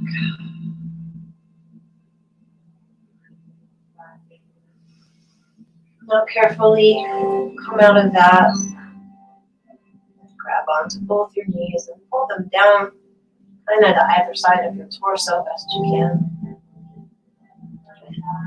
I like to cross my hands and just sort of rock again. But do whatever your body likes. Do whatever your body allows. Feels comfy. I'll put your feet flat on the ground. And I want you to breathe in while you roll your head down. Take a deep breath in. And then when you tilt your head back, exhale twice. And again, deep breath in through your nose as you roll your head forward.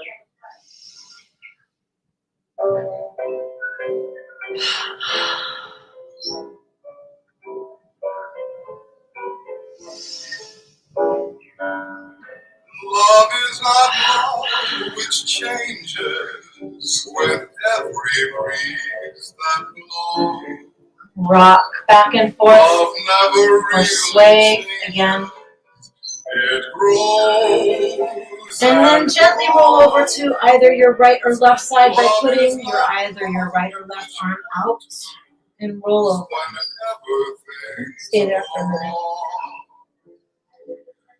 Put the hand that is not extended on the floor flat and push yourself up carefully with your hand. Let your head be the last thing that comes up so you don't strain anything. Come back to sitting. Cross your legs.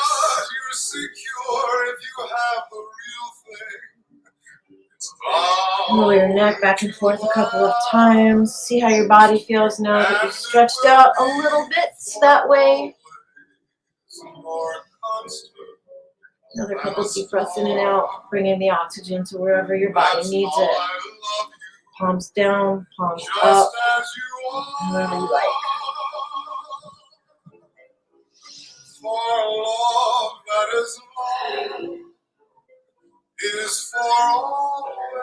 All right,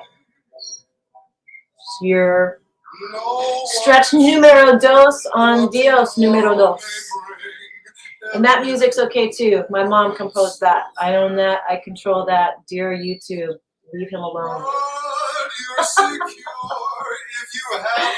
I hope that helped everybody a little bit. Uh-oh. Should I put you guys into some kind of doldrum? Come back. Oh my God. All right. Well. All right. I had to untwist myself there. Some people like pretzel brain. Other people just like being pretzels. I don't know. I think I go both ways. That's politically correct, right? Oh boy, that was great. Thank you, Leanne. Really needed that. That was good after sitting here all day long. Well, I hope that helped relieve a little bit of lower back stuff. I know mine needs to be relieved multiple times a day with what I do. I was eating goldfish. Uh-oh, Neil, come back. Time to do a talk. Yeah. Wait, the safe word. Maybe that could be our safe word. Goldfish. Goldfish. Yeah. I need help. Goldfish. I need help. Well, it sounds like we got a bit of an echo here. Uh-oh. So we are okay, Leanne. I'm going to bring our next guest on. Thank you very much. I'm going to mute my echo self out. Love you guys. Thank you. That was fun. Love you. I will be sharing Leanne's YouTube channel link, and I have been sharing it in the chat. So please, go over to Riding the Frequency. Frequency. Subscribe to Leanne's channel and help her channel grow, please. And same with our friend Kathy Mason at Mason Works. Subscribe to her channel and help her channel grow. And of course, our friend, Dr. Joan of Angels, she needs just a few more hours to monetize her channel. So please subscribe and check out her channel, view on her channel so that she can get the hours during this conference so that she can monetize and begin to earn a little bit of extra money from doing what we do. So with that being said, thank you very much, Leanne. And I'm going to bring on a legend right now. And this is now our pyramid awareness segment. Now we've got John Cadman, who's coming up with the pyramid water pump. And then after that, we have John Shaughnessy, whom you saw this morning talking about the pyramid gravity force. And then after that, we have Chuck Vanderbilt, who you also saw this morning at the panel, and he's going to be talking about pyramids and portals.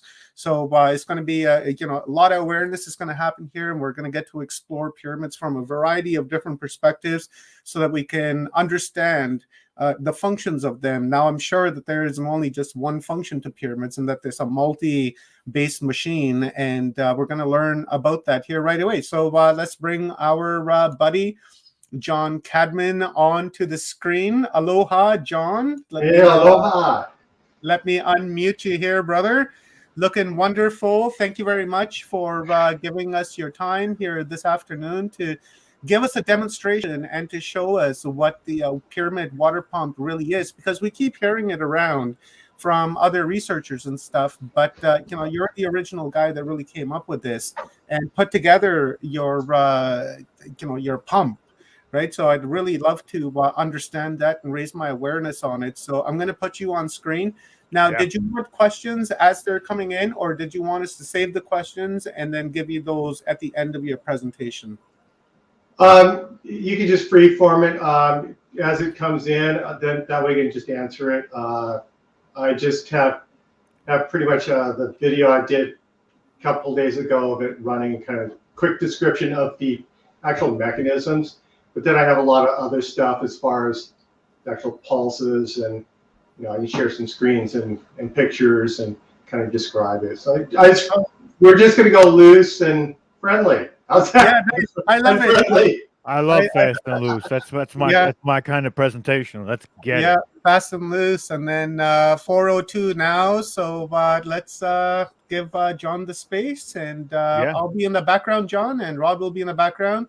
And we'll hit you with questions as they come up. And our family... quick thing, as far as sharing screens, I see there's a thing that says share screen. Does that just go straight to your desktop and then that's it? Or Now, do you have your video open in the background on your desktop? I have the video. It opened up in the Chrome browser. Okay, So, so you would go to share screen and then go over to Chrome tab. Share screen, okay. And then go to the Chrome tab. It's on the top far right corner.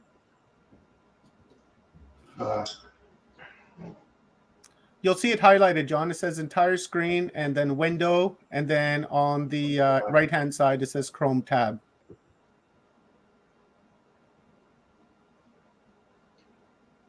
And then it should be in there. Good. PC Chrome. Okay, so when I'm on Chrome, it should show. Yeah, as soon as you hit the Chrome tab, your tab should be in there, and you can show us that. Okay, I've got that tab. Maybe show, okay. And share. Okay, oh yeah, it has slides and then video file, okay. And then share screen. Let's see if that works. Oh, that's really confusing. How many Chrome tabs do you have open? Let's see. 4. 4. So yeah, it should be there. One of those, the ones that you have. I see it. Let me just try sharing it and see what it looks like. Okay. I don't know if it shared it or not. Share system audio. Share. Oh, there's Chrome. Okay, there's Chrome tab. Okay. Probably have to go through the. Okay, I found it. I found it now. Okay, cool. Something like that.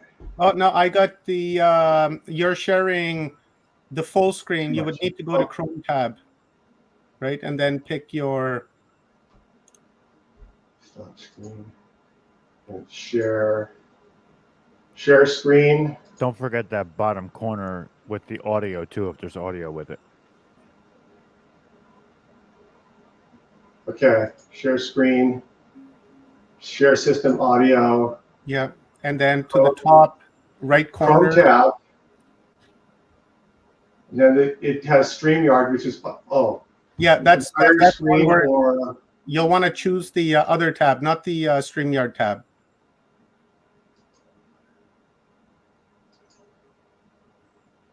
Not the StreamYard? No, is it a YouTube video? It's a YouTube video that you got up, John?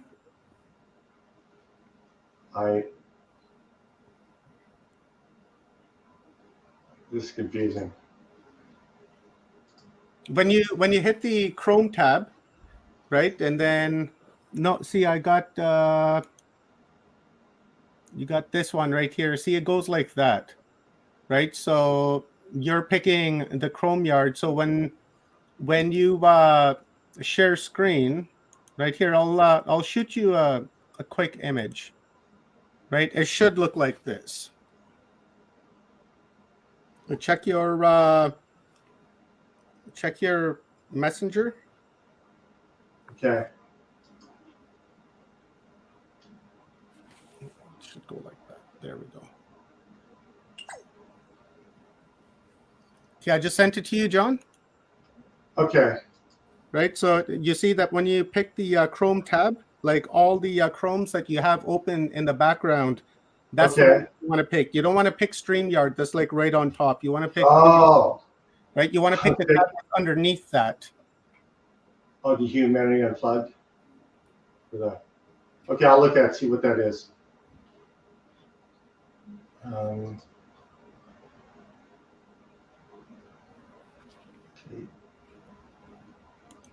Share. I'll try this again. Share screen. Share. Chrome tab. I guess Facebook. I think you have to bring your actual video. Yeah, you have the video on YouTube, John? Oh, yeah, I could either do it on YouTube or I can do it. I can If just you do it open from it the up, desktop. yeah, if you open it up in the desktop, then if you open it up in the background, then where you're at the screen share, just go to window, and then when you click the window, it should be there. Okay. Right? See how there's an example that I sent you? Window. It's the what is it? Entire screen, window, and then Chrome tab. You would want to do it in window. There it is. I got you. Okay. Yep. So I'm just going to hit play on this, and if there's any questions, I can hear, plus make some comments or adjust the volume, etc. Let's see how this goes. Let's see how it goes. Okay, this here is on the Great Pyramids wastegate. They had a very simple valve on it.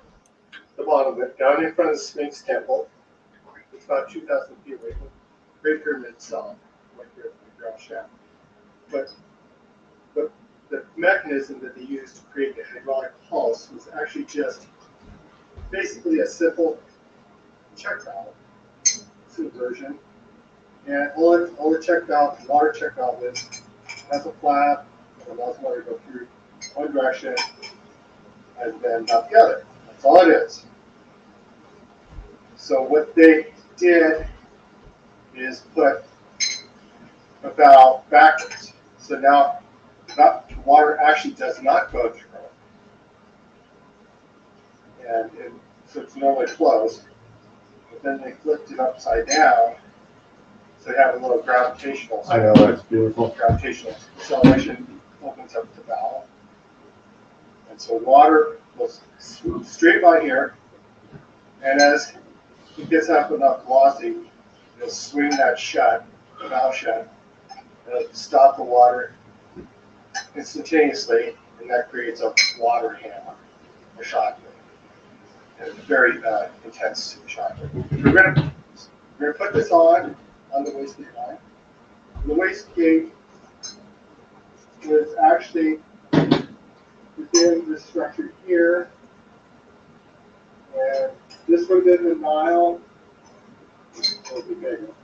And the Sphinx would be approximately 6 foot. Would be at a slight angle.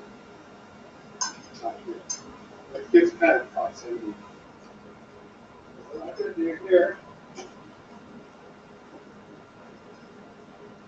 taking the check valve, and the water's not running at this moment, but I'm just going to put it on there.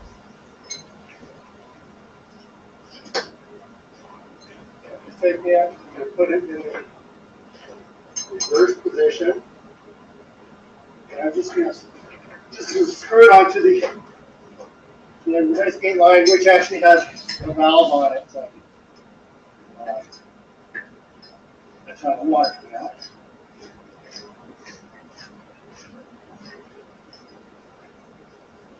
Upside down. It's in a naturally open position. Just like that. And to start it up, you start the water down.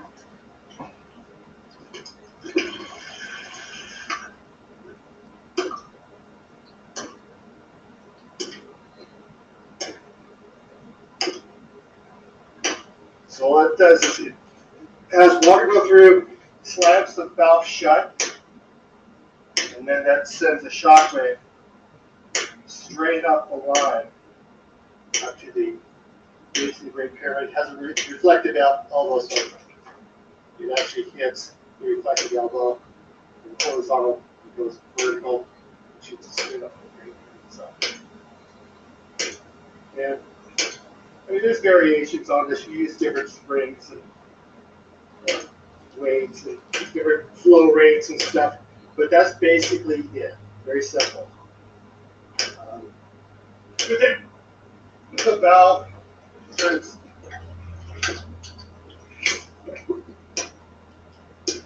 like this, just by rotating the valve, it changes the rate and the impact just by the gravitational spring. It's good all the way up. It's just naturally kind of shut. It doesn't have to Spin to it. Start it.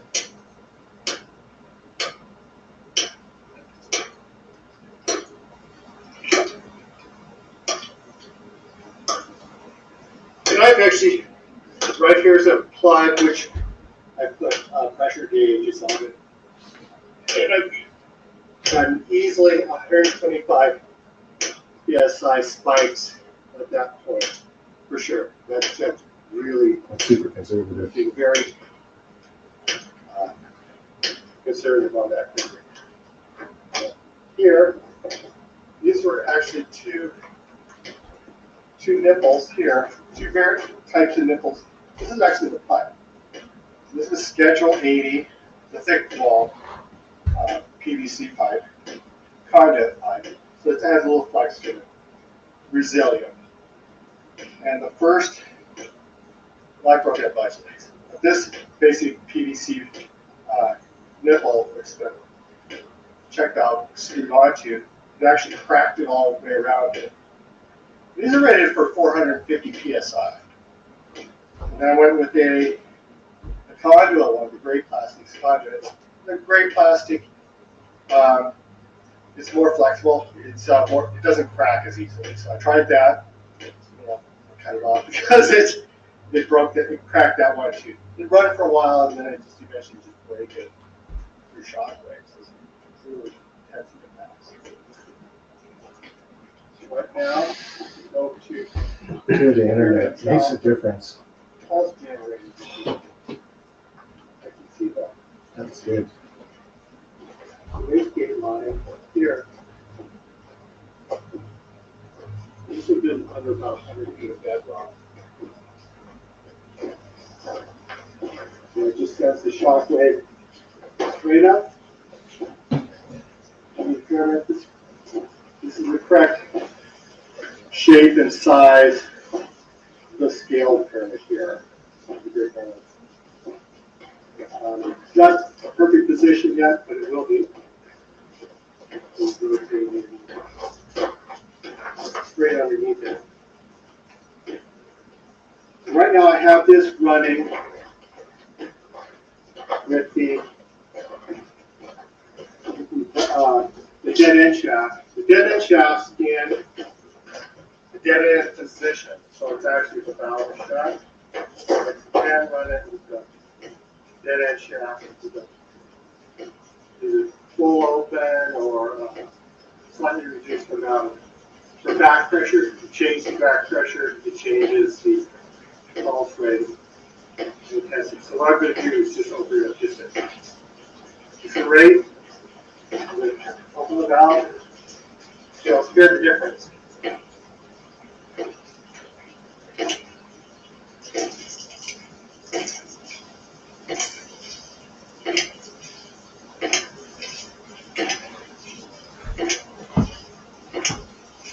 It's actually running out this hose here. So it can either be elevated or lower than the pyramid. If they got to the elevated for pressure,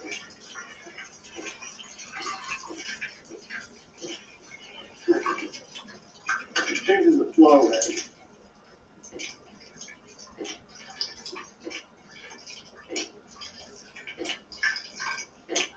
It does elevate, elevate to about 2 feet higher than the top of the Great Pyramid.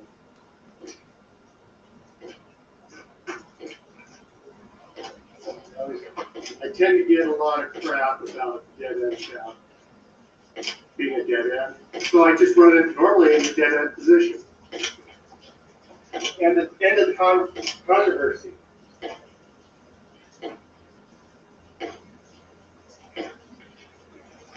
So I shut that off.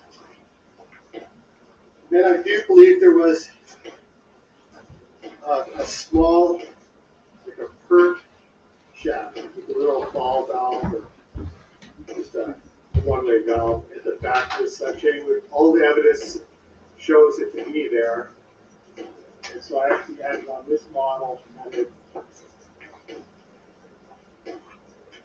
out in the line.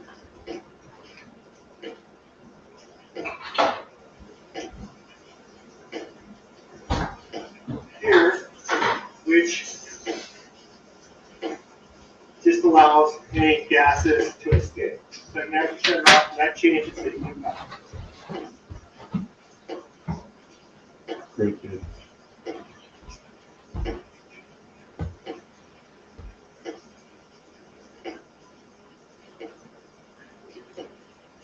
If there were any gases in the chamber itself, that would allow the gases to be removed.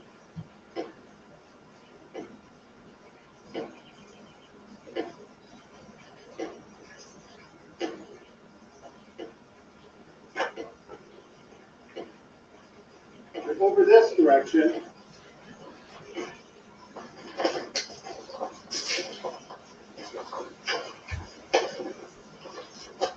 we have our descending passage coming down, and that's scaled correctly, and the angle of the legs correct for to match the Great Pyramid's descending passage. And that went 100 feet, was a 300-foot shaft that went 100 feet below the bedrock, and went into that subterranean. We've got a reservoir we've had for 5 years, upgrading. Very near future, we've got to use a water tank, a potable water tank that one class from over there. So swap that out, and also have the water overflow, so it'll be not a lot of water running down into it. For the most part, that's as simple as it gets. So, ta-da.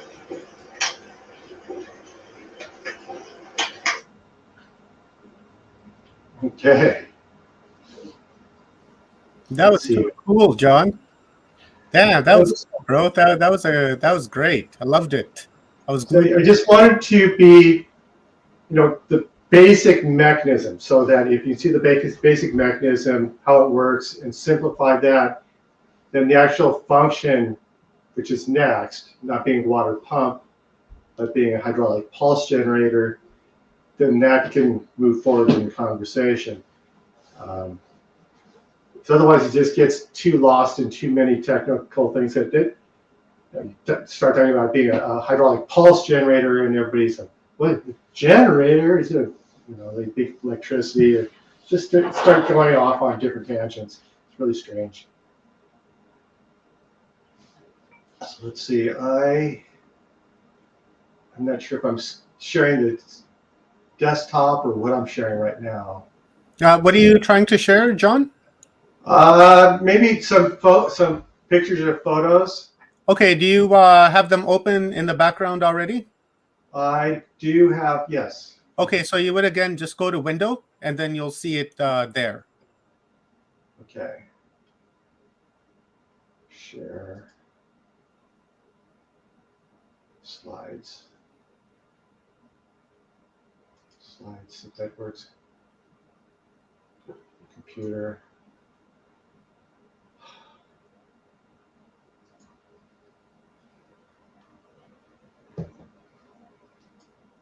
Are you going through the slides, John, or are you just going to share screen and then to? I can do the share screen. I was doing slides, but yeah, you would. That I think has a PowerPoint. If you have it open in PowerPoint. Oh, okay. Right, but if you go to share screen and then if you have media open in the background, then you just go to a window and then you'll be able to share. There we go. There we go. I'll toss that up, and we'll do a picture-in-picture. Okay. Now this is an overhead view of the actual subchamber model right here, and this is a 1/4 inch to the foot model. And that's what you have next to you, right, John, on your left-hand side? Excuse me? That's what. Yes, that's it. Okay, that's what we're seeing on screen is next to you. Yeah, that's this model here, and this is a lot of years of deciphering and of what's actually in the subchamber. Because it's really a complex room in that it has all the has the multiple, has a step, but right off the bat, 47 feet by 27 feet. And it has a 3 by 3 entrance, 3 foot by 3 foot entrance shaft, and a 2 foot by 2 foot exit shaft. The dead end shaft is on the far side of the room. And then it has a pit that still exists, and it's been excavated a few times, but it's filled in, but it drops down to a lower area. And then with the, now I'm just going to look at let's see here, the inkjet model. This is actually an inkjet model here. This is my original one from 2002. I put a glass top on top of it and just ran some inks at various port locations. I can see, yeah, just basic little drip water things. But so I had different ports that I could open up, and then actually along here, and then different parts of the fins could see where that water was actually going, as opposed to just guessing. And it actually showed all the functions of the fins themselves. Brilliant. It's actually even more brilliant than that. And then, so I did that in 2002. You can't do any, shut that off. You can't do any pulses or anything with it because just by the surface area of this model itself, it's 7 inches by 11 inches, and that's, it's about 80 square inches surface area, a little less. And if you're doing a spike of, I know it'll put out 40 psi for sure. The spikes are much higher than that because they're near instantaneous. You can't really measure them. So if, let's say you did 40 psi, 40 pounds per square inch times 80 square inches, that's 3,200 pounds pushing up. Yeah, per square inch. Wow, that's heavy duty. Now earlier, John, when you were giving us the dimensions, you were going 47 by 27. And what I thought interesting is that both those numbers equal to 9. Right now we're dealing with Tesla's 369. We got 369, yeah. Yeah, we got 47 by 27, right? So that would be 9 and 9. So I thought that was pretty interesting. And then you mentioned again 3 by 3, and then we're dealing with that 369. So that's super cool. I'm a big fan of Tesla, so I was happy that it actually was that. Okay, so I'll add there we go. I just wanted because I wanted this picture. Mm-hmm. Now this is actually the first ink I put in, and there's the entrance shaft, which is 3 by 3 down the lower corner of the room. Mm-hmm. And so you can actually see how it goes across the room, hits the wall, and when fluids go in and they hit a plane surface, it redirects it perpendicular. So it doesn't bounce. Like sound bounces, compression waves bounce like pool balls on a pool table. So this is completely different. So it's a fluid dynamic, and it actually shoots it across the room for part of it, and then it hits the step base, which is about 4 foot high, 5 feet high. And then there's a little channel here, which there's no explanation for it other than this is a little channel. It's also up here or here. Well, it has water that comes down and it pushes. You can actually see it pushes. It redirects the fluid here. And so they're using fluids to redirect fluids. Brilliant. And then, so that was back in 2002 when Stephen Mailer visited. They showed him that. And then later on, about 2009, I was writing to Patrick Flanagan, the Pyramid Power, and I mean, absolute genius.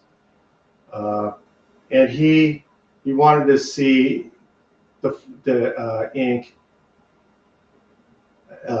from the upper area, if it actually did the spiral vortex, or what it would do. And when I did it, it actually does a Fibonacci spiral vortex, a 3D one to boot. It's not a 2D spiral vortex.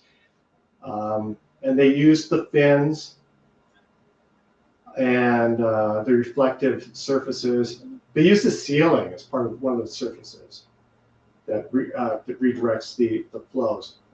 These guys were brilliant. So you're thinking different when things are completely full of fluids. It's not like there's air gap at the top and there's slushing and all this stuff. They're actually using the surfaces across the ceiling. Ceiling's a big part of the model of their design. And it does a truly perfect Fibonacci spiral vortex. And that's hurricanes. All hurricanes are Fibonacci spiral vortex, and galaxies, and they automatically go to that layout. So you obviously know what that was. And so since it's a pulse generator, the question is, why are they putting so much effort into the design to put a Fibonacci spiral vortex in it? What's the reason? And there's a couple of things that it can be. It depends if you go by, like Victor Schauberger's work from World War II, and before that he's the waterworks man, and he did vortex, and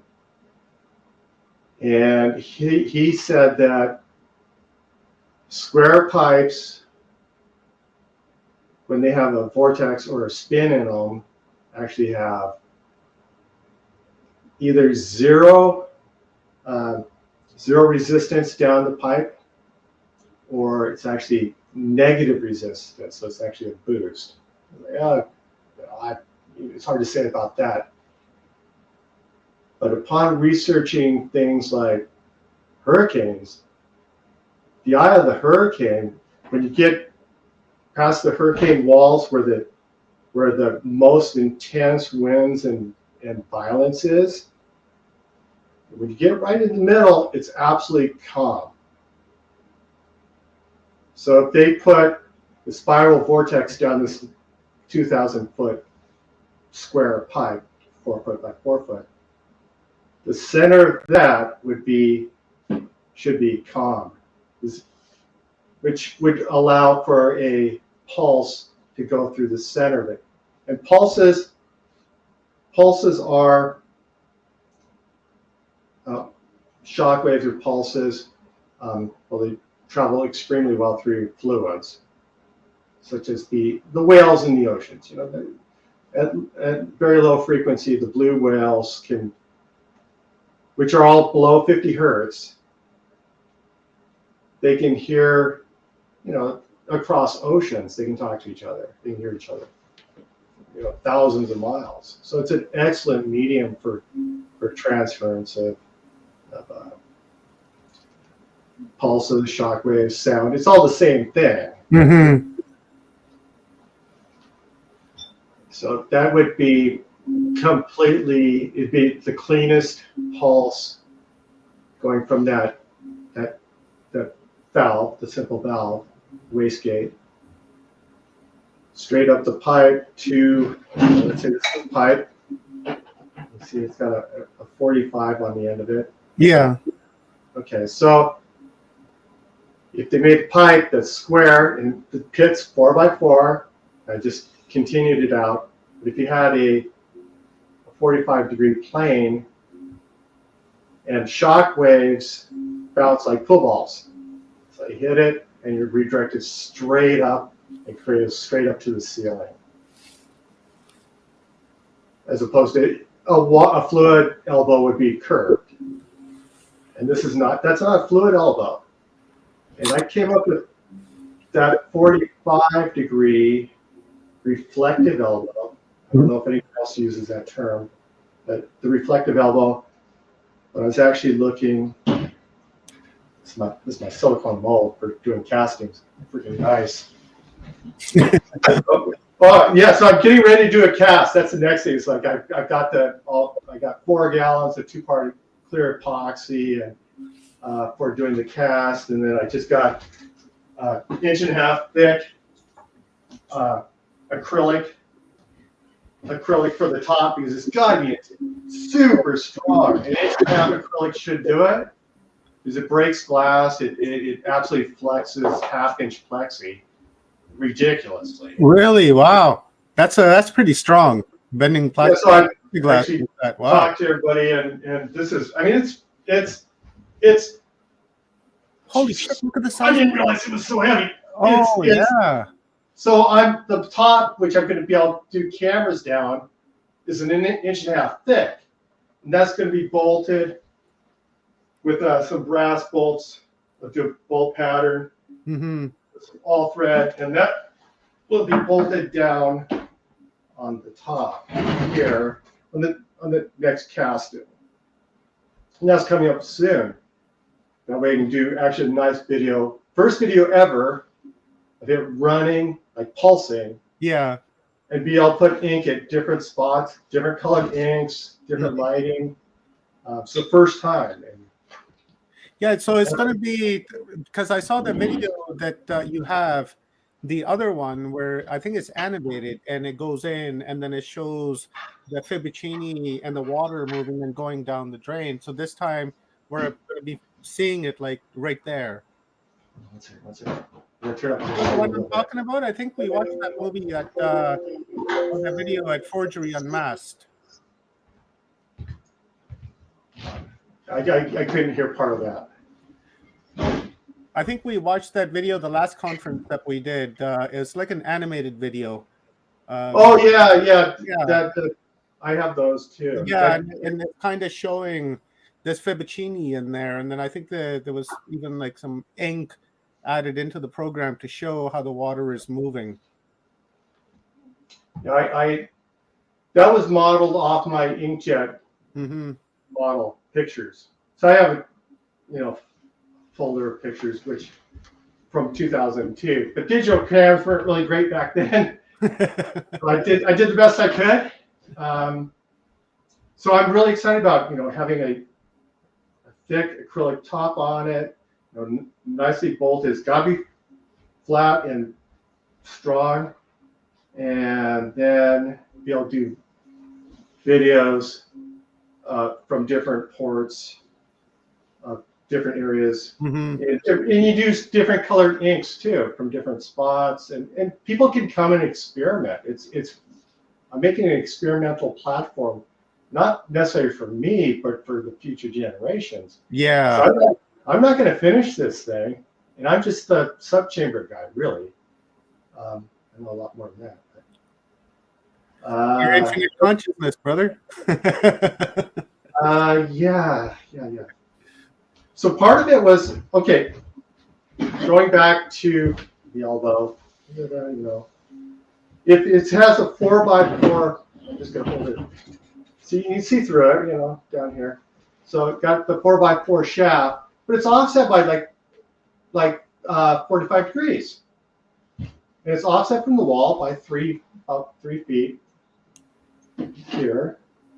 So that's not working. But the big question is, why are these things offset? Yeah. Why is it away from the wall? Why is it at a 45 degree? What is this?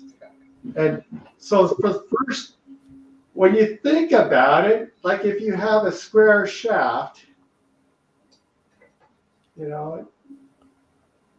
it's going to be offset to go to the destination.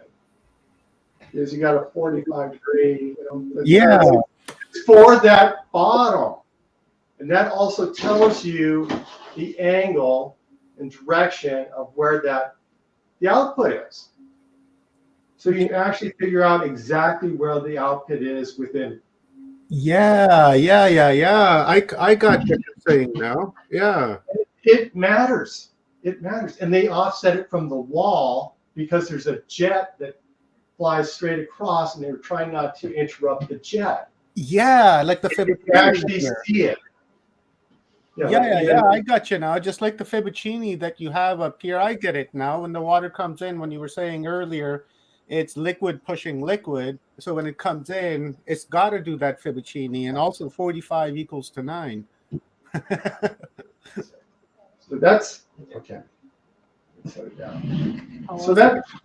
this is the starting to explain where all the water flows and the dynamics are. And they were so brilliant in that they not only used the floor and the walls on the step, because it's just the step in there, but they also used this wall. It shoots straight up and then shoots across the ceiling, but in a fan area like this. Yeah.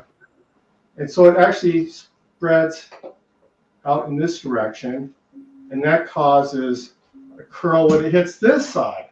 And so they're using the whole ceiling plus the walls, and they're using fin dynamics also within here. And like up on the step, it actually curls around, and then at the very back, let's see if I can go to another slide. Oh, I hate this mouse, this Bluetooth mice. Shit. So actually here, you can see here, this is looking down between the fins. Okay, right here. Oh, open that mouse and get that mouse working. These ones are crap. Your mouse jumps around like mine? The Bluetooth mice and all this stuff, they don't work. Yeah, I got like a $40 mouse that just jumps around on me, and then I went to the dollar store and bought one, and it works perfect. Yeah, the older ones work better. Yeah. Fancy ones that can do multiple devices and crap. They're terrible. Okay, sorry. Back to the fins.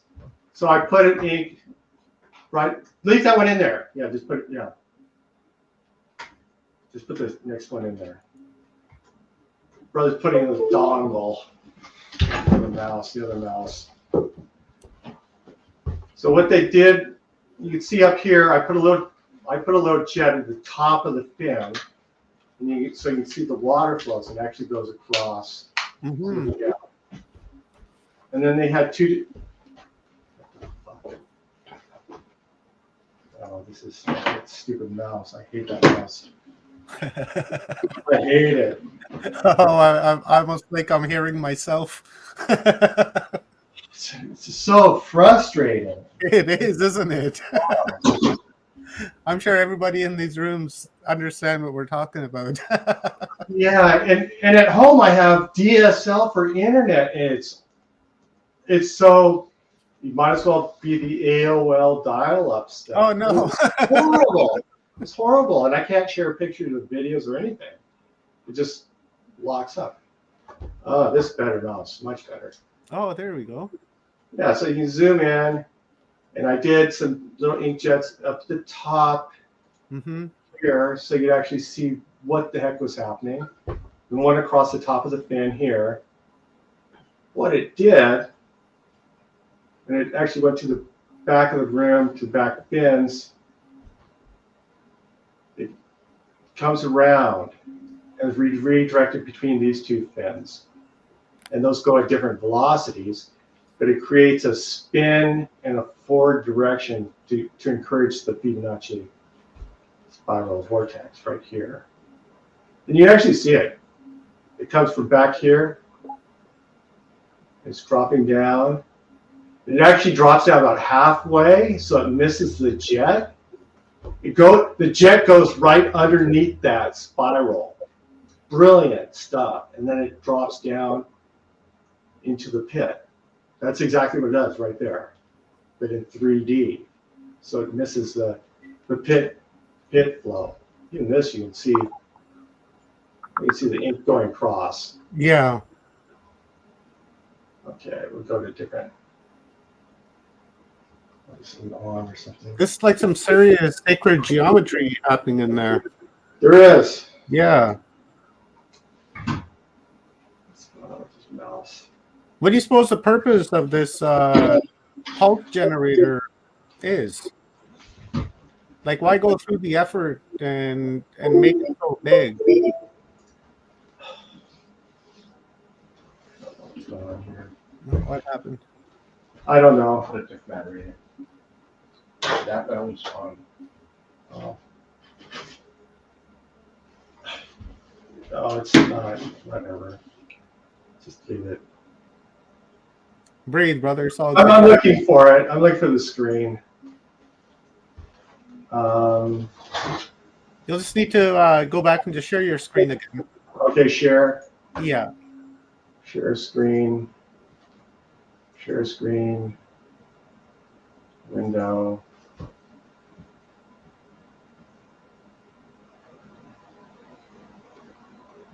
Sometimes I find, John, that these mouses, they don't have. Oh, wrong one. You got to go to window, brother. Just stop sharing screen. Stop sharing. Yeah, and then you would need to go to window.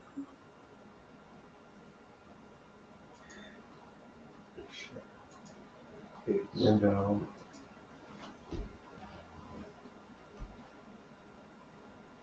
Yeah, it just shows. I think it's shared line. There. No, you're sharing. I'll try it again. I'll try it again. That's why you have studios and stuff. Go to share screen. Share entire screen. Entire screen, maybe. No. Go to window. Window. I'm at window, and there's PDS agent or as browser bar. Did your is your picture open in the background, or did that picture close out? Because if the picture is closed out, then it won't pick it up. You got to make sure that your picture in the background. Oh, okay, I got it. Okay. Right. When the picture is open, then go to window, and it should be there. Okay. Window. Okay, there it is. Share. See if that works. Okay. Yeah, we got her. Okay. There's one question also that pops up is, okay, where did the water come from? And I say, okay, it was ancient Lake Morris, which is, just up the Nile a bit, and then just on. It would gravity feed it to this. They called it a charm or a well. And this is from Howard Weiss. And it was in front of the door. It's gone now, but they measured it down to 47 feet. So it did exist. They have concreted and buried a lot of evidence, but that's where it was. So that was the water input to the surround, the moat. So there's a moat. There's walled surround. This is a graphic from the Oriental Institute of Chicago, and they're conservative. They're really conservative. Yeah. And accurate. And so when they say there's a walled enclosure around it, there was. So that's not a debate thing. And that would raise the water enough to go into the entrance door, and down into it. And that's another one of theirs. It just shows the causeway. It's just the overflow, because you have to have more water than you use. Mm-hmm. So you get a nice static level. So that causeway just went down to the Nile. That's the overflow. Oh yeah, it just empties right back out to. That's just the extra. I see. And this is the subchamber. That's a descending passage there. Their wall, they're guessing on the height, but it's no big deal to make it a little bit higher to get into that entrance shaft. Mm-hmm. And then that was 330 feet from there down to here. And that thing's straight. It's laser straight. I think there's 100-foot run that's off by a millimeter. That's And precision, eh? And to do that, okay, now if you were not using high-tech stuff, doing vertical shafts easy, horizontal's easy.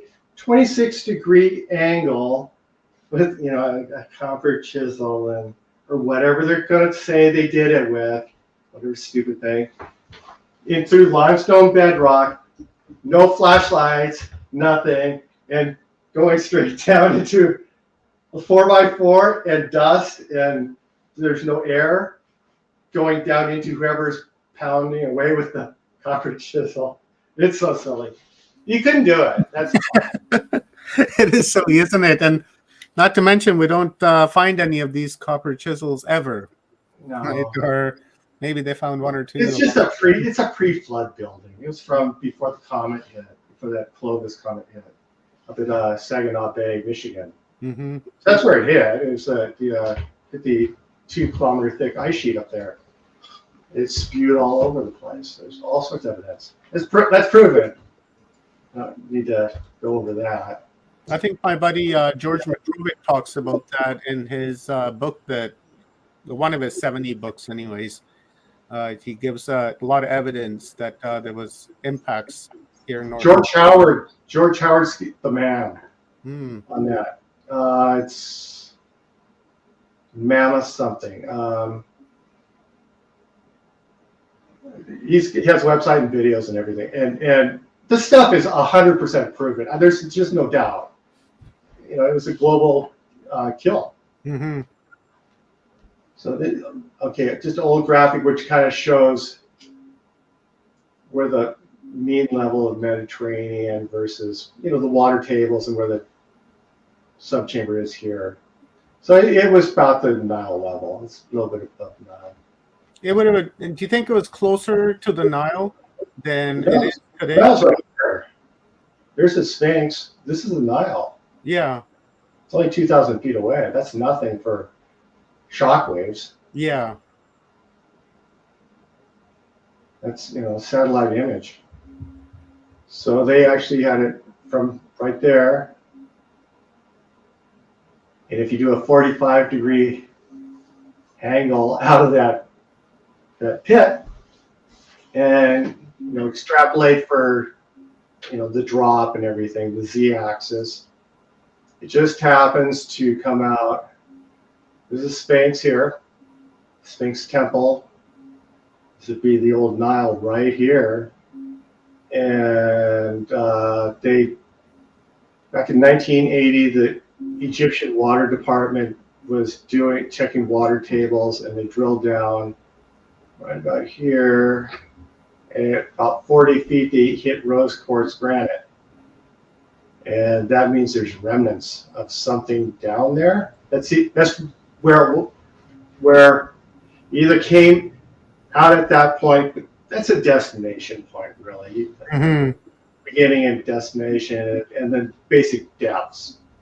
And that's how I figured the basic depth of the drop of the pit, by what the water table stuff was here.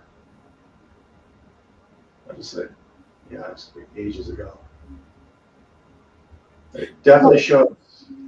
Do you know if those satellite pyramids, the three of them, if they play any role within this entire structure, like engineerly wise?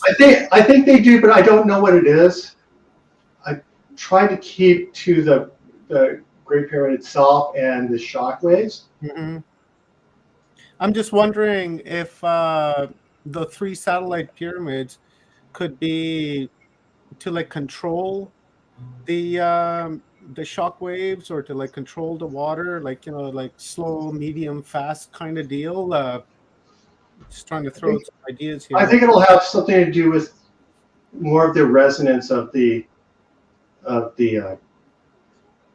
some sort of modified resonance. I'm not sure what it is. To absorb the extra resonance, then, because I'm sure it would probably create more resonance than what's required. So could it be that the other pyramids would kind of absorb it? I couldn't tell you. That's a possibility. I just don't know. Mm-hmm.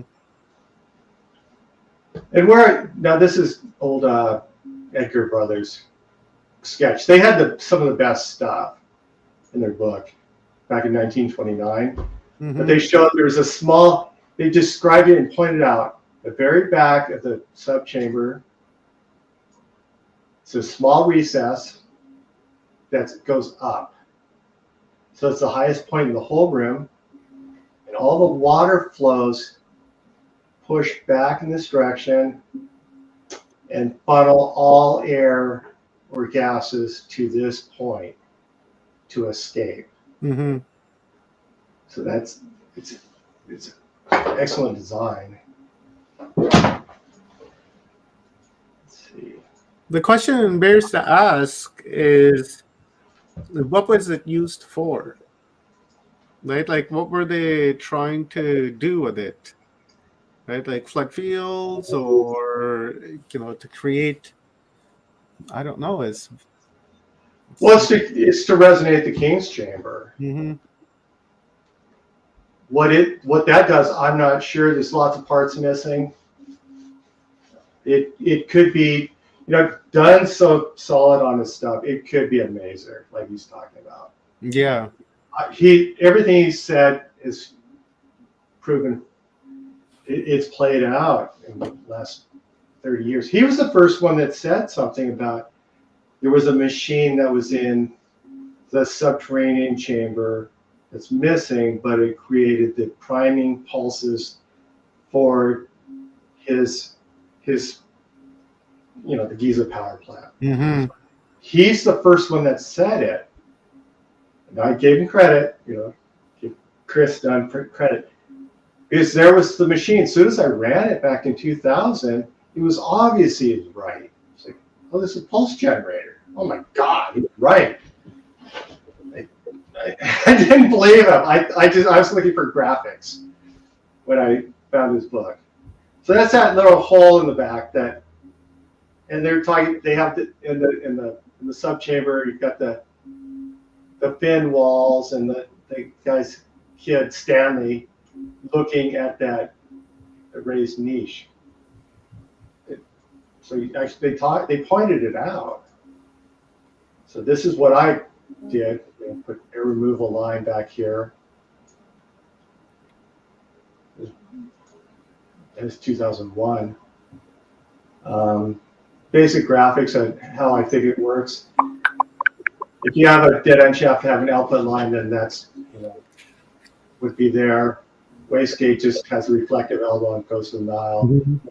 And that, I think they had a small shaft that went up to the Queen's Chamber, which is actually dropped down a little bit. There's all sorts of evidence of there have been fluids or something in the floor area of that room. Because of the salt built, there's like an inch of salt buildup on the walls out there before they pressure washed it all. And then, so it actually has a little step. This here is a lowered area.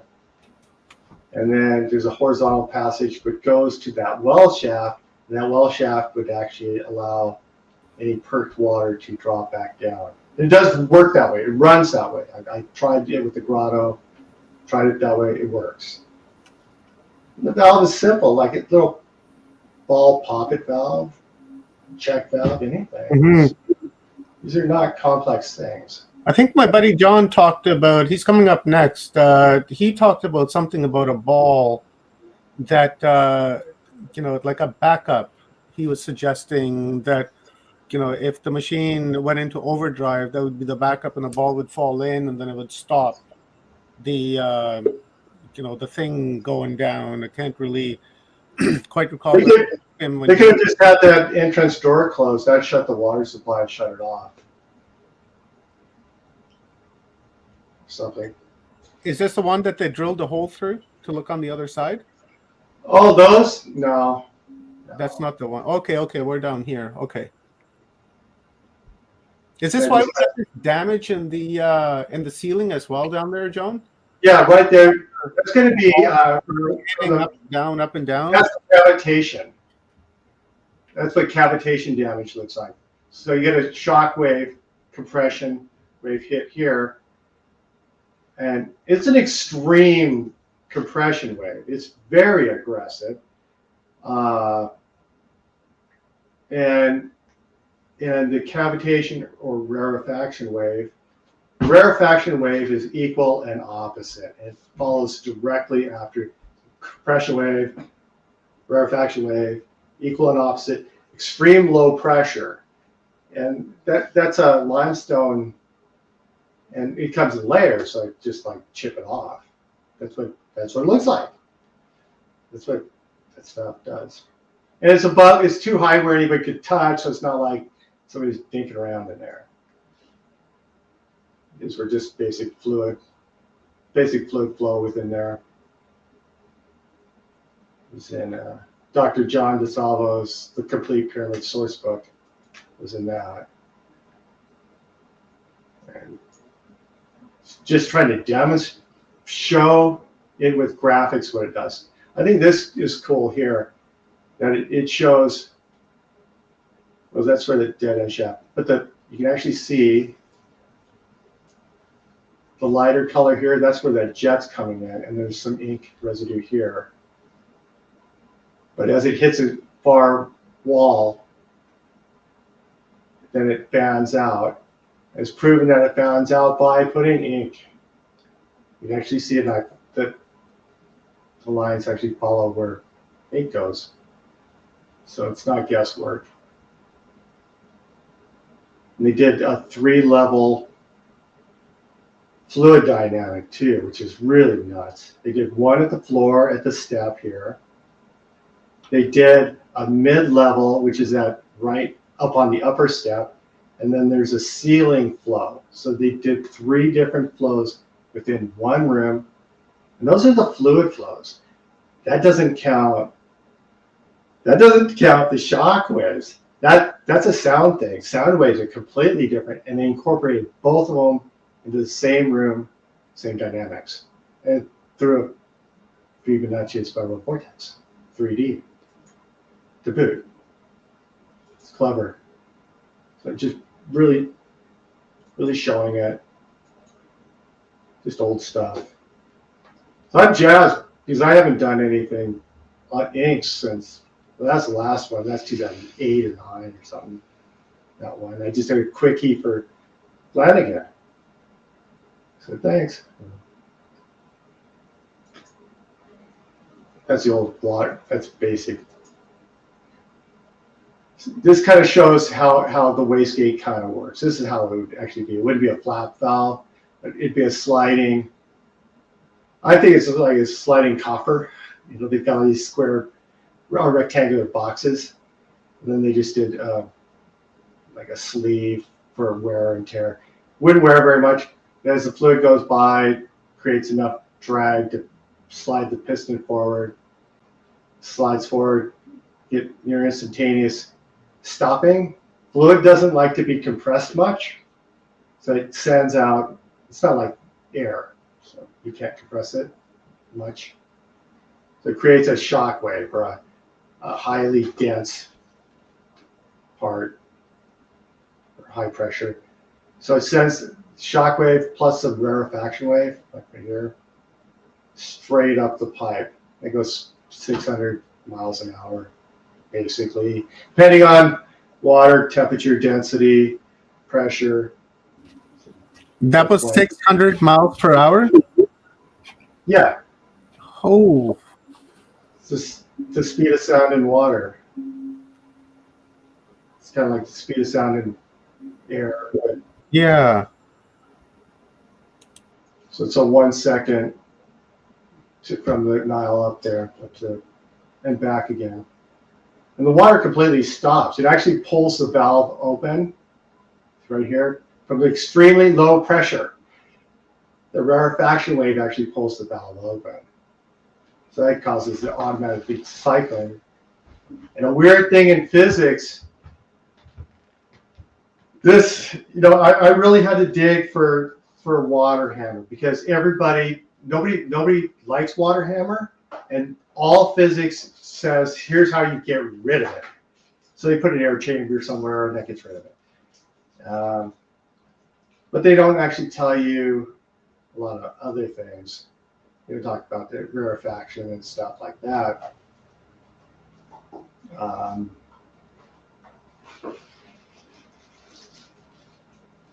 So let's see, I don't even know what's going on that.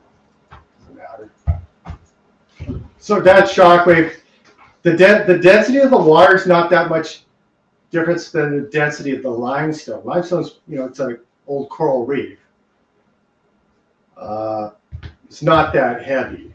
It's not that dense. So it's almost the same density as that shockwave.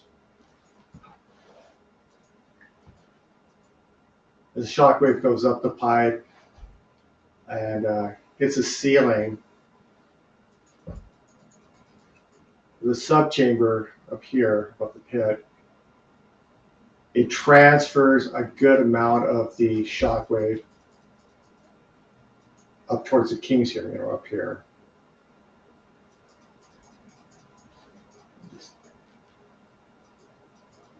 I think this had it in it. This is a shout out to Edward Kunkel, nobody else, but nobody else that's around that's saying it's a water pump and stuff. This was Edward Kunkel's from his book, what the hell was it called? The Pharaoh's Pump. He said it was a pump. That's where I first got it. Was Edward Kunkel said it was some wild ass pump, which really doesn't work. But part of his concepts were solid, and this was his description of the subchamber. And he just thought it was a whirlpool that sent pressure back up and up the well shaft and all this crap. And it's wrong because it's a water saturated room. I tried this. Okay, it doesn't work. So, but he had the basic original concept, and then he went off on. He did two different pumps. He did one which was, he called it the construction pump, which was this. And they said, oh, this is for the floating blocks and stuff. And then later on, it was a water pump to irrigate through. It doesn't matter. It's stupid. Through ghost skin pipes to some parts of the desert and all this crap. Like, this is some of the stupidest stuff I've ever heard. But his first part was really good. That's it. Okay, I am going to see if I can find a different folder. I'm going to share a different screen here. Okay. Share. See if I can do this. Share screen. I got to open it first. It works, okay.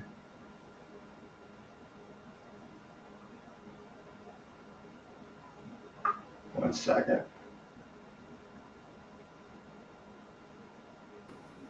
Oh, good, brother. This is fascinating stuff. I got John Shaughnessy in the house. John, can you hear me? Nod your head if you can hear. Yeah. And I do. I do think that his work does apply to this. Is it had to do something was focusing either gravitational waves or something similar. It's a really huge deal. But that's a basic thing. And then I actually did recordings down to 5 hertz from above the rock of the subchamber, because you got to get below the Schumann resonance, which is 7 hertz. That's going to matter. It's a big deal. And I recorded down to 7 hertz, which is really difficult to do. So I actually have all that done. Okay, Shaughnessy time. You want me to bring him on, and you guys we'll have a chat? John Shaughnessy, there's my man. Brilliant work. Good to meet you, John Cadman. Yes, brilliant, absolutely brilliant. And Christopher Dunn. You get a lot of kudos to him. He's really instrumental in opening up the engineering aspects of this place on the planet. The Giza Plateau. Yeah. So it's definitely. I think they when they dammed up the Nile. don't know if you guys want me to talk, but they dammed up the Nile. They changed the groundwater tables out there on the Giza Plateau, and it's possible that if they never did that, we would have been able to get on and see what you're talking about, and actually see it working possibly. It'd be nice if you could actually get the full size model to run. It's as good as I can get.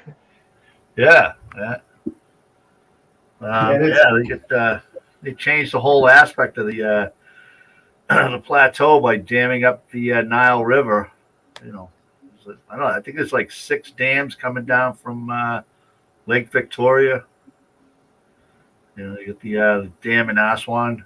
It's huge. So that it was what's his name, Mr. Rawi Wan. When he was growing up, he said he used to go down in the shafts and swim around, before they put up that latest dam. Yeah. I heard something about that as well. There was a lot more water down there, So, and my trip, when I went there in 2020, I noticed a lot of the. Basically there were wells, giant openings, and you could see where the water levels were, and they were completely dry. 50, 60, 100 feet deep, 30 by 30 foot or 50 by 50 foot, square wells that just went straight down, and they were bone dry. Some of them had some water, but most of them were dried right out. So every action has an equal and opposite reaction, right? That's for sure. Changed the water levels on us, and now it's like I'm all for closing up the pyramids and put some water back in there, see what happens. Let it get in there with instrumentation, cameras, whatever, and put it back online. Close up the shafts that were what's his name, Dixon, I think, smashed open the shafts in the Queen's Chamber, and I believe after he did that, the mean temperature inside the pyramid dropped from like 80 or 90 degrees down to like a cool 71 all the time. So there's some kind of process going on that maintained some kind of heat in that pyramid, and then sealed. That was one of the recording. It's one of those side notes, obscure side notes that, hey, it's temperature change in here, so. No biggie. It's only 30, 40 degrees. That's awesome. Yeah. So, I think there's some kind of, you talk to a bunch of other people. It's not just one particular energy. There's multiple energies, like, the Schumann frequency, water on the lower, in the grade, in the base, and then you have gravity on top and other scalar waves and other things like that. So it's there's a lot of ins, a lot of outs, and it was built like Christopher Dunn said. It was built like a machine. It's a machine. There's no, to put those shafts in, I don't know, 150 feet on average, perfectly aligned today. Well, you could shine a laser beam up, and they'll hit the other end once you get by the turns. And it's just mind-boggling that they went through all that trouble to keep those shafts aligned.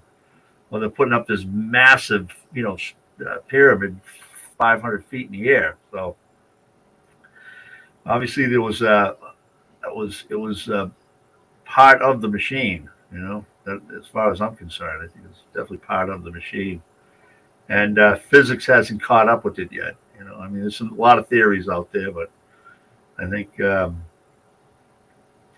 there's some energy heat that's being generated inside that pyramid, and of course, when it's opened up, I think you lose the function of the that particular element of the machine. So it's doing other things, but I think it was definitely a multi-purpose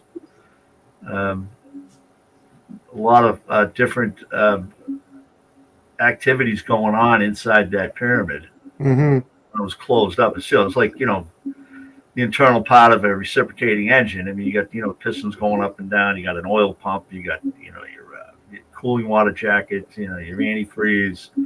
You know, transmissions. A bunch of other stuff. So there's, you know, it's a multi equipped device that has a lot of things going on, and producing multiple products, you know, and the end products. It's not just one product it puts out. It's other things it's kicking out. It's that chamber right before you go into the king's chamber. It's got the blocks in it, the doors. Name escapes me now. It's the antechamber. I think it's the antechamber. I mean, there's like huge grooves, vertical grooves, right before you duck your head and go inside the king's chamber. They look like pipes were there at one time. You know, pipes, some kind of pipes that were used to circulate heat or remove heat, maybe for the surrounding area. You know, hot water. Who knows? But and then you go to the China pyramid. John, that would be sick. It really would be if there was like a function of like hot water and cold water, right? Considering the temperature change, Yeah, wouldn't put it past them. Yeah, I mean, you have all these doors that look like they were. I mean, I think there's the doors are missing, but you can see there was doors, you know, channels where there was stone doors there at one time, and I think one's stuck there. But yeah, you can see that was probably used to, you know, protect against the external heat inside the chamber, inside the king's chamber at one time. So yeah, you know, you get the, you know, so you get that, and then I was alluding to earlier the Chinese pyramids, the China pyramid out there in Xi'an, I think, and they have, I mean, they discovered they've actually, you know, carbon dated the pipes, this iron pipes that go back 150,000 years. I'm talking 1.5 ice ages. Mm-hmm. And you know, they're all different sizes. You know, from the capillary tubes up to like 2 inches, and then some are a foot in diameter. So you know, obviously capillary tubes are used for instrumentation. You know, so they had there was some kind of instrumentation that was, you know, taking readings inside these pyramids. This particular pyramid in China. You know, so. There's a lot of ins and outs, but who knows? You know, maybe those you know, higher magma chambers that they built pyramids over them, and they utilized the heat from you know, the magma like they do up in was it Norway or Iceland? Iceland, is it Iceland? Yeah, they you know, they tap into the geothermal energy that's available, and the whole community has, you know, free heat, hot water, you know, domestic hot water. So it could be, you know, it's you know, it's hard to tell. I mean, there's so many. The planet goes through so many changes during these ice ages and interglacial periods. You know, we go from spherical shape right now, and you know, go into the ice building mode in ice age. You go right down to you know, go into a pumpkin shape. Maybe when it's pumpkin shape, where you get the massive, you know, trillions of tons of ice on both poles, you might have magma coming a lot closer to the surface that can be utilized, you know, with these pyramids. So you have Pyramid of the Sun has I believe it's a volcanic vent underneath it, in the center of it. So, I mean, that's you know, the smoking gun right there, the proverbial smoking gun. There is some kind of connection between, you know, magma, volcanic activity, volcanism, things of that nature, and you know, it's just at different times these things kick on and they're utilized in the age of you know, the seasons of the Earth, I guess you can call it. You know, interglacial ice age. So So and then you got external forces, planets, moon, things of that nature. So yeah. So I just want to ask John. I just want to ask John, which one? Yeah, right. I just want to ask John Cadman. Before you came on, he had mentioned that your work and his work kind of complement one another. And I was just I want to ask John if he can expand on that a little bit and help us to understand as how the pulse generator and gravity is coming together. I got two engineers on the screen, and I'm not an engineer, guys. So, so if I'm not mistaken on your work, John, you were talking about it's a gravitational lens, basically, and then you could spot it on the far side of the planet. You'd see effects on the far side, and that was kind of part of the proof of concept. I was like, that made sense. And you're getting a lot of that from, oh my God, what is it? One of the universities did a thing that showed the pyramid shape actually does focus electromagnetic waves and gravitational waves. Not so much gravitational, but electromagnetic. Electromagnetic and radio. Yeah, I think there was some Russian scientists. Yeah, some Russian scientists submerged a scale model of GP1, and they showed it like acting like a lens. Just they were focusing the energy on the center line of the pyramid, which goes down into the subterranean chamber, obviously, and below. Yeah, it's a really complex machine. I don't think anybody has the bigger picture. It's multifunction. I don't know what it is. Flanagan was saying some things. He believes it was a time machine, bottom line, or a hyperdimensional sort of machine. Smart dude. Yeah. He lost it in the end, though. He was out of there. It's like, it's when you're talking gravity, you're talking about space time. You're manipulating time, and absolutely, the two are gravity and time are related. Yeah, they're one of the same. So so you're stretching it, concentrating it, stretching it out. I know I got this. I can't prove it, but I mean, a lot of the pictures that I've seen of people in the pyramids, they seem a little, stretched out a little bit.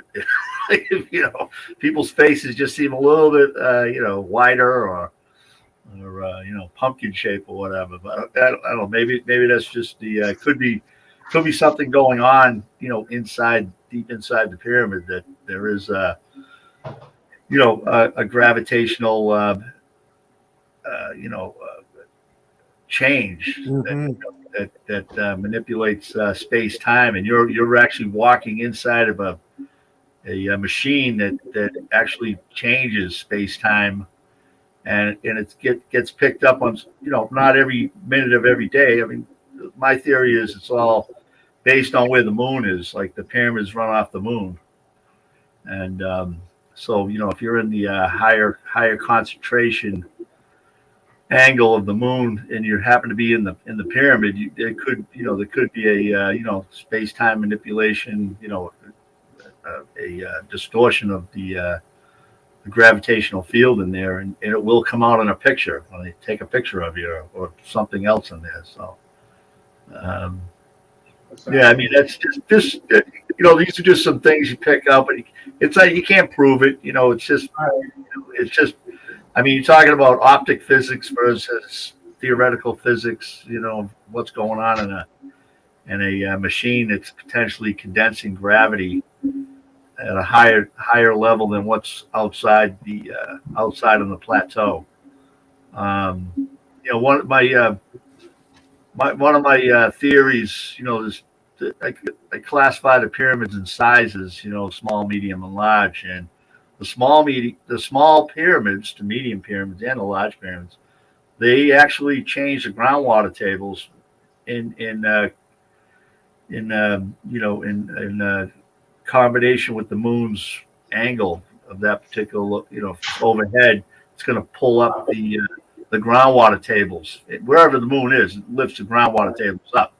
Or if you happen to have a pyramid, large, small, medium size, the water levels are going to go higher than just say in an area where there's no hills or pyramids. You know, you're going to pull that water up a lot higher because it's you know, it's a denser gravitational field just of mass. I mean, if it wasn't a pyramid, maybe it was a 6 million ton square block, it's going to pull more water up towards it because it has a higher gravitational field. And so that's I think the people utilize that to get groundwater up, which is pure water, good healthy water most times. And that was a methodology for keeping water available for the surrounding communities. You know, usable potable water that you can drink and use. So there was more than just one function. Again, it's probably 7 or 27 functions of a pyramid, but that's one of them. And that's pretty easy to. I mean, you don't even have to get out instrumentation. It's just utilize the just the known and agreed upon physics of the day. I always like the one where you can hang a plumb bob next to the pyramids and it doesn't hang straight because it's a high gravitational field. It's going to pull the plumb bob closer to the pyramid because it's a denser gravitational field. So it's I've seen that. That's cool. Yeah. You ever see that triangle they had? I forget the name of the tool. It's a triangle, and then they have a little string and a plumb bob on it. Yeah. And I always thought, I mean, they reckon it was some kind of a level, which you could use as a level, except if you were trying to use it on the pyramid. If you just sat it, on the pyramid, it would pull closer to the pyramid, so you wouldn't really get a level reading off of a block if you were setting a block in. So I took it a step further. I said, "Oh, you could use that as instrumentation. You sit it there on the pyramid, and when the moon comes around, you can measure where the plumb bob is, and when you cycle through the moon, you can see where the plumb bob goes back to." Oh, brilliant, John. That really is. That's brilliant too. early on gravitational measurements. I mean, even today's gravity measurements are pretty rudimentary, anyways. It's spring loaded. There's not a lot going on. Although they are getting better. There's a couple of, I shouldn't say, there are some sophisticated ones out there now, but even 20 years ago they were pretty crude. But there's so much more to learn. So much more. Just on the tip of all that stuff. Yeah. I saw that like NASA had just put out something about like every 8 minutes there's from the sun to the earth there's a magnetic, like a portal every 8 minutes. They use the word portal, but I don't know. It's like a direct connection every 8 minutes from the sun to our magnetosphere. Oh, really? Wow. Yeah. That shocked me. It's like, okay, every 8 minutes, if you got this magnetic flux coming in, and then you got the Earth, of course, it funnels it and disperses it, etc. Right. But then when you go on the ley lines, the real ley lines, like there's one from Gold Bar, BC, down to Santa Cruz. It's where all the volcanoes are.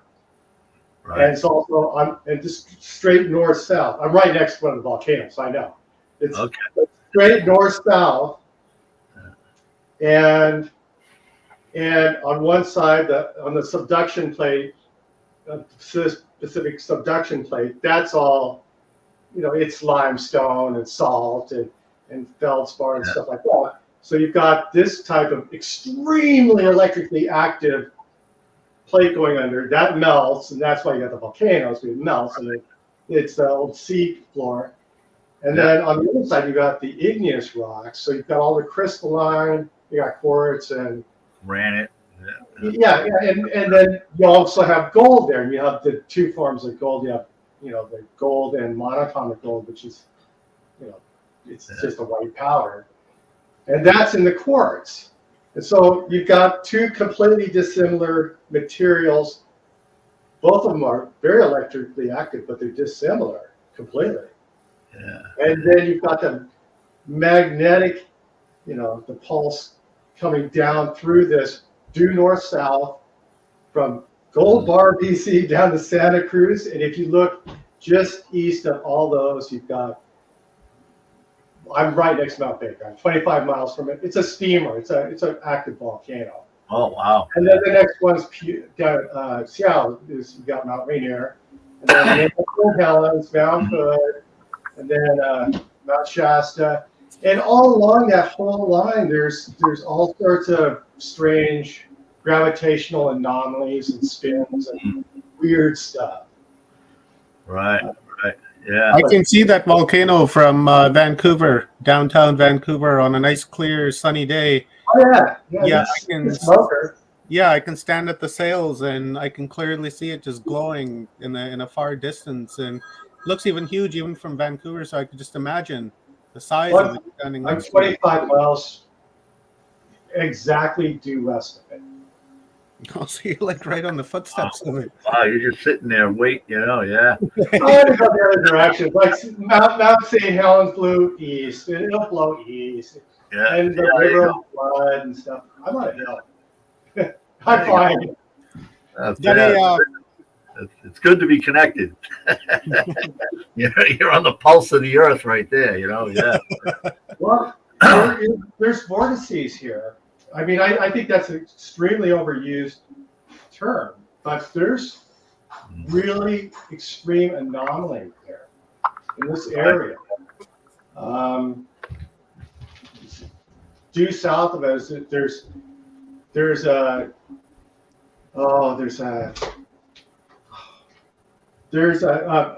different type of rock that's pushed up. It's I think of the name of it, but there's a mountain range that actually inhibits part of what would be the normal quartz and that sort of stuff, electric stuff. And so there's that blockage of the energy going down that ley line. And at that part, if you're due west of there at different times, and everybody says it's like it's on I-5 corridor, and there's a rest area there on that area, because you get out there and you get massive brain fade and just almost pass out. Okay. And all sorts of people say it. So like if there's energy either going up or down, right. Somehow it does something. And this area is known for brilliant concepts. That's pretty cool. I believe that. You get density. There's gravitational densities there. Time warps, and there's a place. Isn't there a few places out there you're standing at a 45-degree angle, but you're actually straight up. It's and the balls roll uphill rather than there's a bunch of places where the cars roll uphill or the balls roll uphill. I think the Vatican has a place close to it that has that. Has that kind of a gravitational anomaly there. Mm-hmm. But yeah, when you step into those, you call them portals or dense gravitational or low gravitational fields, it's gonna affect your mind and your whole physiological being. Stretch you out. Completely Like maybe make you more psychic, maybe not. You can read the future. Who knows? Who knows? Some of these things. Sky's the limit. I theorize that portals open up on the planet, and sometimes, probably like you saying, every 8 minutes, and planes happen to be flying right at that altitude into that direction, and they just fly right into them, and they just disappear, come right off the face of the planet, right off a radar. Nobody sees them again, and there's a few anomalies where I forget the flight that they were flying from New York to Florida, and then they ended up. I think it was from Yeah, something like that. It was like an hour and a half flight. Yeah, and then they ended up 2 full metonic cycles later. They landed in South America, on a land strip. Oh, I hadn't heard that. That's fascinating. Yeah. So I mean, so the moon, to me, it's like, okay, the moon's stretching space time in certain alignments, and if you happen to be, just one of those unlucky planes flying into it, it's almost like they stepped out of the time realm, that dimension of time that we have, or moved very slowly, and then they flew back out. They had fuel. They were all living. They were talking. They landed. They got freaked out because they were talking to a flight tower that was speaking a different language. And then they took off again before getting out of the plane. So they might have flown right back up into the portal, where they came out of. So There's another one like where a guy was flying from the Bahamas to Florida, and he ended up going through like some sort of a vortex, and he ended up in Miami in like 35 minutes. And he said that there was like yellowish haze around his plane, like a foggy-ish tunnel type thing, and he went through that, and boom, he was in Florida. Right. Yeah. Like it's like a time slip. Yeah. Comes out, and if you happen to be descending or ascending, you'll probably get out of the portal or wormhole. I mean, this is going to Einstein's special relativity with portals and things of that nature. So, I mean, his works say they exist, and so it's makes sense that when you get 2 massive bodies together, like the moon and the Earth, you're stretching that that fabric of space, and then you just happen to be unlucky enough to fly in it or fly through it. And you do a time slip. You get to your destination an hour early, or what have you, or you just disappear for forever, or you come back again. Like those what was it, the P52s there? Right. Like 6 or 7 of them. They lost contact. They didn't find them for like, I think, 30 or 40 years, but they might have popped out into a portal and then came back in and ended up flying and just crashing into the ocean 30 years later, or 36 years later, or 18 years later. And then we find them and they think, oh, and then we come along, 40 years later and said, oh, there they are. They got, they're a little lost, but it could have been a totally different scenario altogether. Mm-hmm. Trapped in a portal. When you go into the portal, what's that? Anomalies are real. Oh yeah, for sure, man. Yeah, pay attention to them. Pay attention to them. Those are the ones that teach. Yeah. That's what matters. I got a great question here for you guys, and I've asked John this question before, so I'd like to hear John's. I'm forgetting 2 Johns on the screen. I'd like to ask John Cadman. I've asked John Shaughnessy this question before. I'd like to hear John Cadman's opinion on this. We have 2 different types of pyramidal structures on the planet. One is pentagonal shape, like we have in Egypt, and then we have the step pyramids that are all around the world, especially in Mexico. How does the pulse generator would work with a step pyramid instead of a pentagonal pyramid? What's the difference between the 2? Oh my goodness, that's I don't know. And, I mean, the step pyramids in Mexico, I mean, those are legitimate. I mean, those, I think some of them are alive and have function. The step pyramid, like say in Egypt, that's just a piece of junk. Mm-hmm. That's done later, mud bricks and stuff. It has no function. John Shaughnessy.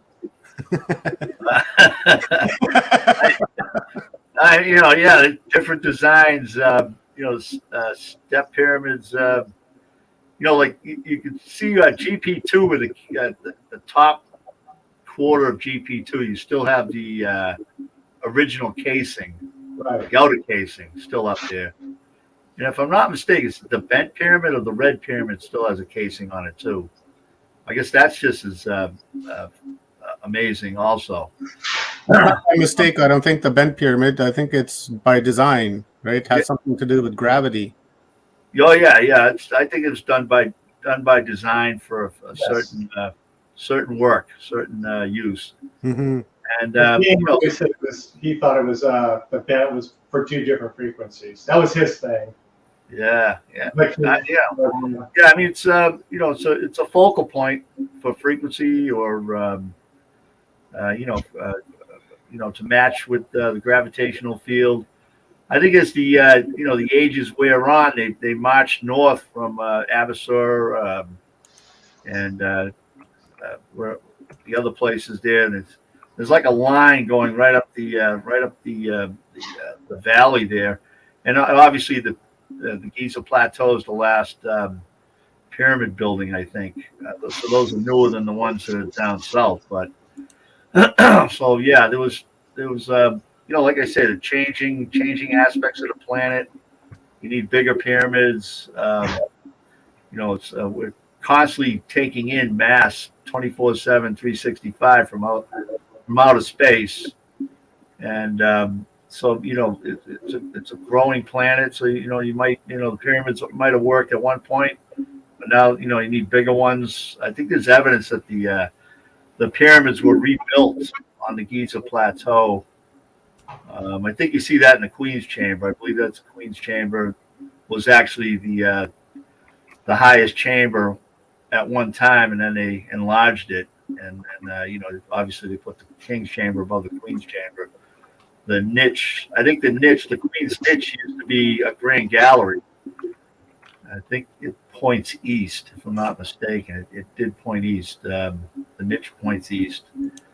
Anyways, kind of going off topic, but yeah, I think I think different designs, like if you have a smooth faced pyramid, it's going to lens the frequency or the gravity into a tighter focal point, and then step pyramids are going to be condense the energies or work the energies at a different frequency. So it might break it up a little bit, or give you a larger focal point, where the smooth pyramids will give you a tighter focal point. Mm-hmm. If you look at making glass lenses, it's the same type of thing. I always go back to optic physics. I think the pyramids mirror. I think a lot of this pyramid technology, more and more I look into it, it almost in line with optic physics, pretty close to it, anyways. Because we're talking about concentrating or deflecting a subatomic particle. Light, photons, subatomic particle, and theorized that gravity's the gravitons are subatomic particles. So it's just the gravitational field on the planet is much lower than the light radiation coming from the sun. So you have to make these massive pyramids to work with the gravity, whereas you don't have to make a huge lens that weighs 6 million tons to do some work with the sun. Kind of going off topic here, but just trying to make a point. Yeah. I'm flowing with you here, bro. So, do you want to do your presentation, John Shaughnessy and John Cadman? We are gonna gather for a short panel at about 7:30 once Chuck Vanderbilt is done doing his presentation as Pyramid Portal. Are you available? Do you want to join us for a quick panel afterwards? I'll see if I can pull it off. Okay. I'll message you and I'll let you know. I have dogs. I have Russian military dogs that you no longer import. You can import them for 26 years, and that's it.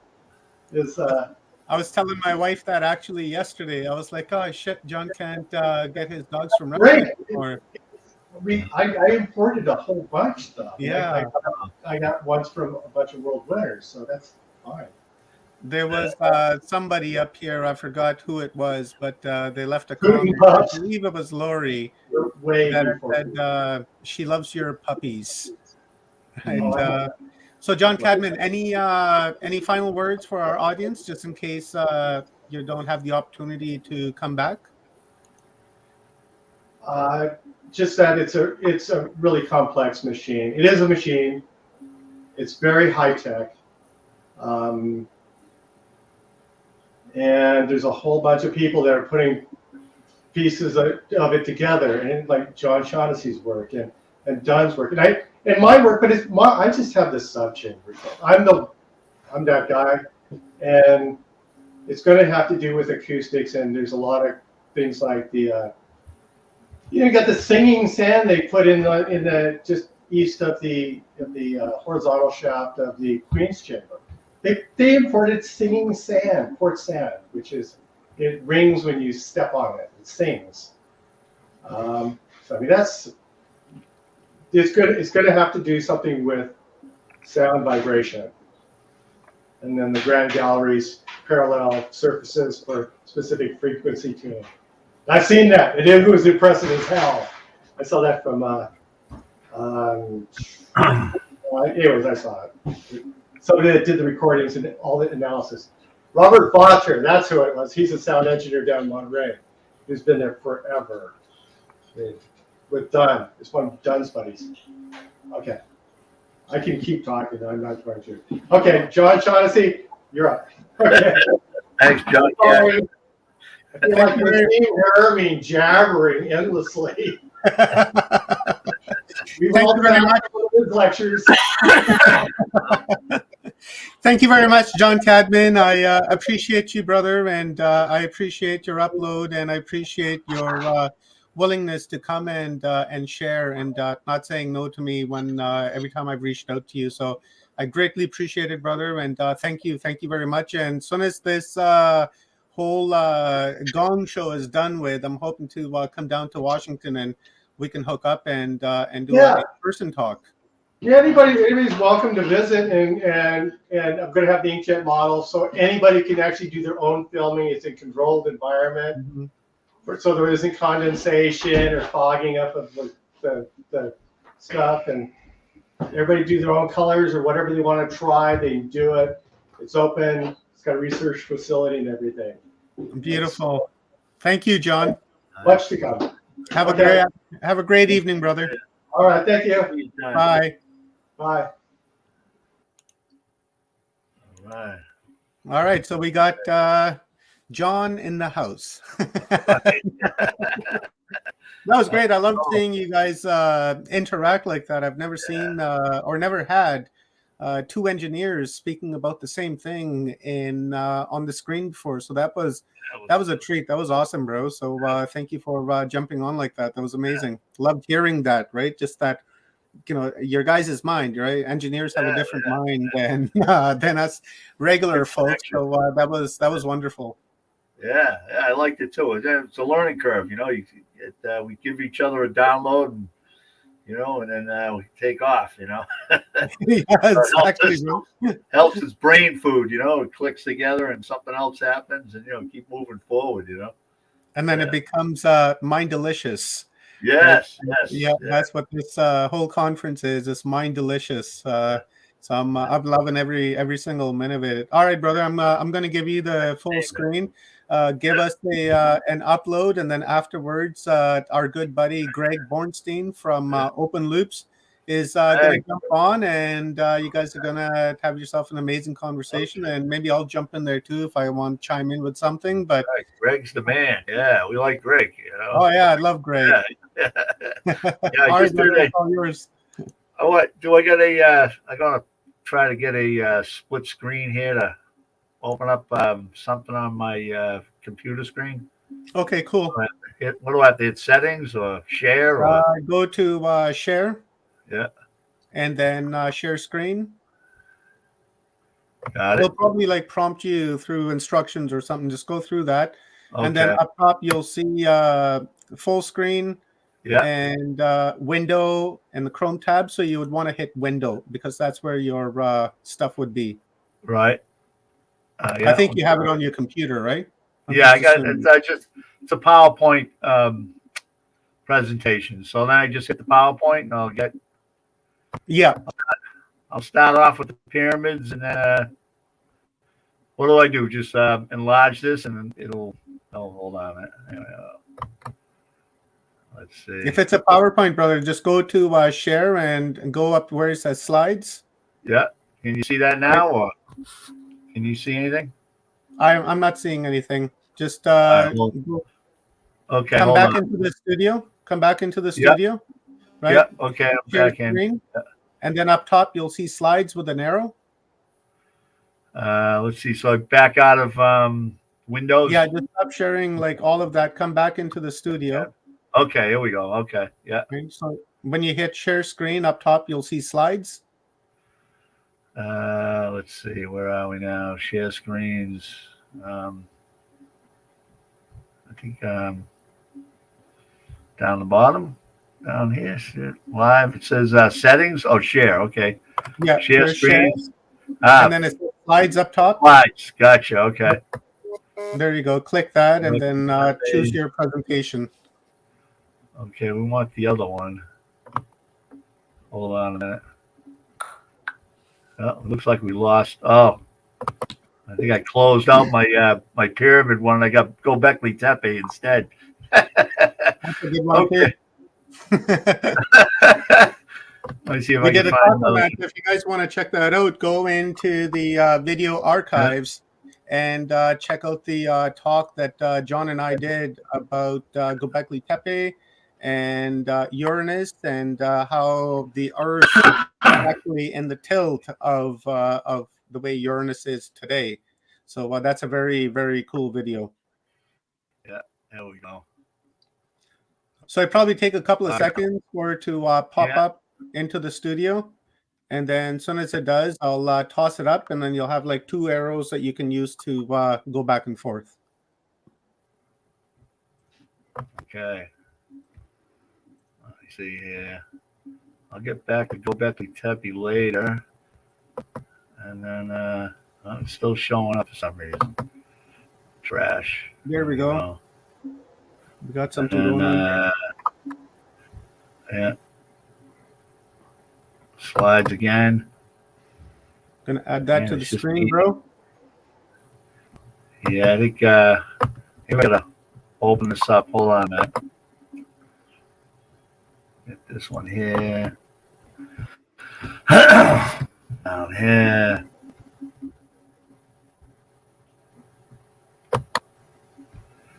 One more time. If not, we're just gonna have to wing it. I see the slides in there. You see the slides? Yeah. Yeah, I do see the slides. Here, let me I got it on the screen, but it's just loading. So it'll probably take a couple of minutes for it to load and then we should have it. Yeah, yeah. I was looking at it. I'm like, wait a minute. I see it, but it's not doing its thing. Yeah. That happens. Yeah, it's not grabbing the one I want for some reason.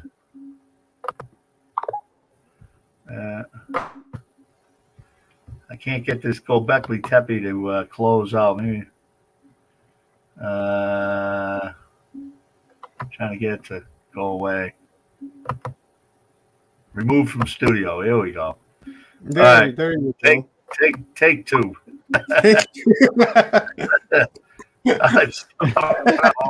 Try it one more time. Give it another go around. Here we go. Here we go. There it is. All right, now we're gonna go. Here we go. We're gonna try it one more time. You guys, let me know if you see anything that looks vaguely close to a pyramid.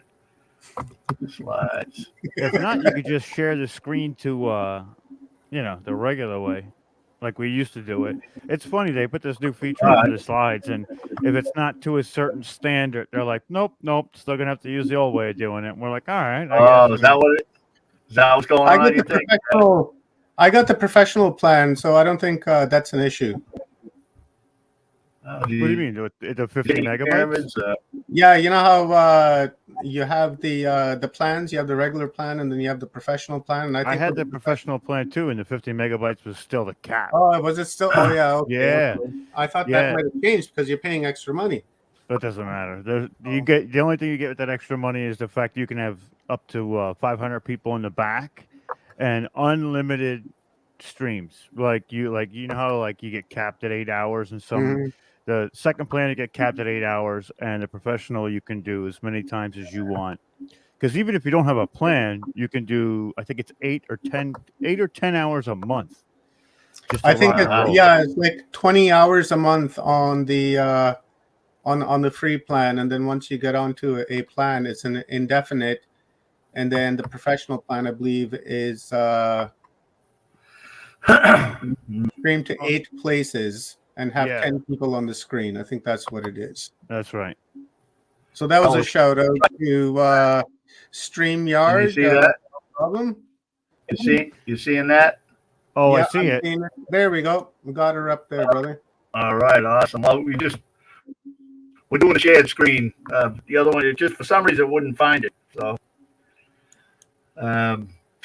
okay, before we run out of time, I'll jump in. Okay. All right, we ready? Where is Greg Bornstein? There he is. All right. So we got Greg in the house. I'm going to stop my cam. Okay. You can see my slides. Yeah, 10-4. I see it. All right. Okay. All right. I'll just jump in and pyramid solve. Pyramids subatomic particle lenses. Go over.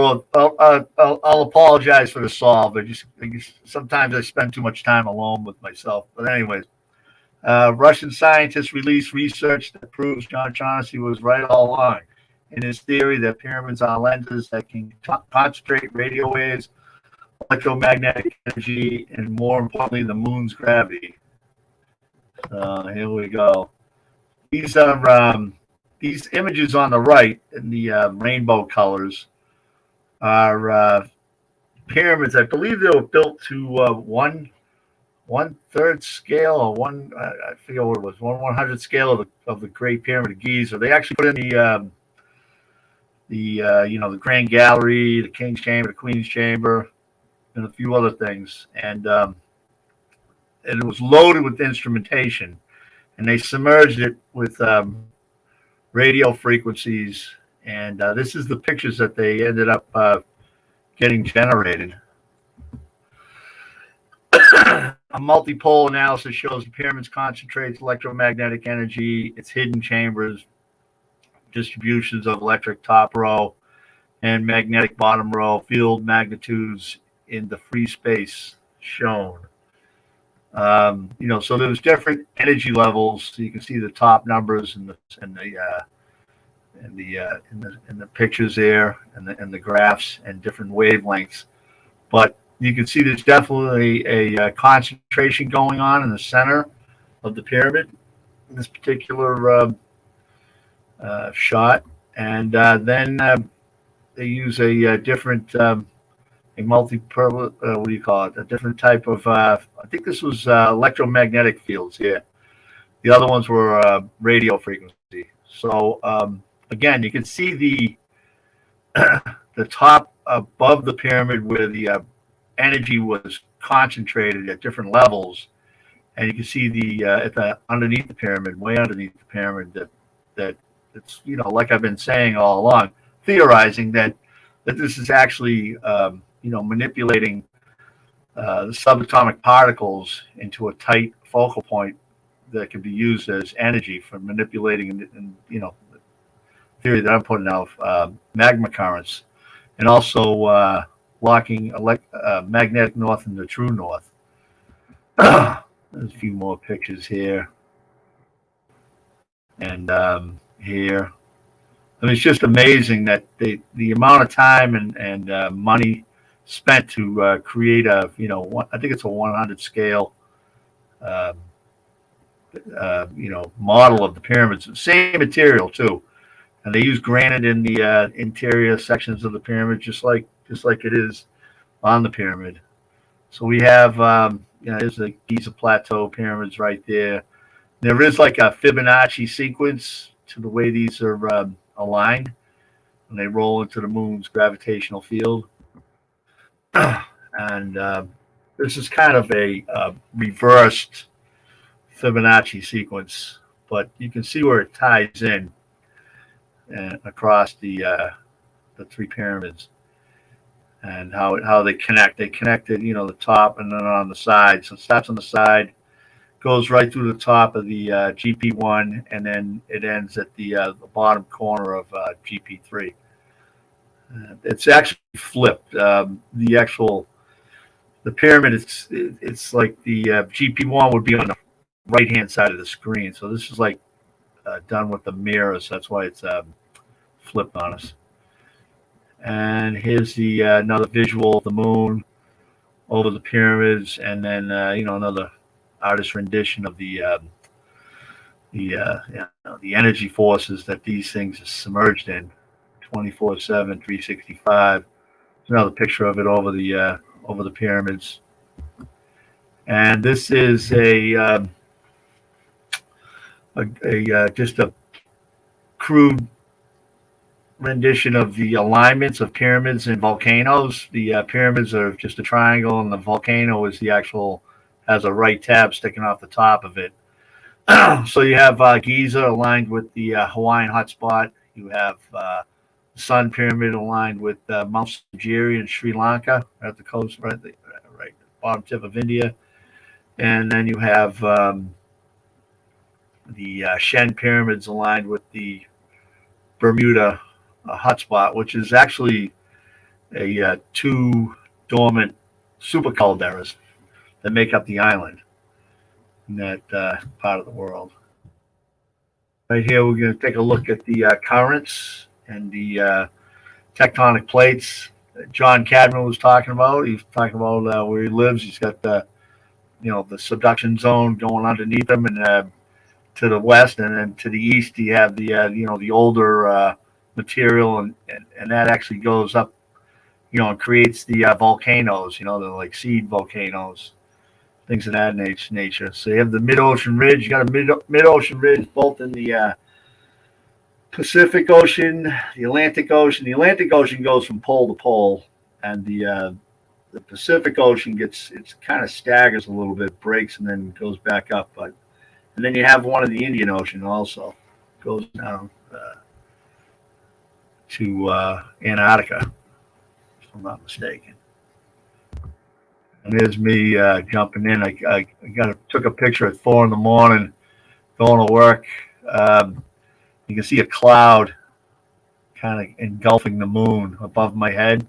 It's actually, I saw it, with the naked eye. It was just absolutely amazing. And the eyeball and everything, it was, the cloud eating the moon. One of those rare shots that you get.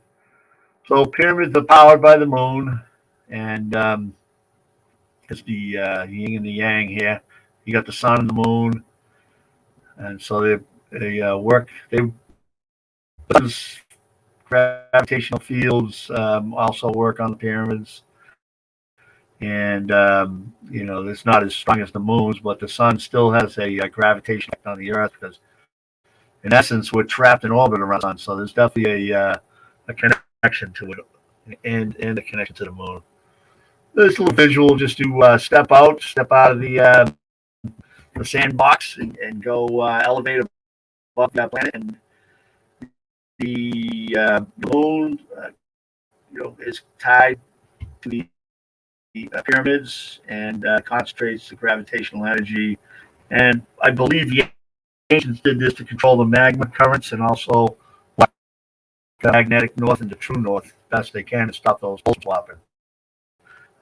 Magnetic pole swaps have been swapped, I believe, in 900,000 years, going up on 1 million years. And I think that's how old this technology is. So it prevents these magnetic pole swaps that would cause total devastation on the planet if they did swap. Anyways, going forward, It was a 2018. We had all the planets aligning on one side of the sun, and the Earth was traveling in between these planets, the larger planets, and the what do you call it? The volcanic activity, seismic activity went up 3,500%. And this happened times in the last 100 years, where all the planets aligned on one side of the sun. So in essence, if you just visualize all the planets and the moon, because they're the inner solar system, are cruising in between these gravitational tugs. John got a bit of a issue with your audio. Keeps kind of breaking. Oh, does it? Okay. It's getting okay. Is that better? No. That's not better. Kind of, it's clicking and it kind of breaking in and out. Oh, maybe I'm touching a wire. I'll stay away from the. Oh, there we go. Yeah, I was probably touching a wire. Yeah, it's a little bit better. Still kind of crackling, but. Okay, can you hear me personally, or is it just the screen? No, I can hear you. All right. So in essence, you step off the planet and get into the solar system, and like I said, 2018, as we all probably remember, the magma that was pouring out of the Hawaiian hotspot was just unbelievable. Hundreds and hundreds of millions of tons of magma just flowing out the river. Yeah, and, you're breaking up, bro. Maybe it's this. Maybe it's the GIF. Maybe try moving the GIF. It just could be that. All right, we'll try that. Okay, gotcha. Okay. All right, how's that? I got another GIF. It's kind of anyway. Better. Well, maybe it could be the GIF. Who knows? Is that better? No, Yeah. it's kind of the same. You're still breaking apart. Okay. Pretty good time with the setup. Now all of a sudden it's. Yeah, I think it's the presentation. As soon as you loaded the presentation, your audio got whacked. Oh, okay. All right. Yeah. Okay. Let's see what we got. Well, see if I can. Maybe just stop share and just give us a. How's that better? Or? Oh yeah, way better. Yeah. Can you see any of the imagery? Yeah, I see the moon, the earth moving, low tide, high tide. All right. Well, you just leave it there. It's when I go to full screen, I guess it's causing a problem. Yeah, like this is good right here, bro. Okay. All right. So anyways, we go back to this one. In 2018, we had a 3,500% increase in volcanic activity on the Earth. Any volcano that was going to erupt was erupting. There's a lot of seismic activity all over the place. And basically, the pyramids were doing it because the pyramids keep the Hawaiian hotspot open. So if the pyramids were not in Giza, okay, and not keeping the Hawaiian hotspot open, all that magma release would have came out in tectonic plate slips, massive earthquakes, probably even pole shifts, magnetic pole shifts, so on and so forth. So, I mean, we're really jumping into into a real high technologically advanced technology here. At built by the gods, small g, or the beings, whoever. But so this is what I've seen happening, and that it's just common sense. Like, okay, if the Hawaiian hotspot, the Hawaiian Islands weren't there, where's all this external energy going to be vented from? Because what it is it's dealing with the external gravitational pull on Earth when you have these alignments in the solar system. And this particular one was it happened 5 times in the last 125 years, I think, something like that.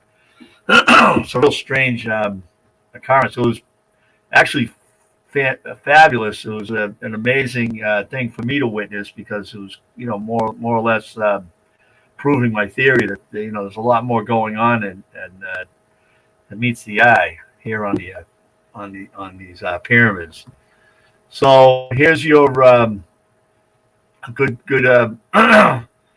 image of the moon. You got the moonless high tide, and you got a moon high tide. So what it is the moon's pulling, the tide on one direction, and it's also pulling the gravitational field, the barycenter, which is the center of the gravitational field, towards the moon, and that allows the high tide to develop on the moonless side of the planet, right? I mean, that's because you're actually lowering the gravitational field and that allows a high tide without a moon.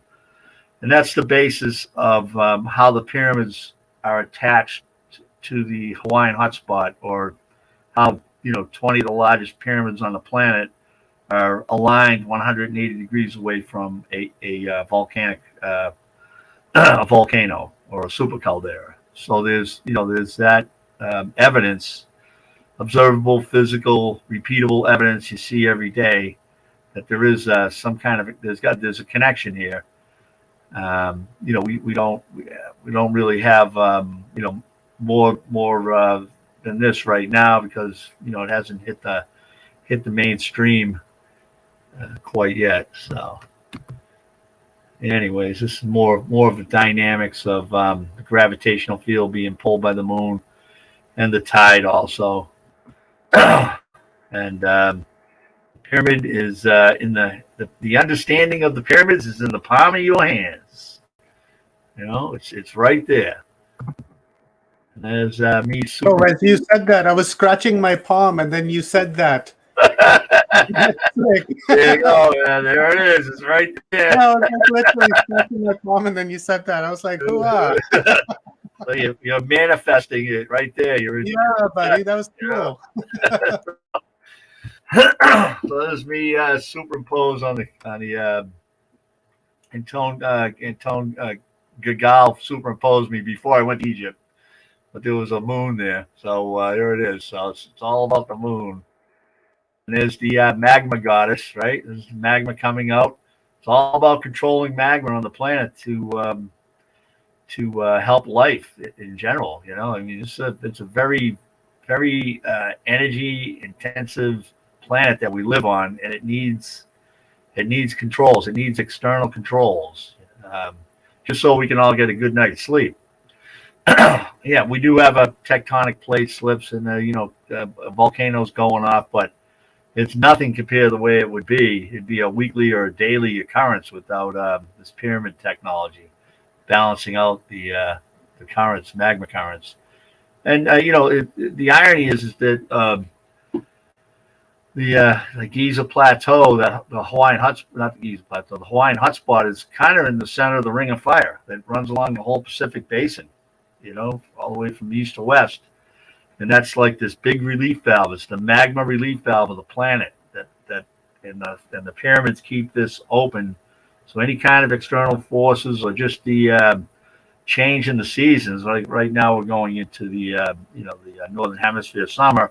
You got expansion, you got contraction down south happening. So there's a lot of coefficient of expansion being absorbed here too in these magma chambers. And it's a really it's a really unbelievable system that's here. And I mean, this is the type of explosive forces that if you can direct them into the middle of the Pacific Ocean, right? You're not wiping out huge metropolises, and it's so mild now that you actually have a huge population on these islands. So the technology is working great. But throughout history, you've heard of whole societies being wiped out from volcanic explosions. And it looks like there's something there from The Simpsons. There's Mount St. Helen. So it's just, again, the technology is here working, and it can be tamed. It can be tamed. The magma entity can be tamed with the pyramids. This is a satellite picture of the super caldera, Yellowstone. It's a massive magma chamber right below the surface. And the Giza Plateau, keeping the Hawaiian hotspot open, also tames this beast. It doesn't allow it to erupt because it's venting the magma pressure. Like 3,000 miles away, but you're still connected on a relatively small planet. And they're all these northern hemisphere, southern hemisphere. These things are all connected in one way or another, deep down inside the magma chambers in the Earth. So that also keeps these super calderas from going off, exploding.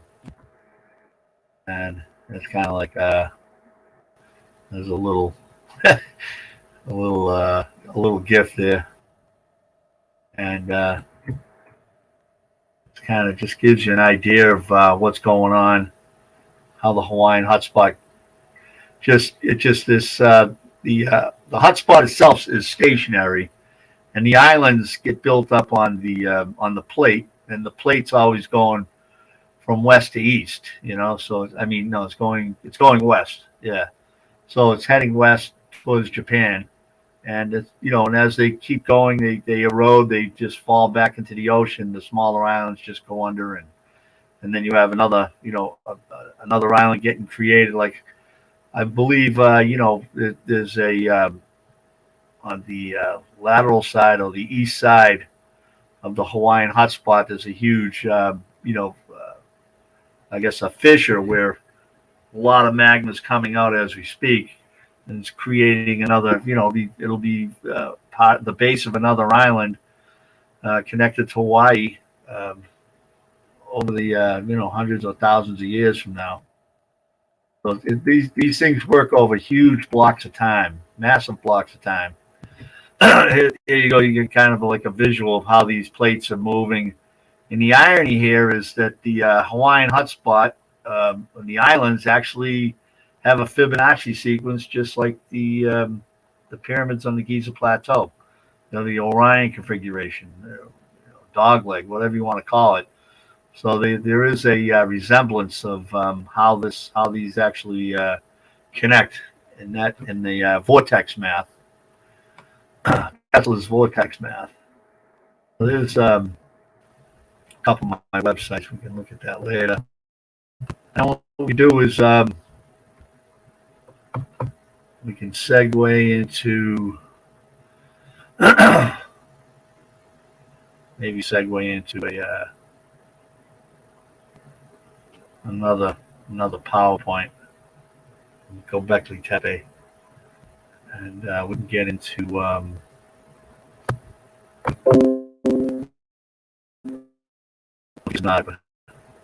can you see this? Anybody out there? Can't see it yet. Can't see it yet. Hey, Greg, how's it going, man? Yeah. Hey, good. All right, Very fascinating stuff. Always love seeing it presented in different ways. I'll let you know when it's on the screen. All right, we'll just try to do a little magic here. I'll split the screen. I'll click on it. Should come up now. Göbekli Tepe, 40,000-year-old. We see it. There it comes. All right. Yeah, there we go. Up. You want me to go full screen, try the audio, or just stay like this? Let's see what happens. Try it. All right. I'll tell you if you're clicking. Hey, how's that? You got gifts in this one? I don't think so. I think we should be cool then, bro. Yeah, I don't see why not. All right, we'll try it. Okay, Göbekli Tepe, 40,000-year-old astronomical instrumentation. The purpose of the stone circles of Göbekli Tepe is to monitor the tilt and wobble of the Earth during the Ice Age. These stone megalithics prove that Earth goes into a tilt like the planet Uranus, roughly a 90-degree tilt. That is the primary cause of the Earth's Ice Age. Really cold. It's really cold on the planet. So we're going to get into basically tilts and how Göbekli Tepe's megaliths actually were used as instrumentation to let the people know more or less what seasons they were in and the farming, and also went to run for cover because there's about 3 miles away from that place is an underground city that housed, I believe, 20,000 people at one time. So I think, and that's maybe even 2 miles away. So they're both interconnected. Like Göbekli Tepe is the instrumentation, and the underground city was where you went when you had these extreme tilts on Earth during the Ice Age. So you get the autumn equinox and northern hemisphere. Now this is Uranus. For the most part, it's a 90-degree tilt, just pointing right at the sun. And Earth right now is at a 23.4 degree tilt. It's kind of so you can see there's pretty extreme temperature variations because the pole that's away from the sun is in total darkness, and you're talking about unbelievably cold weather.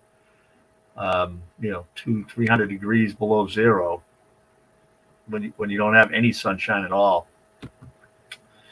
This might have been the what you'd see for a sunrise and sunset for the day in the at the opposite side of the planet. Maybe around the equatorial region, but that might be all you would see when you're on the planet at a 90-degree tilt. And then segue into Göbekli Tepe's, the big T's in the center. You'll notice the T's, one's tilted one direction, the other one's the top hammerhead. I guess you call them hammerheads. One's tilted down to the right, and the other one's tilted down to the left. That's because when you're rotating at a 90-degree tilt, you're looking at you're on both sides of the planet. The sun's on both sides of the planet, but I mean it's like in the fall the sun's on one side, and then in the spring the sun's on the other side. So that'd be the halfway point. So you would have a shadows that would hit these particular stones, and a lot of these stones had reliefs on them. And I think when the shadows landed on these effigies, reliefs, carvings, you'd see the animals going down, or that would mean like pack it in, go underground, or you would see somebody with the seed bag, and you'd see wheat growing. So there would be short season, very short season for growing, if any at all. Growing grain and things of that nature. So I mean, here's pretty early pictures of Göbekli Tepe being excavated. There's Klaus Schmidt, was the lead archaeologist and prehistorian that led the excavation at Göbekli Tepe. He dedicated the remainder of his life, I believe, doing the archaeology up there. Fascinating guy, fascinating work he did. So, this is, if the shadow landed on this particular stone outside the circle, it would be, represent, maybe, this is the beginning of the growing season. You have, obviously, as a duck with an egg. You got wheat up top, some other creatures down the bottom there. It's like, and also it's a combination of, hunter-gatherer seasons and going to an agrarian existence where you were farming the food. I think, and I believe the bags were all just seeds. They're just certain bags had different types of seeds. Seeds were gold. As you know, you can't eat gold. They're worth more than anything. Pouncing on the snow. Here's looks like something pouncing on the snow, trying to get a field mouse under the snow. Who knows? But you see the curvature of the top of the T. So you would have a different angle from the fall equinox opposed to the summer equinox at a 90-degree tilt. It's kind of so here you have another stone here where if the shadow hit this, you see the animal going down. Just okay, it's time to go underground. That type of thing. Pack it in back underneath. These massive, I think there were 20 tons. These massive pillars in the middle there, and then you have the you got the belt, you got the hands on the belly down there, and chiseled into it. So I think it's food. It's all about the hands holding the belly is food, and that's what this instrumentation was for. And it can guide you through these the growing seasons. And here's another close-up picture of it. Got the hands here. You got the genitalia hanging out there, and belt buckle and things of that nature. But mortise and tenon joint on these massive stones. So they were put together and made like instrumentation, precision instrumentation. They needed to be fastened and sturdy and not move, because you depended on these things every year for direction on how you're going to live your the seasons. And there you go.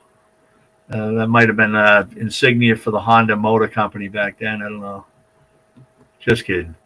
So you can see there's like arms that go down to the belly, and then it's like a little effigy of an animal, a fox maybe, that type of thing. But pretty impressive things. And I don't know, when they first came out with this, they were talking 40,000 years, going back 40,000 years old. And then I think it was like mainstream grabbed that and cranked it back down to maybe 11 or 12,000 years. So who knows what the real dating is. Again, you get a good visual of how massive this place is, how big these hammerheads. They got to be 20 some odd feet high, anyways. And again, you can see one's got a curve facing one direction, the other's got a curve going the other direction. So it's all intersolar system instrumentation.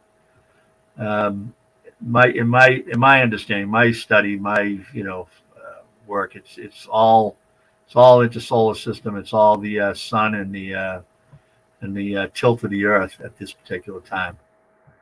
You're talking about extreme weather conditions, daily 100, 200 mile an hour winds going through the winter. The only place you could survive is underground in this particular location of the planet, anyways. Again, you see the arms coming down of the animal. You see a little pitch. One of my next on the bucket list is to get down there and get the pictures of these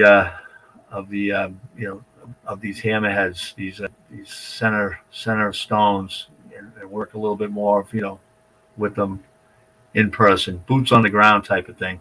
So you have a hole in the stone, and that would be that would maybe line you up for a solstice or an equinox of some sort. Obviously, there would be more instrumentation, north, northwest, south, southeast. So this is enclosure D. I think this is the most popular one. So it's like it's not dialed into the four cardinal points. Somewhat, but not quite. So it's just not quite due north. That could be due to the tilt too, right? The Earth's just wobbling, like if it was in the Uranus. Yeah, that could be, and but displacement, things like that could knock it off too, right? Yeah, there's multiple reasons, but I think it was set up to deal with whatever tilt they were going through. Like, I'm saying 90 degrees, it could be 85 degrees, it could be 45 degrees. So they make up different circles depending on where the degrees were. Where and the planet was just rocking back and forth on the tilt during these ice ages. So it's very hard dealing with this type of condition on a planet. I mean, right now we're locked in pretty good with 23 and 0.4, and it's as stable as can be. But when you do go into these ice ages, ice building mode, massive weights of ice are accumulating on the poles. Just rocking it back and forth. And then other external forces are connecting to it too. So I mean, right now the ocean's like a big giant shock absorber. it can handle all the external forces because it acts like an elastic band. But when you get more 300 feet lower in the oceans, and you're much more solid with ice, I think that's when you have these chaotic tilts, because you don't have that the nice softening of the tilt changes with the ocean. It's much more extreme. All right, moving on here. Earth's orbit motion to the celestial equator. This is like the normal tilt we're in right now. Kind of give you just let's see, there's the sun in the center. We're getting close to the spring equinox right now, and there's Uranus there, just pointed straight at the sun. So that's a scary orbit right there, a scary tilt rather, and it's a more looks at. So if you get up above the equator, say you're pointing towards the sun, you're living above the equator on the opposite side of the sun at that particular season. It's the winds, the cold air and everything. You don't have to be up at the poles to experience extreme winter conditions. And it's kind of the same thing right there. And then gives you a visual of Venus, Earth, Uranus, Pluto.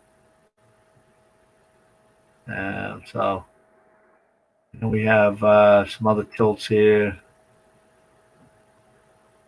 And you see, this would be, if the Earth kind of gives you an indication of what it would be with the Earth at a 90-degree tilt. There's the sun. The bottom one's the 90. That's the most extreme, and then the other one's up top. But a lot of the megaliths around, besides this particular place, a lot of the megaliths, the gateway to the sun, the unfinished obelisk, and I think it's Stone 68 and Stonehenge. They all align with a 19.4 degree tilt, ice age tilt. So that's prior to going into an interglacial period. So you might go into these wild tilts, in the middle of the ice age, and then as you get closer to going back to the interglacial period, you might be in a 19.4 for 20,000, 26,000 years. One rotation of precession. And this is, if I can pronounce it correctly, Derin Kuyu. This is the place about 2 to 3 miles away from Göbekli Tepe. And there's multiple ones of them. It's not just this particular one. There's multiple cities that are underground, and they've come up with a number of 20,000 people were can be housed in there comfortably. And they had ventilation. They had animals down there and things of that nature. So pretty extreme, really. And there's inside one of the rooms. So you get you get the light up there. Derin Kuyu.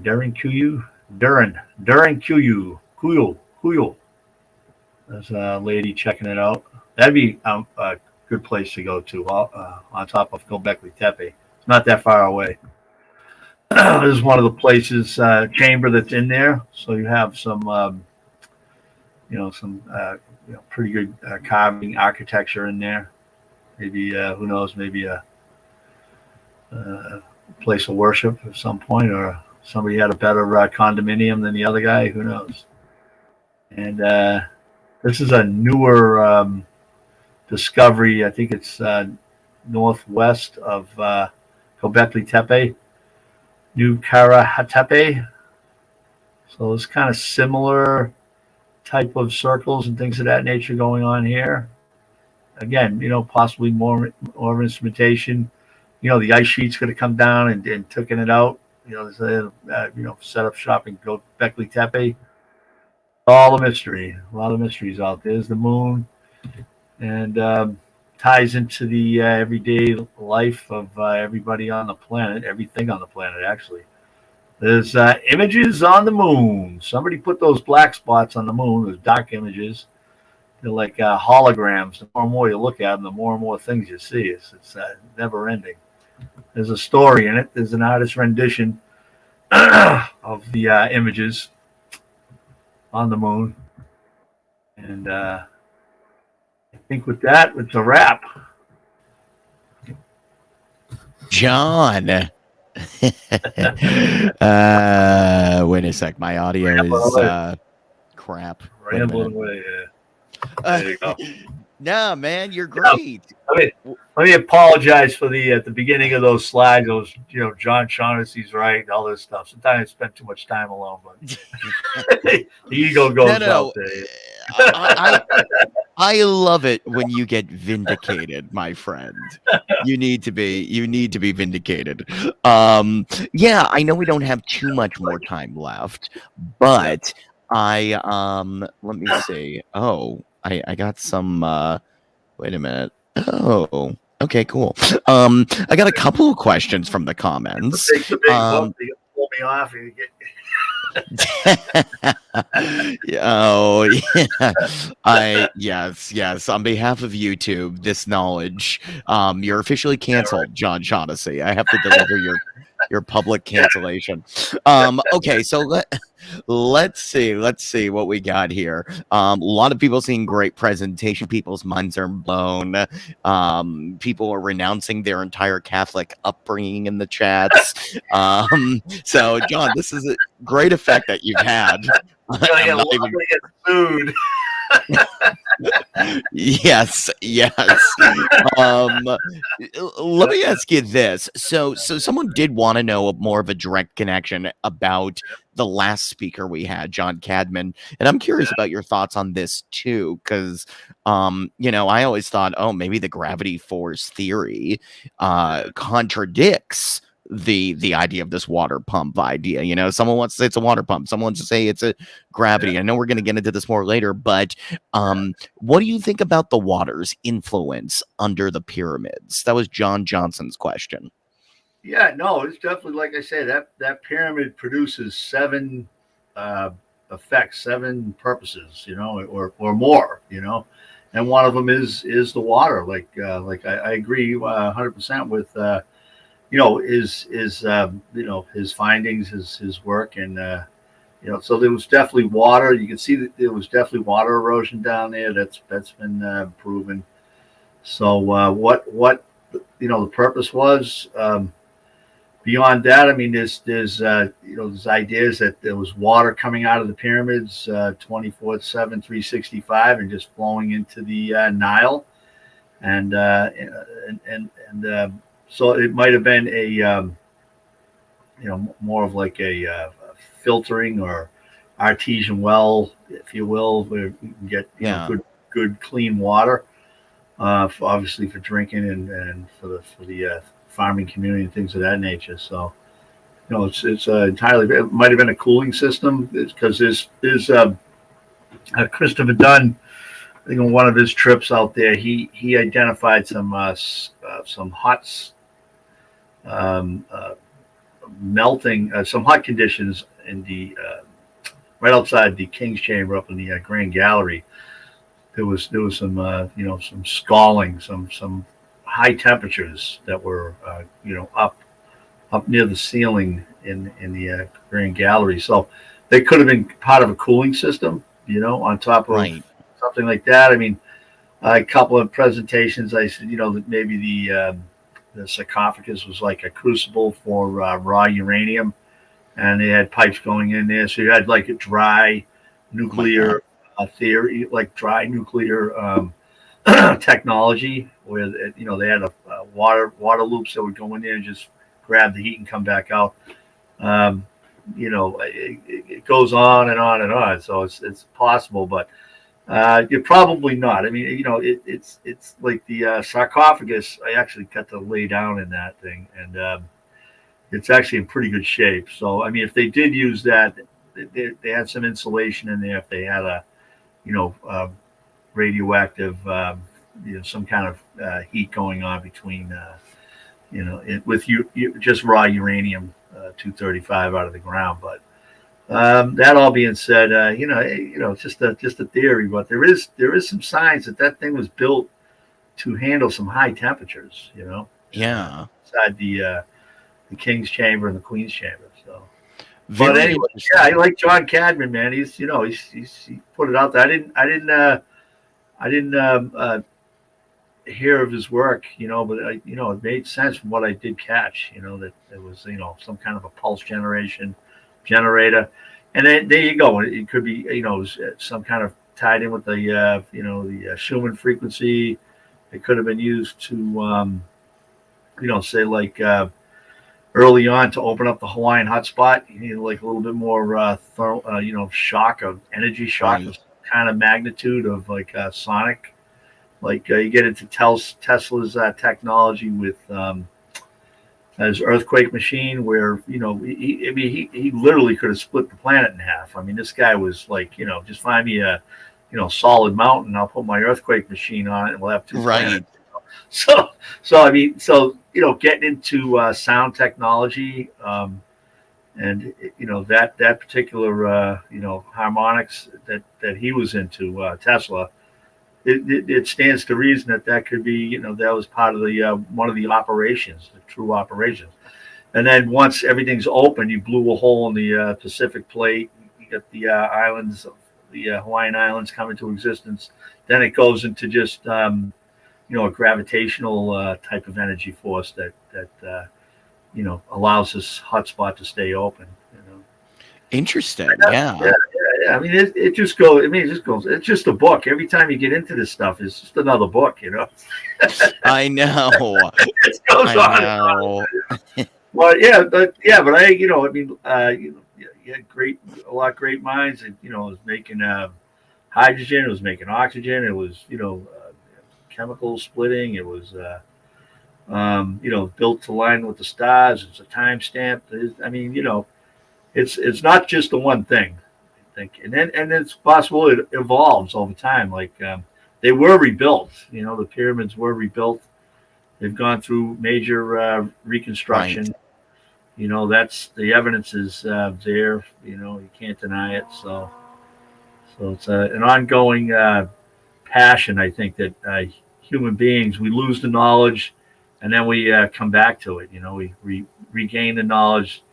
You send to a higher state of consciousness, and then we just drift back down again. Could be just this. I read a couple of articles from this lady and this woman. She had and it's an ongoing science that the sun's electromagnetic energy does affect human behavior. We're kind of going into not going off topic here, but. Well, maybe I am, but it's like, the sun's electromagnetic energy that hits humans or life in general on Earth during the, we're in the cycle 25, and I think it's 25. So we're going into a period where we're going to be getting more maybe sunspots, more solar flares, things of that nature. So it's going to be, but that what I'm saying is the sun's activity has been traced to hostile behavior in human beings, so like we don't need it right now, but it's coming, so it's even going to get worse. Oh my gosh. But knowledge can dissolve that. Like if they get the word out that this is a something to be aware of, human nature. What does this mean about the Chinese creating a sun over there? They're actively working on building an artificial sun. Like, how's that gonna mess up human nature? I don't know. I haven't got the textbook on that yet, but oh my gosh. I listen to him and I'm like, well, where's the physics behind it? Where's the design plans? What's powering this thing? Can't get it. But I'm just trying to find that article here. But anyways, it's on Twitter. I think the name of the article is Solar Geomagnetic Activity and the Impact of to Emotional Intelligence. And it's Susan Mainwich. I think that's how you pronounce it. So it's a good article, and it's like, whoa, like, okay. So anyways, going full circle, I think John's done a great job at connecting a lot of the dots with the Yeah. hydraulics, the water, the pounding, and it's a it's kind of like a perpetual motion machine as long as you get the water in there and things of that nature. Once it starts, it might just keep going, So it'll maybe with Tesla's technology would strike something. It's take a hammer, you hit a pipe, and then right before the sound ebbed, you hit it again. So you're constantly propelling the wavelength of the sound and until you get to the critical frequency, and it just fractures whatever you're attaching this thing to. It just disintegrates, it falls apart. So Yeah. Well, I'm very excited to have this discussion later about all this. Jump into it. Maybe we could save the planet. It's bad behavior going on right now. So it's very true. It's very true. I mean, we had somebody earlier who was saying they had the key to free energy. I mean, there is the people in this conference need to realize that there is the knowledge is there. It's just who's going to actually do it. who's going to bring it to market? Who's going to give it away? Not so much market, but who's going to get it out. That was Roger Spur. Roger Spur, yes, he had free energy. I didn't realize, Omar, you were going to book someone with a solution to that in Humanity Unplugged. That's pretty good. And to star portals and to star and pyramid lensing to control the temperature of this planet, and we got you covered on every angle. We got it all covered. 122 perspectives, brother. That's we're looking at things from every single angle. If you can't find answers here, you're not looking hard enough. I got a question. I got a question for John, and one of our viewers, Lori from Watchers Talk, and she was quite surprised when I mentioned. Here, let me bring my screen up, and where is that awesome book of yours, John? Thank you. Where did I put it? Got another one coming. I just got it's right here. Do it. Now, the theory of everything. You might find this to be cool. Here, I'll put myself on full screen here for just 1 second. Okay. This is a book that John written. It's called There's Something About the Moon with co-author Wendy Salter. Now, John, the question is in this book, you have suggested that we used to live on the moon, and the moon had an atmosphere and oceans, and it was just like a mini Earth. And then we terraformed the Earth because it's like a Type 1 civilization, I think you said, that terraformed the Earth. And once the Earth was terraformed, we left the moon and moved on here to the Earth, and then the moon just kind of just whatever happened to it. And Lori was quite surprised. So maybe you can give us a quick download on that. Yeah, I mean, it kind of stands. If you go back to the the older books, it's like God created the earth in 7 days. It was water at first. You go to the Abrahamic religions. That's all right there, and it's so there was some terraforming done, and it's in my mind, the way the original landmass was created is based on my gravitational theory that when we did go into our first ice age, right, on the water planet, the ice, for just stick with places we don't say over North America, right, which wasn't there. There was no Himalayas, there was nothing, but you had this massive unequal growth of ice on the planet because of weather conditions, wind patterns on this water planet. So you had this massive ice, and then when you went back into a interglacial period, the ice melted at different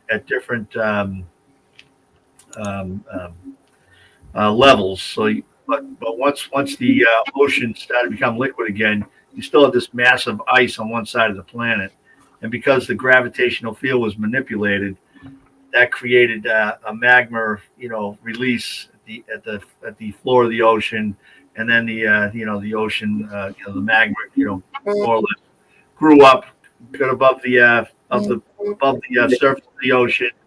That was your first land mass, and then because of that unequal gravitational anomaly with this landmass that's stuck up there now, that gave rise to another landmass. So it's like, so this iceberg over North America created the Himalayas, and the Himalayas created America.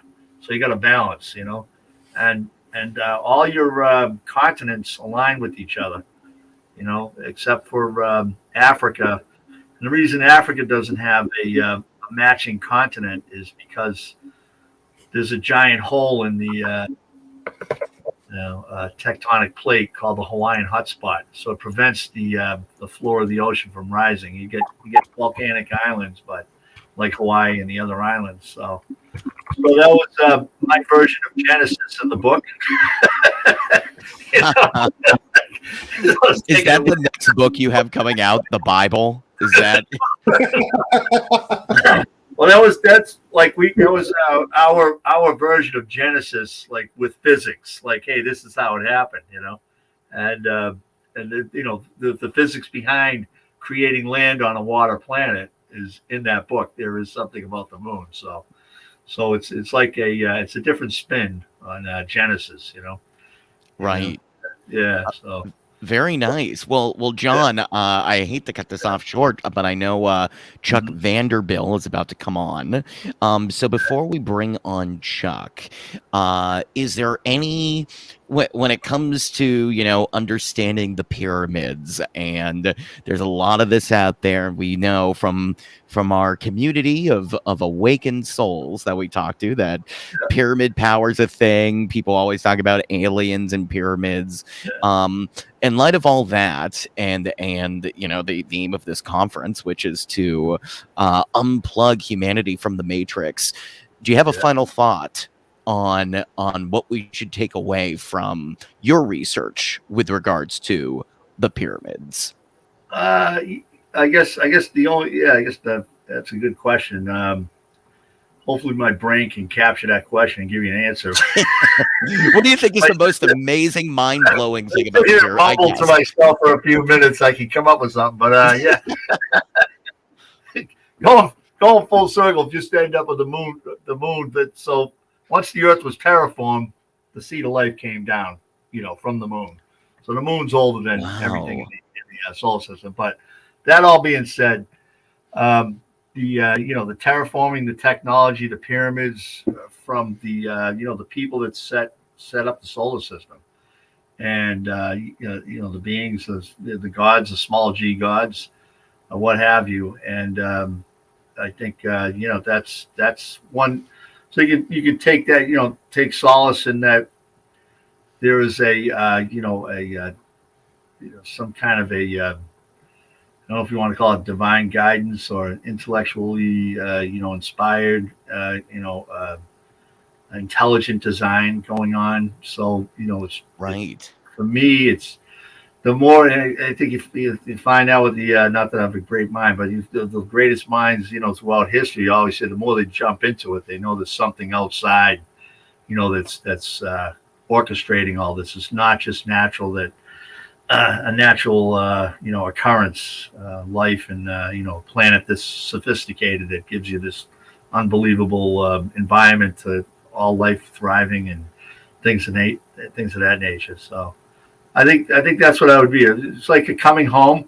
When I jumped into this stuff, it was like, okay, it's like so. With that, you get some kind of a responsibility to pass it along, and and just give it away, and let people, people are, whatever levels they're at. Some people you can't deal with it, and then others, can deal with it. So it's too much. So, well, we are very grateful for your coming home, man. It's all coming home, Yes. And, and we're grateful for your brain. I would say, I don't think there's anybody in this audience that would disagree that you're one of the great minds. So I think your stuff is always mind blowing. And by the way, ask John Tipper Gore may have read John's book. And pyramid gravity force. Yes, Al Gore's wife. So if Al Gore's wife is going to look at it, then right. maybe. Yes, could mean something.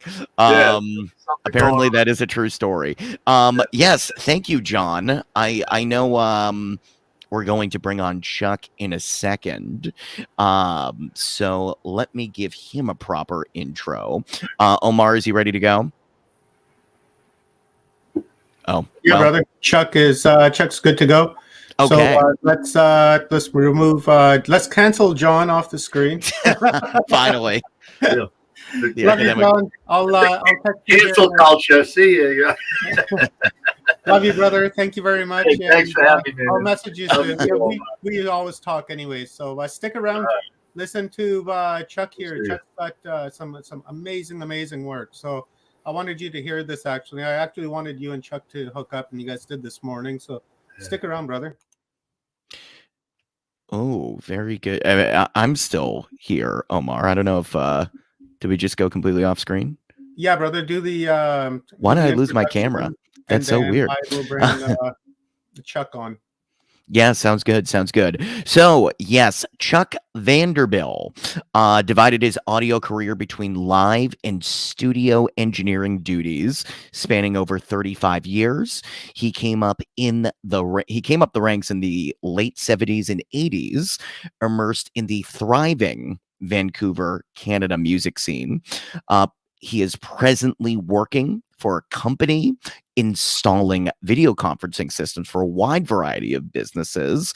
And Chuck began his investigative research into alternative sciences after he and his dad had a UFO experience in 1979.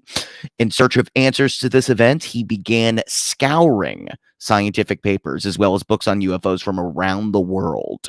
Surprisingly, he found supporting evidence across multiple scientific disciplines for his initial hypothesis. At first, this method of traversing space via portals was to figure prominently in his science fiction series, The Sicaurist. I hope I got that right. Or the Sicaurist, like Taurus. However, this all changed after visiting Egypt in 2019.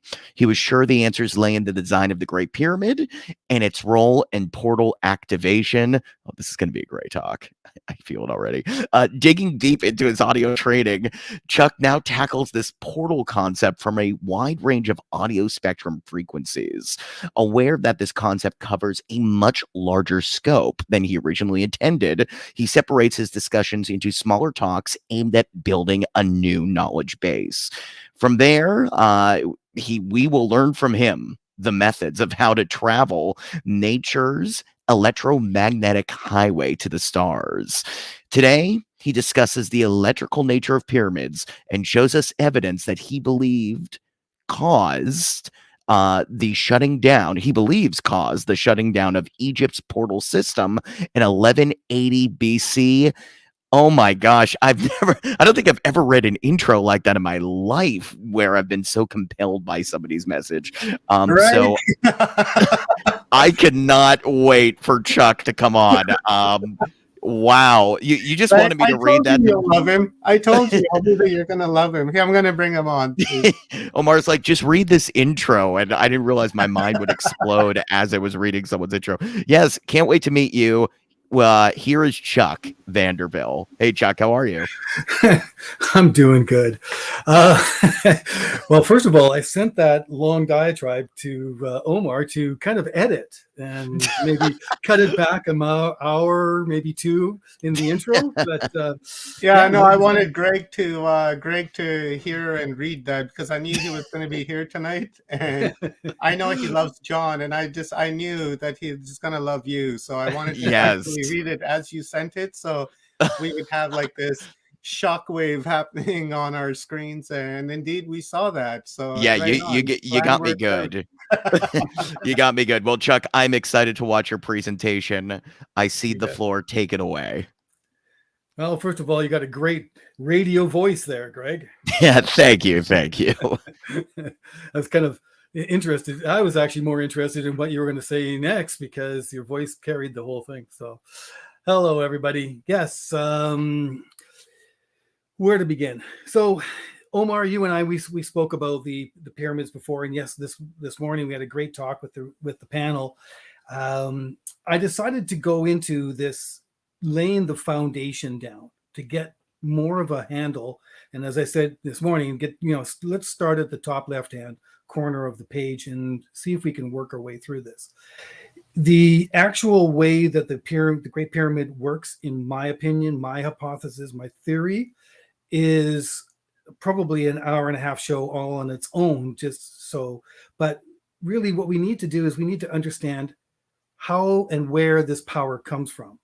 And John Shaughnessy is absolutely correct. There's a lot of power that's in the earth magma. And surprisingly, there's a lot of science to back up everything that everyone is now coming to the conclusion of what certain things work like. So we had our experiences. My wife and I had a good experience over at the Red Pyramid, where my wife got shocked by electrical jolt when she was in one of the little alcoves that were there. So it really started me thinking on how this is going to work. But there was another side to this, and this became really important to me once I started taking more and more photographs. And what was very interesting was all of what I contend is electrical scarring. And Omar, as you recall, one of my first talks with you, we talked about Lake Maracaibo, where the electrical strikes are coming through. Well, I think this idea actually fits with what I'm going to present. But before we get going on that, let's get a few things. Let's get some foundation building to understand what limestone's doing, what granite's doing. There's a few things that I want to show you. So I'm just going to share screen. Where's that share button? There it is, hiding behind that little wire. And the slides. Hang on. My apologies. I have a wire in front of this thing, and it's all good, brother. Yeah. I hear you. I got my microphone in the way. I got to kind of like move half my head to see what's written in the corner. So where was it? I'm going to share screen. Yeah, so you go down below. Yeah, come into the studio, you put share and then share screen. Oh, there it is. Thank you. Share screen. Where? Okay, there we go. Share screen 2. That's the one. I just threw this together. I got a little bit more work to do on it, but this concept for this particular screenshot came out of actually Charles Berlitz's book, The Bermuda Triangle, and two particular stories that were eyewitness accounts had this description in it. So I decided to throw that in as a beginning point. There we go. Next. You can do it. I know you can. It worked earlier. There we go. Okay, so we're going to begin with the electrical scarring of Egypt. The way that we have to understand how an electrical field can work is through the fault line regions. Now, you can see on this particular small screen here, there are lots of little small regions. You can see where all the red is.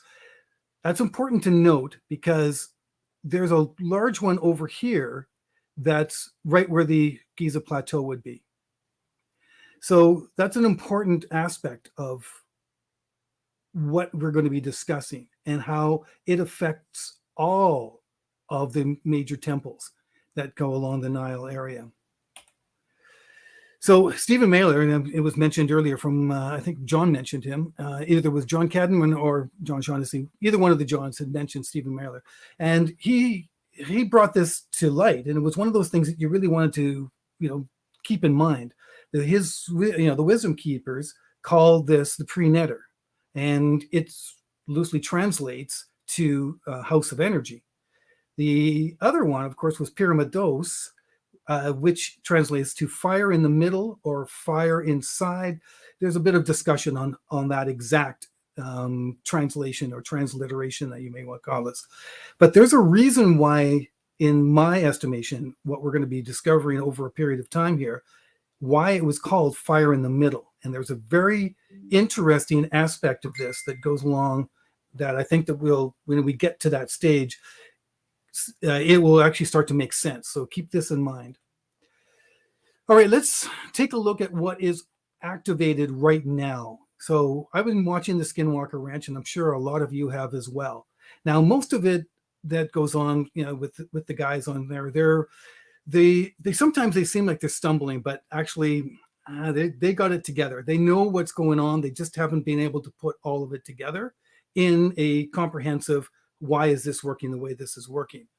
So the Watashi Fault, which sits right underneath Salt Lake City, the city itself, they've just found a secondary one on June 15th, and this is when the article came out in 2021.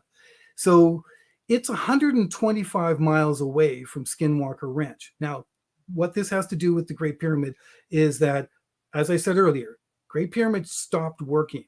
But what did it do beforehand, of course, is everybody's big theory. I have an idea, and I think that we can see the examples in Skinwalker Ranch. We move along. Now, it's the mesa that has the most interesting aspect of this thing. And I'll explain to you in the video. So we're about 125 miles away from Salt Lake City and where the major faults are. But there is an enormous amount of energy that happens to culminate right at the mesa spot within Skinwalker Ranch and what they call Homestead 2. And I was watching how they've been doing this, and it all makes complete sense once you see where the science has gone. So we got that. Okay, so I'm going to play this. This is just a short little blurb on, so that you're getting it from their voices, not just mine. Let's play this. Eric called me and dragged it into his control room to check out the surveillance footage that was captured of the mesa at the same time we were conducting our experiment at Homestead 2. Watch what happens here. There. Right, look at that. The mesa flickering right there. And look at the top over here. There it is. Look at that. The whole top of the mesa lights up. That piece of the mesa has a crazy history of us seeing things ever since the beginning. Eric, Brandon, and the team have captured pretty dramatic surveillance footage in the past where something causes the entire mesa to light up at night. Whoa, look at that. Holy crap. Hey guys, we just noticed on the screen here a second ago, you see the glow, the flicker? What is that? And just last year, during the laser experiment, we observed a similar phenomenon where the ridge appeared to be glowing. Yeah, it's almost like the outline of it. Wow. So while we're trying to figure out if this footage we got of the mesa was connected to what happened last night at Homestead 2. So now you've got an idea of what they were faced with. So,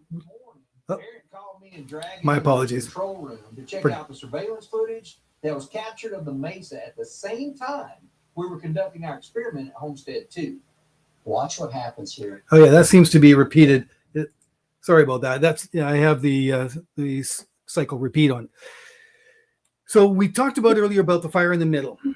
When we start to look at rocks that crackle, sparkle, and glow, right? It's tied in with pre-earthquake phenomena.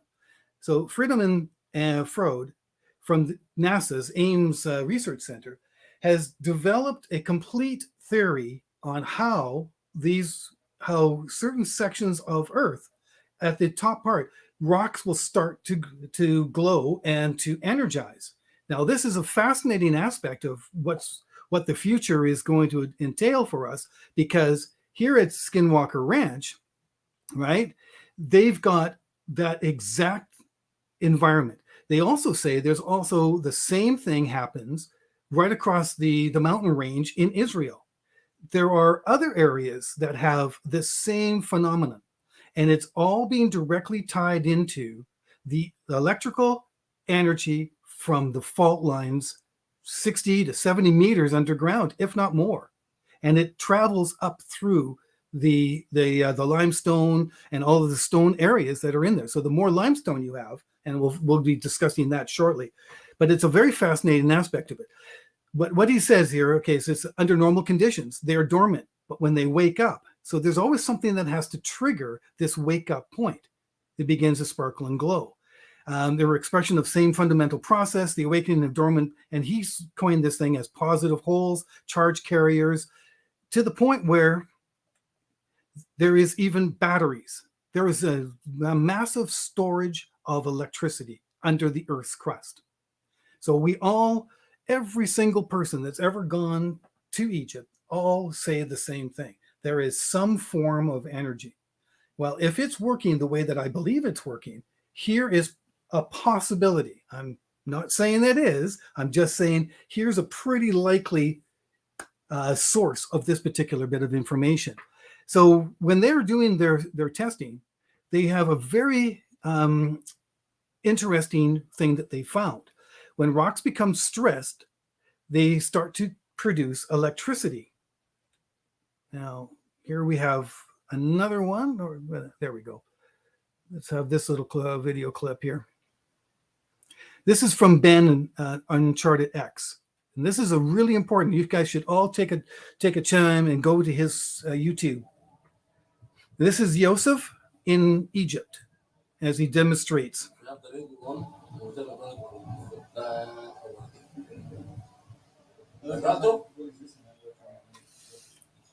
Yeah. So John Riley is a friend, and he invented this machine, and it's supposed to be producing electromagnetic field, or does electromagnetic induction.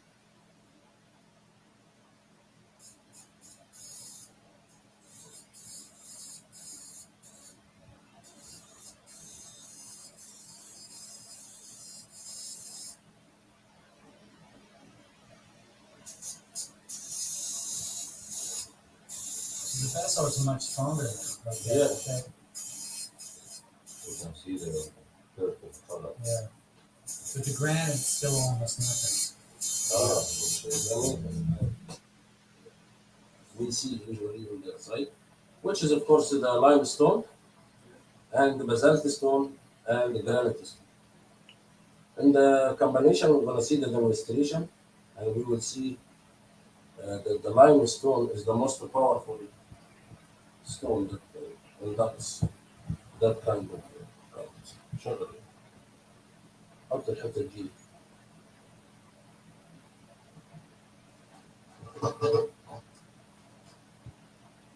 Give it some time to charge.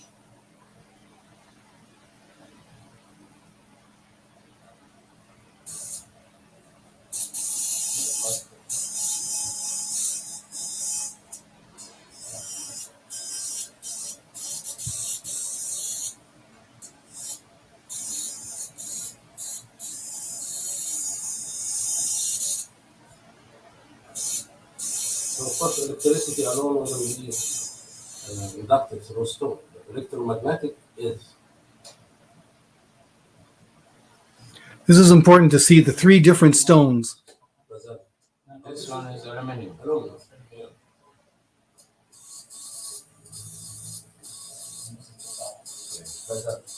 Not as strong as the limestone.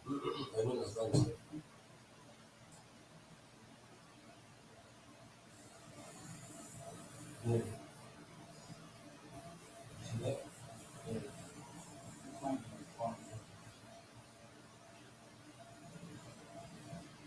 It's supposed to be almost nice for water and some different types of stones. In my opinion, there is no doubt that the combination of the stones was specifically chosen to accomplish something. You know, nobody just goes to different wells, hundreds of kilometers far just to build something or something symbolic, because colors, things like that, and drawings can. Obviously, there was a reason that encasing all that limestone. And the two different types of limestone as well. So this is closer to the final type of limestone. So this is how I view it. Once you start to understand how this works, then you start to look at specific differences. So here we have granite producing the least amount of electrical charge, where limestone, which is essentially 99% of, or 98% of the Great Pyramid, you start to say, oh, there's an interesting point to this. So let's take a look. There's another one. Freeman Frode has also done another one. But what they've discovered, and this is where I started to look into deeper into the portal aspect of it, is that when there's an electric charge underneath the surface of the Earth, it actually happens in real time in the ionosphere. Now, that's a connection that very few people have ever actually made. So what they're doing now is they're launching and placing satellites into space in the ionosphere over top of Earth ranges in order to see and measure what's going on underneath the ground and see if they can figure out a modeling system by which they can able to then say, oh, there is an earthquake on its way, because it's instantaneous into the ionosphere. Now, that is part of nature's little highway. I'll explain the other parts of it a little later, but you're getting the idea now. Here we have 3 pyramids on the Giza Plateau, primarily made out of limestone, which we have seen conducts electricity like it's going out of style, electromagnetic electricity. We now have a fundamental scientific base for the power or the electrical energy coming from the fault lines, and they're being delivered, as we're going to find out in Skinwalker Ranch, it's being delivered by the water. There's a massive moving aquifer underneath the mesa at Skinwalker Ranch. So there's there. But there's one other really interesting aspect of it, and this is what kicks in my audio curiosity because of my years of training. They used spectro analyzers, and what was interesting was that when the rocks would sparkle, this broadband in the gigahertz and the megahertz and the kilohertz went crazy on I can't remember the scientist's name that's there.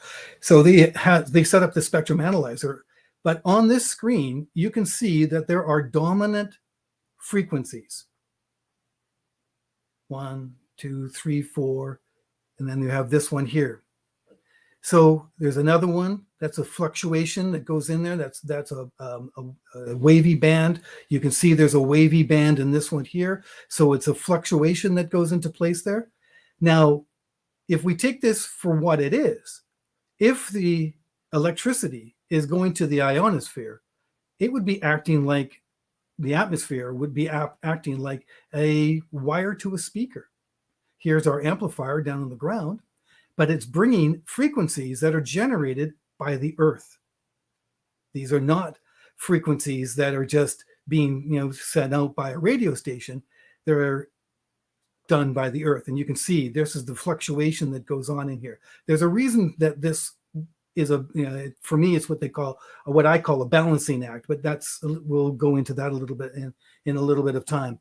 So here we have the possibilities of specific frequencies going out into space being generated and focused by not only just the Great Pyramid, but the Giza Plateau as a complete unit, each one of them as a filter, specifically chosen and built to represent a specific band of frequencies. The frequency aspect of it will move further. I mean, there's so much that's going on to unpack. It's going to take a little bit. These are some of the other screenshots. Now, for most people, this really doesn't mean a lot, but for me, when I'm looking for the information that I'm looking for, it means a lot. And in future discussions, we'll get down to the nitty gritty and how FFT systems work and how you can able to identify the actual musical note that's attached to it. There's a lot that's involved in this. So now there's the basis of frequencies and the basis of an electromagnetic connection. We have that to the ionosphere. We have the pyramid, which is doing a wonderful job. So the only thing that we haven't discussed is why is there so little rose granite in the Great Pyramid?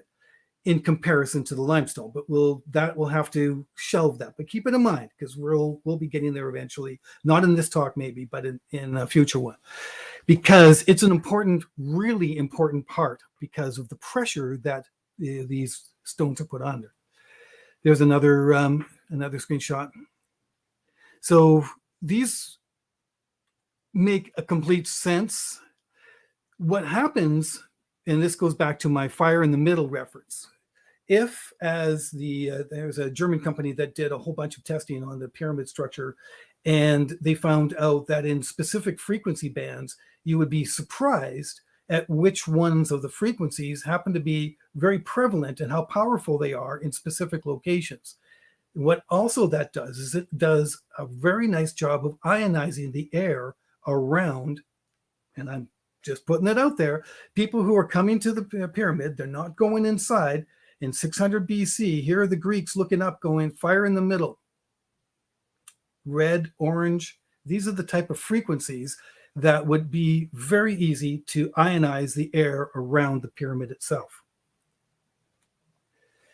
So another interesting thing at Skinwalker Ranch, because it is an active, in my opinion, an active portal site, because there have been four that I know, but 3 definite UFO arrivals, in my opinion, and where they appeared in the region of this overtop. One was over top of the mesa, and another was just in the field area right back from where this picture was taken by Travis.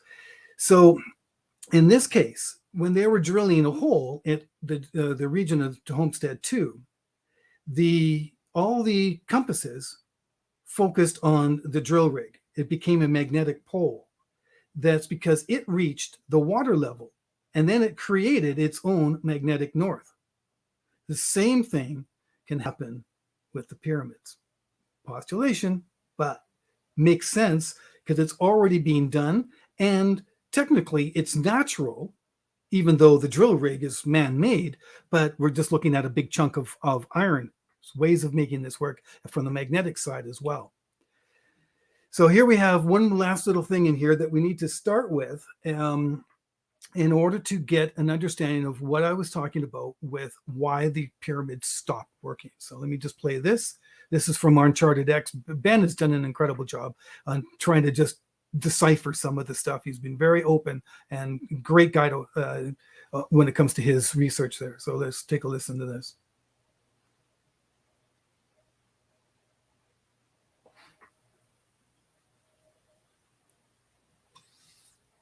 All of a sudden now, instead of wires and composite materials, now we're using natural materials. We're using the very earth itself as a medium. If you extend this analogy, you just realize that all we're doing here is just peeling back layers of our own ignorance as it relates to the fundamental nature of reality. If you had talked about this idea before xenic surface waves had proven out, this would be considered complete science fiction. The idea itself was completely outside of our perspective. It's been outside of our knowledge base. Yet now our understanding and our perspective has changed. One of my favorite examples of this is Abusia, a site that I promise I will take a close look at in a future video. As you've seen from the clip already, there is plenty of basalt, limestone, and granite laying around at Abusia. I just want to point out a couple of other little things and let Yusuf do the talking in the interview. But what you're looking at here is rows of basalt that is essentially casing some limestone. The limestone in this case is on the right-hand side. And what's interesting is that there's some weird effect that's happened to parts of the basalt, and in particular the bits of the basalt that have been facing or right next to the limestone. The basalt's starting to get all crumbly and actually peel away in some sections, as you can see. You can also see the crumbling effect on this block here.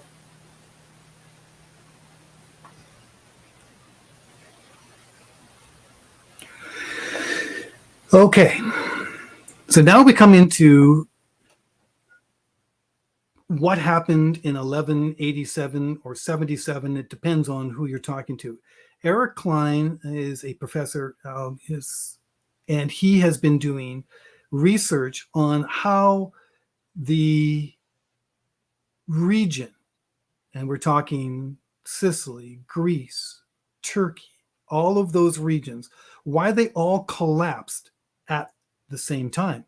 The only one that survived it was Egypt. So this is the capital city, Hittite, that was completely destroyed in that time. They've carbon dated the grain that they found, all of the parts and pieces that they could able to test, and this thing was destroyed in that time frame, 20 years either side of those dates. Now, no one would build a big temple and have rocks like that as your entrance. That's a loose term of vitrification. Vitrification usually means glass, but in certain stones, it doesn't look that way. It actually, in limestone, it kind of makes it look like it's a coral or something of that nature. And we'll see pictures of that shortly. But what's important here is that when the people were doing their excavations there, the last section in there, and I'll just read that. Whenever we set our spades, we found that unmistakable signs of devastating fire that consumed everything that would burn, reduced brickwork to reddened masses of slag, and made limestone blocks explode in fragments. Now, that would really require a large amount of combustible material to make limestone explode, creating an incredible intense heat. Or, we'll get to that in a moment. Here's another two sets of pillars. Once again, who would go out to the quarry and bring that back and say to your leader, hey, this looks pretty good, why don't we put these up? Not exactly what I would classify as the best look for your empire. It's a close-up. So in our trip in 2019, we decided to go to Saqqara and on our tour. It was part of it. Everywhere I looked, I saw limestone literally exploded. Like I probably have another 50 pictures. I wanted to make sure I didn't go over like 2 days of talk. So so I picked out the best ones. So these are the lower ones. They're rebuilding and capping over top, but they've left the original ones in place. And you can see that they are literally exploded. Now, this is at the base of the bent pyramid. You can see that no one would go to the quarry to go get those rocks and say, let's put that and use that as the cover stones. You can see how the vitrification and all the pot marking and then the explosive nature that was in there. What would do that? Get to that in a moment. Here's another picture. This has all happened. And the reason that I say that I believe that it happened in this time are actually after Ramses III, which is the pharaoh that was in the 1187 time frame, because they were fighting off the Sea People, which was basically a mass exodus of people because of what had happened to the region, and we would have to look at that from what caused it. So Eric Klein is a professor of classics and anthropology in the George Washington University, as you can read there. He came up with his own theory, wrote a book, and his conclusions, and we'll start with that because they haven't been able to find a single driving force or trigger that actually caused this. My theory is, and we'll get to that, but I believe that my theory would actually cause all of the things that happen on this list: droughts, famine, earthquakes, invaders because of migration of peoples, and rebellions, because everything would be shut down and would be burnt out. Here's another thing where he was telling us there was all there's different levels of understanding. Resolute, they were all resolute enemies. So I put it across: if a large attack from the sky in the form of electrical, would that be able to answer the reasoning? So here we have Khafre's funerary temple. And if you look at that, that has been just hammered. And I just don't think they have enough wood to destroy the temple in that manner, to be able to create that much heat without it finally going out, just to put it inside. Something else had to be in there. But as you can see, limestone. what's very interesting, and this will come up in another talk, is that the floor area there is alabaster. And there's a very good reason why alabaster is being used when you look at it from a geological sense. So there's another shot. This is from the east side. Another shot.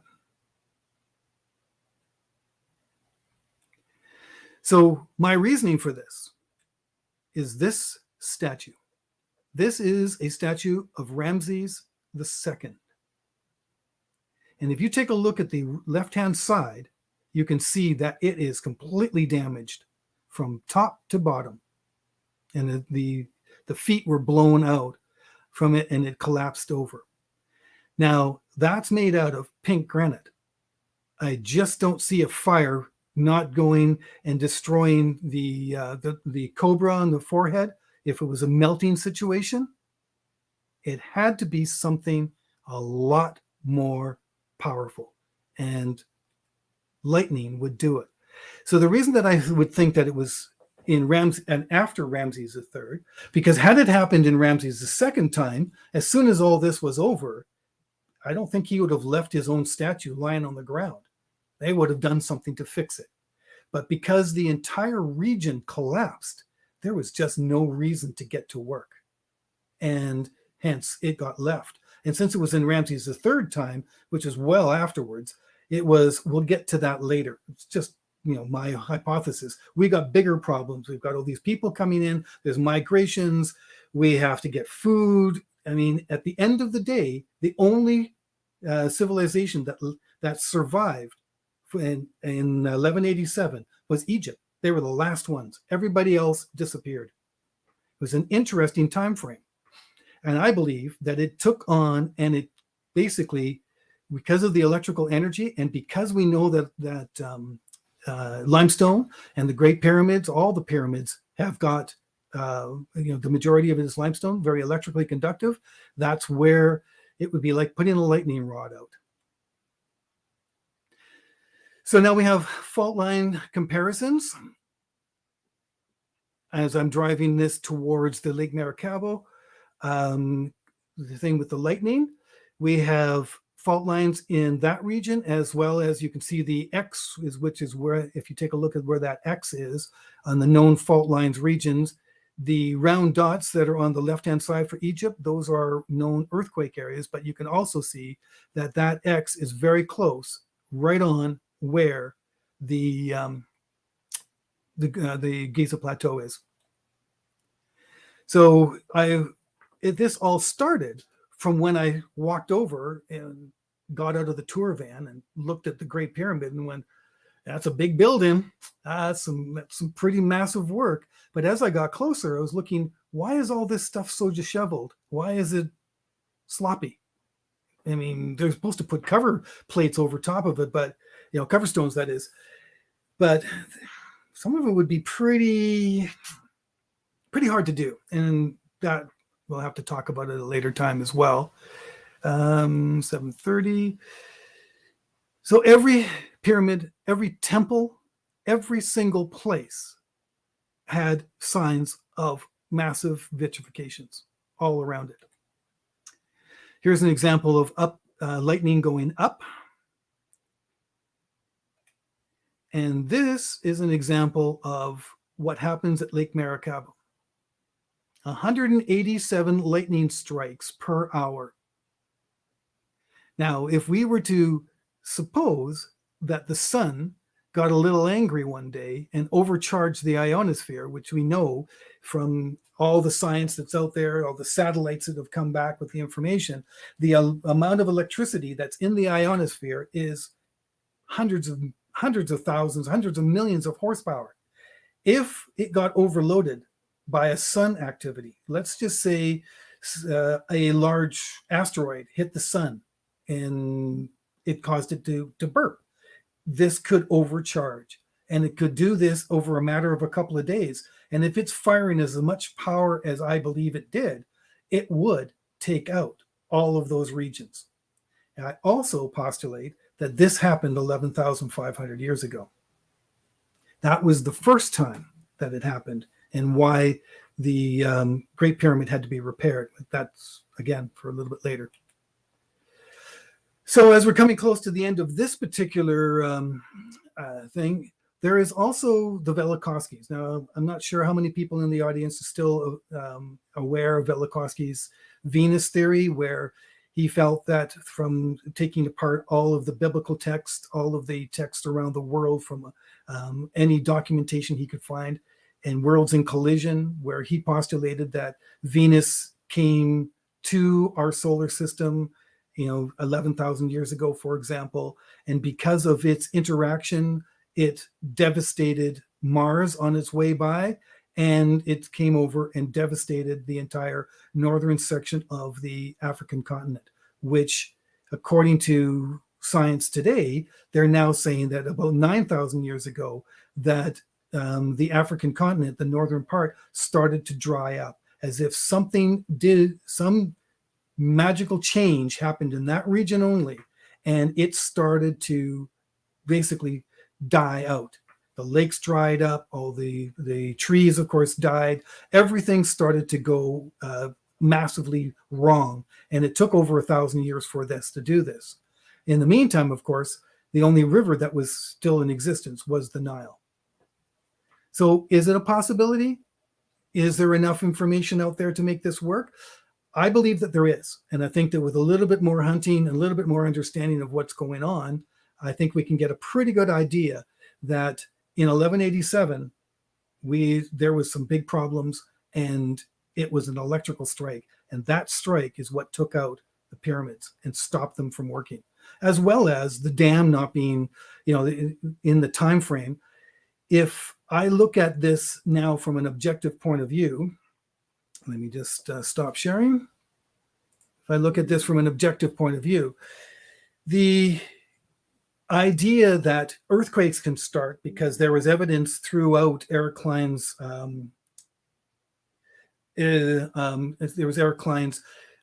they found that the only places that were attacked, where it was interesting, were temples. All of the places in the areas that they were looking at that had just normal habitation by people, they were fine. Everything that was temple related or sacred sites, those were hammered. Now, because we know that people know how the electrical fields of the energy fields of the earth work, they would put a temple like Saqqara over top of a highly energetic place. So I think that Saqqara was a healing place, and they manipulated how the energies worked in a specific manner. They used audio for diagnosis. There's a block there. It's a series of limestone blocks that are placed together, and my wife sat on it, and our tour guide Mohammed said, "Hey, okay, go over to the small alcove off to the behind where they were."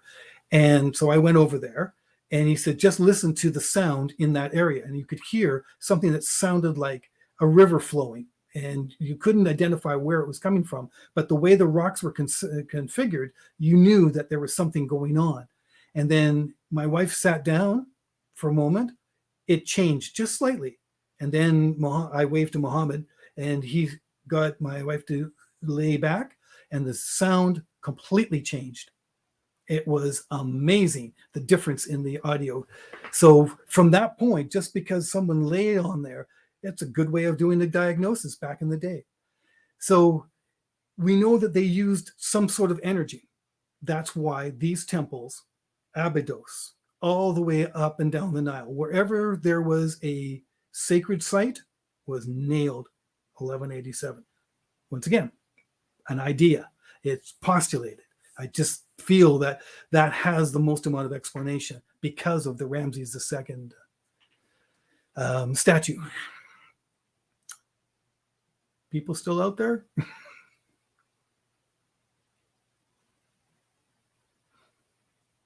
Did I lose somebody? Yeah, I'm here, Chuck. No, okay. I'm here. We are here. We are paying attention.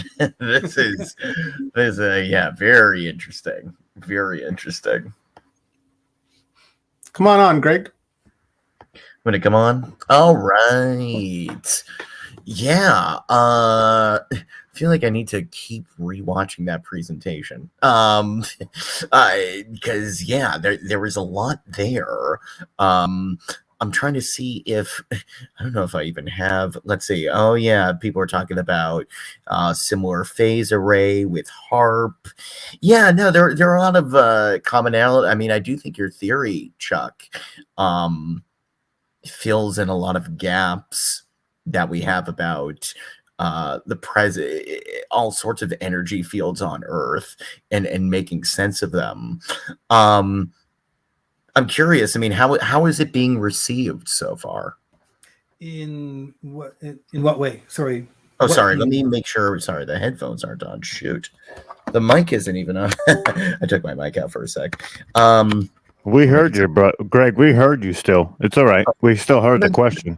I think he means in the way of like academia or Yeah. possibly towards like the greater community of science itself.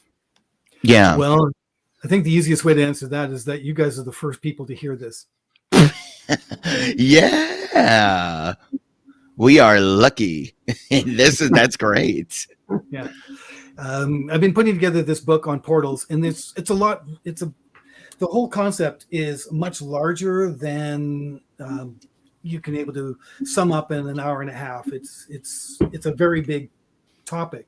And what happened, of course, was that the rabbit hole was there, and I walked into it and didn't realize I'll be there for almost 3 years while I'm doing this. And even then, the new information has just come in on how the Great Pyramid, how the King's Chamber operates, what was possible to be done with the antechamber. No one's really looked at those chambers in any kind of detail, and I'm only just kind of doing a primer for another talk. It is unbelievable what we can actually achieve with the technology that we have today, right? So there's so much that's in the works that science is already well on the track for, and everybody's road is going to start to come into one very soon. That's awesome. That's awesome. John Johnson says it would be nice for all of us to have vibrational chambers to crawl into daily. That's I'm interested. I'm I'm interested in that first video that you played, Chuck, with all those stones, and then using that rod to like what exactly was happening there? Like, was it like piezoelectricity? They were engaging and testing the different types of density in the stone to see how it plays out in the pyramid. Because that was like totally amazing. I was glued to my screen on that one. Actually, I full screened it. I was like, "Whoa, WTF is this?" Well, the idea is that if we take a look at this from induction, and we say we now know that there's electricity underground. We know that it travels through water, aquifers, high mineral contents, perfect environment in the Nile area. So we now know that there's electricity there. What you need to do is you need to be able to harness that. So you build your own induction. At the same time, have you folks ever been familiar with transducers, and have you seen those things on video where they put a transducer on a metal plate and they put sand on it, and then they put cymatics? Yes, exactly. So when you see that, that's an example of how the transducer works. But it's pretty, but it's very ineffective when it comes right down to how you would look at to transfer sound. From a sound point of view, if you want to have an even distribution of all the frequencies, you need to find on a flat surface what they call the 2/5 and 3/5 position, which will give you, it's not center, sometimes it could be 3/4 of the ways. I mean, I have a whole PowerPoint that I'm putting together on that, because there's a lot of video that you need to see to be able to understand the changes that go on. And this is my wheelhouse when it comes to audio. So you can see that if you want to do something that is going to have an even flow of electricity, you also want to be able to saturate like a semiconductor or a capacitor. You would then make sure that you don't have an easy flow for the electrical to go. And that would mean that on the outside of the pyramids, they're all disheveled. There's nothing organized at all. Blocks are all different sizes, but that's done for a reason, because you want to slow your electrical down. You want to build it up. You want to make sure that you have it all inducted into the same spot. So going back to what Omar just said, if you take a look at limestone was number one. It conducted electricity, inducted, not conducted. It's not like you can take a power cord from your house and plug it into limestone. You could, but when you do it through an induction plate, this is where nature becomes very, very helpful. That induction is what you're looking for. And that's what brings the power to that location. And that's why the plateau was built the way it was. It also, and this goes into it, this also explains why Caffrey was built 33 feet higher, because of the way that the causeway and the valley temples. So going back to what I was saying earlier about the earthquakes, one of the things that they do know is that in 2015, they discovered the valley temple for the Great Pyramid. It was buried under 33 feet of soil, and there was a guy's house on top of it. He decided to dig down, and he found it. He found that and he could get inside. So what that means is that there was enough of an earthquake, there was enough of an inundation to cause a massive silt flow over top and cover the valley temple and most of the causeway. What do we got here? Oh, there we go.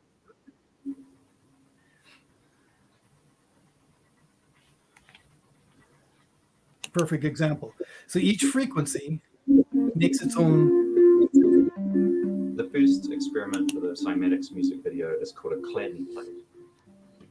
Now, cladding plate is basically a metal plate attached to the top of the speaker. There's sand on top of the plate, and you play different tones through the speaker. The plate vibrates, which forms different shapes depending on the frequency of the sound. Well, we blew up a lot of speakers with the Chladni plate. So there was a lot of experimenting around the Chladni plate, primarily looking at how much volume we can put through there, how much sand to actually put on the plate, and the different shapes of plates and what different patterns would be created because of those shapes. But what we were really testing was what frequencies create the most interesting repeatable patterns, because that was a key point. So we ended up playing pretty much every audio frequency through the plate to see what different shapes it would form. And for most frequencies, it doesn't really do much, but when it hits a frequency that resonates with the plate, it forms a really nice pure shape. So we found out what those tones were, and those were the tones we used to draw the plate in the video.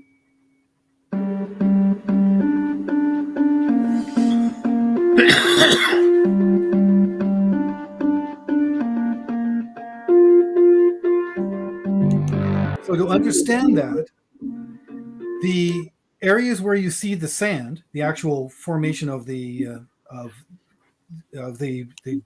pattern, is a low point. Everywhere else that it doesn't have sand is a high point. The objective with a transducer is to get an even pattern right across, so that all frequencies are being delivered at the correct time. There's a great DIY example of a UBC here in Vancouver, Canada. A professor who decided that he was going to do a musical interlude, kind of an experiment in the I guess the performance hall, where he went out and got himself 16 pieces of different types of wood and placed transducers on them, and they had a concert using those pieces of wood as the speakers for the entire area, and the sound was incredible. So they were just using a natural sort of setup. I believe that that's how the pyramids worked when it comes to the higher spectrums. They wanted to have, if you want to do a control of where you're going to go and how to activate a portal, this would be, you would do it through the sound frequencies, and the energy that's being built up from each pyramid would give you the amount of power necessary to create the repulsive force to make that connection open. Yeah, that totally rocks, Chuck, because that really does make a lot of sense. Like that guy was saying, the sand will take shape when it's in the sound is in tune with the vibration of the plate. And Dr. Sam was mentioning earlier about the iron plate that's below the Bosnia pyramid. It's like the size of a football field, and that really does, make sense. First of all, that's pretty profound when you think about it, that there's a metal plate the size of a football field underneath this pyramid. That should really ring some bells there. But on the other hand, it really does make sense, because if you're harnessing the sound or the vibration from the earth to create energy to open up a portal, then that would be the best way of going about doing things, because everything is made of sound. Right.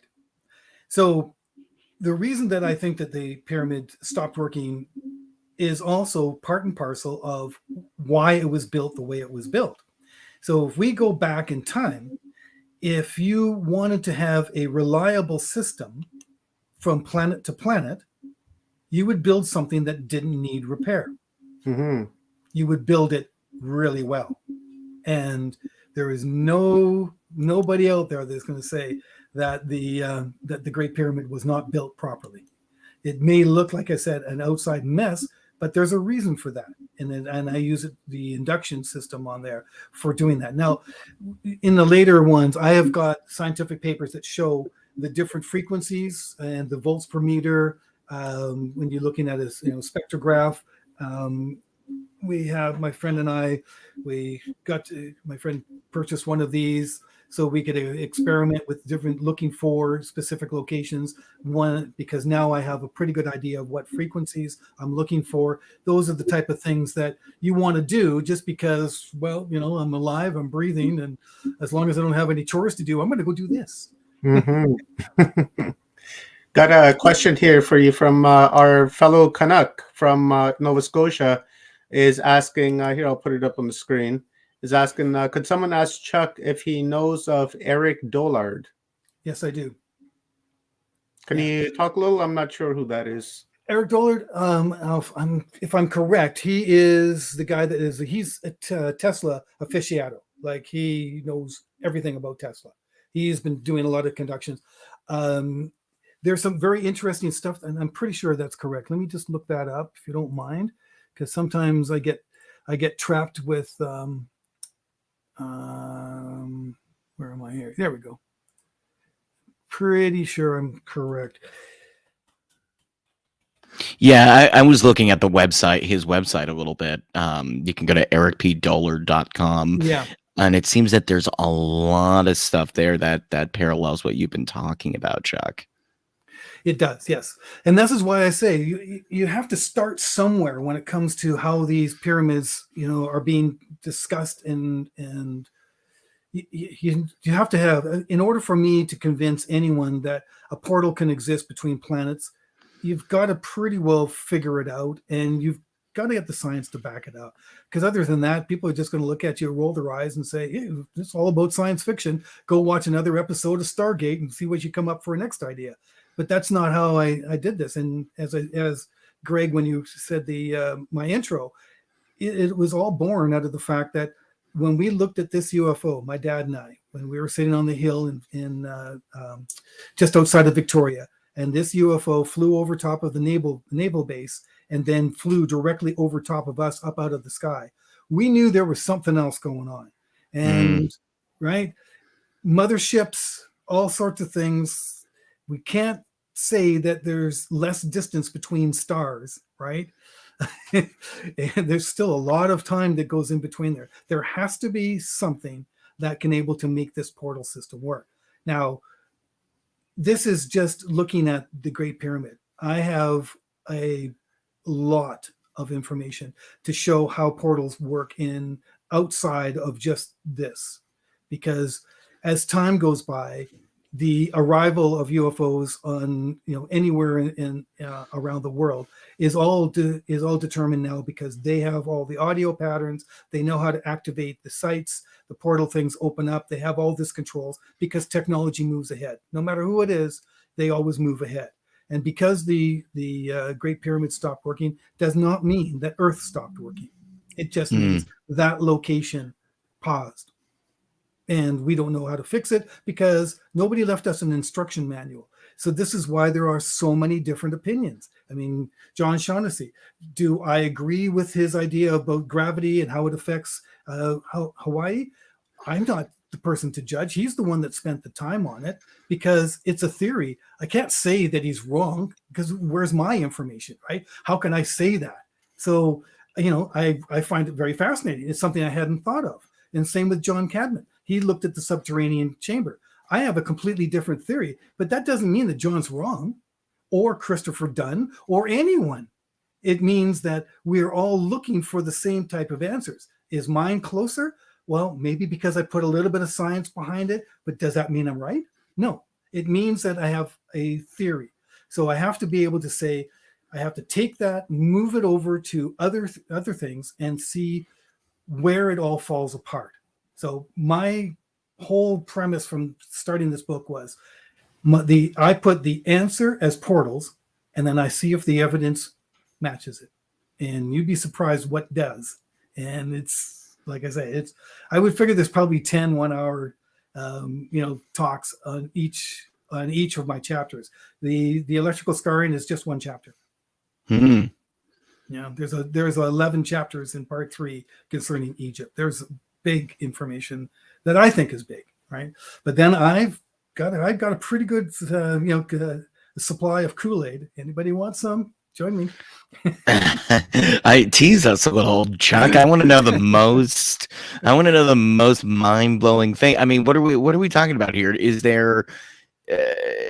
Are we? I mean, that's John's book. You're holding up, Omar. Yep. Great book. But Chuck, are we talking like? Is there evidence that UFOs had hung out around the pyramids? Are we talking time travel? I mean, what kind of portal activity can we get in chapter 9 of your future book? Just want to quickly say that John Shaughnessy tells us in this book, Pyramid Gravity Force, to stop drinking the Kool-Aid. Joan, well, that's a little late. I don't even have a copy of his book. How would I have known that? I love it. Yeah, exactly. Sorry, guys. Go ahead. Okay, so what's the big reveal? I guess I want to know about these portals. Everybody, a lot of people throw the word portal around, yes. And I'm going, what is? Some people say, oh yeah, if there's a portal, that's how you time travel. If there's a portal, that's how you get to Mars. If it's a portal, that's how you get from one area of Earth to another. I mean, in your research, what do you think is the most interesting use of portals as it relates to the pyramids? Okay. So the pyramids were just a tool to activate on this little far out. We're in the suburbs of the actual galaxy, so we're part of what I classify as an electromagnetic corridor. So we go from planet to planet, and those planets have to resonate at the same frequencies as we are, because as we know, gravity can be very, very much of a problem. If you go to a planet that's got way too much gravity, you're on the ground and you're like just basically a sheet of paper. If it's too much, you can't do anything. So you need to go to something, and I use the tuning fork. So I'm going to get to your answer, but I'm going to have to kind of fill in the blank a little. Fair, the way fair. the portal operates, and this is also backed up by, is it Eric Davis? I got the paper. Eric Davis did a paper for Edwards Air Force Base in 2001, and he postulated how a portal system would work. So he did this for the U.S. military, and his paper was released, and I've gone through it, and it makes complete sense once you understand how. And there will be a talk that I will have on this.